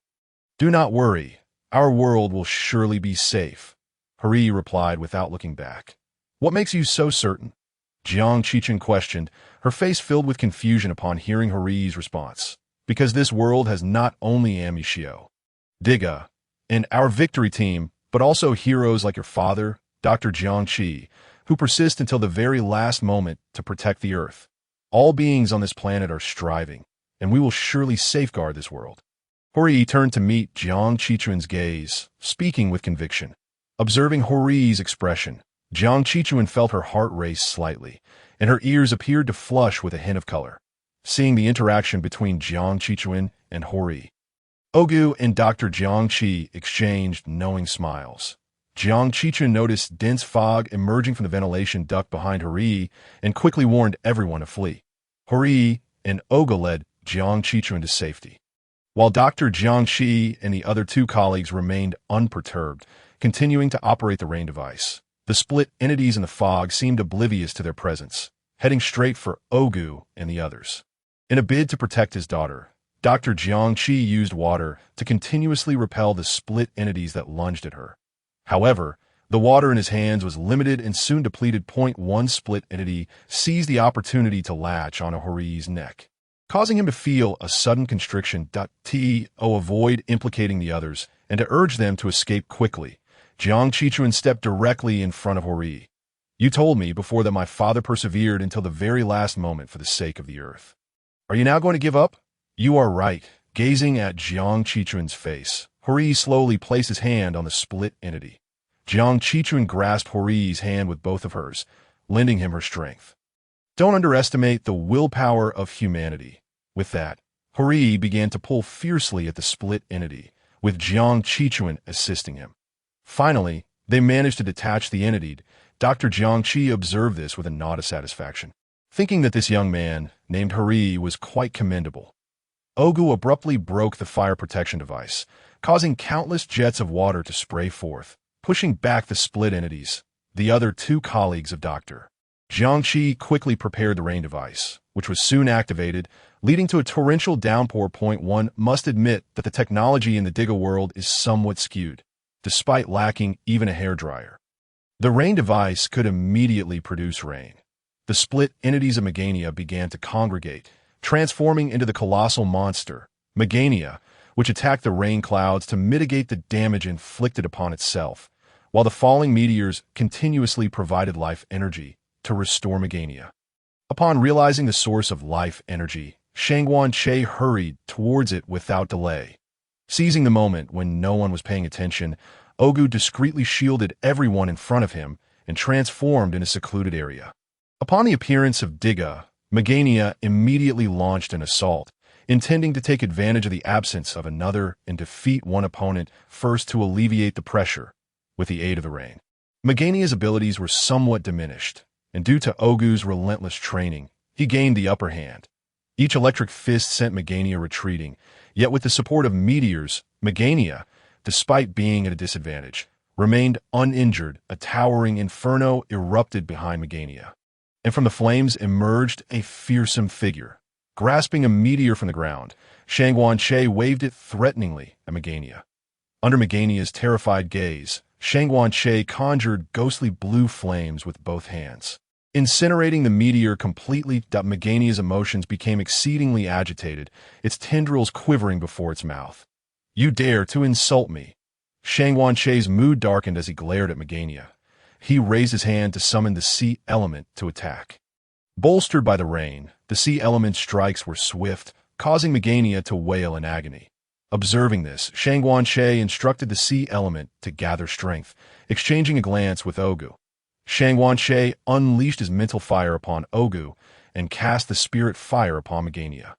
Ogu began to entangle Meganium, while Shangguan utilized magic to siphon off Meganium's energy, minimizing its recovery capabilities. Just then, Shinjo piloted the flying swallow number 1 to the scene, coordinating with Diga to keep Meganium off balance. As the magic siphoning concluded, Shangguan and Ogu restrained Meganium's arms. The sea element unleashed a torrent of water upon Meganium's chest, eliciting a horrific scream from it as it writhed and gradually withered away, ultimately disintegrating into ash. Thanks to various advantageous factors, this battle was won with relative ease. After the ordeal, the victory team began to escort the villagers back. Jiang Qichuan approached Hori. "Thank you for your acknowledgement of my father." "Ah, that is all Dr. Jiang Qi's own effort. You resemble your father greatly. So strong." Hori admired Jiang Qichuan's determination in risking herself to save her father. Dr. Jiang Qi and the others smiled warmly at the two. "I recall the conclusion of that story. It was not as I had stated. Oh, did the male and female protagonists save the world?" Hori speculated in response to Jiang Qichuan's remark. The male and female protagonists, filled with hope, walked towards the horizon, and then Jiang Qichuan paused. "What happened next?" Hori asked, his face a picture of curiosity.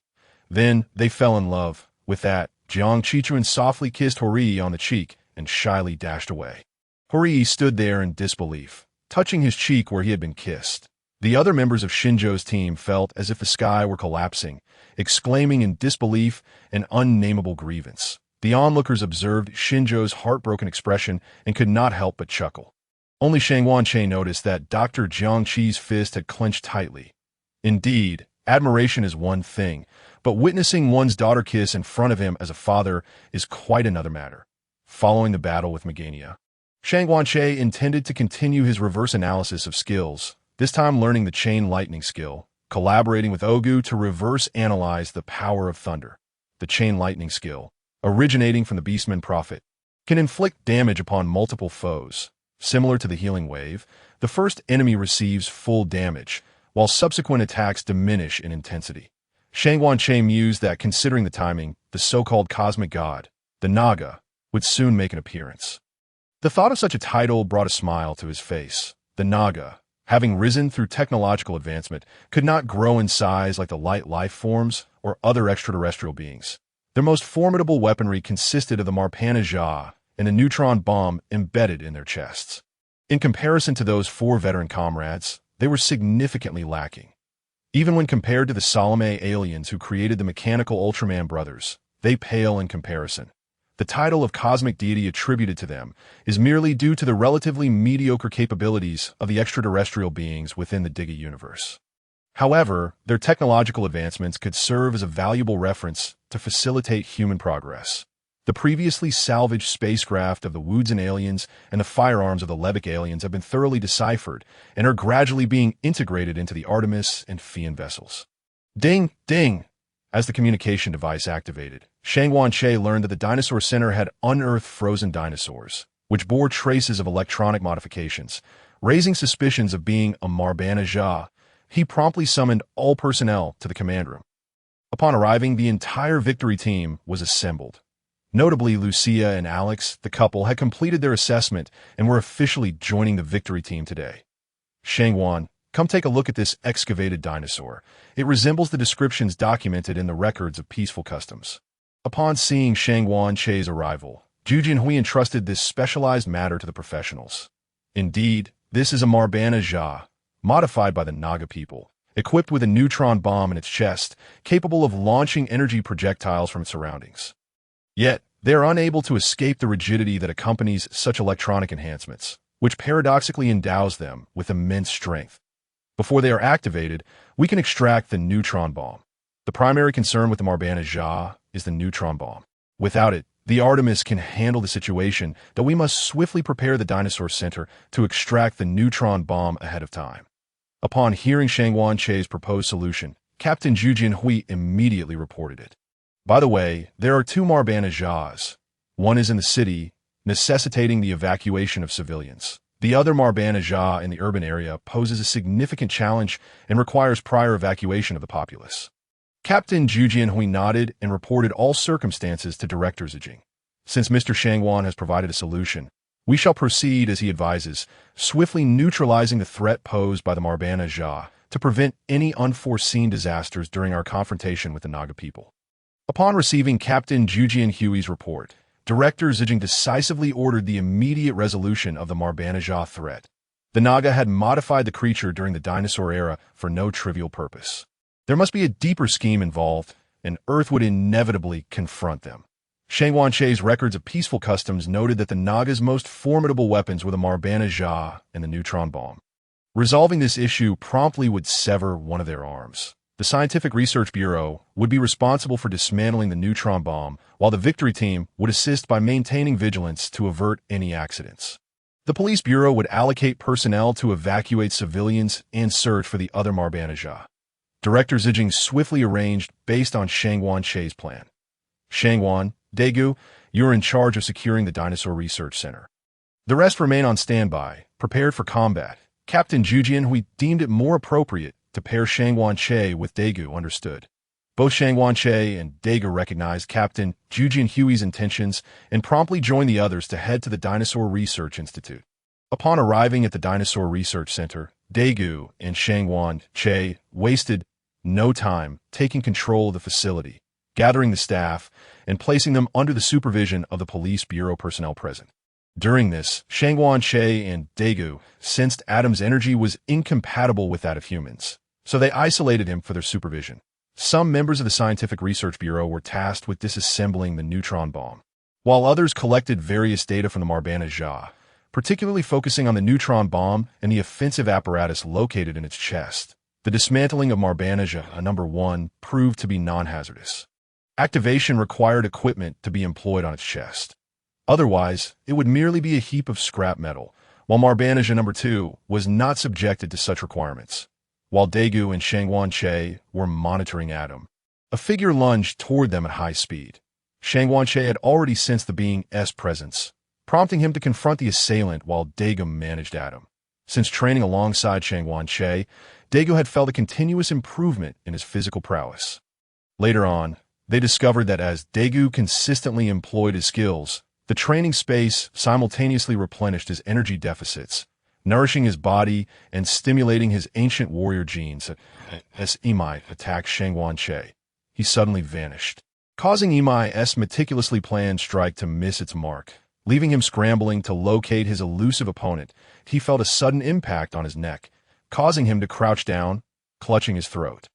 Unable to utter a sound, with even a cry of anguish feeling like a luxury. Meanwhile, Adam and Daiku were evenly matched, unlike the original narrative where Adam overwhelmed him. While battling Adam, Daiku attempted to persuade him. You must have been deceived by the Naga. They intended to annihilate Earth from the very beginning. Daiku expressed his perspective to Adam. Shut your mouth. The Naga are deities of omnipotence. They are the ones who bestowed wisdom upon us. Adam vehemently rejected Daiku's assertions. If what you say is true, then why is there a neutron bomb installed within the Marbana? At that point, all life on Earth, including yours, will vanish. You humans are all eloquent charlatans. None of you are trustworthy. Adam's attacks grew increasingly ferocious that we are all life on Earth. Why must we turn against one another? The law of the jungle prevails. This is the unchanging principle of Earth. Do you truly have no feelings watching your kin transformed into Marbanajahs, outfitted with neutron bombs? This statement struck a chord with Adam. How could he not feel anything witnessing his own kind turn into weapons? Law of the jungle? I hope you remember your own words. Just as Daiku and Adam were locked in combat, a voice emerged behind Adam. He turned and swiped at the figure behind him. But the individual was swifter, seizing Adam's head and slamming it into the ground. Adam felt as though his skull had shattered. He struggled to break free, but found himself utterly unable to budge the individual. Despite some setbacks for Shangwan-Che and Daiku, the dismantling of the neutron bomb from Marbanajah No. 1 was successfully concluded. Speak. Where is Marbanajah No. 2 hidden? To effectively neutralize the Marbanajah threat, Shangwan-Che resolved to interrogate Adam, as the police bureau had yet to locate the hiding place of the second unit. Ding, ding! The communication devices of Shangwan-Che and Daiku beeped, relaying the voice of Yewi. Shangwan, Daiku, the Naga, are coming. The Far East base was enveloped in intense electromagnetic waves, but thanks to the previously acquired spacecraft technology, the Naga were unable to wreak havoc unchecked this time. That we solemnly warn humanity. The Earth will fall under the dominion of the Naga. We, the Naga, are the deities of the cosmos. Cease any futile resistance. The haughty voice of the Naga echoed from the main screen. Their inability to incapacitate the Far East base did not diminish their arrogance. Yewi discreetly attempted to trace the Naga, but was unable to determine their location. Captain, we need to notify the police bureau's search personnel to retreat and prepare the combat units. I will instruct the technical team to relocate the neutron bomb far from the site. Shangwan-Che believed that a Marbanajah that had already had its neutron bomb dismantled posed little threat. The Naga, unable to personally intervene, represented a civilization reliant on technology, their physical capabilities not significantly superior to those of Earthlings. Otherwise, they would not have resorted to activating Marbanajah through the actions of the dinosaur people. Your reasoning is sound. Instruct the technical personnel to remove the neutron bomb from the scene immediately. Captain Zhu Jinhui concurred that the neutron bomb currently represented the greatest threat. The Naga, observing humanity's reluctance to submit, resolved to demonstrate their might. The Marbanajah had deceived the dinosaur people into believing it was a gift from the Naga. Yet the ultimate control remained firmly in the hands of the Naga. Despite one neutron bomb having been dismantled by humanity, the Naga were confident in the destructive capabilities of the Marbanajah to obliterate all life on Earth, albeit with a tad more inconvenience than simply using a neutron bomb. They activated Marbanajah No. 2, and the ground beneath its location began to collapse, causing numerous buildings to topple. Fortunately, the Far East base had already evacuated the populace, and non-combat personnel from the police bureau had exited the scene, avoiding any casualties. Upon its emergence, Marbanajah No. 2 advanced toward Marbanajah No. 1. Although it lacked a neutron bomb for collision, it could approach closely enough to trigger the awakening of Marbanajah No. 1. Deputy Captain Zhongfang, Lena, you are to pilot the Artemis alongside the Carlo base and Delta space station to stand guard against the Naga. That's New City SV No. 1, driven by Lucia and Alex. Hasten to the scene to confront the menacing Naras. Another extraterrestrial invasion loomed, necessitating meticulous preparation. Understood, the team promptly acknowledged the command, springing into action. Yet unbeknownst to them, the captain had not assigned any tasks to Daiku or Shangwan-Che, not even a command to return to base. Shifting our focus back to the Dinosaur Research Center, the truth became evident. This was merely a ruse orchestrated by the Naga, proclaiming the menacing Naras as a bestowed blessing. In reality, they were under the sway of their adversaries, mere pawns in a grand scheme. Despite the harshness of reality, Shangwan-Che harbored no intention of showing mercy. Only the brutal truth could awaken them. In response, only an endless silence emanated from Adam. Menacing Naras No. 1 had already been stimulated by No. 2, its internal systems beginning to activate. Recognizing their cue, Shangwan-Che and Daiku disregarded Adam and Iwu on the ground. Striding directly toward menacing Naras No. 1, Adam pressed the control device for menacing Naras, only to discover he could not halt its advance. just as he intended to warn the others. Menacing Nara's no. One began to awaken and a torrent of flames erupted, accompanied by a warm glow. The flames did not diminish the warmth of the light, nor did the brilliance overshadow the fire.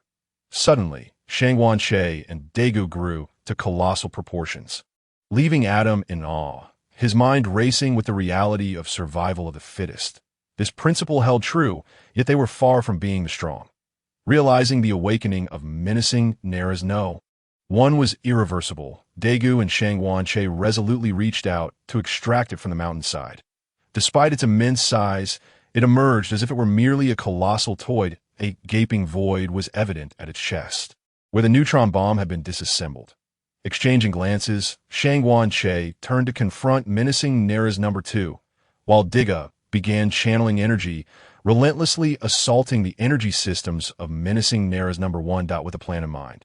Shangguan-che and Daiku aimed to incapacitate the systems of menacing Nara's number 1 for research purposes while annihilating number 2 before ultimately confronting the Naga.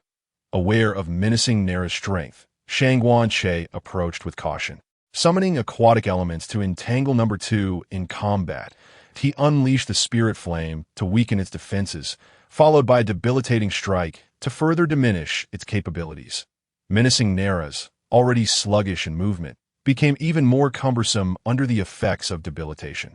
As Shangguan-che and the aquatic elements deftly evaded its feeble counterattacks, despite attempts to utilize its chest-mounted weaponry, menacing Nara's number 2 found its actions anticipated and dodged by Shangguan-che and the aquatic forces. With a neutron bomb embedded in its chest, direct energy assaults on number 2 systems were not feasible.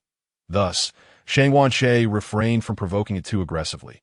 Instead, he began to concentrate energy into a weapon, channeling 30% of his power, crafting a weapon that exuded an overwhelming aura. Had it not been for the necessity to conserve energy for emergencies, he would have condensed even more, armed with the energy-forged lightsaber. Shangguan-che cleaved toward the head of menacing Nara's number 2, resulting in an explosion of sparks, revealing the intricate circuitry within. The aquatic elements continued their relentless assault on its legs, hampering its mobility, while Shangguan-che empowered himself with the fire of the mind, launching yet another attack that proved insurmountable for menacing Nara's. The Naga in the cosmos watched in disbelief at Shangguan-che's prowess. To them, they were deities of the universe, and menacing Nara's was the ultimate weapon. How could they be bested by an unknown adversary? As Shangguan-che's relentless strikes slowed, menacing Nara's number 2's movements, he seized the opportunity to grasp the neutron bomb from its chest, rendering it incapable of triggering the device. Meanwhile, Daiku had thoroughly dismantled menacing Nara's number 1 systems, leaving it as nothing more than scrap metal, devoid of any utility beyond research. Witnessing the extraction of the neutron bomb from number 2, Shangguan-che swiftly commenced the disassembly of its systems. Leveraging the experience gained from handling number 1, the task was executed with remarkable efficiency. Shangguan-che and Daiku made their way toward the technician's aircraft. Upon their arrival, the crew understood their purpose and activated the controls to release a device containing the disassembled neutron bombs. Daiku caught the device, and the two ascended into space, where the Attitus, Delta, and Carlo bases awaited their return. The decision to eliminate both neutron bombs stemmed from a fear of them falling into the hands of other extraterrestrial beings. Given TPC's security, Shangguan-che felt uneasy. Upon reaching space, he and Daiku nodded towards the Attitus and Delta stations before hurling the neutron bombs toward the Naga's ship. They began channeling the Zai-Pi Li AO Ray and Death Finger, merging the two abilities to strike the neutron bombs. Attitus unleashed the Magus Cannon, while Delta fired the Bajur Cannon, leaving Carlo base in an awkward position. As they lacked such formidable weaponry, a barrage of attacks struck the neutron bombs, obliterating the Naga's vessel and shattering their ambitions. Shangguan-che pondered the absurdity of the Naga's technological advancements. They possessed menacing Nara's, neutron bombs, and spacecraft to traverse the cosmos, yet they failed to equip their ships with offensive weaponry. As they had been overwhelmed, they lacked means to retaliate, relying solely on these two methods of attack. Meanwhile, the Fian was still making its solitary journey back to base. Director Zawai deemed it time to upgrade the Fian and the Carlo base aircraft. The Naga's invasion concluded with their demise. leaving 2 discarded menacing Naras for the Far East base to study. Shang Wanche had only dealt with menacing Naras number 2, earning a single point. He speculated that the Kiri AI Luo de people would not remain hidden for long, prompting him to decide to learn the Dispel skill to counter their insidious tactics. Originating from the human priest class, this skill could expel magical effects within a certain range, perfectly suited to counter the Kiri AI Luo does manipulation of angelic influence, likely utilizing energy to create lasting impacts on their targets. This time, the Kiri AI Luo would grow more powerful, even as he and Daiku continue to strengthen. However, the Kiri AI Luo, like persistent rats, would undoubtedly resort to underhanded tactics. Since learning the invincible skill, Shang Wanche had kept it as a trump card for dire situations. Sensing abnormal energy reactions in Area B, Shang Wanche requested leave from Captain Zhu Jianwei, who readily granted it. As night fell, Daiku and Shang Wanche transformed into their full forms, setting out to investigate the anomalous energy signatures. Shangwan, I sense that the unusual energy is not particularly strong, yet its quantity is considerable. Daiku carefully examined the energy signatures, noting that they were vastly inferior in strength compared to himself and Shang Wanche. However, their numbers were significant, with only a handful exhibiting greater power. No matter, having lurked for so long, their numbers are still substantial. They must be the Kiri AI Luo, the scoundrels. Though Shang Wanche spoke in conjecture, his tone was resolute. Once again, these rats refused to fade away, incessantly causing trouble. Even Daiku, known for his patience, felt a surge of irritation. Come on, Daiku, this time we will root them all out. With Daiku's assistance and their rigorous training, they were sure to operate with greater efficiency than before. Yes, Shangwan, together we shall proceed. During the previous pursuit of the Kiri AI Luoda, Daiku had been unable to participate, missing the opportunity. This time he was determined to deliver a painful lesson. Report, Captain, high-energy reactions detected in Area B. Yi Rue diligently and responsibly projected the status of the satellite onto the main screen. The scene displayed Shang Wanche and Daigu's transformations as they pursued the Kyrielodians. Shang Wanche appeared somewhat fearsome, his image not closely associated with that of a hero. However, Daiku presented a stark contrast. After transforming into Diga, his refined appearance clashed significantly with the act of chasing down the Kyrielodians. Once again, the Kyrielodians found themselves in trouble, being pursued yet again, this time by both Mishu and Diga. Observing the plight of the Kyrielodians was akin to sipping an icy cola on a sweltering summer day, bringing New City a sense of refreshing relief. Witnessing the pursuit on screen, Captain Zhou Jianhui suspected that something unusual was occurring in Area B, but the presence of Mishu and Diga in Area B indicated the likelihood of a lurking anomaly, prompting New City to pilot the FIA No. 1 to provide aerial support while the other team members set off for Area B to assist. Captain Zhou Jianhui only assigned tasks to those in the command room, omitting any mention of Shang Wanche and Daiku. Understood, the team members replied promptly, setting off at once. Shang Wanche and Daiku cornered a Kyrielodian exhibiting a stronger energy reaction, causing the adversary to panic and flee. Damn it! Had the plan been exposed? How had these two hunters arrived so swiftly? While the Kyrielodian was preoccupied with escape, several lasers struck it, and shortly after, two figures appeared before the bewildered Kyrielodian, delivering a thorough beating akin to a down dog. Lucia and Alex possessed strength comparable to the Kyrielodians, yet they were outmatched in terms of energy and size. For safety's sake, after administering a beating, the Lucia couple withdrew, allowing the rest of the victory team to continue their assault at A. The victory team has arrived. Shang Wanche and Daiku emerged behind the Kyrielodian. You scoundrels, so many of you ganging up on just one of me. Why not step forward for a fair duel? Faced with the inescapability of a situation, the Kyrielodian's fury boiled over, seeking an opportunity to take a hostage. However, upon glancing around, he found Daiku, Shang Wanche, and the Lucia couple surrounding him, with the victory team maintaining a vigilant stance behind them, offering no chance for escape. It was over. Even capturing a hostage was impossible. Was he destined to return to the embrace of the Kyrielodian god today? In light of this predicament, the Kyrielodian succumbed to despair and began hurling insults at the assembled group. Shangguan was not inclined to tolerate such behavior, delivering a sharp slap that silenced him. "What's with all the noise? Do you have no sense of public decency? Are the neighbors not entitled to their sleep? They have work tomorrow. You may have lost your life, but the neighbors are losing precious sleep." "You fool!" Confronted by such a lack of civic responsibility, Shangguan felt his own compassion was excessive. The Kyrielodian, clutching his struck face, stared at Shangguan in disbelief. "Brother, please, are you speaking human language? As a partner of justice. How could such cold-hearted words escape your lips?" The gathered crowd, all trained members of the victory team, maintained their composure, suppressing laughter despite the absurdity of the situation at that moment. Not only did the Kyrielodian face a life-and-death crisis, but he also bore the brunt of the foolish human's humiliation that he thought that such a death would surely prevent him from returning to the embrace of the Kyrielodian god. The Kyrielodian prepared to explode with rage. Shangguan wasted no more words and swiftly ended the confrontation with a decisive move. What followed was a hunt, with Daiku and Shangguan tasked with locating the lurking Kyrielodians. Upon discovery, the only option for the adversaries was to flee. Those whom Shangguan and Daiku could directly confront were dealt with immediately, while New City coordinated from above, directing the others to encircle any that escaped.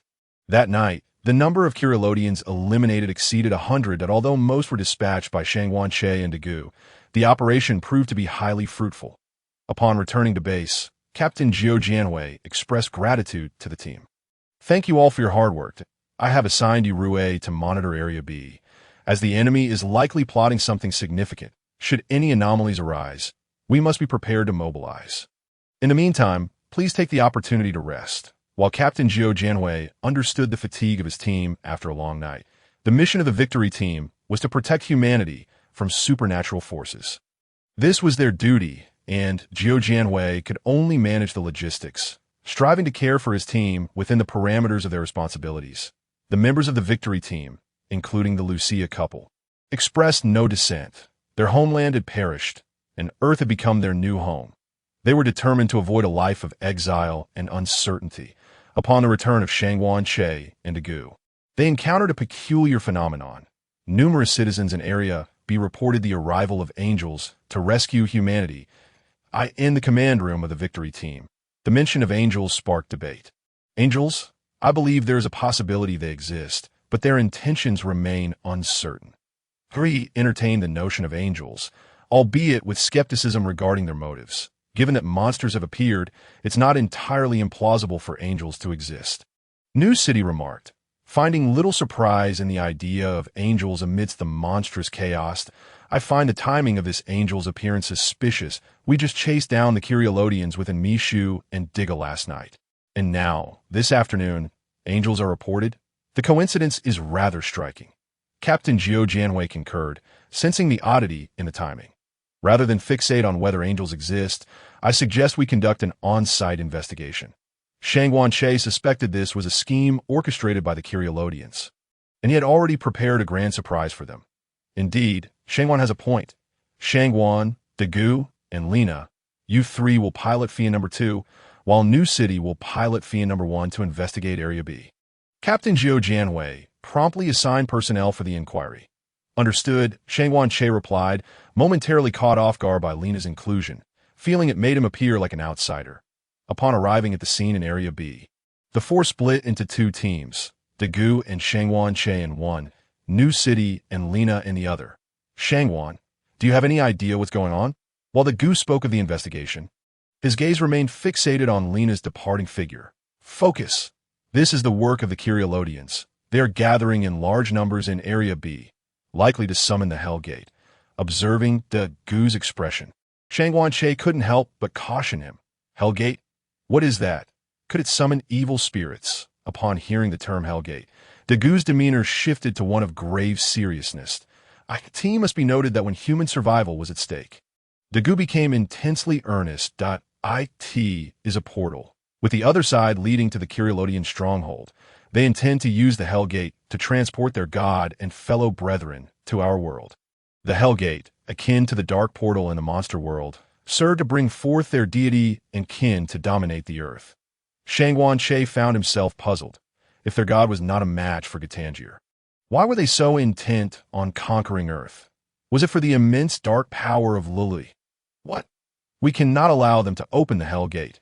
Daiku grasped the gravity of the situation upon hearing Shangguan Che's explanation. This threat was exponentially more dangerous than the Naga invasion. Not only would they have to contend with a multitude of giant adversaries, but they would also face the so-called god of the Kyrielodians. If the Kyrielodians deemed this entity a god, its power was likely unfathomably terrifying. Calm down. Regardless of whether the Hell Gate is opened, we must prevent them we simply surrender because they are numerous? That is not an option. We agreed to fight together. Even if it means facing an abyss, we will stand united.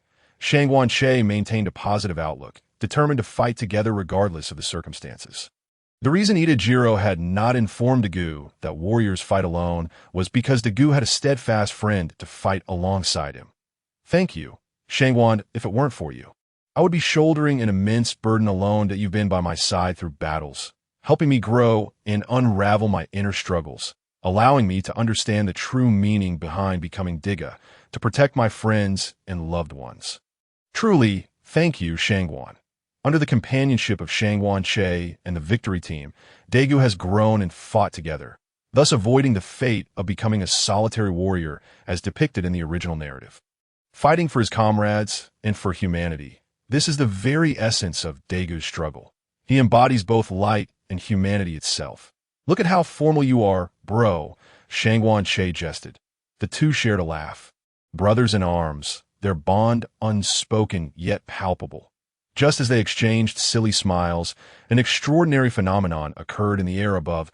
A figure resembling an angel began to coalesce. Countless onlookers below were awestruck by this divine spectacle. Shangguan, is this truly an angel? Why can't I sense its soul? Daiku remarked, keenly attuned to the angel's aura. Despite the substantial energy emanating from it, he sensed an emptiness. This is just an aggregation of energy. Where would a soul come from, my friend? There may be trickery afoot. Do not delve too deeply into its energy, Shangguan Che cautioned, alarmed by Daigu's intent to perceive further, as the crowd marveled at the angel's appearance. They erupted into fervent cries of "Angel! Angel! Please save us from this wretched world." Observing the crowd's fervor, Shangguan Che surmised that his hypothesis was correct.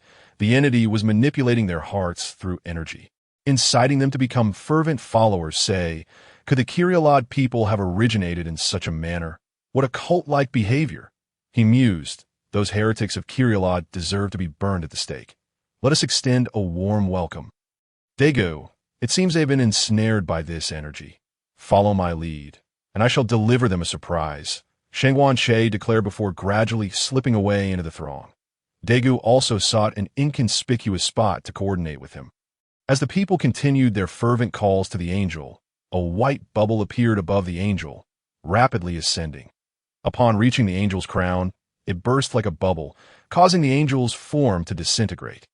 The crowd momentarily stood in shock at the angel's fragmentation, soon engulfed by an overwhelming sense of emptiness, as though something paramount had been wrenched from their grasp.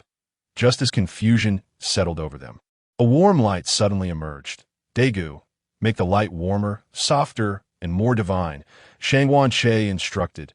Daiku, overwhelmed by the conditions, felt a headache coming on. Warmth and softness are manageable, but more divine. Why not just add a splash of iridescent black? As the populace was drawn to the radiant glow, a figure alighted upon white clouds, appearing youthful with an ethereal demeanor. It was the manifestation of Bodhi Patriarch, simulated by Shangguan Che's energy with a wave of his hand. A large-scale dispelling technique was unleashed.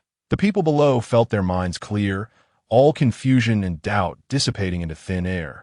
This was due to Shangguan Che's dispelling skill, which neutralized the energy that the Kyrielod had inflicted upon them, allowing the power of their faith to unlock the gates of hell more swiftly. Thus, the Kyrielod remained fixated on absorbing followers. That I feel so clear-headed, exclaimed a passerby. Divine One, may I know your name? Inquired another. Shangguan Che's lips curled into a smile. Step back, for I am about to put on a show. I am Lingxiao Shanqing Tonglei Yuanyang Miaoi Fi Yuanjinjuan, the Grand Master of the Nine Heavens. Protector of all beings, master of yin and yang, and the embodiment of compassion and wisdom, he recited the Taoist title of the Jiajing Emperor with fervor. You may call me Daozhong. Daozhong, the world has descended into madness. Please take me away from here, a passerby implored, recalling the dread he had felt since the emergence of Golzon. Child, Earth is undergoing a monumental transformation. No one can escape this catastrophe that Tio survive. Humanity must join hands with Amiyu and Diga, striving forward together in resilience. Is there truly no other way? The passerby persisted. Remember, when the light of humanity shines, it signals the end of darkness. With that, Shangguan Che began to gradually fade away. So, Daiku, how was my performance? Shangguan Che felt invigorated. This was his gift to the Kirilad, who sought humanity's faith, and he was determined to thwart their ambitions. Your acting was commendable, though the Dao title was rather lengthy. I couldn't quite catch it all. Daiku chuckled, patting his head as he smiled at Shangguan. As they conversed on their way back, they encountered Lina. Shangguan Che instinctively stepped back, allowing space for the two to engage. Daiku, when we feast, I must have a table to myself, he remarked. Tea that moment. Both Daiku and Shangguan Che sensed a powerful surge of energy behind them, but a figure clad in a brown cloak appeared, revealing only the lower half of his face. Smirking disdainfully at the group before turning to leave, Shangguan Che swiftly conjured two illusions, one mimicking Daiku, while the two illusions escorted Lina toward Fia number 2. Shangguan Che and Daiku pursued the figure. But after a short chase, he vanished from sight. Shangguan Che turned and unleashed a trance-inducing magical sphere, bringing down a figure. Daiku quickly subdued the foe. What a joke. This isn't the original script, after extensive training. You think such trivial tricks could fool us? Shangguan Che scoffed. Who do we have here? Is that you, Banxiao Guangxiong?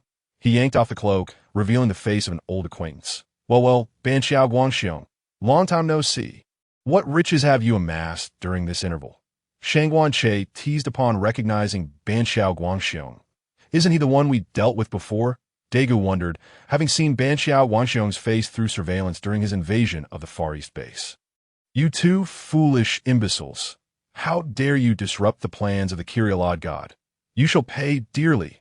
Banxiao Guangxiong, ever the fervent believer, remained audacious even when captured.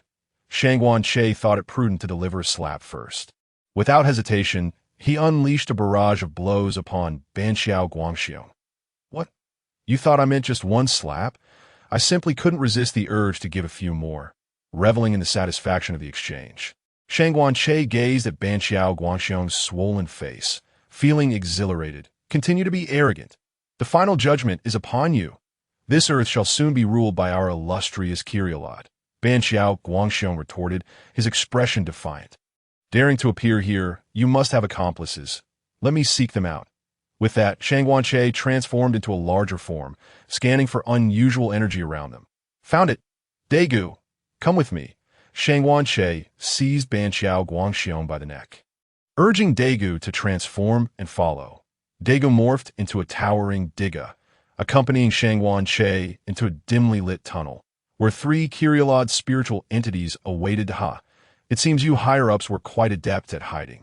Shangguan Che taunted, holding Banxiao Guangxiong aloft while donning a sinister grin, embodying the very essence of a villain that wasn't the prophecy supposed to say to capture them before they transformed. How ironic that you are the ones caught.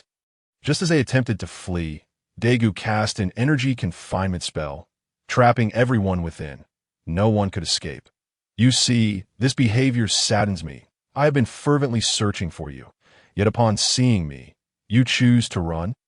At least sit down and share some heartfelt dialogue. The words uttered by Shangguan Che resonated in the ears of the Kiri Alode people, akin to the notorious scams from northern Myanmar. This time, Shangguan Che and Daiku swiftly positioned themselves before several individuals. Daiku wielded an energy wheel, striking at them, while Shangguan Che brought down the Banxiao Guangxiong upon them. Observing their near-death state, Shangguan Che, in a moment of benevolence, unleashed a chain of lightning, sending them to their demise. That instant, The atmosphere outside shifted dramatically as ominous clouds gathered, and at the center, a colossal portal materialized, adorned with demonic carvings and scriptures, from which pulsated a menacing black-purple glow. An energy surge erupted from the clouds, shattering the cage set by Daiku and liberating Banxiao Guangxiong, who was soon accompanied by two ethereal forms, gradually merging with him. Foolish humans, the final judgment has arrived. All guilty shall pay with their lives. With that proclamation, Banxiao Guangxiong transformed into the colossal second generation of Kiri AI load. And no longer did he bear the mournful visage of the first generation. This incarnation wore a sinister grin, and his heart, throbbing in his chest, seemed to herald the countdown to apocalypse. This was the power bestowed upon him by the great god of Kiri Alode, a loyal warrior. Emi Xiao, Diga, I shall bring about your demise. Banxiao Guangxiong charged at the two. In response, Shangwan Che and Daiku wasted no words, immediately enlarging themselves to engage in battle alongside Banxiao Guangxiong, infused with a portion of the Kiri Alode god's might and the support of his brethren. Banxiao Guangxiong's strength surged significantly. Yet in confronting Shangwan Che and Daiku, he still fell short. Having tasted defeat, Banxiao Guangxiong resolved to no longer hold back. The great god was soon to descend upon earth, and he intended to showcase his might that he, Banxiao Guangxiong, was the god's most loyal and valiant warrior. Gathering energy to his head, he emitted a green glow from his forearms, rendering his body more resilient, while two sharp blades sprouted from his arms. But that was not all. Another wave of green light enveloped him, and butterfly-like wings unfurled from his back. This is all my power. You too shall perish. This attack was formidable enough to command the attention of Shangwan Che and Daiku. Unlike Daigu's transformation, which involved sacrificing one aspect for another, Banxiao Guangxiong's metamorphosis was cumulative. With this dual transformation, his speed and power matched that of Shangwan Che and Daiku. Confident in his assault, Banxiao Guangxiong's strike was intercepted by Daiku. What? How is it possible that Diga could withstand my attack? How can this be? With the power of my god and the support of my brethren, how could I lose to you? In a fit of madness, Banxiao Guangxiong unleashed a barrage of strikes upon Daiku and Shangwan Che. The two had undergone relentless training, battles, and sparring, and all their hardships crystallized into this moment. In the original narrative, Daiku was no match for the second generation of Kiri Alode, being thoroughly overwhelmed. However, this time, Daiku stood equally matched against his foe, leaving Banxiao Guangxiong without a glimmer of hope. I am the most loyal and valiant warrior under my god. How could I be defeated by you? Seeing Banxiao Guangxiong in such a state, Shangwan Che felt a twinge of pity. Resolute, Shangwan Che and Daiku decided to grant him a swift end. Daiku seized Banxiao Guangxiong's fist, restraining him, while employing a stasis beam to immobilize him. Shangwan Che then flickered behind Banxiao Guangxiong, conjuring an energy wheel that began to spin furiously. Targeting the base of Banxiao Guangxiong's fluttering wings, he commenced a merciless cutting strike. Da-da! Banxiao Guangxiong's anguished cry echoed as his wings were severed. These wings were not mere adornments. They enhanced his speed. Once discarded, his power would diminish significantly. Shangwan Che summoned an enormous chiming demon sphere and hurled it at Banxiao Guangxiong, sending him crashing away. Unperturbed, Shangwan Che and Daiku turned their backs to him, advancing towards the gate of hell. Yet a flicker of doubt lingered within Shangwan Che. Why was it only Banxiao Guangxiong present? Where had the witch gone? You two fools! Do not underestimate my willpower. I am a warrior of my god. I cannot fall in this wretched place. I still have to dedicate myself to my god. Banxiao Guangxiong's furious roar echoed from behind Shangwan Che and Daiku. They turned to see him, battered and bruised, rising defiantly, each attempt met with agonized wails. Shangwan Che and Daiku exchanged glances. Had they not been mistaken? Wasn't the warrior of light on their side? For my god, I will drag you down to hell with me. Banxiao Guangxiong tapped into his utmost potential, energy coalescing in his hands, surging forth, poised to explode. What backup energy reserves? Shangwan Che and Daiku joined forces to envelop Banxiao Guangxiong in an energy shield. As the fury ignited in Ban Xiao Guangxiong's eyes, his final attack erupted in a cataclysmic explosion. My God, I have wronged you. With that, Ban Xiao Guangxiong's essence dissipated into the ether. In this final act, he sacrificed his own soul. What a character! If not for the knowledge of his malevolence, one might have mistaken his fervent declarations of bonds and devotion to his god as virtuous, making Shangguan Che appear the true villain.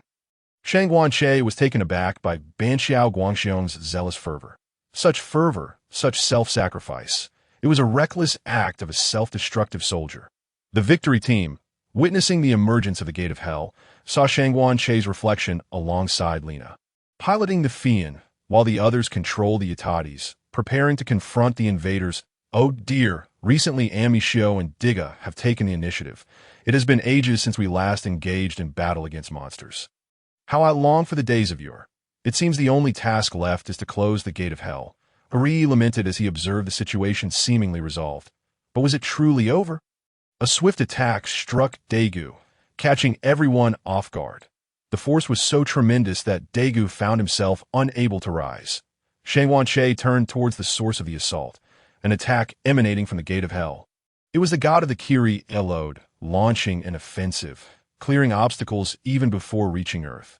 Shangguan Che soared towards the Gate of Hell, confident that Daiku would recover, and that Diga's injuries would not reflect upon Daiku. The optimal solution in the current predicament was to close the dark portal. However, the witch remained by the Gate of Hell, having absorbed the last two high-ranking beings, evolving into the second generation of Kiri Elode. Although the Kiri Elode god's attacks were sporadic, the witch's onslaught was relentless, leaving Shangguan Che struggling to find an opportunity to approach the Gate of Hell. The assault from the Fian and Yatatis had little effect on the gate. And with Shangguan Che at the forefront, the witch could not spare the energy to counter the victory team. Damn it! Our attacks are utterly ineffective against them. Despite our utmost efforts, we cannot change a thing. The new city members were infuriated by this harsh reality. Commander, the darkness radiating from the Gate of Hell is about to engulf Diga. Lina's heart ached as she witnessed the impending doom. Darkness? Yes, I know what to do. Captain Jiwen Kai, upon hearing the word darkness, realized how to turn the tide.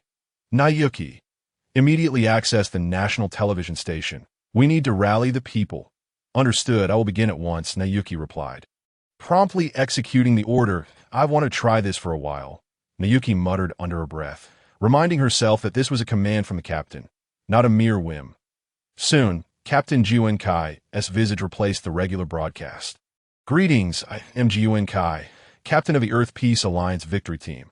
Diga and Ami Shio have been risking their lives to protect us. This time, they're in peril, and it is our turn to empower them. I implore you all, send them your light. Upon uttering this statement, the Fian vessel activated its spotlight, directing its beam towards Diga in a bid to safeguard Diga. The Additive ship resumed its assault with the Magus cannon, preparing to bombard the Gate of Hell. Yet these efforts proved insufficient. Just as Captain Jumian Hui felt an overwhelming sense of helplessness, a radiant light emerged behind her. Though not blindingly bright, it was soon accompanied by a succession of lights. Captain Jumian Hui turned to witness a procession of cars appearing behind her, their headlights illuminating the scene. Men drove the vehicles, their beams directed at Diga, while women held their children as hands and assisted the elderly. Brandishing flashlights and glow sticks, every luminescent object from their homes had been brought forth, driven by a singular purpose, to protect the selfless Diga, who stood valiantly before humanity during the cataclysm. This time, let humanity be the shield for you. The witch, witnessing the actions of the populace, hastily directed the power of the god Kili Elode towards the ground, but a figure materialized before Diga and the crowd. Soldan, how dare you succeed? The silhouette of Shangguan Che interposed itself against the oncoming assault. A yellow shield enveloped Shangguan Che, absorbing the blows from the god Kili Elode without a tremor. Shangguan Che's secret weapon, the holy armor. Daigu's fingers twitched, a flicker of golden light shimmered around him, subtle yet undeniably present. Countless beams of light cascaded onto Daiku.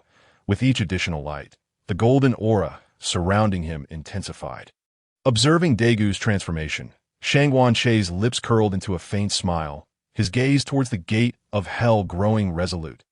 Shangwan Che braved the witches and the god Kilialode's onslaught as he advanced towards the gate of hell. Unbeknownst to him, a faint golden glow began to manifest around him as well. The Atidus and Fian vessels provided covering fire for Shangwan Che, relentlessly assaulting the witch, but their attacks were absorbed by the dark mist surrounding the gate of hell. Damn it! Hurry! Prepare the Magus cannon for launch. Vice Captain Zhongfang also expressed his frustration on the ground. Daiku could now perceive a distinct rhythm of breath, yet it was still insufficient. What was happening? The voltage in Zone B was skyrocketing. Yeri observed that the voltage in Zone B was soaring like a rocket. In an instant, every home surrounding Daiku illuminated, and he finally awakened. As he regained consciousness, Daiku extended a finger, as if touching the divine. And in that moment, a bond formed between Shangwan Che, Daiku, and humanity. And no longer would Shangwan Che and Daiku lean on each other for support, for they stood shoulder to shoulder with humanity. Shangwan Che rapidly approached the gate of hell. And the witch, recognizing the evolving situation, understood that her meticulously planned operation had failed. If Earth cannot be governed by the great Kilialode people, then this planet has no reason to exist. I shall cleanse this disgrace for my deity. Earthlings, you shall all perish. The witch turned and departed the scene, her exit decisive, not even glancing back. Shangwan Che, however, was not preoccupied with the witch, compared to the god Kilialode. She was inconsequential. Upon reaching the gate of hell, Shangwan Che seized the opportunity presented by the invincible armor to keenly sense the coordinates behind the gate and the energy signature of the god Kilialode. Sun Thief, I have memorized your aura. You shall await your reckoning. Once the matter with Gitanjir is resolved, no matter where you flee in the cosmos, I will hunt you down. The god Kilialode seethed with frustration at Shangwan Che's defiance. As Daiku regained his ability to act, he soared towards the gate of hell. Shangwan Che and Daiku exchanged glances, each recognizing the boundless fury mirrored in the other's eyes, understanding their shared intent. Shangwan Che's right hand met Daigu's left, creating distance between them as the Qi Ming demon sphere and the Dilazium light stream began to merge. They continuously infused energy, compressing it as the potency of their combined skill escalated at an alarming rate, radiating a light that pierced through the darkness like dawn's first light. In unison, they extended their hands towards the gate, unleashing their fused skill with a resounding roar, targeting the stronghold of the Kili-Elode people, striking at the god Kili-Elode himself. Should this strike go uncountered, their stronghold would be reduced to ashes, a mere taste of the retribution to come. After sealing the gate of hell, Shangwan Che and Daiku retreated towards the ground. While Daiku prepared to unleash the Xi Paleo light, or AY.8S, the Xi Paleo light ray was fired. Shangwan Che's death finger and the Magus cannon from the Atidus also aimed towards the gate of hell. Initially, it was merely the fusion of the death finger and the Xi Paleo light ray, but this time, the Magus cannon emanated a faint golden hue, merging with the two techniques. This was the bond between humanity. Shangwan Che and Daiku, as boundless spiritual power infused into the Magus cannon, humanity's mightiest weapon, joined in battle alongside Shangwan Che and Daiku. The three attacks coalesced into a magnificent golden beam, striking the gate of hell. Devoid of any thunderous roar, only the relentless shaking of the gate, then erupted, expanding outward as the ominous clouds began to dissipate and the dawn of hope illuminated the earth once more. With the rising sun, every individual present appeared cloaked in golden capes. The victory of this battle was not merely the triumph of Shangwan Che and Daiku, but rather a testament to the united front of humanity alongside Daiku. No words could adequately describe the scene unfolding before them. All unspoken sentiments were woven into their actions. Shangwan Che and Daiku raised their thumbs towards the crowd, who reciprocated with enthusiastic gestures. Everything was conveyed without words. From this moment forth, Shangwan Che and Daiku would no longer fight alone. Humanity would stand with them against the encroaching darkness, journeying together towards a future ablaze with light. As Shangwan Che and Daiku transformed into starlight and faded away, one could only marvel at the exhilarating nature of the battle IT was a tumultuous encounter that left everyone utterly drained. The developments of this battle had surpassed all expectations, and as it concluded, fatigue weighed heavily on everyone. Harii felt as though his body was no longer his own. How can you say that? If it weren't for your jinxing, we would have completed the mission and returned to base long. AG, this good friend of Harii. Shinjo couldn't resist teasing him. Certainly not because he envied Horii's romance with Chizuru Egasaki while he remained a solitary figure. Absolutely not. All right, everyone, it's time to head back to base and get some well-deserved rest. You have reports to submit later. Captain Jumian Hui, ever considerate, reminded her team of the reports they still needed to file. I don't want to write a report. Upon hearing about the report, Shinjo felt as though the sky was falling. Observing Shinjo's dismay, the others erupted into laughter as they returned to base, while the populace made their way home. Only the personnel of the police bureau remained, lamenting the burdens of overtime as they cleaned up the scene. Damn it, I don't want to work overtime. I'd rather write reports, after a period of rest. Within the training space, Shangguan Che and Daiku convened to review the events of the battle. That I believe the greatest issue was my failure to adequately respond to the ambush. Otherwise, the situation wouldn't have escalated to such unmanageable levels. Leaving you to handle the aftermath alone, I think I need to learn to maneuver more cleverly. Daiku felt that the blame for this incident lay squarely on his shoulders. If only he had evaded the ambush. Shangguan Che wouldn't have had to fight alone. Now, don't burden yourself with all the blame. If you ask me, the most significant error was our lack of strength. If we were powerful enough, nothing would escape our grasp.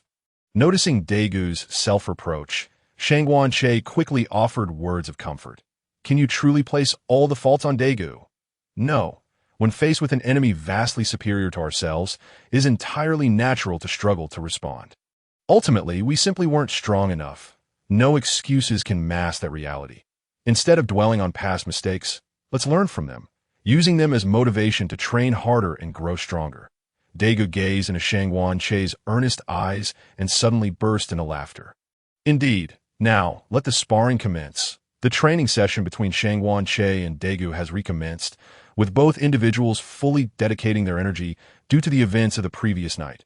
Captain Jujian Hui delivered a flawless assist, creating an opportunity for the two to train, while the members of the victory team efficiently manage their daily affairs. The presence of a commendable captain and a group of supportive teammates is indeed crucial.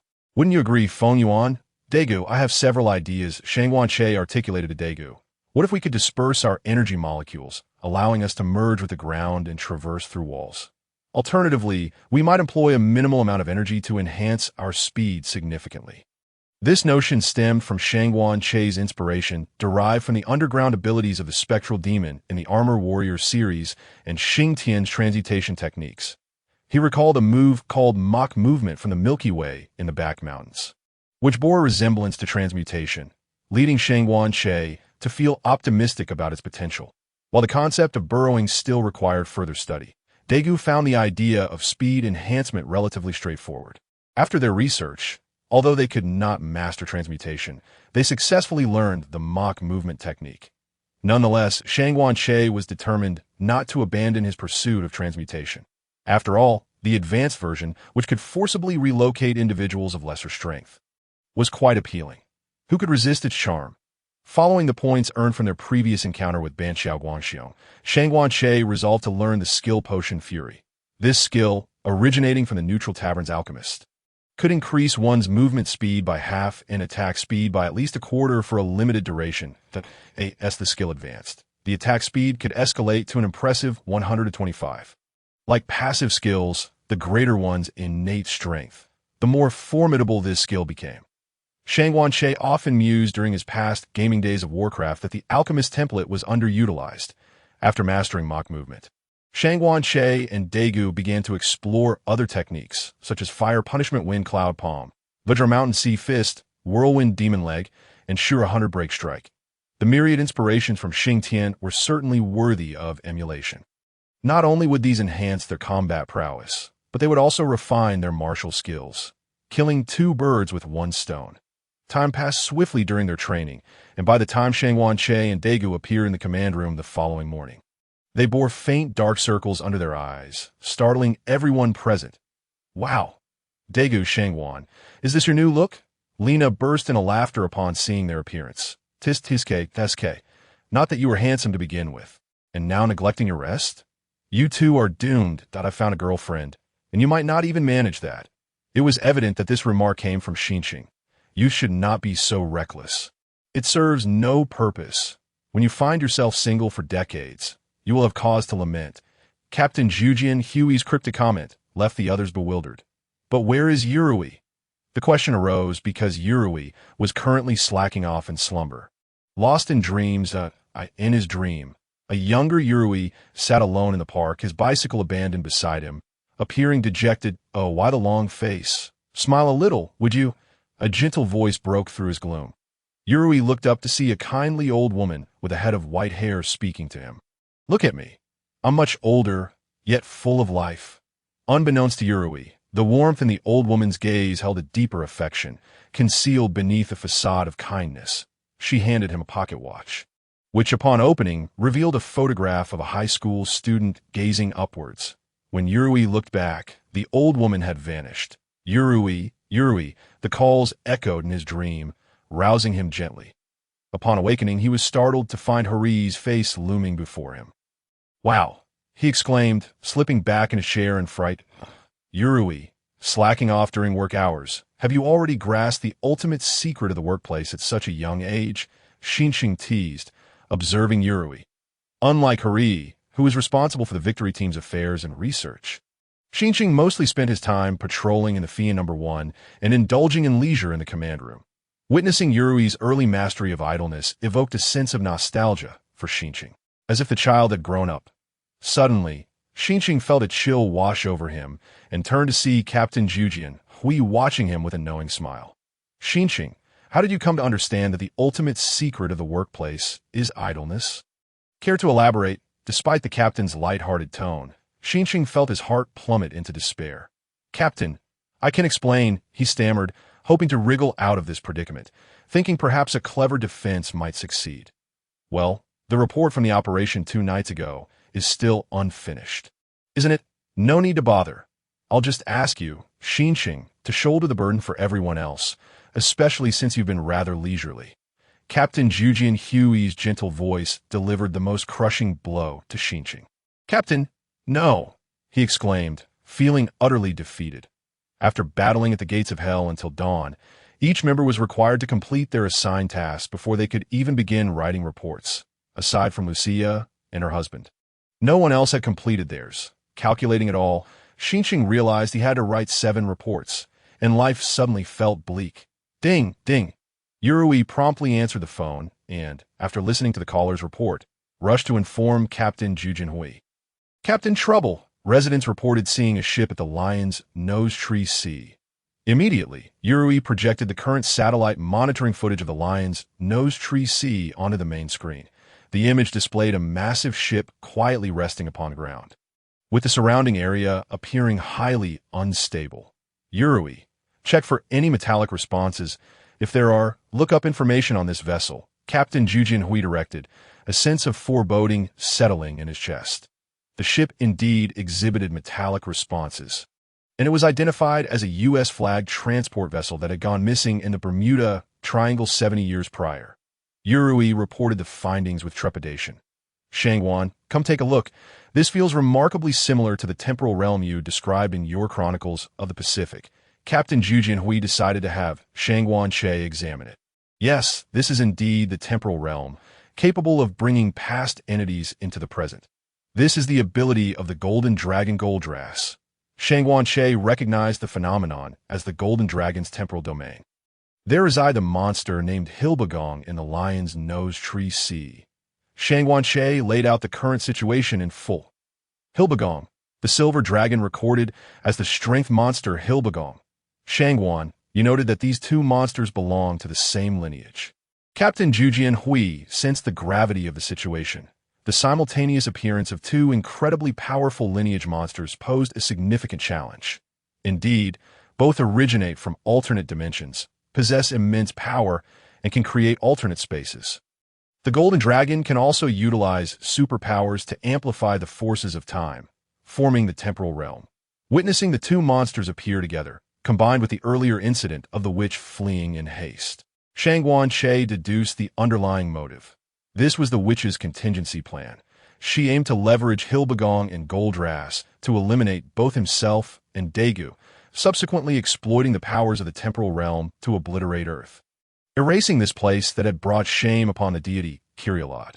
Given the nature of the Kyrielod people, they would likely resort to ambush tactics during intense battles. Truly, fervent followers, if I am not mistaken. This incident must have been orchestrated by the Kyrielod people. Shangguan Che felt an urgent need to prepare, for the three adversaries he was about to confront were exceedingly formidable. The Golden Dragon Goldrass, possessing the ability to grow even more powerful with the expansion of the space-time realm, coupled with its unparalleled combat prowess and superhuman abilities. The Silver Dragon Sylvegon, whose simplistic yet devastating polio beam could penetrate even the most vulnerable defenses, shattering Gaudi's barriers with a mere slap. And the second-generation Kyrielod, capable of stacking two forms, whose combat strength was completely on par with both the current Daiku and Shangguan Che. The mere thought of such a combination evoked a sense of despair. Among the formidable opponents encountered by Diga, there were Ligadrun, Gobnu, Aguma, Phoebus, Yanagaki, alongside the Golden and Silver Dragons. This time, they were to face three, yet Shangguan Che firmly believed that there were no insurmountable foes, no challenges that could not be overcome.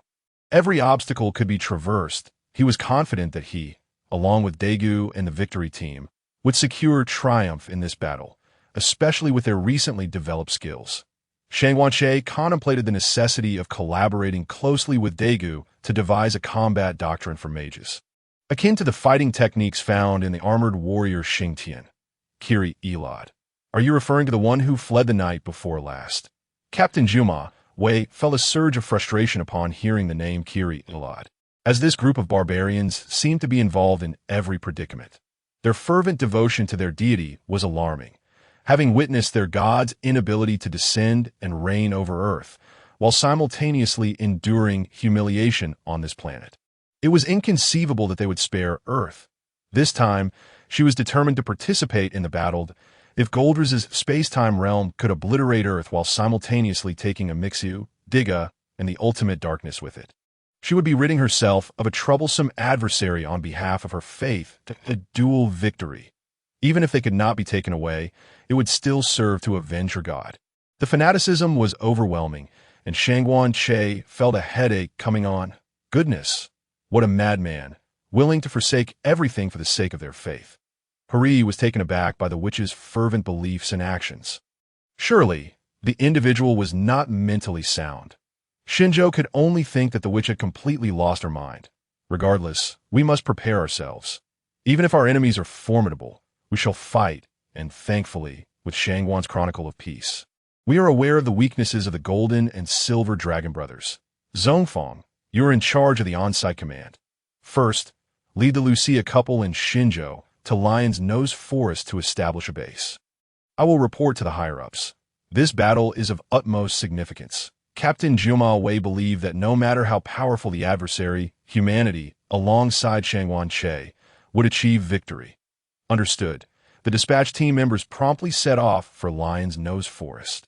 Deputy Captain Zhongfang established defensive measures around the vicinity of Lion's Nose Forest. Recognizing that this battle would be exceptionally arduous, he prepared to deploy the majority of their equipment. Command, automatic mines, and various tanks have been set up. The Fian and Atlantis are also on standby at the base, ready to join the fray at any moment. The residents surrounding Lion's Nose Forest had also been successfully evacuated, after completing the tasks assigned by Zhongfang. Shinjo began to make his report. All right, there are still enemies lurking in the shadows.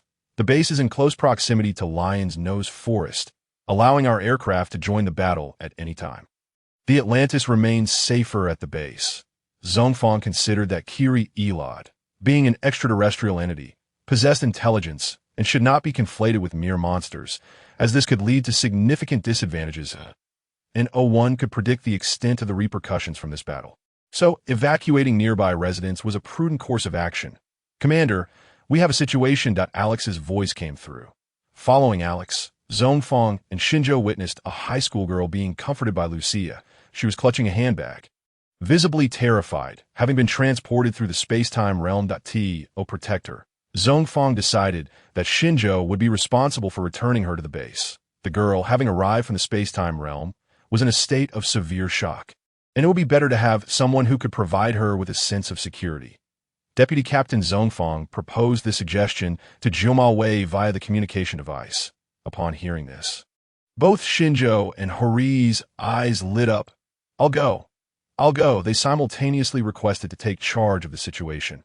Observing each other's eagerness, they felt that they were both equally suitable for the task. I should go, Hori asserted firmly. It should be me. I'm much more handsome. You have a girlfriend. You're not suitable, Shinjo retorted, not backing down. Enough. Daiku suddenly interrupted their quarrel, leaving Shinjo and Hori bewildered as they gazed at him. I believe it would be best for me and Shangwan to go. We are both more handsome and provide greater assurance. Daiku pointed at himself and Shangwan Che, grinning as he spoke. Oh. Shangwan Che, upon seeing Daiku, could only offer a reminder. Don't forget, Lena is still around. Daiku felt an involuntary chill run down his spine. The instincts honed from battles were something he deeply trusted. Turning stiffly, he saw Lena looking at him with an icy expression. All right, Yatsuri, you go. Noticing that the others were still eager to contest, Captain Juma Wei felt it was time to make a decisive call.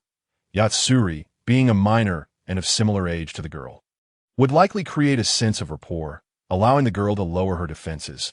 Upon hearing Captain Juma Wei's decision, Yatsuri promptly approached the girl to inquire further. Watching Yatsuri leave, Shangwan Che couldn't help but shake his head. Yatsuri, can't you date someone a bit more normal? One from a different species and another from a different time. Shangwan, what's wrong? Why are you shaking your head at Yatsuri? Daiku asked, intrigued by Shangwan Che's gesture. Imagine a person traversing time and space, arriving alone in an unfamiliar world, comforted by someone of the opposite sex, who is of similar age. Even if their intent is to ask questions, do you think it's possible for them to develop some unconventional feelings? Shangwan Che could only express his thoughts indirectly, unable to state his certainty regarding their mutual attraction. Hiss, Daiku inhaled sharply, realizing the possibility. Their conversation, however, went unheard by Captain Jamal Wei, who might soon call Yatsuri back. Considering he was still a minor, inside the interrogation room of the Far East base, the decor was exceedingly austere, consisting solely of a table and 2 benches, with gray specialized walls surrounding them. The light from the table lamp cast a suffocating shadow on the walls, creating an oppressive atmosphere. Could one blame her for being so guarded, being brought to such a place without understanding the situation? Who wouldn't be terrified? Upon seeing her intended target, Yatsuri felt incredulous. The girl resembled the one depicted on the necklace he had received during childhood. With his mission at hand, he could only focus on its completion. What have you brought me here for? Please, just let me go home. The girl on the opposite side spoke in a soft and feeble tone. What a quintessentially Japanese opening. Rest assured, once we finish our questions, you will be allowed to return. Yatsuri attempted to soothe her, though his efforts fell short of expectations. I'm so scared. What is this place? Please tell me. Hearing Yatsuri's words only intensified the girl's anger, causing her to raise her voice. After enduring fear for so long, the idea that they were unwilling to let her leave was infuriating. Following Yatsuri's persistent reassurances, the girl began to calm down. Recognizing that Yatsuri was of similar age, may I ask for your name and date of birth? Noticing her composure, Yatsuri immediately began his inquiries. My name is Tezuka Yuri, born on August 16, 1915. Tezuka Yuri provided her information to Yatsuri. Upon hearing her introduction, the victory team erupted in excitement. Goldra's space-time realm could not only bring items to the present, but also preserve them from the ravages of time. However, the consequences for those and things brought in from the space-time realm, if they were to resolve the current issues, remained uncertain. According to Shangwan Che's Chronicle of Peace, if the space-time realm were to vanish, the entities drawn from it would return to their original time. The intricacies of temporal power were too profound. Humanity had yet to delve into this realm. Resolving the current situation, whether the space-time realm would cease to exist or exhibit other reactions, remained unpredictable. Hori worried that Yatsuri might be harmed if he engaged too deeply with the girl and hurried towards him. Yatsuri, be careful. If the influence of the space-time realm were to be quelled, and should the space-time realm vanish, it would be well for the other party to return to their own time. However, if unforeseen circumstances were to arise, it is highly likely that time would manifest its repercussions upon Tezuka Yuri, potentially resulting in her becoming a frail old woman, or perhaps even transforming directly into a mere skeleton. Out of concern for Neyuri, Hori chose not to employ euphemisms, instead laying the harsh reality bare before Neyuri. Are you ever going to be finished? Tezuka Yuri bore an uncanny resemblance to the girl on Neyuri's necklace, and Neyuri yearned to comprehend the intricacies of the situation, rendering Hori's words somewhat negligible. To soothe Tezuka Yuri, Captain Ijima decided to assign this formidable task to Neyuri. It was evident that Rina harbored special feelings for Owagami, making him unsuitable. Shangon did not exhibit much curiosity towards the other party, hence he too was deemed inappropriate. Hori had a girlfriend, and for the sake of his happiness, it would be best to refrain from assigning him such a task. As for Shinjo, he was dutifully stationed at the Lion's Nose Tree Sea, and after much deliberation, Neyuri was the only viable option left. Neyuri believed it would be prudent to first guide Tezuka Yuri in search of her family. However, upon following the address provided by Tezuka Yuri, they found that the destination had inexplicably transformed into a bustling thoroughfare. Turning around, Neyuri saw Tezuka Yuri weeping profusely. Where's my home? Father, mother, in this unfamiliar world. Tezuka Yuri's greatest longing was for her family. In times of frustration and despair, the first thing that springs to mind is often the most comforting refuge in the world. Home. Comfort Tezuka Yuri. Neyuri took her to indulge in burgers and play whack-a-mole, gradually lifting her spirits. And under the warm influence of Neyuri, Tezuka Yuri began to emerge from the shadows of disappointment. Meanwhile, at the Lion's Nose Tree Sea, the fleeting figure of Golden Dragon Goldrass appeared. Within the command room of the Victory Team at the Far East Base, Captain, with the emergence of Goldrass, mysterious magnetic field from around the world converged upon the Lion's Nose Tree Sea. Shinjo gazed at the report before him, somewhat incredulous. Zongfang, have the personnel on site retreat a bit. The Victory Team will pilot the Atlantis to the scene. Once there, Owagami and Shangon will operate the Flying Swallow 1, while Shinjo and Lucia will pilot the Flying Swallow 2. Zongfang and the others will handle the Atlantis, waiting for the opportune moment that I will have the police bureau transport the anti-magnetic Magnas 1 and anti-gravity Clarifas 2 to the scene to thwart the space-time realm. Now, Victory Team, all members deploy. Captain Ijima orchestrated a comprehensive plan. The Victory Team promptly set course for the Lion's Nose Tree SAS for Neyuri. Hori suggested keeping him away from past acquaintances to avoid adverse influences, and Captain Ijima believed it best to let Neyuri handle it himself. Subsequently, Neyuri took Tezuka Yuri to an arcade, then to a cinema, and finally to a photography studio, where Neyuri thought it would be nice to capture a photo together. Come a bit closer, otherwise you won't fit in the frame. Noticing that she was standing outside the camera's view, Neyuri pulled her closer. Tezuka Yuri appeared exceedingly bashful. You look so glum. Could you smile? Please? This phrase traversed the river of time, binding the two individuals together. After the photograph was taken, Neyuri at a vendor's stall spotted a fateful pendant and without a moment's hesitation, purchased it, placing the recently taken photo of Tezuka Yuri within. Gazing at the pendant that mirrored his childhood, Neyuri was momentarily transfixed, clearly realizing the unfolding of events. Tezuka Yuri was puzzled by Neyuri's demeanor, yet felt too shy to inquire, simply observing him quietly. Neyuri, noticing her bewilderment, withheld an explanation, masking his astonishment with a cheerful facade as he escorted her to the vehicle. If fate were indeed predetermined, perhaps it would be best to confront it with a smile. The space-time realm of the Lion's Nose Tree Sea began to expand, and in order to swiftly resolve its influence and restore temporal balance, Captain Ijima insisted that Neyuri proceed to the scene. Has something occurred? Upon hearing that Neyuri was heading to the site, Tezuka Yuri felt as though she was on the verge of parting ways with him indefinitely. I must go to the scene and rectify the uncontrollable time, Neyuri declared, Recalling Hari's earlier words, that I in that moment, the atmosphere within the vehicle grew heavy with tension, as both understood that the time for separation was drawing near. The young couple remained oblivious to the reasons behind their reluctance to part ways. Upon arriving at the site, Nayuri, despite his profound reluctance, had no choice but to entrust Tezuka Yuri to the protection of the police personnel, as he needed to operate the device to confront the space-time realm. Turning to drive away, Nayuri, thank you. I had a wonderful time today. Tezuka Yuri regarded Nayuri with a gaze imbued with unspoken sentiments, and due to her shyness, certain words remained unvoiced. I must leave now. Goodbye. Nayuri suppressed his feelings of reluctance, turning to drive away.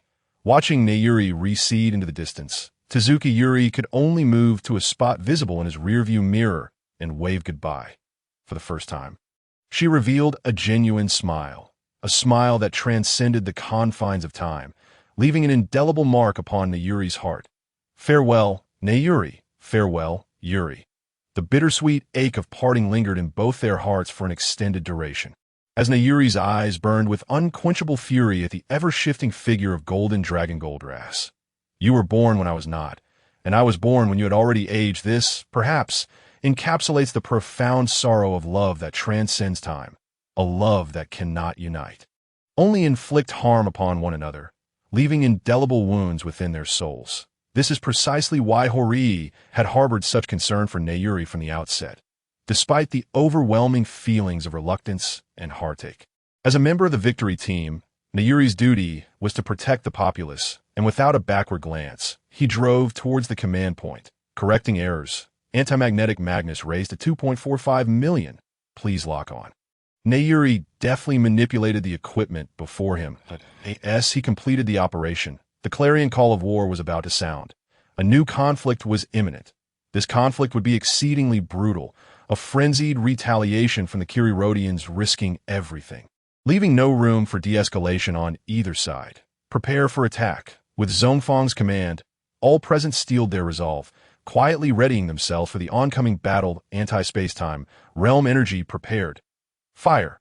At Zhongfang's command, the energy beams surged towards the space-time realm at the Lion's Nose Tree Sea. Merging red and blue into a vibrant green beam, a violent turbulence erupted as the outer layers of the space-time realm shattered, striking directly at the heart of the space-time realm, halting its expansion within the confines of the Lion's Nose Tree Sea. What is happening? Why hasn't the space-time realm dissipated? Zhongfang, perplexed, observed that the anti-space-time energy had failed to achieve the anticipated effect. The space-time realm did not shatter like the outer layers. It appears that the rainbow magic realm of the Lion's Nose Tree Sea has fused with the space-time realm. After all, the golden and silver dragons are of the same kin. Shangan speculated that the rainbow magic realm of Hilbegon had merged with Goldra's space-time realm, thus preventing its fragmentation, maintaining its presence solely within the confines of the Lion's Nose Tree Sea. As the anti-space-time energy illuminated the area, the golden and silver dragons sensed their territory being encroached upon, beginning to manifest their forms. Captain, the golden and silver dragons have appeared. Lucia and her husband, their senses heightened, were the first to catch sight of the Hilbegon brothers. Prepare for attack. Remember, Silver Dragon Hilbegon's weakness lies in its inability to perceive stationary objects, while Golden Dragon Goldrass experiences a 3-second period of vulnerability following the use of its superpowers. Withdraw the anti-space-time device. The Golden Dragon is likely to approach it. Zhongfang swiftly began to adjust personnel and issue commands. Understood. The assembled team promptly executed Zhongfang's directives with precision. Emerging from the space-time realm, the golden and silver dragons revealed themselves. The silver dragon Hilbegon, adorned in shimmering silver, boasted a pair of ram-like horns atop its head, a back bristling with dense bone spines, and a mouth filled with menacing fangs. The golden dragon Goldrass, its horns raised to the sky, radiated a golden exterior, its form accompanied by the eerie backdrop of the space-time realm, both beasts exuding an aura reminiscent of demons emerging from the depths of hell. Caution! The silver dragon Hilbegon lacks long-range offensive capabilities, while all of Golden Dragon Goldra's superpowers are channeled through its horns, which possess the abilities of lightning and a space-time shield capable of deflecting attacks. Shangguan conveyed the critical points that needed attention to the assembly. Yaryu, maintain a vigilant watch over the situation at hand, especially regarding the Kiri AI Luo de people, as they might seize the opportunity to launch a surprise attack. Vice Captain Zhongfang is tasked with commanding the frontal battlefield, while the surveillance responsibility will fall to you. Yaryu. Understood. I will keep a close eye on everything, Yaryu replied. This marked Yaryu's inaugural participation in a live combat scenario. And the wrath of the Golden Dragon Goldrass did not daunt him in the least. The victory team commenced their operations, and the automated mines and tanks began probing attacks towards the abdomen and lower regions of the silver and gold dragons. As anticipated, the adversary displayed no defensive maneuvers, and the automated mines and tanks could not penetrate their defenses. The artillery fire merely served to slightly hinder the enemy's advance. The silver and gold dragons sprang into action, with Zirbagong tasked with demolishing the artillery base, while Goldrass pursued the retreating time-space device. Upon witnessing Goldrass's movement, the victory team promptly initiated efforts to impede their progress. The Yatatis, though heavily armed, lacked the agility necessary to contend with Goldrass, who possessed long-range offensive capabilities. Vice Captain Zhongfang swiftly allocated roles, recognizing that apart from the Megas cannon, the Yatatis' firepower could inflict minimal damage on Zirbagong. While it might not be sufficient to slay Zirbagong, it was adequate to cause discomfort. Infuriated by his inability to launch ranged attacks, Zirbagong stamped his feet in frustration. You may not be able to kill me, but it still hurts. In a fit of rage, Zirbagong uprooted a tree from the lion's nose forest and hurled it at the Yatatis. The surrounding trees were also uprooted, leading to a fierce exchange between the two. Meanwhile, on Goldrass's front, the first Flying Swallow was responsible for distracting and drawing out the use of the enemy's superpowers, while the second Flying Swallow focused on attacking Goldrass's horns. Although Goldrass's superpower enveloped its entire upper body, it left a 3-second window of vulnerability after each use. The first Flying Swallow seized the moment to attack Goldrass's horns. With the wild instincts of the Golden Dragon, it activated its time-space shield for defense, revealing a 3-second opening. The moment was ripe. Inside the second Flying Swallow, Xinqing could hardly contain his excitement as he prepared to strike. It seems that this Golden Dragon Goldrass isn't as formidable as it appears. However, it seemed to have been influenced by his close friend Hori, as he too had adopted a streak of bad luck. Xinqing, ascend quickly. The Kiri AI Luo de people have appeared. Yaryu's urgent voice crackled through the communication device, prompting Xinqing to abandon his attack and swiftly ascend in the second Flying Swallow. Just then, the second Flying Swallow narrowly evaded a Hellfire Bomb from the Kiri AI Luo de, nearly resulting in another crash. No, why do I say another? Not far away, the figure of the second-generation Kiri AI Luo de, which emerged. One hand poised to launch another Hellfire Bomb. How lively it is! All personnel are in attendance. Shangguan noted that everyone was in position, and it was time for him and Daiku to make their entrance. Yes, Shangguan, we are in for a challenging battle, Daiku responded, his expression solemn, yet his demeanor relaxed. This camaraderie fostered a sense of encouragement and mutual growth, a feeling that General Duanmu could not comprehend. The witch, having observed the second Flying Swallow evade the Hellfire Bomb, began to initiate her transformation. Vice Captain Zhongfang, noticing her movements, promptly issued a new command. Activate the latest weapon. Target the Kiri AI Luo de. Protect the second Flying Swallow. On the battlefield, an oddly shaped vehicle started operating. A ghostly blue beam shot toward the witch, swiftly shrinking her form as she was drawn inside the vehicle. Immediately launch the target. Vice Captain Zhongfang commanded. The weapons developed by the Far East base included two types. One was a size-diminishing gun for full-sized extraterrestrial beings, while the other was this shrinking vehicle, which operated unmanned and remotely to shrink giant foes. However, once shrunk, the enemy needed to be launched immediately, as this weapon could only delay large adversaries for a few seconds. Yaryu remotely controlled the shrinking vehicle, launching the box containing the witch. During the launch, the witch began to grow in size again, but was unable to counter the inertia, careening toward Goldrass. Goldrass did not hold back. Its horns glowed as it unleashed 2 bolts of lightning, sending the witch crashing aside. Honestly, Who do you think you are, flying toward me like that? Seeing the witch's predicament, both Shangguan and Daiku recognized the opportune moment. Shangguan prepared to pilot the first flying swallow and transform alongside Daiku. Daiku unleashed the Storm Hammer, a technique he had learned from Shangguan to control the witch that he had held back on using this move for a surprise attack, while Shangguan immediately invoked the Fire of the Mind to empower Daiku, then employed absorption magic at a swift pace to minimize the witch's threat. Given that the witch possessed a higher intellect than the silver and gold dragons, she lacked their glaring weaknesses. If possible, it would be best to neutralize the witch first before cooperating with the victory team to defeat the silver and gold dragons. After Daiku had restrained the witch, he utilized mock movement to close the gap before Goldras could react. Executing an energy blade strike aimed at Goldras's horns to his surprise, Goldras's horns automatically activated the time-space shield, protecting itself. What? That's a passive skill. Shangguan had always assumed Goldras's ability to deploy the time-space shield while facing away from Yeri had demonstrated its exceptional foresight. It turned out to be a passive ability. Reacting swiftly, Goldras lashed out with a powerful claw aimed at Daigu's torso. Despite Goldras's impressive prowess, Daiku was no longer the same. He had the benefit of a glorious aura and constant training, allowing him to store and recover energy sufficient to become an exceptional mage. Through relentless practice, Daiku had reduced the cooldown time of his blink ability to 1 second, enabling him to function as a mobile artillery platform continuously covering the battlefield.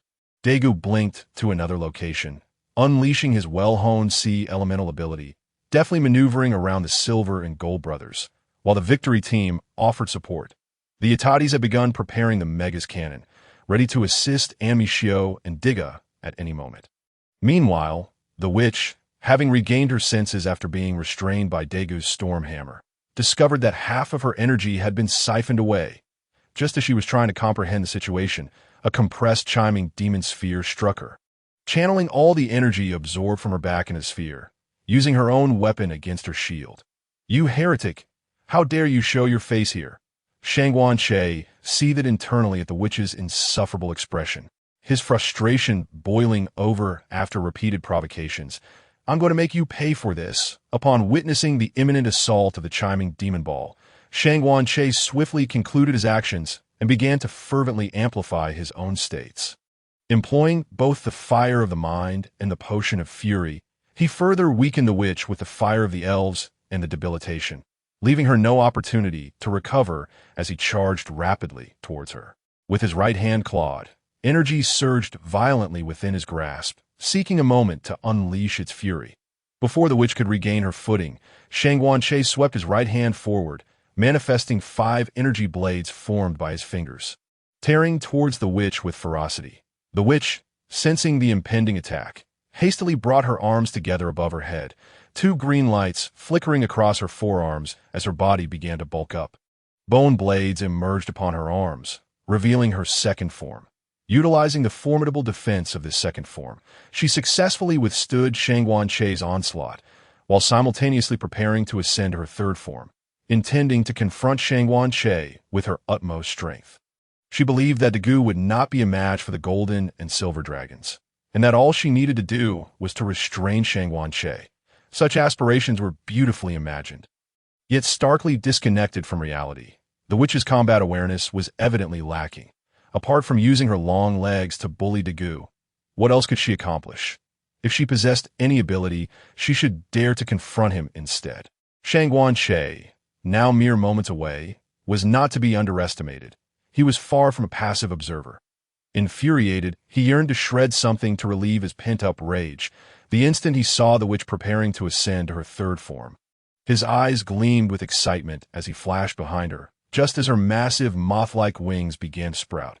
How fortuitous!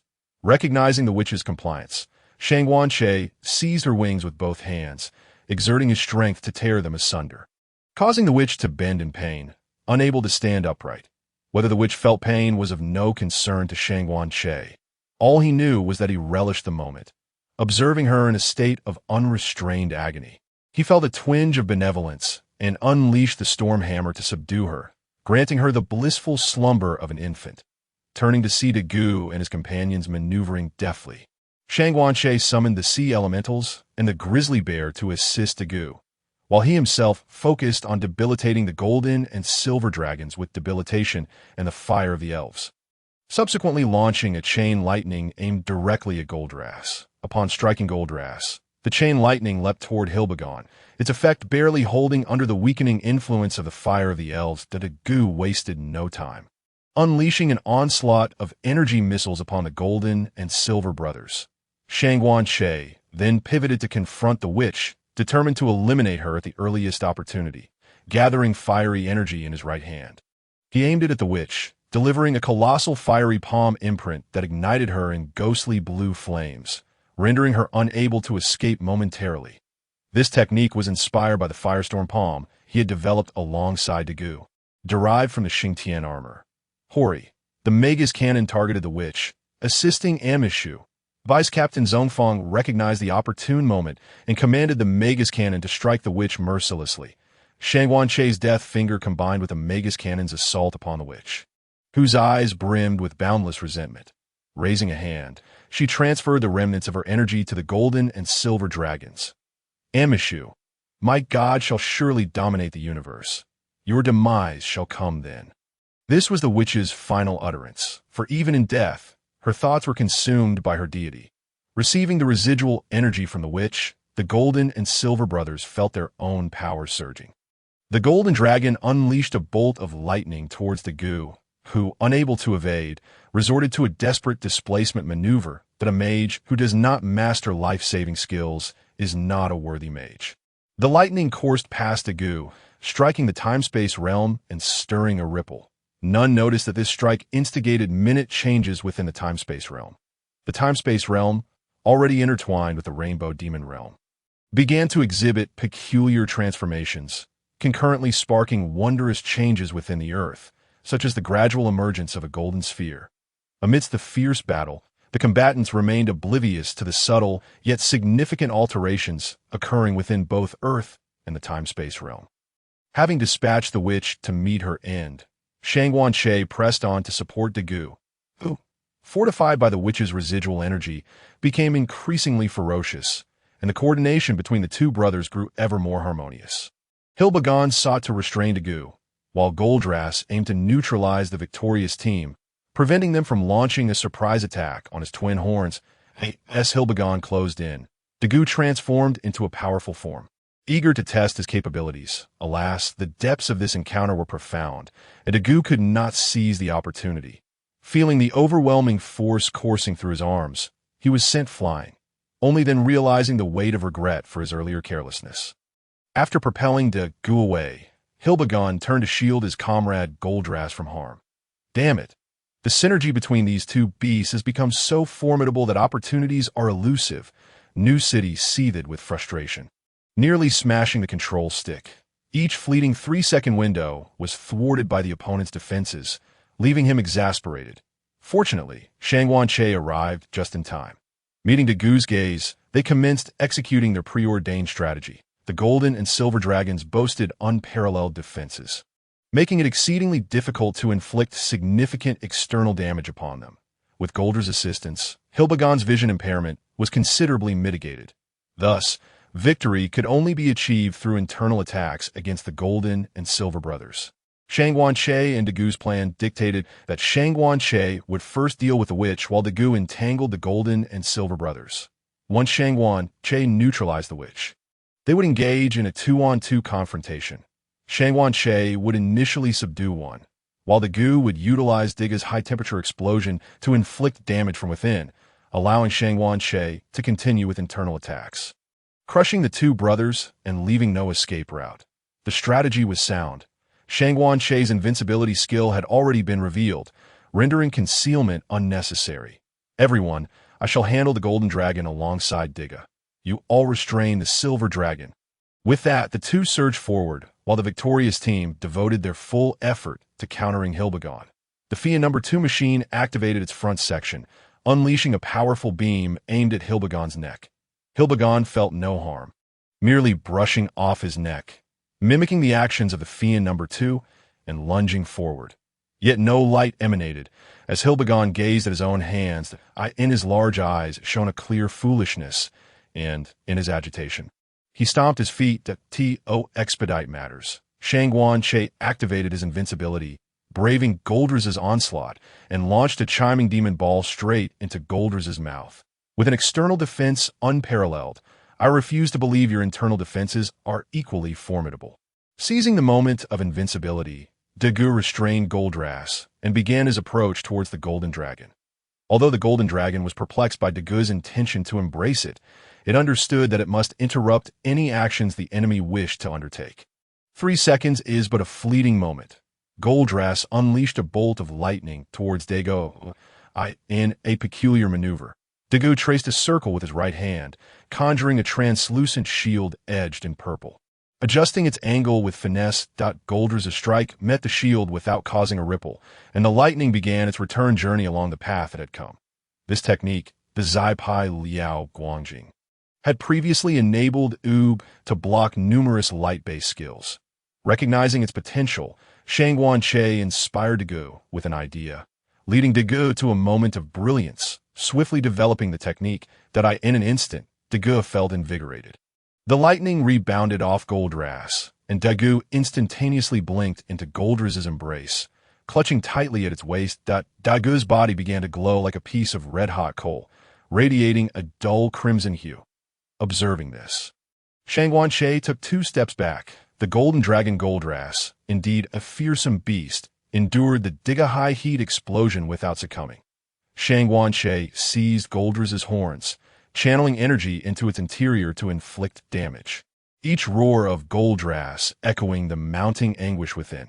Ultimately, Shangguan Che's internal assault proved to be the final straw that broke the camel's back, as he shattered Goldraz's horns, causing the Golden Dragon to dissolve into temporal chaos. Following a series of strategies devised by Shangguan Che and Daiku, first eliminating the witch, then dealing with Goldraz, only Hilbegon remained. 1 Hilbegon stood no chance against the formidable Shangguan Che and the victory team. As the two approached, Hilbegon let out a furious roar and charged at them. Diga high heat explosion, while immensely powerful, also drained considerable energy, leaving him temporarily unable to unleash it again as Hilbegon lunged at Shangguan Che. The latter dared not withstand the attack and retreated a step to evade the strike. However, Hilbegon retaliated with a headbutt. As Shangguan Che stepped back, he clapped his right hand, unleashing a massive fiery palm that struck Hilbegon. This time, he channeled most of his energy into restraining the foe. Daiku transformed into a powerful form and seized the opportunity to grapple with Hilbegon, slamming the silver dragon's head into the ground, leaving only half its body exposed, its tail thrashing wildly. Shangguan Che's death finger, Daigu's Zaipai Liao Ray, and the Magus cannon from the Aturtis combined forces to strike Hilbegon at its most vulnerable point, the tail bringing an end to the confrontation. At last, Daiku was spared the need to resort to the 1,000-year kill.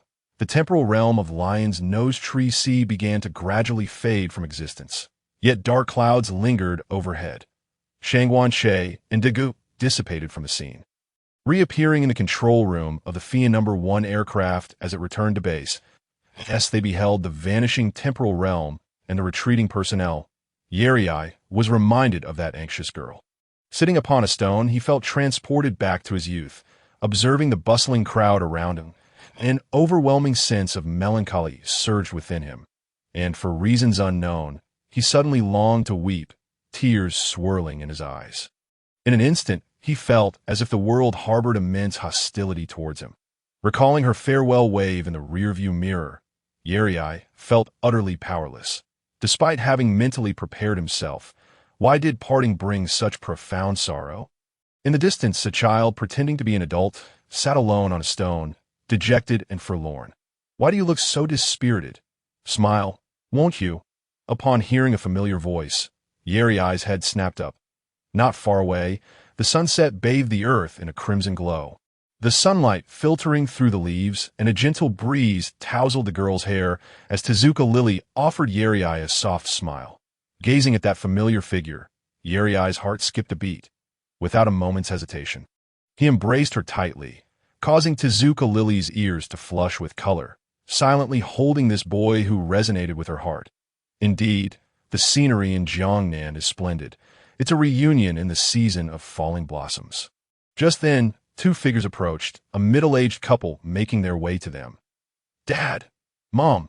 Tezuka Lily exclaimed joyfully, while Yeri felt a wave of embarrassment wash over him. What to do now that he had been caught embracing someone else's daughter?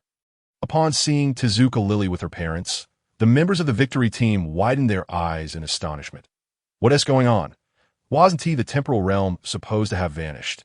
Hirai's surprise stemmed from the fact that, despite the temporal realm's disappearance, Tezuka Lily remained in this timeline, untouched by the ravages of time. Why? Even this underage kid has a girlfriend, and I, a handsome fellow, do not.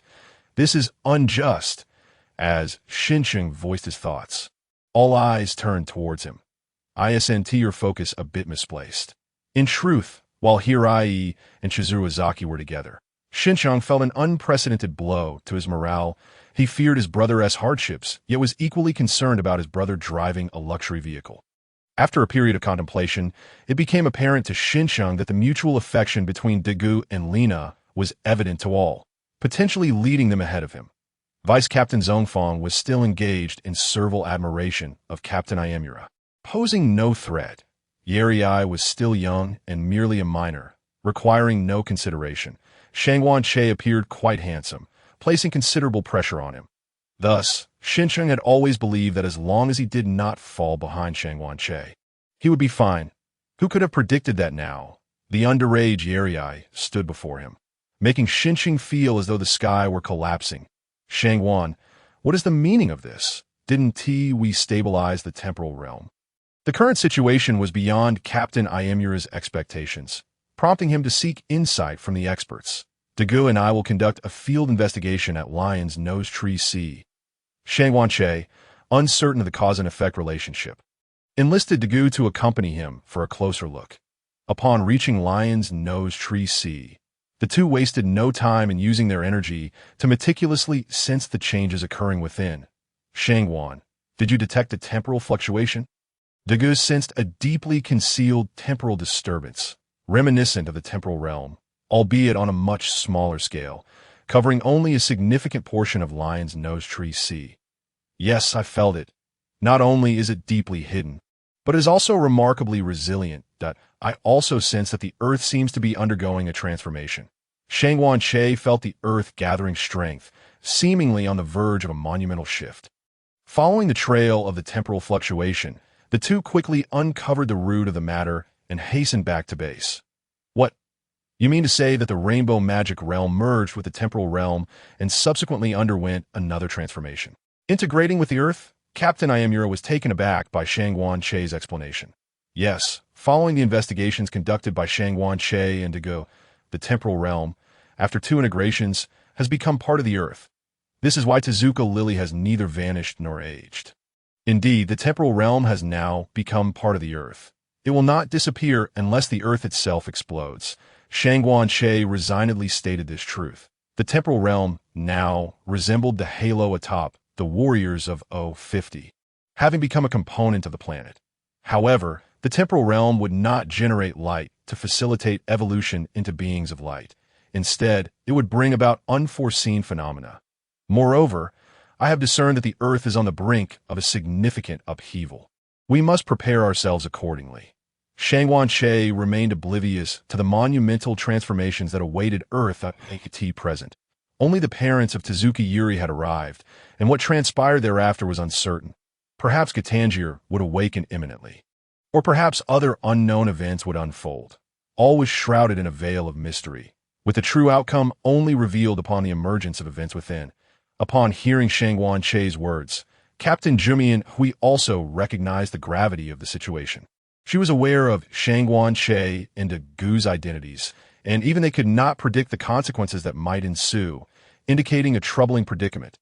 Yazui utilized the satellites to monitor all changes on Earth comprehensively. Victory Team, remain on standby. I will report to Director Zawai. Shangwan, accompany me. Captain Jimmy and Hui felt it necessary to communicate with higher authorities and prepare for contingencies in Director Zawai's office. Shangwan reported, in other words, Earth is on the brink of unpredictable upheaval. The temporal realm cannot simply vanish. Zawai, upon grasping this reality, found himself quite overwhelmed. Indeed, the silver lining is that the temporal realm is unlikely to undergo abrupt changes.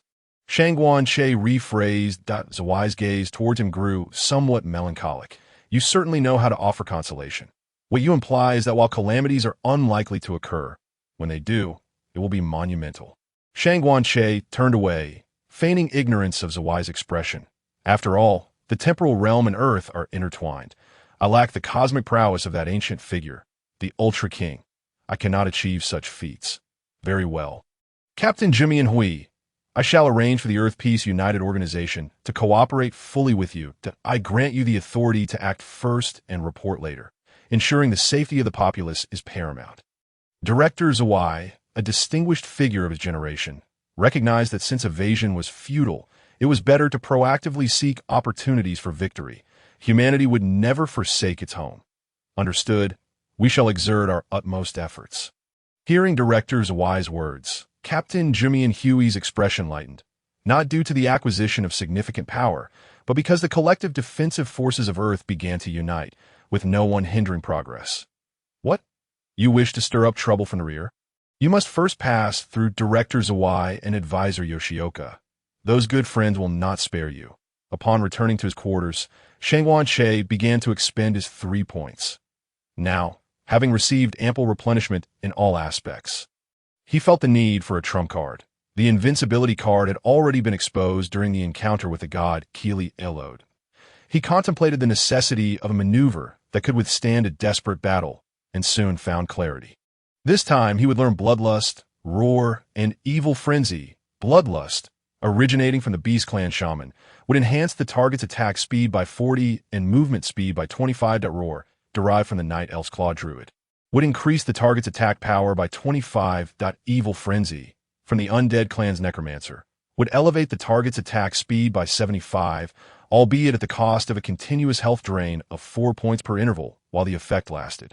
With the presence of healing waves, this health loss could be disregarded. With the combined enhancements of the Potion of Wrath, Bloodlust, Roar, and Evil Frenzy, along with other skills, his power would experience a terrifying escalation. A true, desperate measure.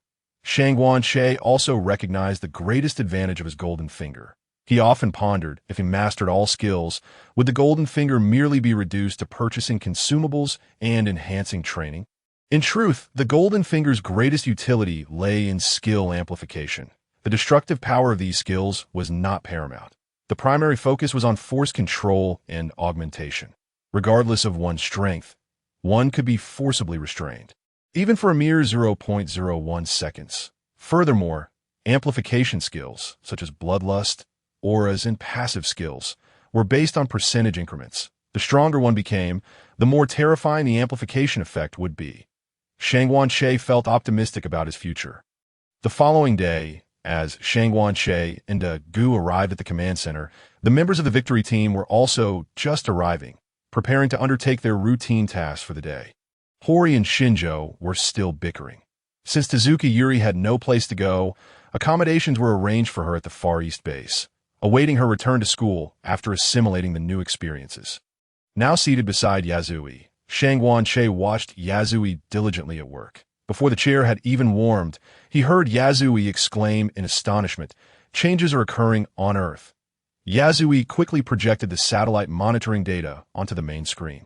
In the displayed footage, numerous ancient ruins appeared on Earth, each emanating an aura of antiquity through the satellite imagery.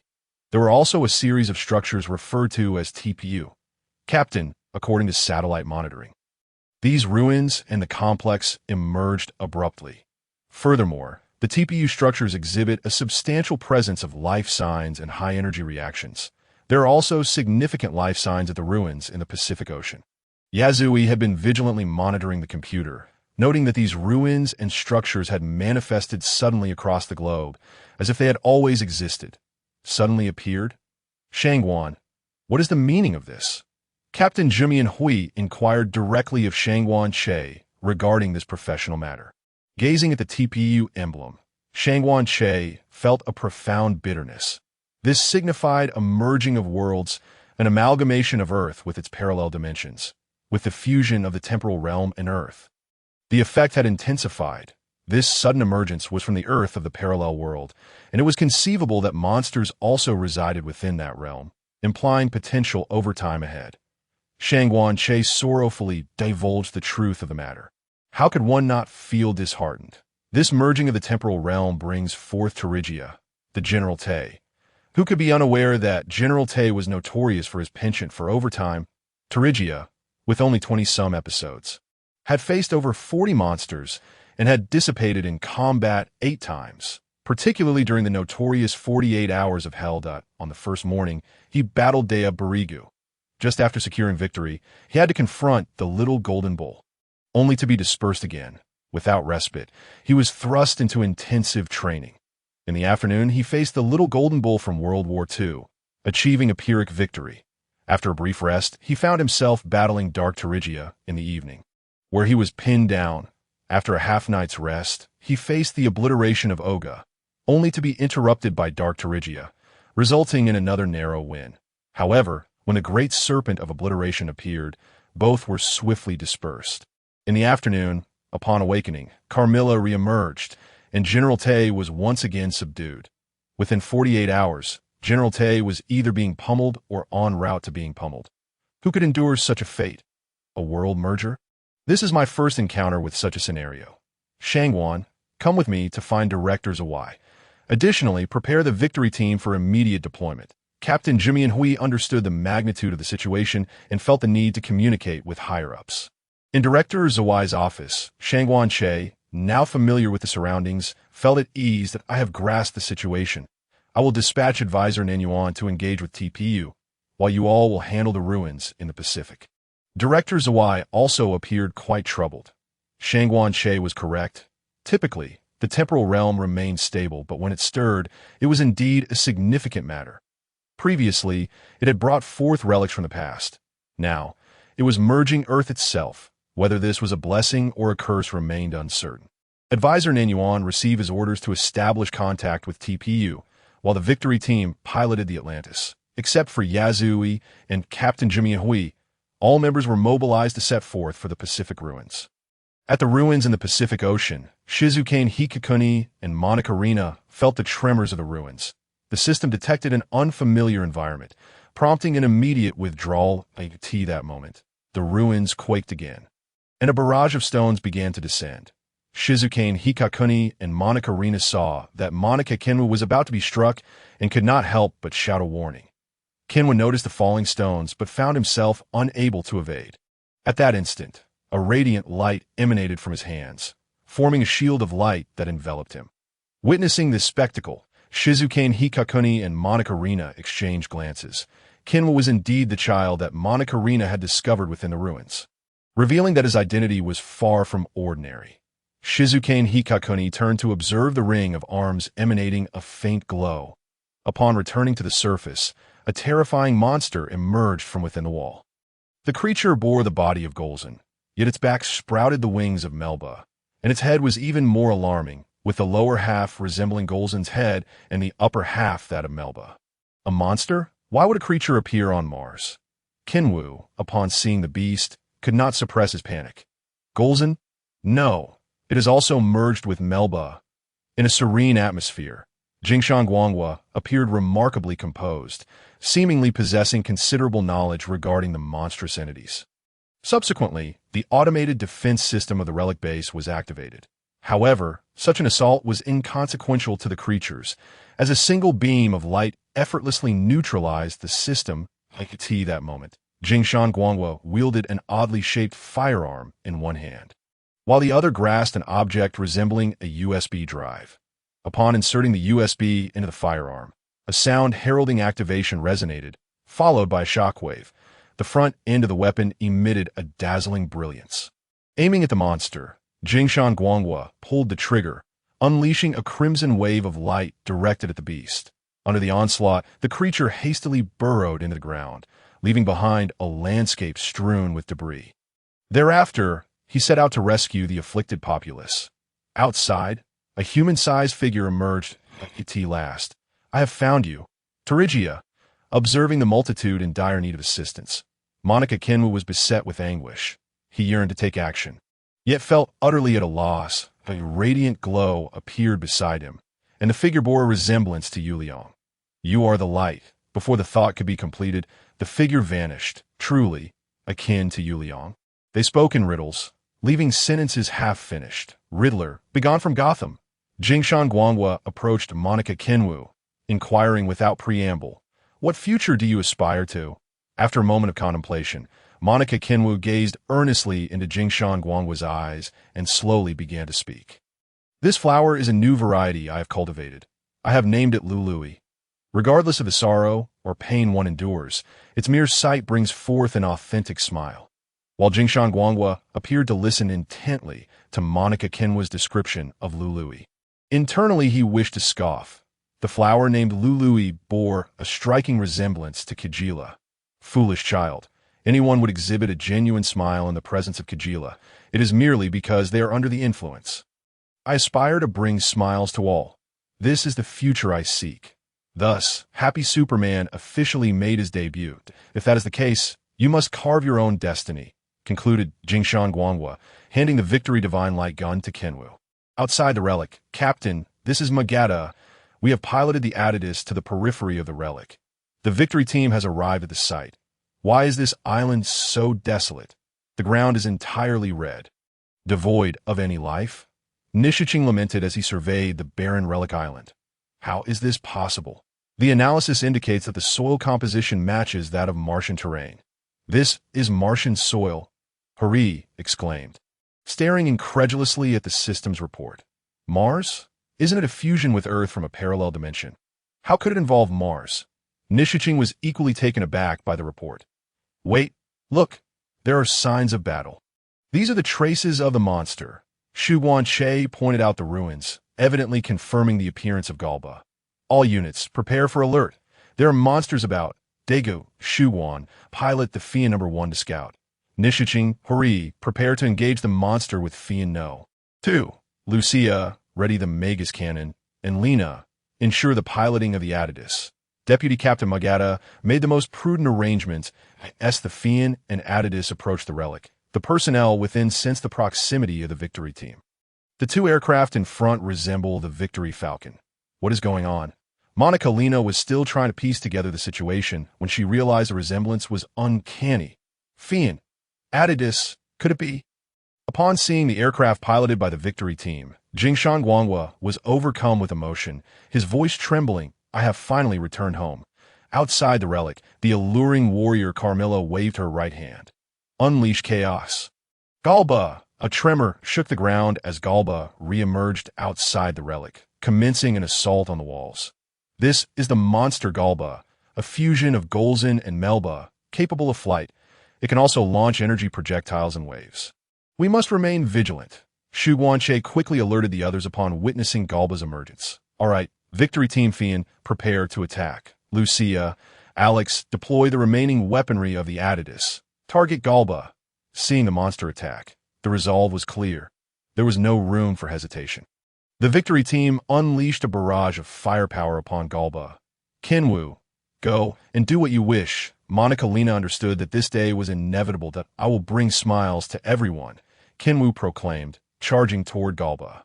Within the relic, the circular arm emitted a brilliant radiance, and a portal materialized beneath Kenwu, transporting him to the statue of Terigia. Observing the statue, which bore a striking resemblance to his dreams, Kenwu instinctively distanced himself. Behind him, an energy whip struck the statue of Terigia, and with a series of lashes, the assault continued. Ha ha! At last, I see you. I had envisioned a more fervent reunion. Can you endure the emotions amassed over these 30 million years? Terigia, the tone was laden with obsessive affection, causing Kenwu to feel uneasy. Carmilla struck Terigia again, and Kenwu realized he could not allow her to continue. Stop! Kenwu shouted with all his might at Carmilla. You are quite the nuisance, human. Carmilla barely acknowledged Kenwu's presence. To her, humans were inconsequential. Upon seeing him obstruct her path to Terigia, Carmilla raised her hand and struck Kinwa twice with her whip, sending him flying. As she prepared to deliver a final blow, a beam of light flashed, revealing Yushalai, who intervened to block Carmilla's strike. Their eyes locked, and Carmilla's fury ignited. With several strikes, Yushalai vanished. No. Sister, I haven't even boarded yet. Why did you disappear? Kinwu, momentarily stunned by Yushalai's sudden disappearance, felt a surge of courage rising within him. Stop? I must bring smiles to everyone. Was this truly the moment for dreaming? The thoughts of Carmilla and the author were momentarily cast aside. The indicator light on Terigia's chest glowed a profound blue, releasing a surge of energy that sent Carmilla flying. Access code. Correct. Countless beams of light gathered around Kinwu, forming a key adorned with the emblem of the composite Terigia. A fragment of memory surged into Kinwu's consciousness, initiating the tutorial. Accepting the memory, Kinwu followed the instructions step by step, preparing to transform, but he soared as a beam of light toward Terigia's chest energy lamp, which erupted in a resplendent purple glow. Meanwhile, outside the relic, the victory team engaged in a fierce battle with Galba. Shu Guanche maneuvered the attack device, relentlessly targeting Galba's eyes. Daiku, this is our true strength.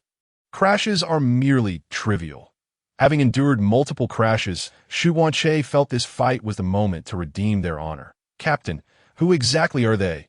Monica Lena inquired, noticing the deep nostalgia in Jingshan Guanghua's eyes. Ah, they are the specialist in combating monsters. Jingshan Guanghua praised the familiar team without reservation. Regrettably, both Shu Guanche and Jingshan Guanghua had spoken too soon. Suddenly, Galba unfurled its wings, charging toward Fia No. 1, unleashing a torrent of energy projectiles. Damn it, we must stop it, Deputy Captain Magata ordered urgently as Galba barreled toward Fia No. 1, the firepower from Fia No. 2, and the Adidus rained down upon Galba. Yet the creature was determined to bring down Fia No. 1. An energy projectile struck Fia No. 1's tail, sending it plummeting toward the ground. That accursed beast. I waited so long for this opportunity. Shu Guanche's eyes reddened, realizing that this hard-earned chance was slipping away. Anyone would find it impossible to swallow such a bitter pill. Monica Lena, witnessing the fall of Fia No. 1, could not help but glance at Jingshan Guanghua, as if silently asking, is this what you referred to as a professional team? At this moment, Jing Jian Guanghua felt a flush of embarrassment, having forgotten that Daiku often found himself in perilous situations. Just before the crash of Fia No. 1, two figures emerged, transformed Daiku and Shang Guanche. Suddenly, a dazzling violet beam of light appeared, from which a figure emerged, marking the completion of Jian Wu's transformation.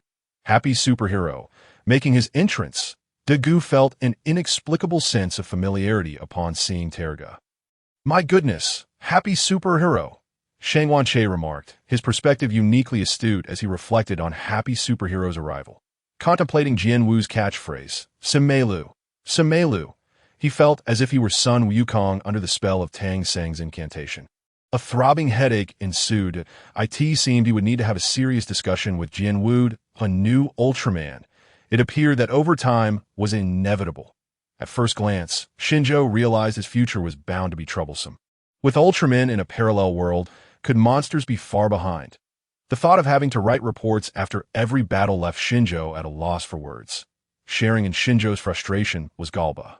Suddenly faced with three adversaries, two of whom harbored remarkably potent energy responses, he questioned whether victory was achievable. However, Shang Guanche, unfazed by Galba's contemplations, charged forward, gathering energy in his right hand, delivering two impactful blows to Galba's visage. If it weren't for you, I wouldn't have continued as a dead pilot. Prepare to meet your end. Blinded by rage, Shang Guanche eschewed his usual techniques, opting instead to unleash his fists, an outlet for his pent-up frustration. Not only was Galba momentarily stunned, but Jian Wu was also taken aback. Brother, you certainly don't seem like a good person. Unlike Jian Wu's bewilderment, Daiku had adapted to Shang Guanche's typically serious yet occasionally erratic demeanor. He patted Jian Wu's shoulder reassuringly. Rest assured, Shang Guan is quite reliable. He merely has his moments of madness. Just get used to it, Junior. Hearing Daigu's words, Jianwu nodded, recognizing the truth in them. Shangguan-Che's current behavior did indeed appear rather unhinged. Senior, I sense a peculiar familiarity between us. Observing Shangguan-Che subduing Galba, Jianwu remarked to Daiku, we can discuss this after the battle. For now, we must remain vigilant, Daiku cautioned, having sensed another formidable presence nearby.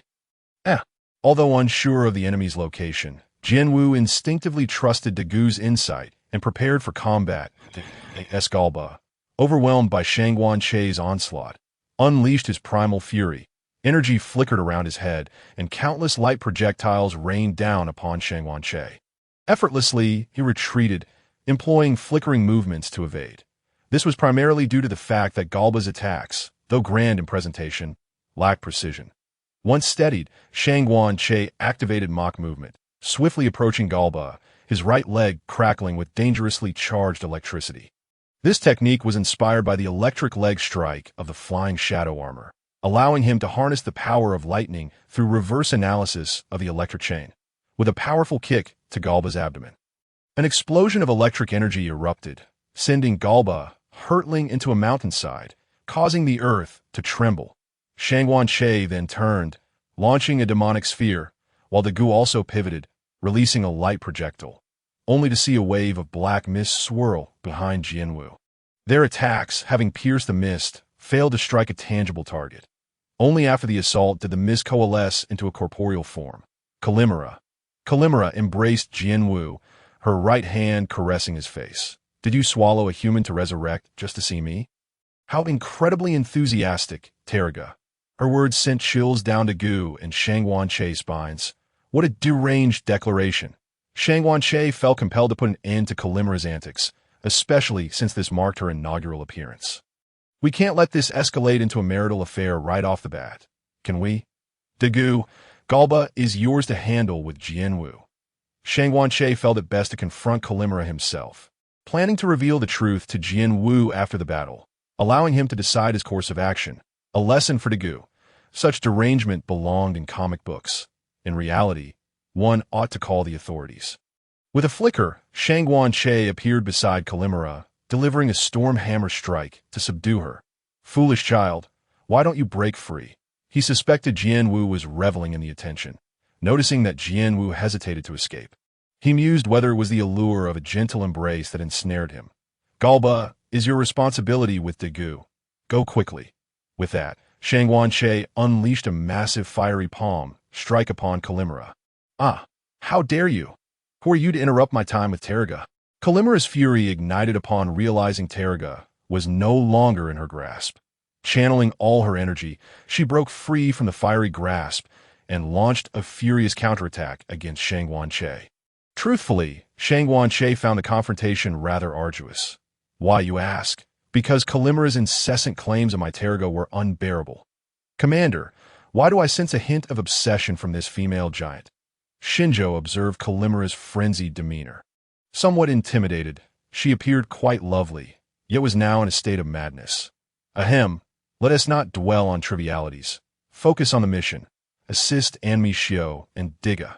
Vice Captain Zhongfang was equally taken aback by her wildness. Amidst the mountains, Galba, buried beneath rubble, roared with fury as boulders flew.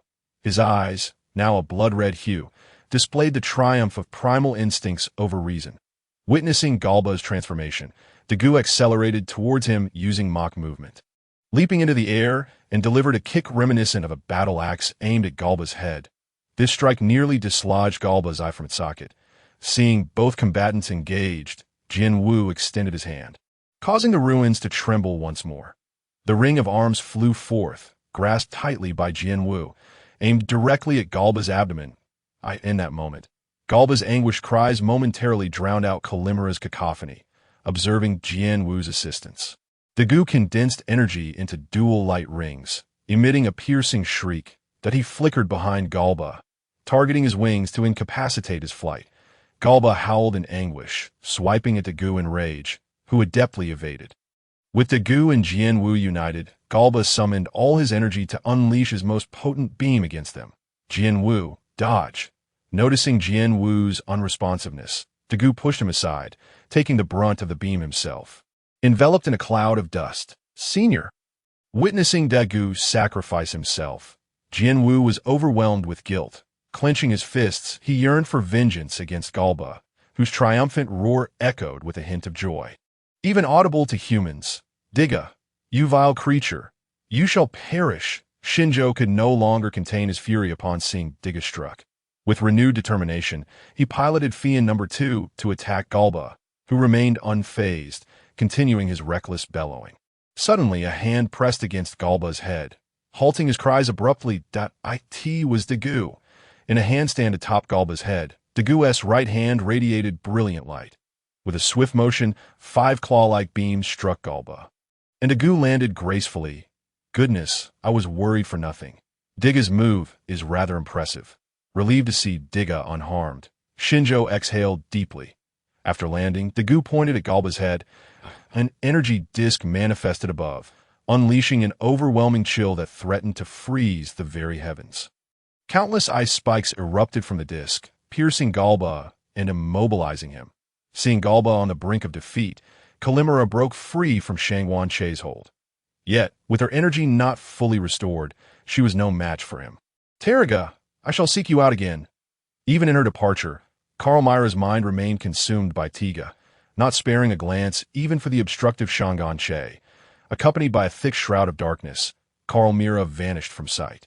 A commendable maneuver that merited further exploration with Daiku. With the main character gone, it was time to tie up loose ends as the fingers of death and 2 beams of Zai Pa Liao light converged. Galba concluded his valiant, beastly existence. General T's inaugural battle was no longer a mere struggle in the mud or a dissolution into nothingness.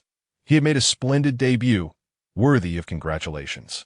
With the enemy having vanished, the victory team began their descent, preparing to engage with the personnel within the ruins. Shizuka Hikari, accompanied by the likes of Monica Rina, made contact with the victory team. It's been a while, Vice Captain Munegita, and to all members of the victory team. Upon encountering familiar faces, Shizuka Hikari could hardly conceal the excitement in his tone. The members of the victory team, save for Shangwanche, were taken aback by Shizuka Hikari's words. What was happening? Why did a person from a parallel world recognize them? Oh, my apologies. I forgot to explain the circumstances. Noticing the expressions of the victory team, Shizuka Hikari remembered he had yet to elucidate the situation. I am Shizuka Hikari from the TPC Intelligence Bureau. He introduced himself. TPC Intelligence Bureau, ISN Tier Defense Organization TPUM. Vice Captain Munegita appeared somewhat bewildered. Shizuka Hikari invited everyone to sit inside for a discussion. Captain Ijima, K, joined the conversation through a communication device that I was originally a member of the TPC Intelligence Bureau in this timeline. During an investigation into an anomalous event, I was swept into a temporal rift and discovered an ancient relic there, where I encountered monsters and adversaries, leading to the establishment of TPU to ensure public safety. Shizuka Hikari recounted his tale with clarity. Captain, I just looked into it. There indeed is a person named Shizuka Hikari in the Intelligence Bureau, and he bears an uncanny resemblance to the individual before us. Yatsuzuki's investigation dispelled the last shred of doubt among the group. I see. Then welcome back home, Mr. Shizuka.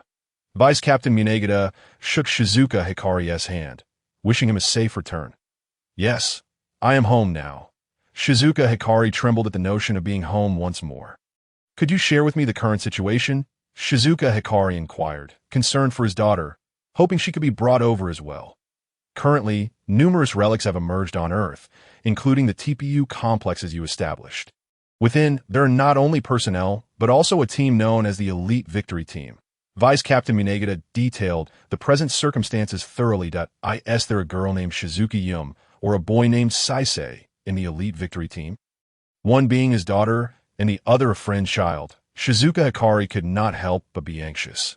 Yes, the response from Vice Captain Munegita immediately put Shizuka Hikari at ease. Subsequently, it was decided that Shizuka Hikari and his companions would board the Atadasu, with Advisor Najin accompanying the Elite Victory Team back to the Far East Base. The command room of the Victory Team in the Far East Base. The youthful Shizuka Hikari shared a gaze with his elder counterpart. Hikari, you've worked hard. Observing that Shizuka Hikari continued to fight for the protection of the populace even in a parallel world, Director Sawai and advisor Yoshioka felt their judgment had been indeed sound. You flatter me. It is truly wonderful to see Director Sawai and advisor Yoshioka once again. The sight of Sawai and Yoshioka brought a sense of relief to Shizuka Hikari. With these two leaders, he could finally rest easy. Hikari, when you were pulled into the temporal rift, what time was it on Earth?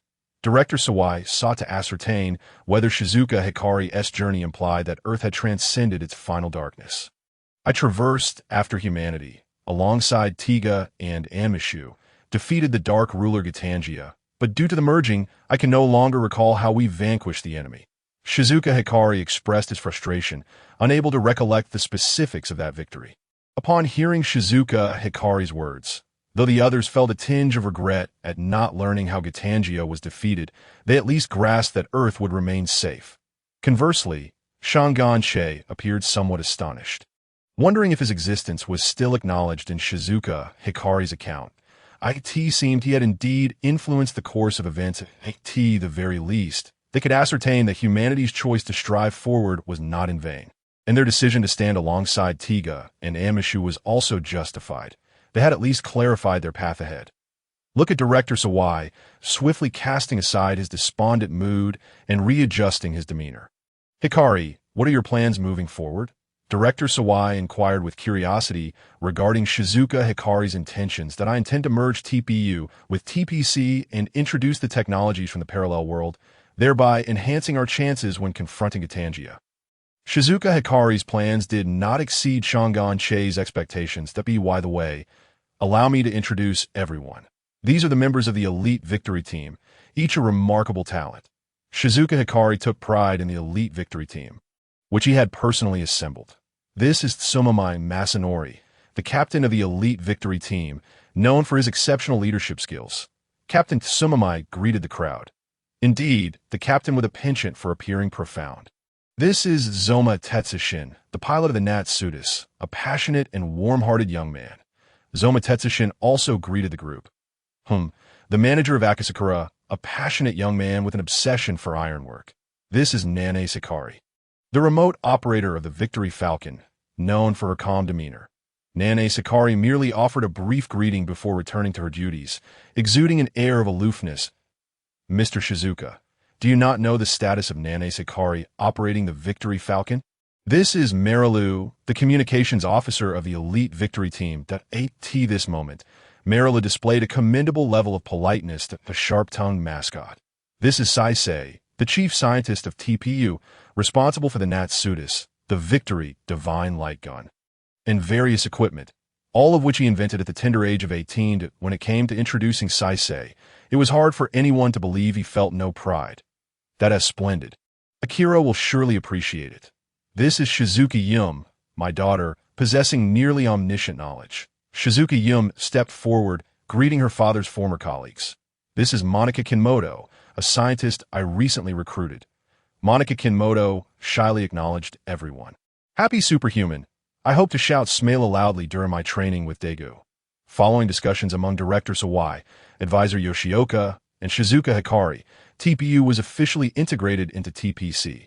The elite victory team would serve as the second team of the victory team, maintaining their overall structure under the unified command of Captain Ijima K. Subsequently, Daiku and Shangan each took one side, escorting Monica Kinmoto outside. Observing the trio's retreating figures, Captain Ijima K appeared contemplative. Meanwhile, Shizuka Hikari wore a broad smile, as it seemed Kinmoto now had reliable seniors guiding him forward. Kinmoto was escorted by Daiku and Shangan to Shangan dormitory. Senior, did you need something from me? Kinmoto found himself perplexed by their actions. Was there something that could not be discussed face-to-face? Kinmoto, I believe there are some matters you need to be informed about. Shangan looked at Kinmoto with a serious demeanor, which compelled Kinmoto to stand at attention. Daiku, arms crossed, watched the unfolding scene with amusement, as if he were merely a spectator. In fact, you are the embodiment of Tiga. Shangan opening statement left Kinmoto in shock. What? I am Tiga? Are you joking? The situation was indeed peculiar. To sum it up, 30 million years ago, you defeated the trio of darkness, ultimately becoming a statue that fell to Mars, and you reincarnated into your current self. Shangan Che's explanation nearly left Kinmoto dizzy. The giant woman who appeared today was one of the trio of darkness. Kinmoto recalled the deranged woman from that morning. Observing Kinmoto's expression, Shangan Che's demeanor subtly shifted. Daiku recognized that something significant was unfolding. Ahem, that giant woman is named Carl, known as the Enchanting Warrior, and she was your ex-girlfriend from 30 million years ago. Shangan Che endeavored to mask the gleeful tone in his voice.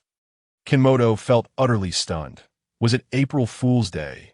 Had it not been for their prior shared battles, he might have turned and walked away to ex-girlfriend. Jinwoo remained somewhat incredulous. Indeed, at one time, Terigia was a dark giant, allied with the trio of darkness, only to transform into light and vanquish them. In other words, you, my friend, have betrayed your former girlfriend. As the old adage goes, the first sword upon reaching the shore should strike down the one they hold dear. From the moment Jinwoo began recounting the twists and turns of the story with Shangwan Che, the corners of his mouth had not ceased to move. However, there is no need to dwell on this too much. We shall fight alongside you. Shangwan Che felt it necessary to show some concern at this juncture. One mustn't be too harsh on the lad. Shangwan, I'm feeling somewhat lost and uncertain about what to do. Upon hearing Jinwoo's words, Shangwan Che smiled faintly. You're just idle at the moment. You haven't begun working overtime yet. Once you find yourself in a position where even sleep feels like a luxury, you won't have a luxury of such thoughts. In the past, Daiku had too much free time, leading to overthinking that I can assure you, you are both light and human. Pursue your aspirations as you see fit. Jinwoo, your dose of inspiration has arrived. Consume this bowl of wisdom, dispel your confusion, and return to your true self. Upon hearing Shangwan Che's encouragement, Jinwoo's gaze grew increasingly resolute. Excellent, very spirited, as expected of General Tae. Shangwan Che turned to find Daiku wearing a look of amusement, which elicited a subtle smile from him. However, upon seeing Shangwan Che smile, Daiku suddenly felt an ominous premonition. Daiku, have you ever pondered a particular question? Shangwan Che began slowly. What question? Daiku replied, feeling increasingly uneasy. I have already ceased to question the meaning of our battles. The feeling of unease surged within Daiku, prompting him to shield himself with a layer of mental armor. Since Terigia is the parallel world's Diga, what do you think? Might you also share a similarly tumultuous story? Shangwan Che maintained an expression that appeared harmless. For a moment, it was unclear who between him and Jinwoo was the true embodiment of joy. Upon hearing Shangwan Che's words, Daiku felt a chill. What do you mean? Are you suggesting that I was once a dark giant, betraying my former girlfriend? Was my ex also a Yandere? Observing Daiku's expression, which resembled one who had ingested something foul, Shangwan Che felt an invigorating sense of delight. You're in a better position than most. You are the inheritor of Diga's battle essence, not Diga himself. However, I cannot say for certain how Camilla might perceive this. Daiku was tempted to deliver a couple of punches to Shangwan Che's face. Is this really your approach to offering comfort? Shangwan Che had long harbored an idea. Given that Daiku possessed the essence of the ancient warriors and bore Diga's battle form, he envisioned the fusion of Daiku with Diga's body, evolving into a being of light. However, one must take life one step at a time. There's no need to rush. Shangwan, Daiku, what do you think I should do about Carmilla? Jinwoo felt a headache coming on regarding how to handle the situation with Carmilla. Before, ignorance allowed him to engage without guilt. But now, burdened with knowledge, he felt at a loss. Love is so complicated. Observing Jinwoo's expression, Daiku too felt uncertain. If he were skilled in such matters, he would already be with Lena. Shangwan Che, stroking his chin, appeared deep in thought. In an instant, both Daiku and Jinwoo directed their gazes towards him. It was as if a light bulb had illuminated Shangwan Che's mind. I have a brilliant idea. He raised his index finger and began to speak. Daiku and Jinwoo gazed at Shangwan Che with anticipation. Since Carmilla cares for you so deeply, why not invite her out for a stroll, or perhaps to catch a movie? Shangwan Che elaborated on his idea. And then, Jinwoo inquired. That makes sense, he thought. However, Daigu's expression grew uneasy. Shangwan's suggestion sounded rather akin to a romantic date. How on earth did I come to think that? Then, You could visit an amusement park. Take in the scenery and watch the sunset. Under the sunset, confess your feelings to her. Give her a kiss, and I assure you, she will undoubtedly come around. Upon hearing this, Daiku realized that Shangguan had once again lost his senses. Jinwu's eyes widened in disbelief as he looked at Shangguan. Shangguan, is that truly feasible? Jinwu could not fathom how something so simple could resolve matters. Daiku, unable to contain himself, covered his forehead, realizing that this lad had been thoroughly led astray by Shangguan's whimsical notions.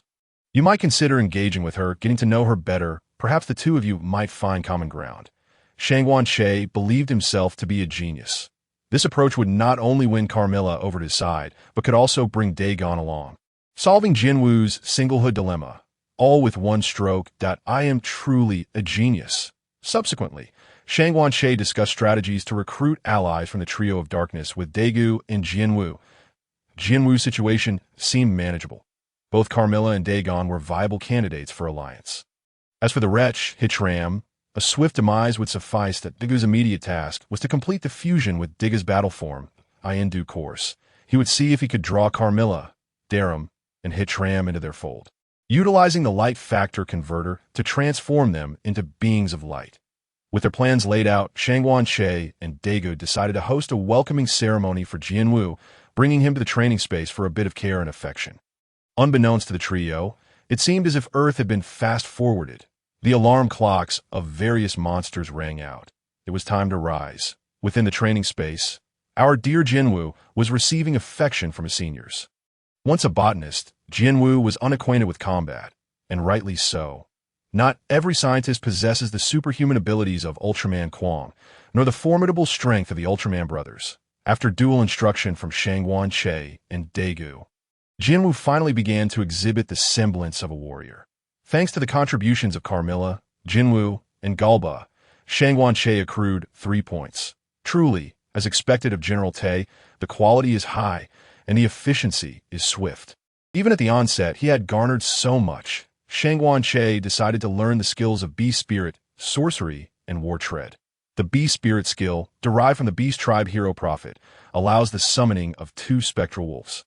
As the skill advances, the spectral wolves can ultimately achieve complete invisibility when not attacking, with a chance of doubling damage during attacks, consuming little energy, and providing just the right amount of harassment to foes. The Sorcery skill, originating from the Beast Tribe Hero Shadow Hunter, can transform enemies into small animals for a period. The stronger the enemy, the shorter the duration. However, it is low cost, executed swiftly, and can be released from a distance without any wind-up, making it top tier for both capturing and controlling foes. War Tread, stemming from the Beast Tribe Hero Minotaur Chieftain, causes damage to surrounding units while stunning them, making it an invaluable asset in group battles. Highly versatile. The combination of these skills proved remarkably effective. Shangguan, Jinwu has not undergone relevant training before. I believe this is sufficient for now, that we can gradually increase the intensity later, Daigu assessed based on Jinwu's experience. Concluding that today's training had been adequate. Yes, I shall restore him and offer him some encouragement. Shangguan felt this was the opportune moment for a bit of motivational wisdom. Approaching Jinwu, he emitted a healing wave, causing Jinwu to feel as though he had returned to peak condition, leaving him astonished. This technique surpasses the healing effects of stone wings by a significant margin. Once I master Holy Light, you will understand what the strongest single-target healing skill truly is. Heal the injured, mend the sick. If there are none in need, go away. Jinwu, I know your dream is to see everyone smiling. You know how to achieve that. Shangguan felt it imperative to guide him gradually. Shangguan, what should I do? Jinwu perceived in Shangguan's eyes the promise of assistance in realizing his dream. And no matter how arduous the path ahead, the 3 of us shall advance together. Our task is not merely to chant slogans, but to combine appropriate rhetoric with relentless effort. Shangguan thought that reducing the number of times they shouted Smiley Road would suffice, as Jinwu would have no opportunity to call out in the future. Working overtime until utterly exhausted will resolve all confusion. Indeed, Shangguan, Daigu, I will strive alongside you. The resolve of a general is indeed commendable. Daegu and Shangwan Che exchanged knowing glances, sharing a genuine smile at Jianwu's determined expression. Smiley Road, Smiley Road, Jianwu shouted his dream aloud. Shangwan Che clenched his fist tightly. Daegu comprehended why Shangwan Che was so adamant about altering the other's catchphrase. Meanwhile, TPU and TPC merged, and the Nash ship had arrived at the Far East base, which was also undergoing a new round of expansion. Within the Scientific Research Bureau, a new laboratory was established for the St. Zhang people. Equipped with a variety of innovative instruments that at this moment, Shang Zhongren and Huri gathered together to delve into the study of new weaponry. What a brilliant design! The ability to harness the powers of monsters for one's own use. Zhongren, you truly are a genius. Huri gazed at the transcend key, his delight surpassing that of encountering a beautiful woman. What kind of chemical reaction would ensue when two genius scientists convene? The transcend key's drawback lay in its inadequate endurance, allowing for use only once in a short span, while the victory gun boasted sufficient endurance, albeit lacking in power compared to the transcend key. Huri contemplated the two weapons, deep in thought. Are you suggesting we combine the two weapons to overcome the transcend key's endurance dilemma? Zhongren immediately grasped Huri's idea, by integrating the previously miniaturized beam from the Rebbe Kushing people. They aimed to forge a weapon that could be used multiple times, with a comprehensive range of skills. An adjustable as they spoke, Huri's eyes lit up. He looked at Zhongren, who also displayed a glint of brilliance in his gaze, and the two shared a knowing glance. This has great potential. Without further ado, they immediately commenced their research, neglecting even their meals in the command room of the victory team. Captain Kyuma was handing over duties to Captain Tsumami. Team member Nane Sakari was responsible for the remote piloting of the Victory Falcon. Typically unable to undertake ground tasks, while teammate Ma Tieshin was in charge of piloting the NAS and weapon attacks. Also unable to perform ground tasks, Captain Kyuma furrowed her brow. Team member Ma Lulo handled communications and monster information investigation, but due to being a minor, was unable to engage in ground tasks. Observing this, Captain Kyuma felt a genuine headache. In a squad of 7 members, 1 was newly added, and 4 were unlikely to participate in ground tasks, leaving only 2 individuals responsible for such duties. However, those 2 were a scientist and a nearly omniscient theorist, both still in high school. Could the elite victory team truly rely on them? Captain Kyuma thought her own victory team was superior. When she witnessed the fighting spirit of the elite victory team, she would come to appreciate her own team even more. In the cosmos, 2 streams of black mist sped forward, drawing near to a meteorite. From a distance, it appeared that something peculiar was quietly perched upon the meteorite in an inverted manner. Upon reaching the meteorite, the black mist transformed into humanoid forms. One was the familiar Carmira, and the other, alternating in blue and white with a tuft of fur on his right shoulder and a weapon adorning his right wrist, was the cunning strategist of the Dark Trio. Hytram. Carmira approached the inverted statue and struck it with a whip, liberating it from its seal. The warrior, just released from the seal, was still disoriented, as if just awakening from slumber. How much longer do you intend to remain in slumber? 30 million years have passed. With that, Carmira delivered a kick to the warrior's shoulder.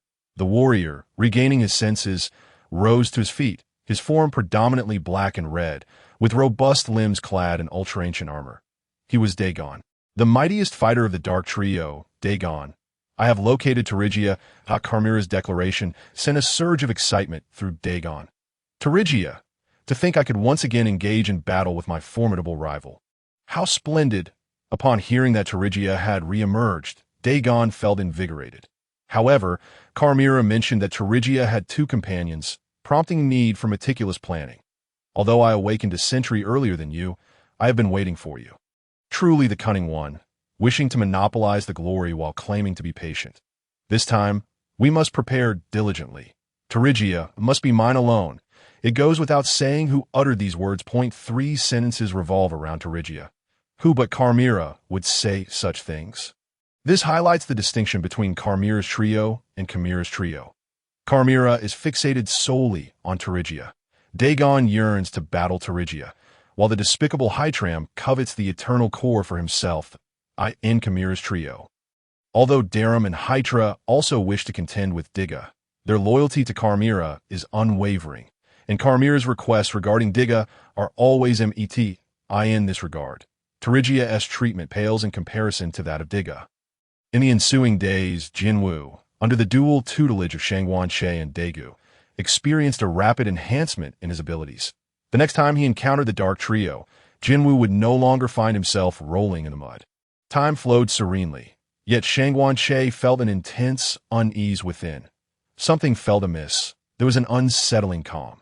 Firstly, no one could dispute General T's workaholic nature.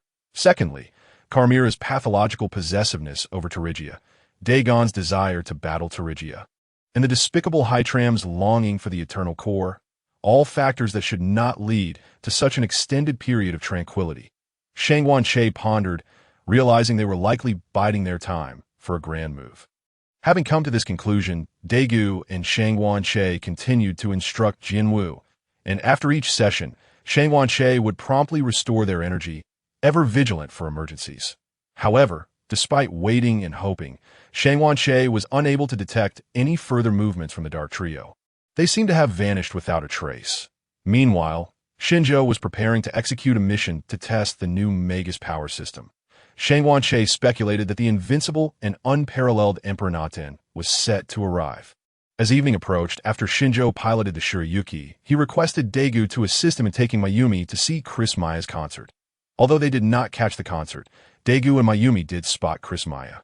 Though Daiku sensed something was amiss with her energy response. However, lacking the intensity of an extraterrestrial presence, he brushed it off. The following morning, after a long night, Daiku sat lethargically in a chair. What's wrong? Daiku, are you still not awake? In the victory team's command room, Rina, observing Daigu's fatigued demeanor, decided to show some concern and encourage him. The actions of Rina went largely unnoticed by both the victory team and the elite victory team. But Shangguanche's lips began to curl into a smile, anticipating the unfolding drama. I was exhausted after accompanying Mayumi to the concert yesterday. Daiku was oblivious to the fact that his words almost sparked an internal conflict within the victory team. Doge. What? You went on a date with Mayumi? Yatsuzaki's ears perked up, as if stuffed with donkey hair, unable to believe it. Nearby, Tezuka Yuri regarded Yatsuzaki, evidently wishing to join him on a date. The single utterance from Daigo left Rina's face paling. I was a substitute, covering for Shinjo. Have you heard of Chris Maya? Fortunately, Daigu recounted the events. Otherwise, Rina might have torn him apart. Upon hearing the name Chris Maya, Hori became agitated. Daigo, what did you just say? You've gone too far. Hori's exclamation drew the attention of those around. Gossip is a human instinct. Who doesn't enjoy some juicy news? Why didn't you take me with you? That was quite inconsiderate of you. Daigu, missing Chris Maya's concert, left Hori feeling a pang of heartache. The command room was filled with chatter and laughter, a scene of harmony. Shangguanche took a trip to the restroom, and upon returning to the command room, he discovered the main body had already departed from the Far East base. In space, Shinjo began the third test of the Magus power system. Without receiving orders from headquarters, Shinjo sought to inquire again when a sudden burst of music filled the air. Music? In space, while conducting an experimental test, such a serious matter. Where could this music possibly come from? Ahead, a flash of light blinded him, and Shinjo lost consciousness. The Shirayuki began plummeting towards the ground. Captain, Shinjo Shirayuki has lost contact and is veering off course. Heading towards the ground, Yatsuzuki urgently reported the latest developments to Captain Kyuma. Before Captain Kyuma could issue a rescue order, Shangguanche transformed and caught Shinjo. Fortunately, Shinjo was safely rescued by Anmu. Yarui breathed a sigh of relief upon witnessing the salvation of Shinshin. Meanwhile, Captain Jiojin quickly dispatched personnel to retrieve Shinsheng, and upon encountering the unconscious form of Shinsheng, he promptly sent him to the medical department, where his sister, Mayumi, tended to him. Within the command room of the victory team, the captain addressed the team, stating, "This is the black box recovered from the white snow, and we have made a discovery." With that, Deputy Captain Zone Fong opened the black box. Initially, a sound reminiscent of the Magus propulsion system accelerating filled the air, but it soon transformed into a melody. In the medical department of the Far East base, Shinsheng opened his eyes. Far away, Chris Maya found herself dreaming of the planet of her birth. Shangwan, Malu, do you know what this is? Captain Zhou Jian expressed his confusion regarding the emergence of this new music. Jing Jianguang was struggled to recall most of his memories from before the crossing. Otherwise, there would be no need for such complications. Malu genuinely did not know, while Shangwan Che was at a loss for words, as the original script did not contain information about Chris Maya's home planet. Captain, this is bad. There has been a report. He was attacked by Abiku before Shangwan Che and the others could respond. Yerui's exclamation interrupted their thoughts. Abiku. 3 months prior, tales of Abiku had circulated through Yanyi Street. This marked the first instance of a victim appearing. Deputy Captain Zhong Fong had some understanding of this legend. According to information provided by the police, the distance covered in merely 5 minutes was astonishing. It couldn't possibly be a monster. Could it? Captain Chun Si gazed at the information on the main screen, skepticism evident in his voice. Shangwan, what do you think? Shangwan Che felt as though Captain Zhou Jian was transforming him into Yuan Fong. All eyes in the command room turned to Shangwan Che. Abiku, also known as the Young Master Ian, is a fairy, not a vicious invader. Long ago, he resided in the dark area of Yanyi Street. A person deeply nostalgic for the past, Shangwan Che asserted, believing that Abiku should not meet his demise. However, given that a victim had already emerged, he suggested that taking action would be prudent and that they should prepare for both outcomes. Deputy Captain Zhong Fong concurred that dual preparations would be wise. Consider this. The victim, aside from their hair turning white, showed no other signs of harm. Yerui, could you investigate the recent large-scale projects emerging in Yanyi Street? According to investigations, Yanyi Street was undergoing significant renovations to construct an amusement park. Yerui relayed the findings to the group. That makes sense. Abika's actions are aimed at preventing the transformation of Yanyi Street. He is an exceedingly nostalgic individual. Shangwan Che articulated the rationale behind Abika's behavior. In that case, Shangwan, do you have any effective methods to resolve this matter? Captain Zhou Jian believed that if Abiku could coexist peacefully with Earth, it would be an ideal outcome. My suggestion is to relocate Yanyi Street and construct a quaint village named Abiku's hometown, inviting those who appreciate the original ecology to reside there. However, we must first locate Abiku. This was Shangwan Che's proposal, though its efficacy remained uncertain. The appearance of both Emperor Nathan and Abiku simultaneously. Could this be the power of General Tay? The captain remarked. Whether you wish to work overtime or not is not up to you. Captain, this is dire. Xincheng is no longer at the Far East base. We cannot trace his whereabouts. Yerui exclaimed, overwhelmed. How did everything converge at once? Xincheng is missing. Did he leave any messages? Captain Zhou Jian found Xincheng's disappearance utterly incredulous, refusing to believe that one of her team members could vanish inexplicably. Mayumi mentioned that Xincheng had awakened, but his behavior had been peculiar since waking. Upon seeing the record of Chris Maya left by team member Horiuchi on the bedside, he incessantly called their company, and then he vanished. Yerui conveyed Mayumi's account to the team. Honestly, Shangwan, Jinwu, you are responsible for searching for Xincheng. Deputy Captain Zhong Fong, you lead the remaining members to find Abiku and ensure he ceases to frighten the populace that we need to have a discussion with him. Reluctantly, Captain Zhou Jian split the team into 2 groups. Understood. Shangwan Che and Jinwu set off to find Xincheng, while Zhong Fong led Siju, Jing Jian, and the remaining members of Victory Team to search for Abiku. Upon reaching Yanyi Street, Deputy Captain Zhong Fong urged the public to return home early before nightfall and to heed a series of safety advisories. As he finished speaking, the plaza resonated with the sound of Abiku's flute, prompting the crowd to flee in terror. Deputy Captain Zhong Fong and his team searched for Abiku, but no matter what they said, Abiku refused to show himself. It was clear that Abiku harbored doubts about human words. Meanwhile, the missing Xincheng began to inquire about Chris Maya's information, arriving at the venue of her debut anniversary concert. Upon seeing Chris Maya, Xincheng became increasingly resolute. She was indeed his sister, he called out to her in his mind. Chris Maya searched around and finally spotted Xincheng.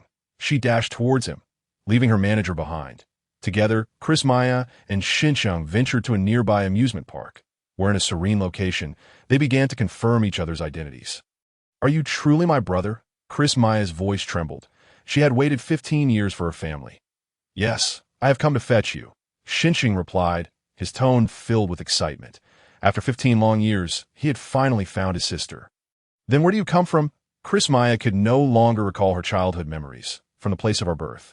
Just then, Chris Maya's manager approached, and Xinqing vanished. The dream had been reeled in that distant starlit memory.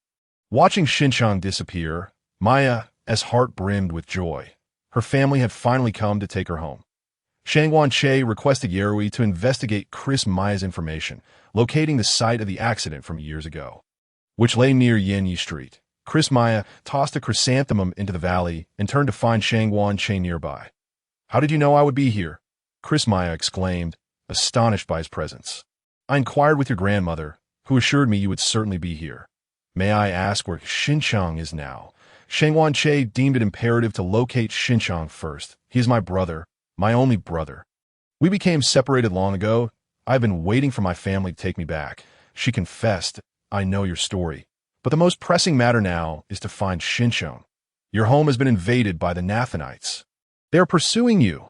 Shangguan Che needed to make Chris Maya aware of the urgency of their situation. Chris Maya realized that Shangguan Che was no ordinary person.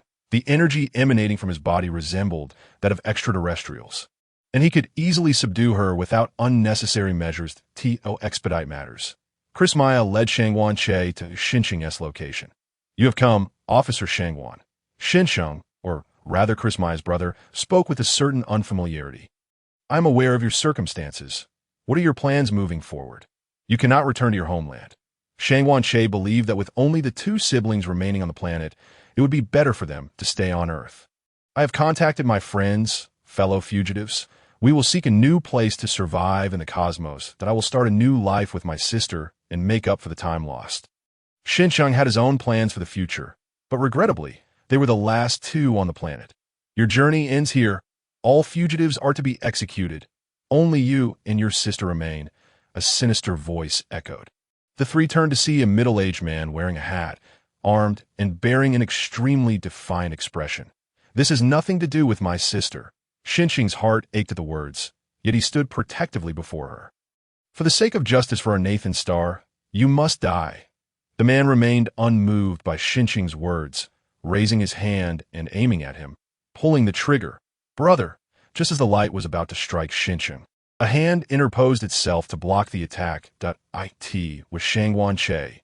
You dare to trample upon the lives of others, and yet you have the audacity to call this justice. Shangguan Che was incensed by the Nathanites' shameless rhetoric. Blue flames erupted from Shangguan Che, and from the flames emerged a figure clad in menacing armor. It was, astonishingly, Anmi Xiao.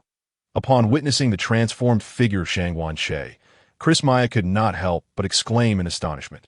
The appearances of both Diga and Anmi Xiao signified imminent safety, a sentiment widely held by the populace during this tumultuous period. The adversary had been possessed by the Natan aliens, and Shangguan Che swiftly flashed to confront the intruder. Placing a hand upon the shoulder of the entity, energy surged through Shangguan Che's hand, violently impacting within the Natan alien's body, forcing it out, after which the middle-aged man collapsed unconscious. You all keep a close watch on this man. I shall handle the Natan alien, Shangguan Che declared, before beginning his transformation into a colossal form. As Shangguan Che loomed before him, the Natan alien felt trepidation. The energy radiating from Shangguan Che far surpassed his own, rendering him no match. Extending his hands, the Natan alien unleashed two bolts of lightning, which struck Shangguan Che's outstretched hand without causing any discernible reaction, not even a spark. The Natan alien realized the formidable strength of Shangguan Che, but never anticipated it would be to such an overwhelming degree, as even his most potent attack failed to breach the other's defenses. In a moment of desperation, the Natan alien turned to summon his spacecraft for an escape. Observing this, Shangguan Che gathered energy in his right hand and swung towards the Natan alien, unleashing 5 claw-like strikes that struck the alien's back. With a single move, he vanquished the Natan alien, whose subsequent collapse triggered a violent explosion. Chris Maya and her brother stood in stunned silence. The Natan alien, which had posed an insurmountable threat to their planet, had been effortlessly defeated by Che. This stark contrast left the citizens of New City momentarily speechless that in a vast universe, there are always greater forces and beings that Maya's brother was unaware that none were more powerful than Che. As Che reverted to his original form and approached Chris Maya and her brother, he inquired, "What do you plan to do now?" He felt a deep empathy for the siblings, who had been exiled for 15 long years. Having finally located his sister, he had intended to commence a new life alongside the remaining exiles, only to find their kin brutally executed. Maya's brother was at a loss for direction. The boundless cosmos seemed devoid of a sanctuary for their kind. "Your planet only has the two of you left. You may find refuge on Earth," Che suggested. Faced with this proposition, Maya's brother hesitated. "Brother, Earth is home to Diga, Amicio, and the Victory Team. It would be a safe haven." Chris Maya argued, believing that their survival on Earth could indeed be the best option. After a moment of contemplation, her brother resolved to pursue life on Earth. "Very well. First accompany me to Yi Street to assist in guiding a troubled reminiscer," Che proposed, believing that no one was better suited to counsel Abik than the siblings and the Lucian couple did. "Oh, not worry. Our Victory Team also contains a couple, the last survivors of their planet." To alleviate any anxiety Chris Maya and her brother might feel, Che recounted the tale of the Lucian couple. Meanwhile, the Victory Team scoured the town in search of Abik, who possessed peculiar abilities that made him elusive. The Lucian couple finally caught a trace of Abik and began their pursuit. "Abik, trust us. We mean you no harm," Lucia called out as she witnessed Abik continuously using his powers to maintain distance. "Humph, I will never trust you," Abik retorted vehemently, convinced that with his home on the brink of annihilation, any approach from others could not be benevolent. Thus, Abik fled ahead while the Lucian couple followed closely, with the Victory Team trailing behind, utilizing their position to keep pace. "Commander, the target has halted atop a hill," they reported, noting that the Lucian couple was not far behind. Just moments ago, extraterrestrials had appeared near Yi Street, only to be dealt with by Amicio. Zhang Ren is indeed a talented scientist. He has managed to keep pace despite the lengthy chase. "All right. All units converge on the target. This is a negotiation with Abik, so do not provoke him." From the hilltop, one could behold the entirety of Yi Street, bathed in the glow of the setting sun, which seemed to foreshadow the conclusion of their endeavors. Shadows. Only the beautiful afterglow remains unchanged from before. "I suppose we must depart this place," Abik mused, as memories of the past flickered in his mind. "Tomorrow, the excavators will ascend the mountain, and the landscape will be transformed." A dark silhouette emerged from Abik's pot, his own shadow. Familiar faces and cherished memories gradually faded, leaving Abik to confront the solitude engulfing him, but he was not alone, for he had shared these trying times with another. Sometimes, it felt as if it were all merely a dream. You remember. The watchtower from our village was over there, and there was a clear stream flowing nearby, across which lay a pond of lotus roots. "Shadows, this is the last night. Let us revel in it." As nostalgia washed over him, Abik's sentiment shifted from longing to fury. Very well.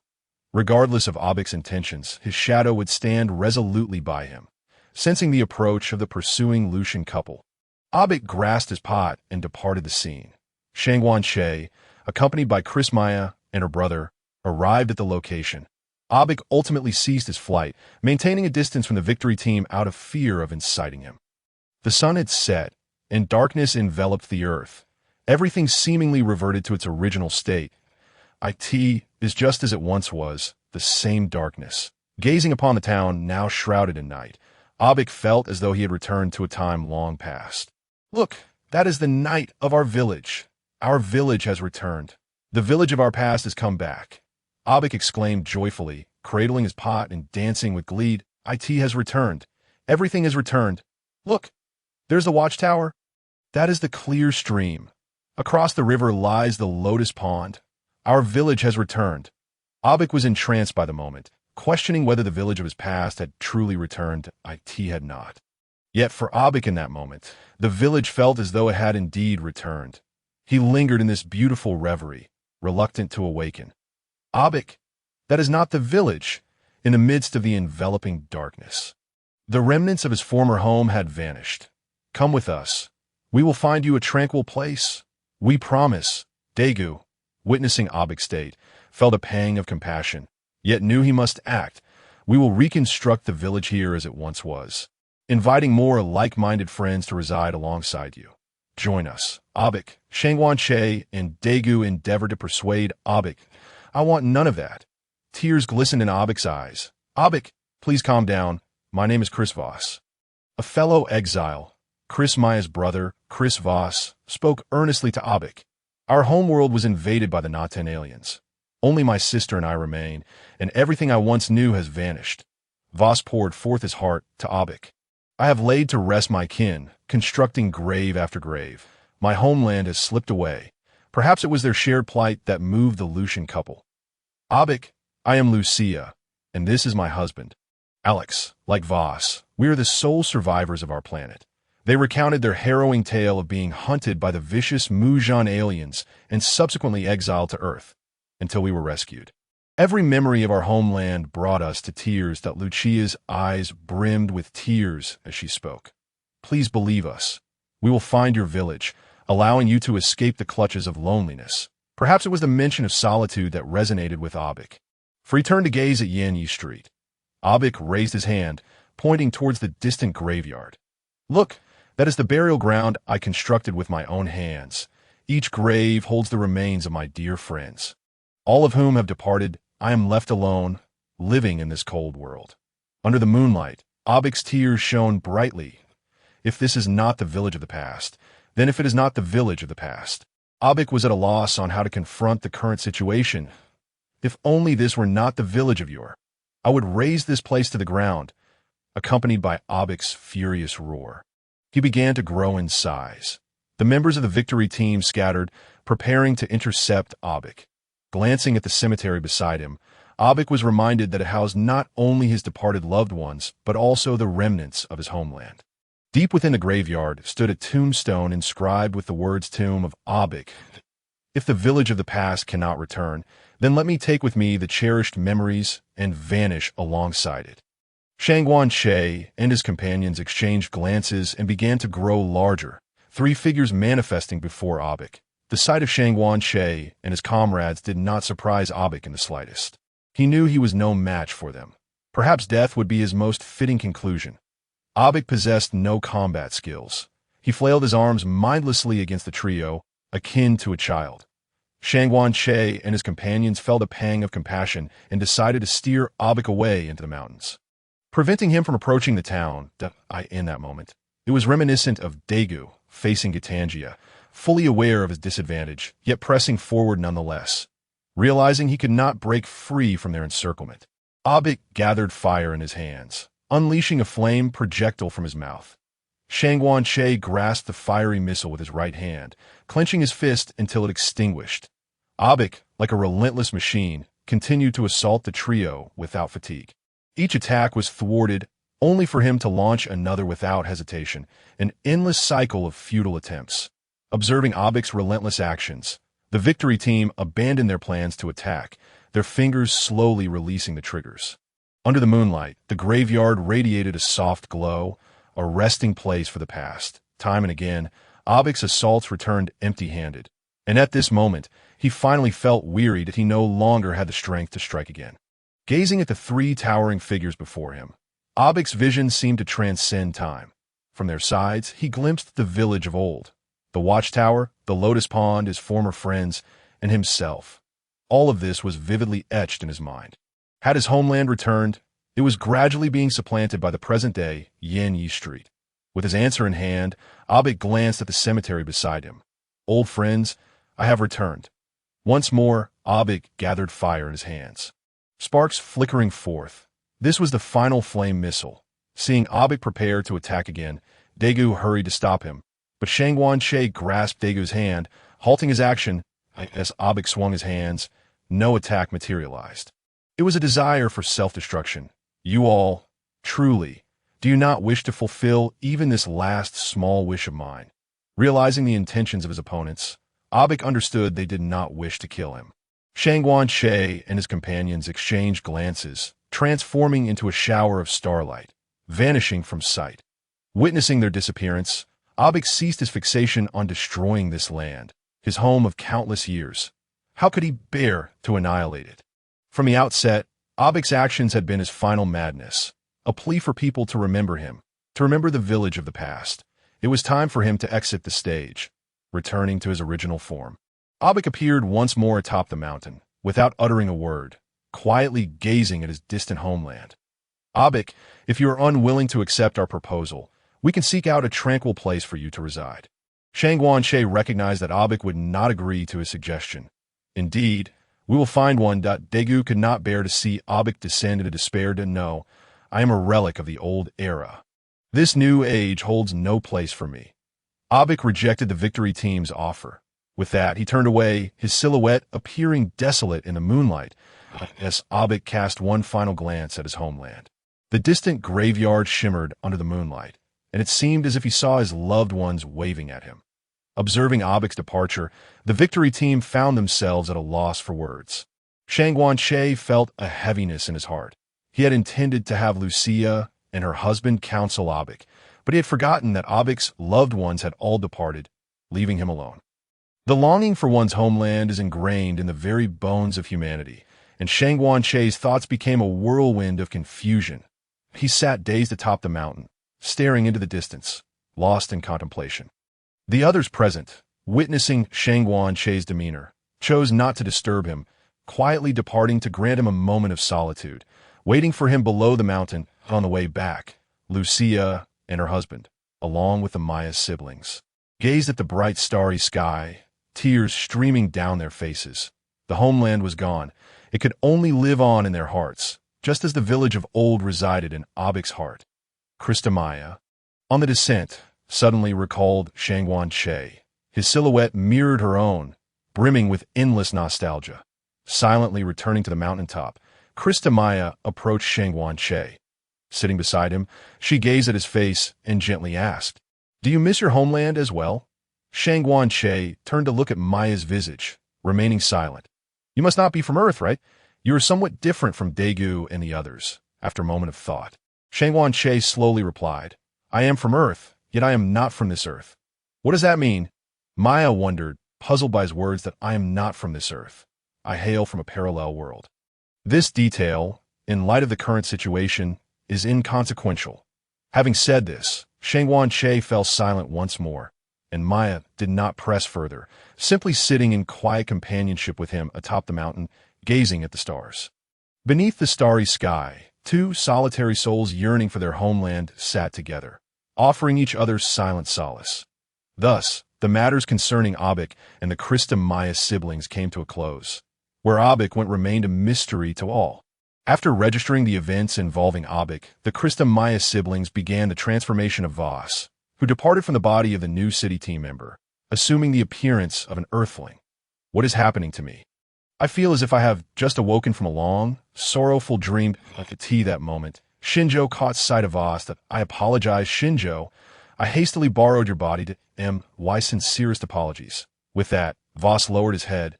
Shinjo said nothing, merely patting Voss on the shoulder. Having a sister himself, he understood Voss's sentiments as a brother. Captain Kijima instructed Shangguan-She to escort Maya and Voss outside, as they reached the entrance of the base and watched Maya's departing figure. Waves of emotion surged within Shangguan-She. Maya stopped in her tracks, turning back to glance at Shangguan-She, offering a slight smile. "Do you have time to accompany me for some shopping?" Following the conclusion of the incident with Abik, peace returned to Earth for a few days. During this time, Shangguan-She was absent from the base, and conflict arose between Jian Wu and Zhang Ren.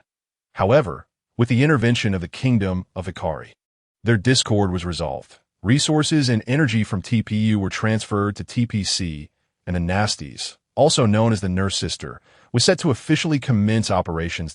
In the command room of the victory team at the Far East base. "Captain, I want to take a leave of absence." Before Horii-jin arrived, his voice had already reached the command center.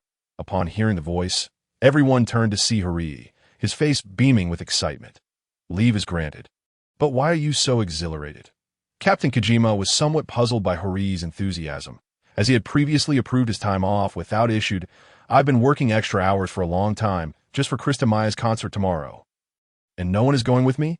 I managed to snag 2 tickets. Horii had dedicated himself to extra shift to ensure he wouldn't team miss the concert. He eagerly produced the 2 hard-won tickets. Before Horii could revel in his excitement any longer, he noticed that every member of the victory team had also pulled out a ticket. What is happening? Why does each of you have a ticket to Krista Maya's concert? Hairoi's face was adorned with a profound question mark. You have been working overtime these past few days. This is a gift from Shuwan. 1 ticket per person. If you're too busy, you may give it to a friend. Well, this is your ticket. After speaking, Daiku handed Hairoi his ticket. Where did Shuwan acquire so many tickets? Do you not know? The others observed that Hairoi's expression had grown somewhat peculiar. Know what? I've been confined to the laboratory these past few days. Hairoi was utterly bewildered by the odd expressions of those around him. Shuwan has been out shopping and watching movies with Chris Maya. These tickets were provided by Maya for Shuwan to bring along. I suspect there's quite a possibility between them, as Hairoi's good friend. Nyoching decided it was best to reveal this harsh truth himself. What? Chris Maya and Shuwan. Hairoi felt as though the sky was collapsing. After all, he was an ardent fan of Maya, and now he was being told that the goddess Maya was about to become a couple with another man, specifically his good brother and comrade, Shuwan Che. Just then, the door to the command room swung open, and Shuwan Che returned.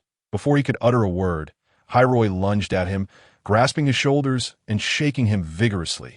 Shuwan, what have you done to my goddess? The sight of Hairoi's antics elicited laughter from the others. Nyoching thought Hairoi was being too gentle. How could Shuwan Che manage to find a girlfriend right before him? This was outrageous. I haven't done anything. I simply became her boyfriend, Shuwan Che replied, his words piercing Hairoi's heart like a sharp dagger. What do you mean? You just became her boyfriend. Are you even speaking human language? Thud, thud, Captain Trouble. A high-energy reaction has been detected near the outskirts. Yezue quickly projected the situation onto the main screen, and on the screen, 2 monsters appeared in the suburbs. One had a colossal horn on its head and was covered in sharp spines, while the other was a familiar face. Gadget, albeit smaller than its previous appearance. The 2 monsters were not engaged in battle. Shuwan, Marilu. What is that creature? Captain Jujin Hui needs first-hand information to facilitate the deployment of actions. This is the vampiric monster Chimera. Its horn can emit beams, and it possesses extendable tentacles that can fork. This information comes from Marilu's database. The formidable Chimera can unleash a monster transformation ray, turning its target into a monster and controlling them, which is something to be wary of. Upon seeing that this detail was absent from Marilu's database, Shuwan Che interjected. Hairoi, Akihito, how is the development of the new weapon progressing? Captain Jujin Hui recalled their previous discussion about the new weapon. If it is completed, it could be considered for a practical trial. Apologies, we are still finalizing the last touches. It cannot yet be put into combat. The research between Akihito and Hairoi is just 1 step away from completion. Captain, we need to keep an eye on the Dark Trio. They haven't shown themselves for quite some time, indicating they're likely plotting something. Shuwan Che's words held merit. The stone tablet discovered by Hikaru previously hinted at the existence of the Dark Trio, which warrants caution. Understood. Team member Haiori, pilot the Victory Falcon to depart. Daiku, Shuwan, and Kenmu will pilot the 2nd Flying Swallow unit, while Akihito and Yum will pilot the 1st Flying Swallow unit. The rest of the Victory team will board the Atlantis. Captain Tatsumi, be ready to depart and prepare for support at any moment. In an instant, Captain Jujin Hui had made all arrangements. The nasty ship would be responsible for subsequent support against the Dark Giant. However, Captain Jujin Hui felt a pang of sympathy for the 2nd Flying Swallow unit, as the giant had 3 forms, rendering the 1st Flying Swallow unit inadequate. All he could do was hope that it wouldn't crash. Understood. The team promptly set out to execute the orders. Yezue also divided the main screen into several sections, displaying the elite Victory team's command room and Vice Captain Zongfang for Captain Jujin Hui's ease of command. Near the outskirts, the Victory team began their battle with the monsters. This time, Chimera did not possess the ability to unleash a monster transformation ray. Everything proceeded according to Captain Jujin Hui's plan, with the only unexpected element being team member Nane's Haiori. Upon contacting the Victory Falcon, she seemed to transform into an entirely different person. startling Captain Ju Jinhui, who usually found her at a loss for words. Once she boarded the Victory Falcon, she was constantly chattering about little falcons and the like. Kinwu, Daiku, transform. Let us make this swift. Shu Guanche created 3 illusions to pilot the second flying swallow unit. A curtain of light and flame erupted as Shu Guanche and Daiku completed their transformation, only to turn and find Kinwu still inserting the Transcendence key and preparing the Victory Divine Light Gun. In the dark space, all right, let us strike. Noticing that Tiga had not appeared, Carmira had no choice but to take action. Why? Carmira, weren't we planning to wait until they were engaged in fierce combat with the monsters before intervening? The strategist Hytram questioned the plan. Did you not see that only 2 individuals have appeared? Tiga must be on guard against us. They have already discerned our intentions. T must be said, it is indeed the strength of the just warrior. This explanation scores full marks. Shu Guanche intended to resolve matters swiftly, aiming to eliminate the 2 monsters quickly to set the stage for a 3-on-3 confrontation with the Dark Trio. The Dark Trio, unaware that Kinwu was struggling to transform, assumed the opposition had already seen through their intentions. Point 1 could only describe this as a beautiful misunderstanding. Just as Kinwu completed his transformation, dark mist surged not far behind him. The Dark Trio made their entrance. Near the outskirts, Shu Guanche and his companions faced off against the Dark Trio, alongside the vampiric monster Chimera and the lightning entity Gadget. Point 5 against 3. The advantage is ours. Observing the 3 adversaries and 2 beasts opposite him, especially the disdainful expression of Hytram, Shu Guanche felt an urge to land a few punches. Daiku, Kinwu, you 2 are faster in the air. Focus on defeating Gadget first. This speedster should be handled by professionals. That I will summon creatures to entangle Chimera. I will handle the Dark Trio, and once you defeat Gadget, move on to Chimera, swift and decisive. With that, Shu Guanche summoned a grizzly bear, a water elemental, and a beastly specter. Point 4 summon creatures. 3 for close combat and 1 for range support against Chimera. That you're a vampiric monster, aren't you? Then not a single drop of blood will you absorb. Shu Guanche charged towards the Dark Trio, initiating the combat with a powerful kick. Senior Daiku, if that's the case, Wound T Senior Shu Guan. Kinwu's words were abruptly cut off by Daiku. Rest assured, Kinwu, there's no issue with Shu Guan. We need to resolve this swiftly. Daiku was unperturbed by Shu Guanche's situation. Given his flickering, evasive movements combined with invincibility and healing waves, he could likely exhaust the Dark Trio for an entire day.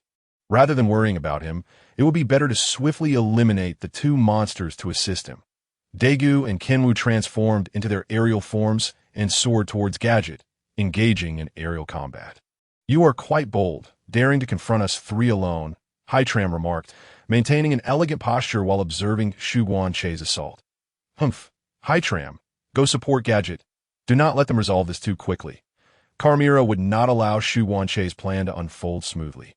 As Hytram turned to assist, Shu Guanche recognized his intentions. You're not treating me as a serious opponent, are you?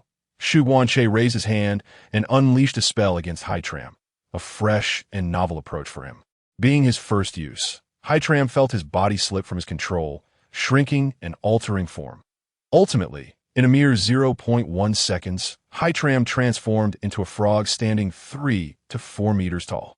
Carmira and Dagon were left dumbfounded by Shu Guanche's unexpected maneuver. What kind of trick was this? I have never witnessed such a technique that transforms opponents into beasts. However, they cannot allow Zytram to be dispatched by Shang Guanche so easily. The 2 stand before Zytram, poised to thwart Shang Guanche's advance. In a flash, Shang Guanche darts towards Carmira, delivering a blow known as the Friendship Breakthrough, fist aimed squarely at her face, declaring, "You are the ex-girlfriend of Jianwu, not mine." This strike is intercepted by Dagon, who, after days of recuperation, has regained some of his combat prowess. Otherwise, he would have been unable to withstand Shang Guanche's assault. Although Dagon successfully blocks the punch, the energy begins to surge and explode around them. Carmira and Dagon, in perfect synchrony, seize the moment when Shang Guanche is momentarily weakened, channeling their energies into a luminous sword aimed at his abdomen. Shang Guanche evades this attack by flying backward, extending his right hand as a spectral blue energy coalesces into a blade. He bestows upon himself a buff of soul fire, armed with his energy weapon. He charges at the duo.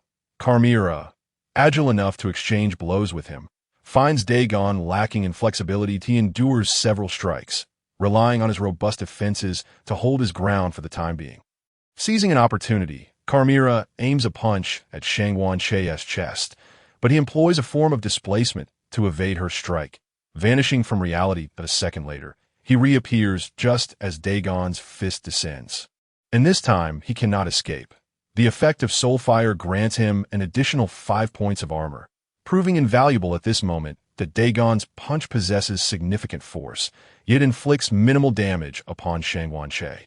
Dagon feels a piercing pain in his hand, as though it were driven to the bone, compelling him to retract his fist, casting a wary glance at Shangwan-Che. This is a technique Shangwan-Che acquired during his previous encounter with Emperor Nathan, the spiked shell. Originating from the undead hero, the Dungeon Lord, it enhances his armor and allows for a proportional rebound of melee damage inflicted by enemies that, in time, it will grant him even greater armor and amplified damage reflection. Serving as a passive skill that at this moment, Zytram's enchantment is lifted, transforming from a 3 to 4 meter frog back into a towering giant of 50 to 60 meters. Curse you, you wretched soul. This is neither elegant nor perfect. Zytram erupts in a cloud of black mist, from which blue energy continually surges. Despite his seemingly calm demeanor, once stripped of his elegance, this madman descends into chaos. Zytram's speed escalates dramatically as the weapon on his right wrist unfurls, aimed at Shangwan-Che's neck. Noticing that the trio has fully encircled him, severing any escape routes, Shangwan-Che begins to smile. While he may not yet be able to eliminate all three, he can certainly engage them in a reciprocal exchange. He raises his right foot, and the dark trio anticipates his escape, igniting their internal energies and surging forward. I was wondering how to maneuver between you three, but it seems the mountain is approaching me instead. As their attacks close in, particularly Zytram, who can no longer contain his amusement, Shangwan-Che slams his right foot into the ground, sending shockwaves throughout. The dark trio experiences dizziness, their bodies swaying uncontrollably. The war tread ability inflicts damage on surrounding units, while stunning those susceptible to magic. Shangwan-Che flips his weapon, striking at the trio's abdomens with ferocity. Taking advantage of their incapacitation, he invokes the potion of fury and bloodlust, synergizing with his prior soul fire. Now, it is my time to shine. Dagon, the most formidable defender among the trio, is the first to awaken from his stupor. Though unaware of the specifics, he knows that attacking Shangwan-Che is undoubtedly the right course of action. As Dagon's punch hurtles toward him, Shangwan-Che seizes the opportunity to block it with his weapon while gathering energy, igniting a spectral blue flame. He targets Dagon's abdomen, sending him reeling. A whooshing sound approaches from behind. Without a moment's thought, Shangwan-Che counterattacks. Sparks fly as Chimera's energy sword collides with his weapon. Not one to hold back, he channels lightning into his other fist and strikes at Chimera, who lacks Dagon's strength and is sent flying over 100 meters. Another whooshing sound follows, unmistakably Zytram. Shangwan-Che exerts force, deflecting Zytram's weapon, causing him to spin 180 degrees as he unleashes an electric kick at Zytram. The latter is propelled into the air, crashing to the ground in a disheveled heap. With the amplification effect on his side, Shangwan-Che gains the upper hand, effectively restraining the trio while Daiku and Jinwu engage in aerial combat with Gazet. Gazet flees ahead while Jinwu and Daiku pursue.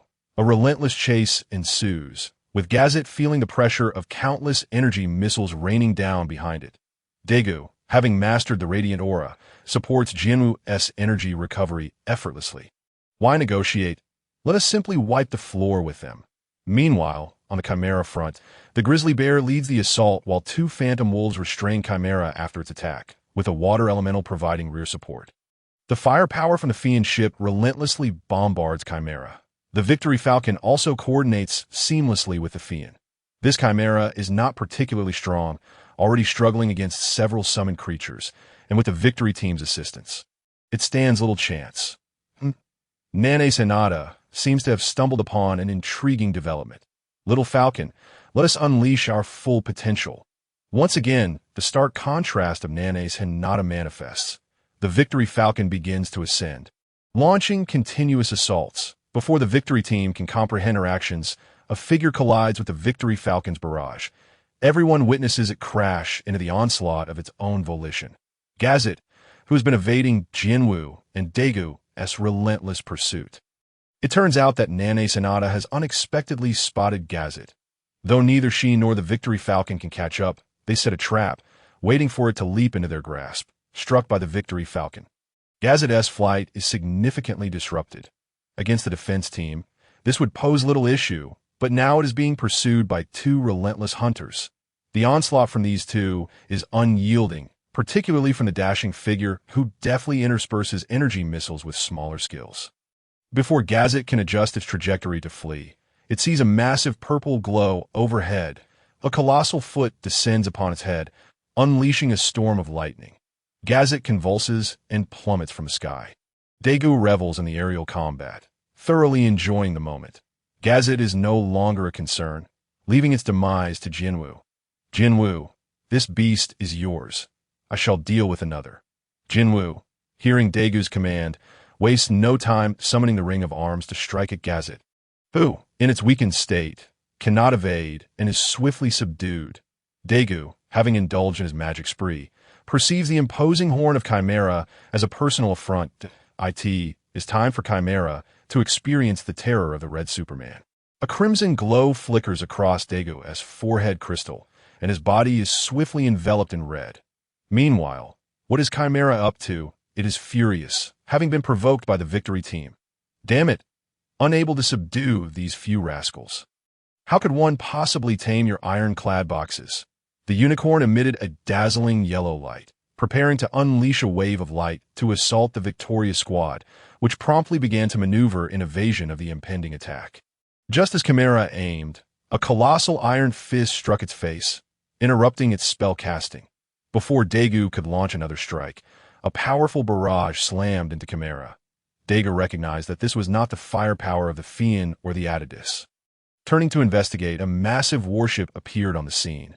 Adorned with a dragon-shaped bow and 4 thrusters at the rear, it was the Nasties. Daiku immediately began to gather energy, igniting fierce flames around his right fist as if intending to burn a hole through the heavens. This punch, infused with Daigu's fervor for battle, collided with the freshly risen Chimera's horn. The fate of the great horn was already foreseen. With a resounding crack, the massive horn shattered. Daiku felt that today's battle could be summed up in a single word: exhilarating. No longer eager for prolonged combat, he began to subdue Chimera, unleashing a storm hammer to its face, rendering Chimera to obediently stand in punishment. The elite victorious squad, collaborating for the first time, found it challenging to comprehend Daigu's intentions. However, their numerous past collaborations had forged an unspoken understanding between them. The Atidus's Magus cannon was aimed at Chimera, releasing a splendid array of colorful rays that exuded beauty, yet harbored danger. Thus, Chimera was captured by Daiku and the victorious squad. The summoning time concluded, accompanied by a small burst of lightning before vanishing. The thunderous explosion echoed as Jinwoo had already slain Gazet. Daiku waved his hand, conjuring an energy cage to contain the disassembled Lightning Man, preparing to transport it to Mars post-battle. Jinwoo and Daiku rushed towards a trio of darkness to aid Shangwan Chat that moment. Shangwan Che's amplification effect ended, leading to a stalemate once again. Just as the dark trio was poised to continue their assault on Shangwan Che, 2 explosive sounds jolted them awake. There was no time for further entanglement. Reinforcements were imminent. Shangwan Che unleashed a spell, transforming into Chimera, and with a storm hammer, restrained Dagon. Had it not been for their previous experiences, they would have thought once was sufficient. Shangwan Che began to utilize his flicker skill, appearing before Hitram. In Hitram's panicked gaze, Shangwan Che's right foot stomped fiercely on the ground, causing Hitram to succumb to dizziness. Observing that the 3 had been controlled, Shangwan Che's right hand radiated dazzling light, reaching towards the sky. The originally clear sky suddenly darkened with ominous clouds, accompanied by thunder and lightning. 3 massive bolts of lightning struck directly at the dark trio. Jinwoo, Carmira, I leave them to you. Daiku, you handle Dagon. As for the wretched Hitram, he is mine to deal with. Shangguan Che believed it best to allow Jinwu and Carmira to converse, striving to sway them to their side. Entrusting Daiku with Dagon was merely a desire for Daiku to experience the visceral thrill of combat akin to that of the red superhero. As for the despicable Hitram, Shangguan Che had no desire for further dialogue. He must perish. This was a fair contest, 3 against 3, and it commenced now. Shangguan Che launched an assault on Hitram's abdomen. Despite the excruciating pain, Hitram swung his weapon, attempting to inflict damage upon Shangguan Che. Shangguan Che bent to evade, his right hand claw-like, gathering tremendous energy, and struck Hitram's abdomen. 5 claw marks collided with Hitram, causing him to clutch his midsection in agony. Shangguan Che's intent was to deliver a crushing blow to a cornered foe, lifting his claw-like right hand once more to strike Hitram's back. The impact caused Hitram to stiffen, ultimately unable to withstand the pain, collapsing to the ground. Shangguan Che intended to pursue the advantage and finish off the wretch. However, unexpectedly, Hitram hurled a vile, gooey substance. Revolted, Shangguan Che dodged aside. Meanwhile, the fierce battle between Daiku and Dagon, akin to a clash of titans, unfolded in another arena. Who are you? I never imagined that beyond my dear friend Aaliyah, someone else could wield such formidable power. The duel between the red superhero and Daiku was exhilarating for both. Daiku reveled in the thrill of being a mage today. This warrior duel was a refreshing change of pace. Dagon, devoted to the cultivation of strength, was evident from his muscular physique. Upon activating his powerful form, Daiku collided directly with Dagon. I sense you are not of a treacherous nature. You are merely a martial enthusiast. Why not join us? I, along with Anmi Xiao and Talia, could alternate in sparring with you. Daiku began to attempt to sway Dagon, perceiving his desire for an evenly matched opponent, a comrade to spur his growth. During battle, one must remain focused. Despite being somewhat tempted by Daigu's proposition, Dagon refused to betray his friends. While he enjoyed the idea of alternating battles with Daiku, Shangguan Che, and Jinwu, Dagon would never forsake his companions. Absolutely not. Daiku sensed a flicker of intrigue within Dagon's heart. His goal had been achieved. Immediate betrayal was not necessary. Daiku dared not guarantee whether Dagon would remain loyal henceforth. Planting a seed of thought in Dagon's mind was sufficient. Once Jinwu made headway, everything would unfold smoothly and naturally. Daiku ceased his words, channeling his focus entirely on the battle, engaging in a vigorous contest with Dagon. If Daiku were to utilize his skills, Dagon would not stand a chance. However, their clash was purely a test of physical prowess. Daiku, in his powerful form, matched Dagon blow for blow. Meanwhile, the battle between Jinwu and Carmira was intensely fierce. One was aware of having betrayed his former lover. Unsure whether to retaliate, the other confronted the person he cherished most, yet who had turned against him. Upon hearing Carmira incessantly mention Talia, Jinwu summoned the ring of arms to deflect her attacks. Carmira, can you pause for a moment and hear me out? Jinwu felt that if he remained silent any longer, she would continue her assault. Talia, what has happened to you? Are you unwilling to fight back? Carmira, noticing Jinwu's reluctance to retaliate, speculated whether he might be reconsidering his stance. Carmira, I believe we need to have a conversation. Can we find a moment to sit down and discuss? Jinwu had long wished to converse with Carmira, hoping to resolve their issues through dialogue rather than combat. Talia, you were never this chatty before. Carmira's emotions fluctuated at Jinwu's words. 3 million years ago, she had painstakingly sought the eternal core, facing the overwhelming power without hesitation. She had willingly chosen to let Talia absorb the entire core, harboring no resentment. Yet when Talia reached for the eternal core, the outcome was not the dark, power-enhanced Talia she had anticipated, but a radiant one instead. She cared not whether he was light or dark. All she desired was Talia. Should he prefer the light, she would find a way to alter her own energy. Carmira, if possible, let's meet 3 days hence at the Moreau Zoo to talk. Jinwu felt that visiting the zoo together, witnessing aspects of human society, might shift Carmira's perspective. Carmilla neither accepted nor declined Jinwu's invitation. Meanwhile, Shangguan Che was preparing to deal with Hitram when a beam of blue light struck him. Shangguan-Che's evasive maneuver activated automatically, allowing him to escape this attack. Upon returning to reality, Shangguan-Che turned to see a disheveled figure with a cross-shaped opening on its chest, an artificial life form known as Bizemo. Observing Hitram's defeat, Carmilla swiftly deflected Jinwu's assault, ready to assist Hitram. Dagon, noticing Carmilla's actions, realized that further confrontation was futile and quickly distanced himself from Daiku. Both Carmilla and Dagon unleashed their ultimate abilities. Dagon struck the ground while Carmilla released a beam of light directed at Shangguan-Che. The latter could only evade, initially intending to pursue further. But upon seeing the expressions on Daiku and Jinwu's faces, he understood that the situation had been resolved. He relinquished his obsession with vanquishing the insignificant Hitram. The Dark Trio exhibited remarkable prowess in their escape, enveloped by a shroud of black mist, vanishing without a trace. As Shangguan-Che and his companions turned away, the victory team also redirected their weapons, leaving only Bizemo among the adversaries. Despite his limited intellect, Bizemo recognized the peril he faced. Before even reaching Earth, he had encountered the Dark Trio, who had just lifted Dagon's seal, without uttering a word.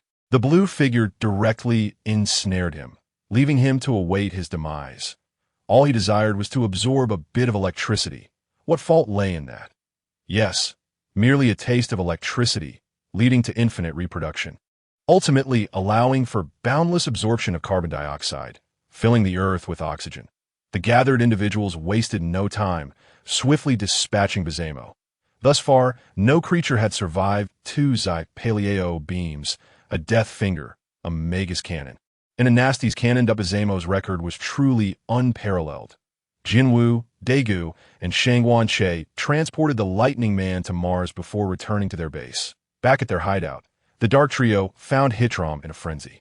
Shangguan-Che had utterly obliterated his elegance. He despised the inelegant and those who hindered his grace. As Hitram raged, Dagon remained motionless, knowing someone would intervene. Indeed, as Hitram spiraled into madness, Carmilla, as the leader, delivered a resounding slap across Hitram's face. Momentarily stunned, the tumultuous energy enveloping Hitram began to dissipate. How absurd! He had been so lacking in elegance just moments ago. Hitram ceased his frenzy. It is said that a slap is a marvelous remedy. In the abyss, it can cure all hysteria at the moment of madness. A slap. About a nonsense, another slap.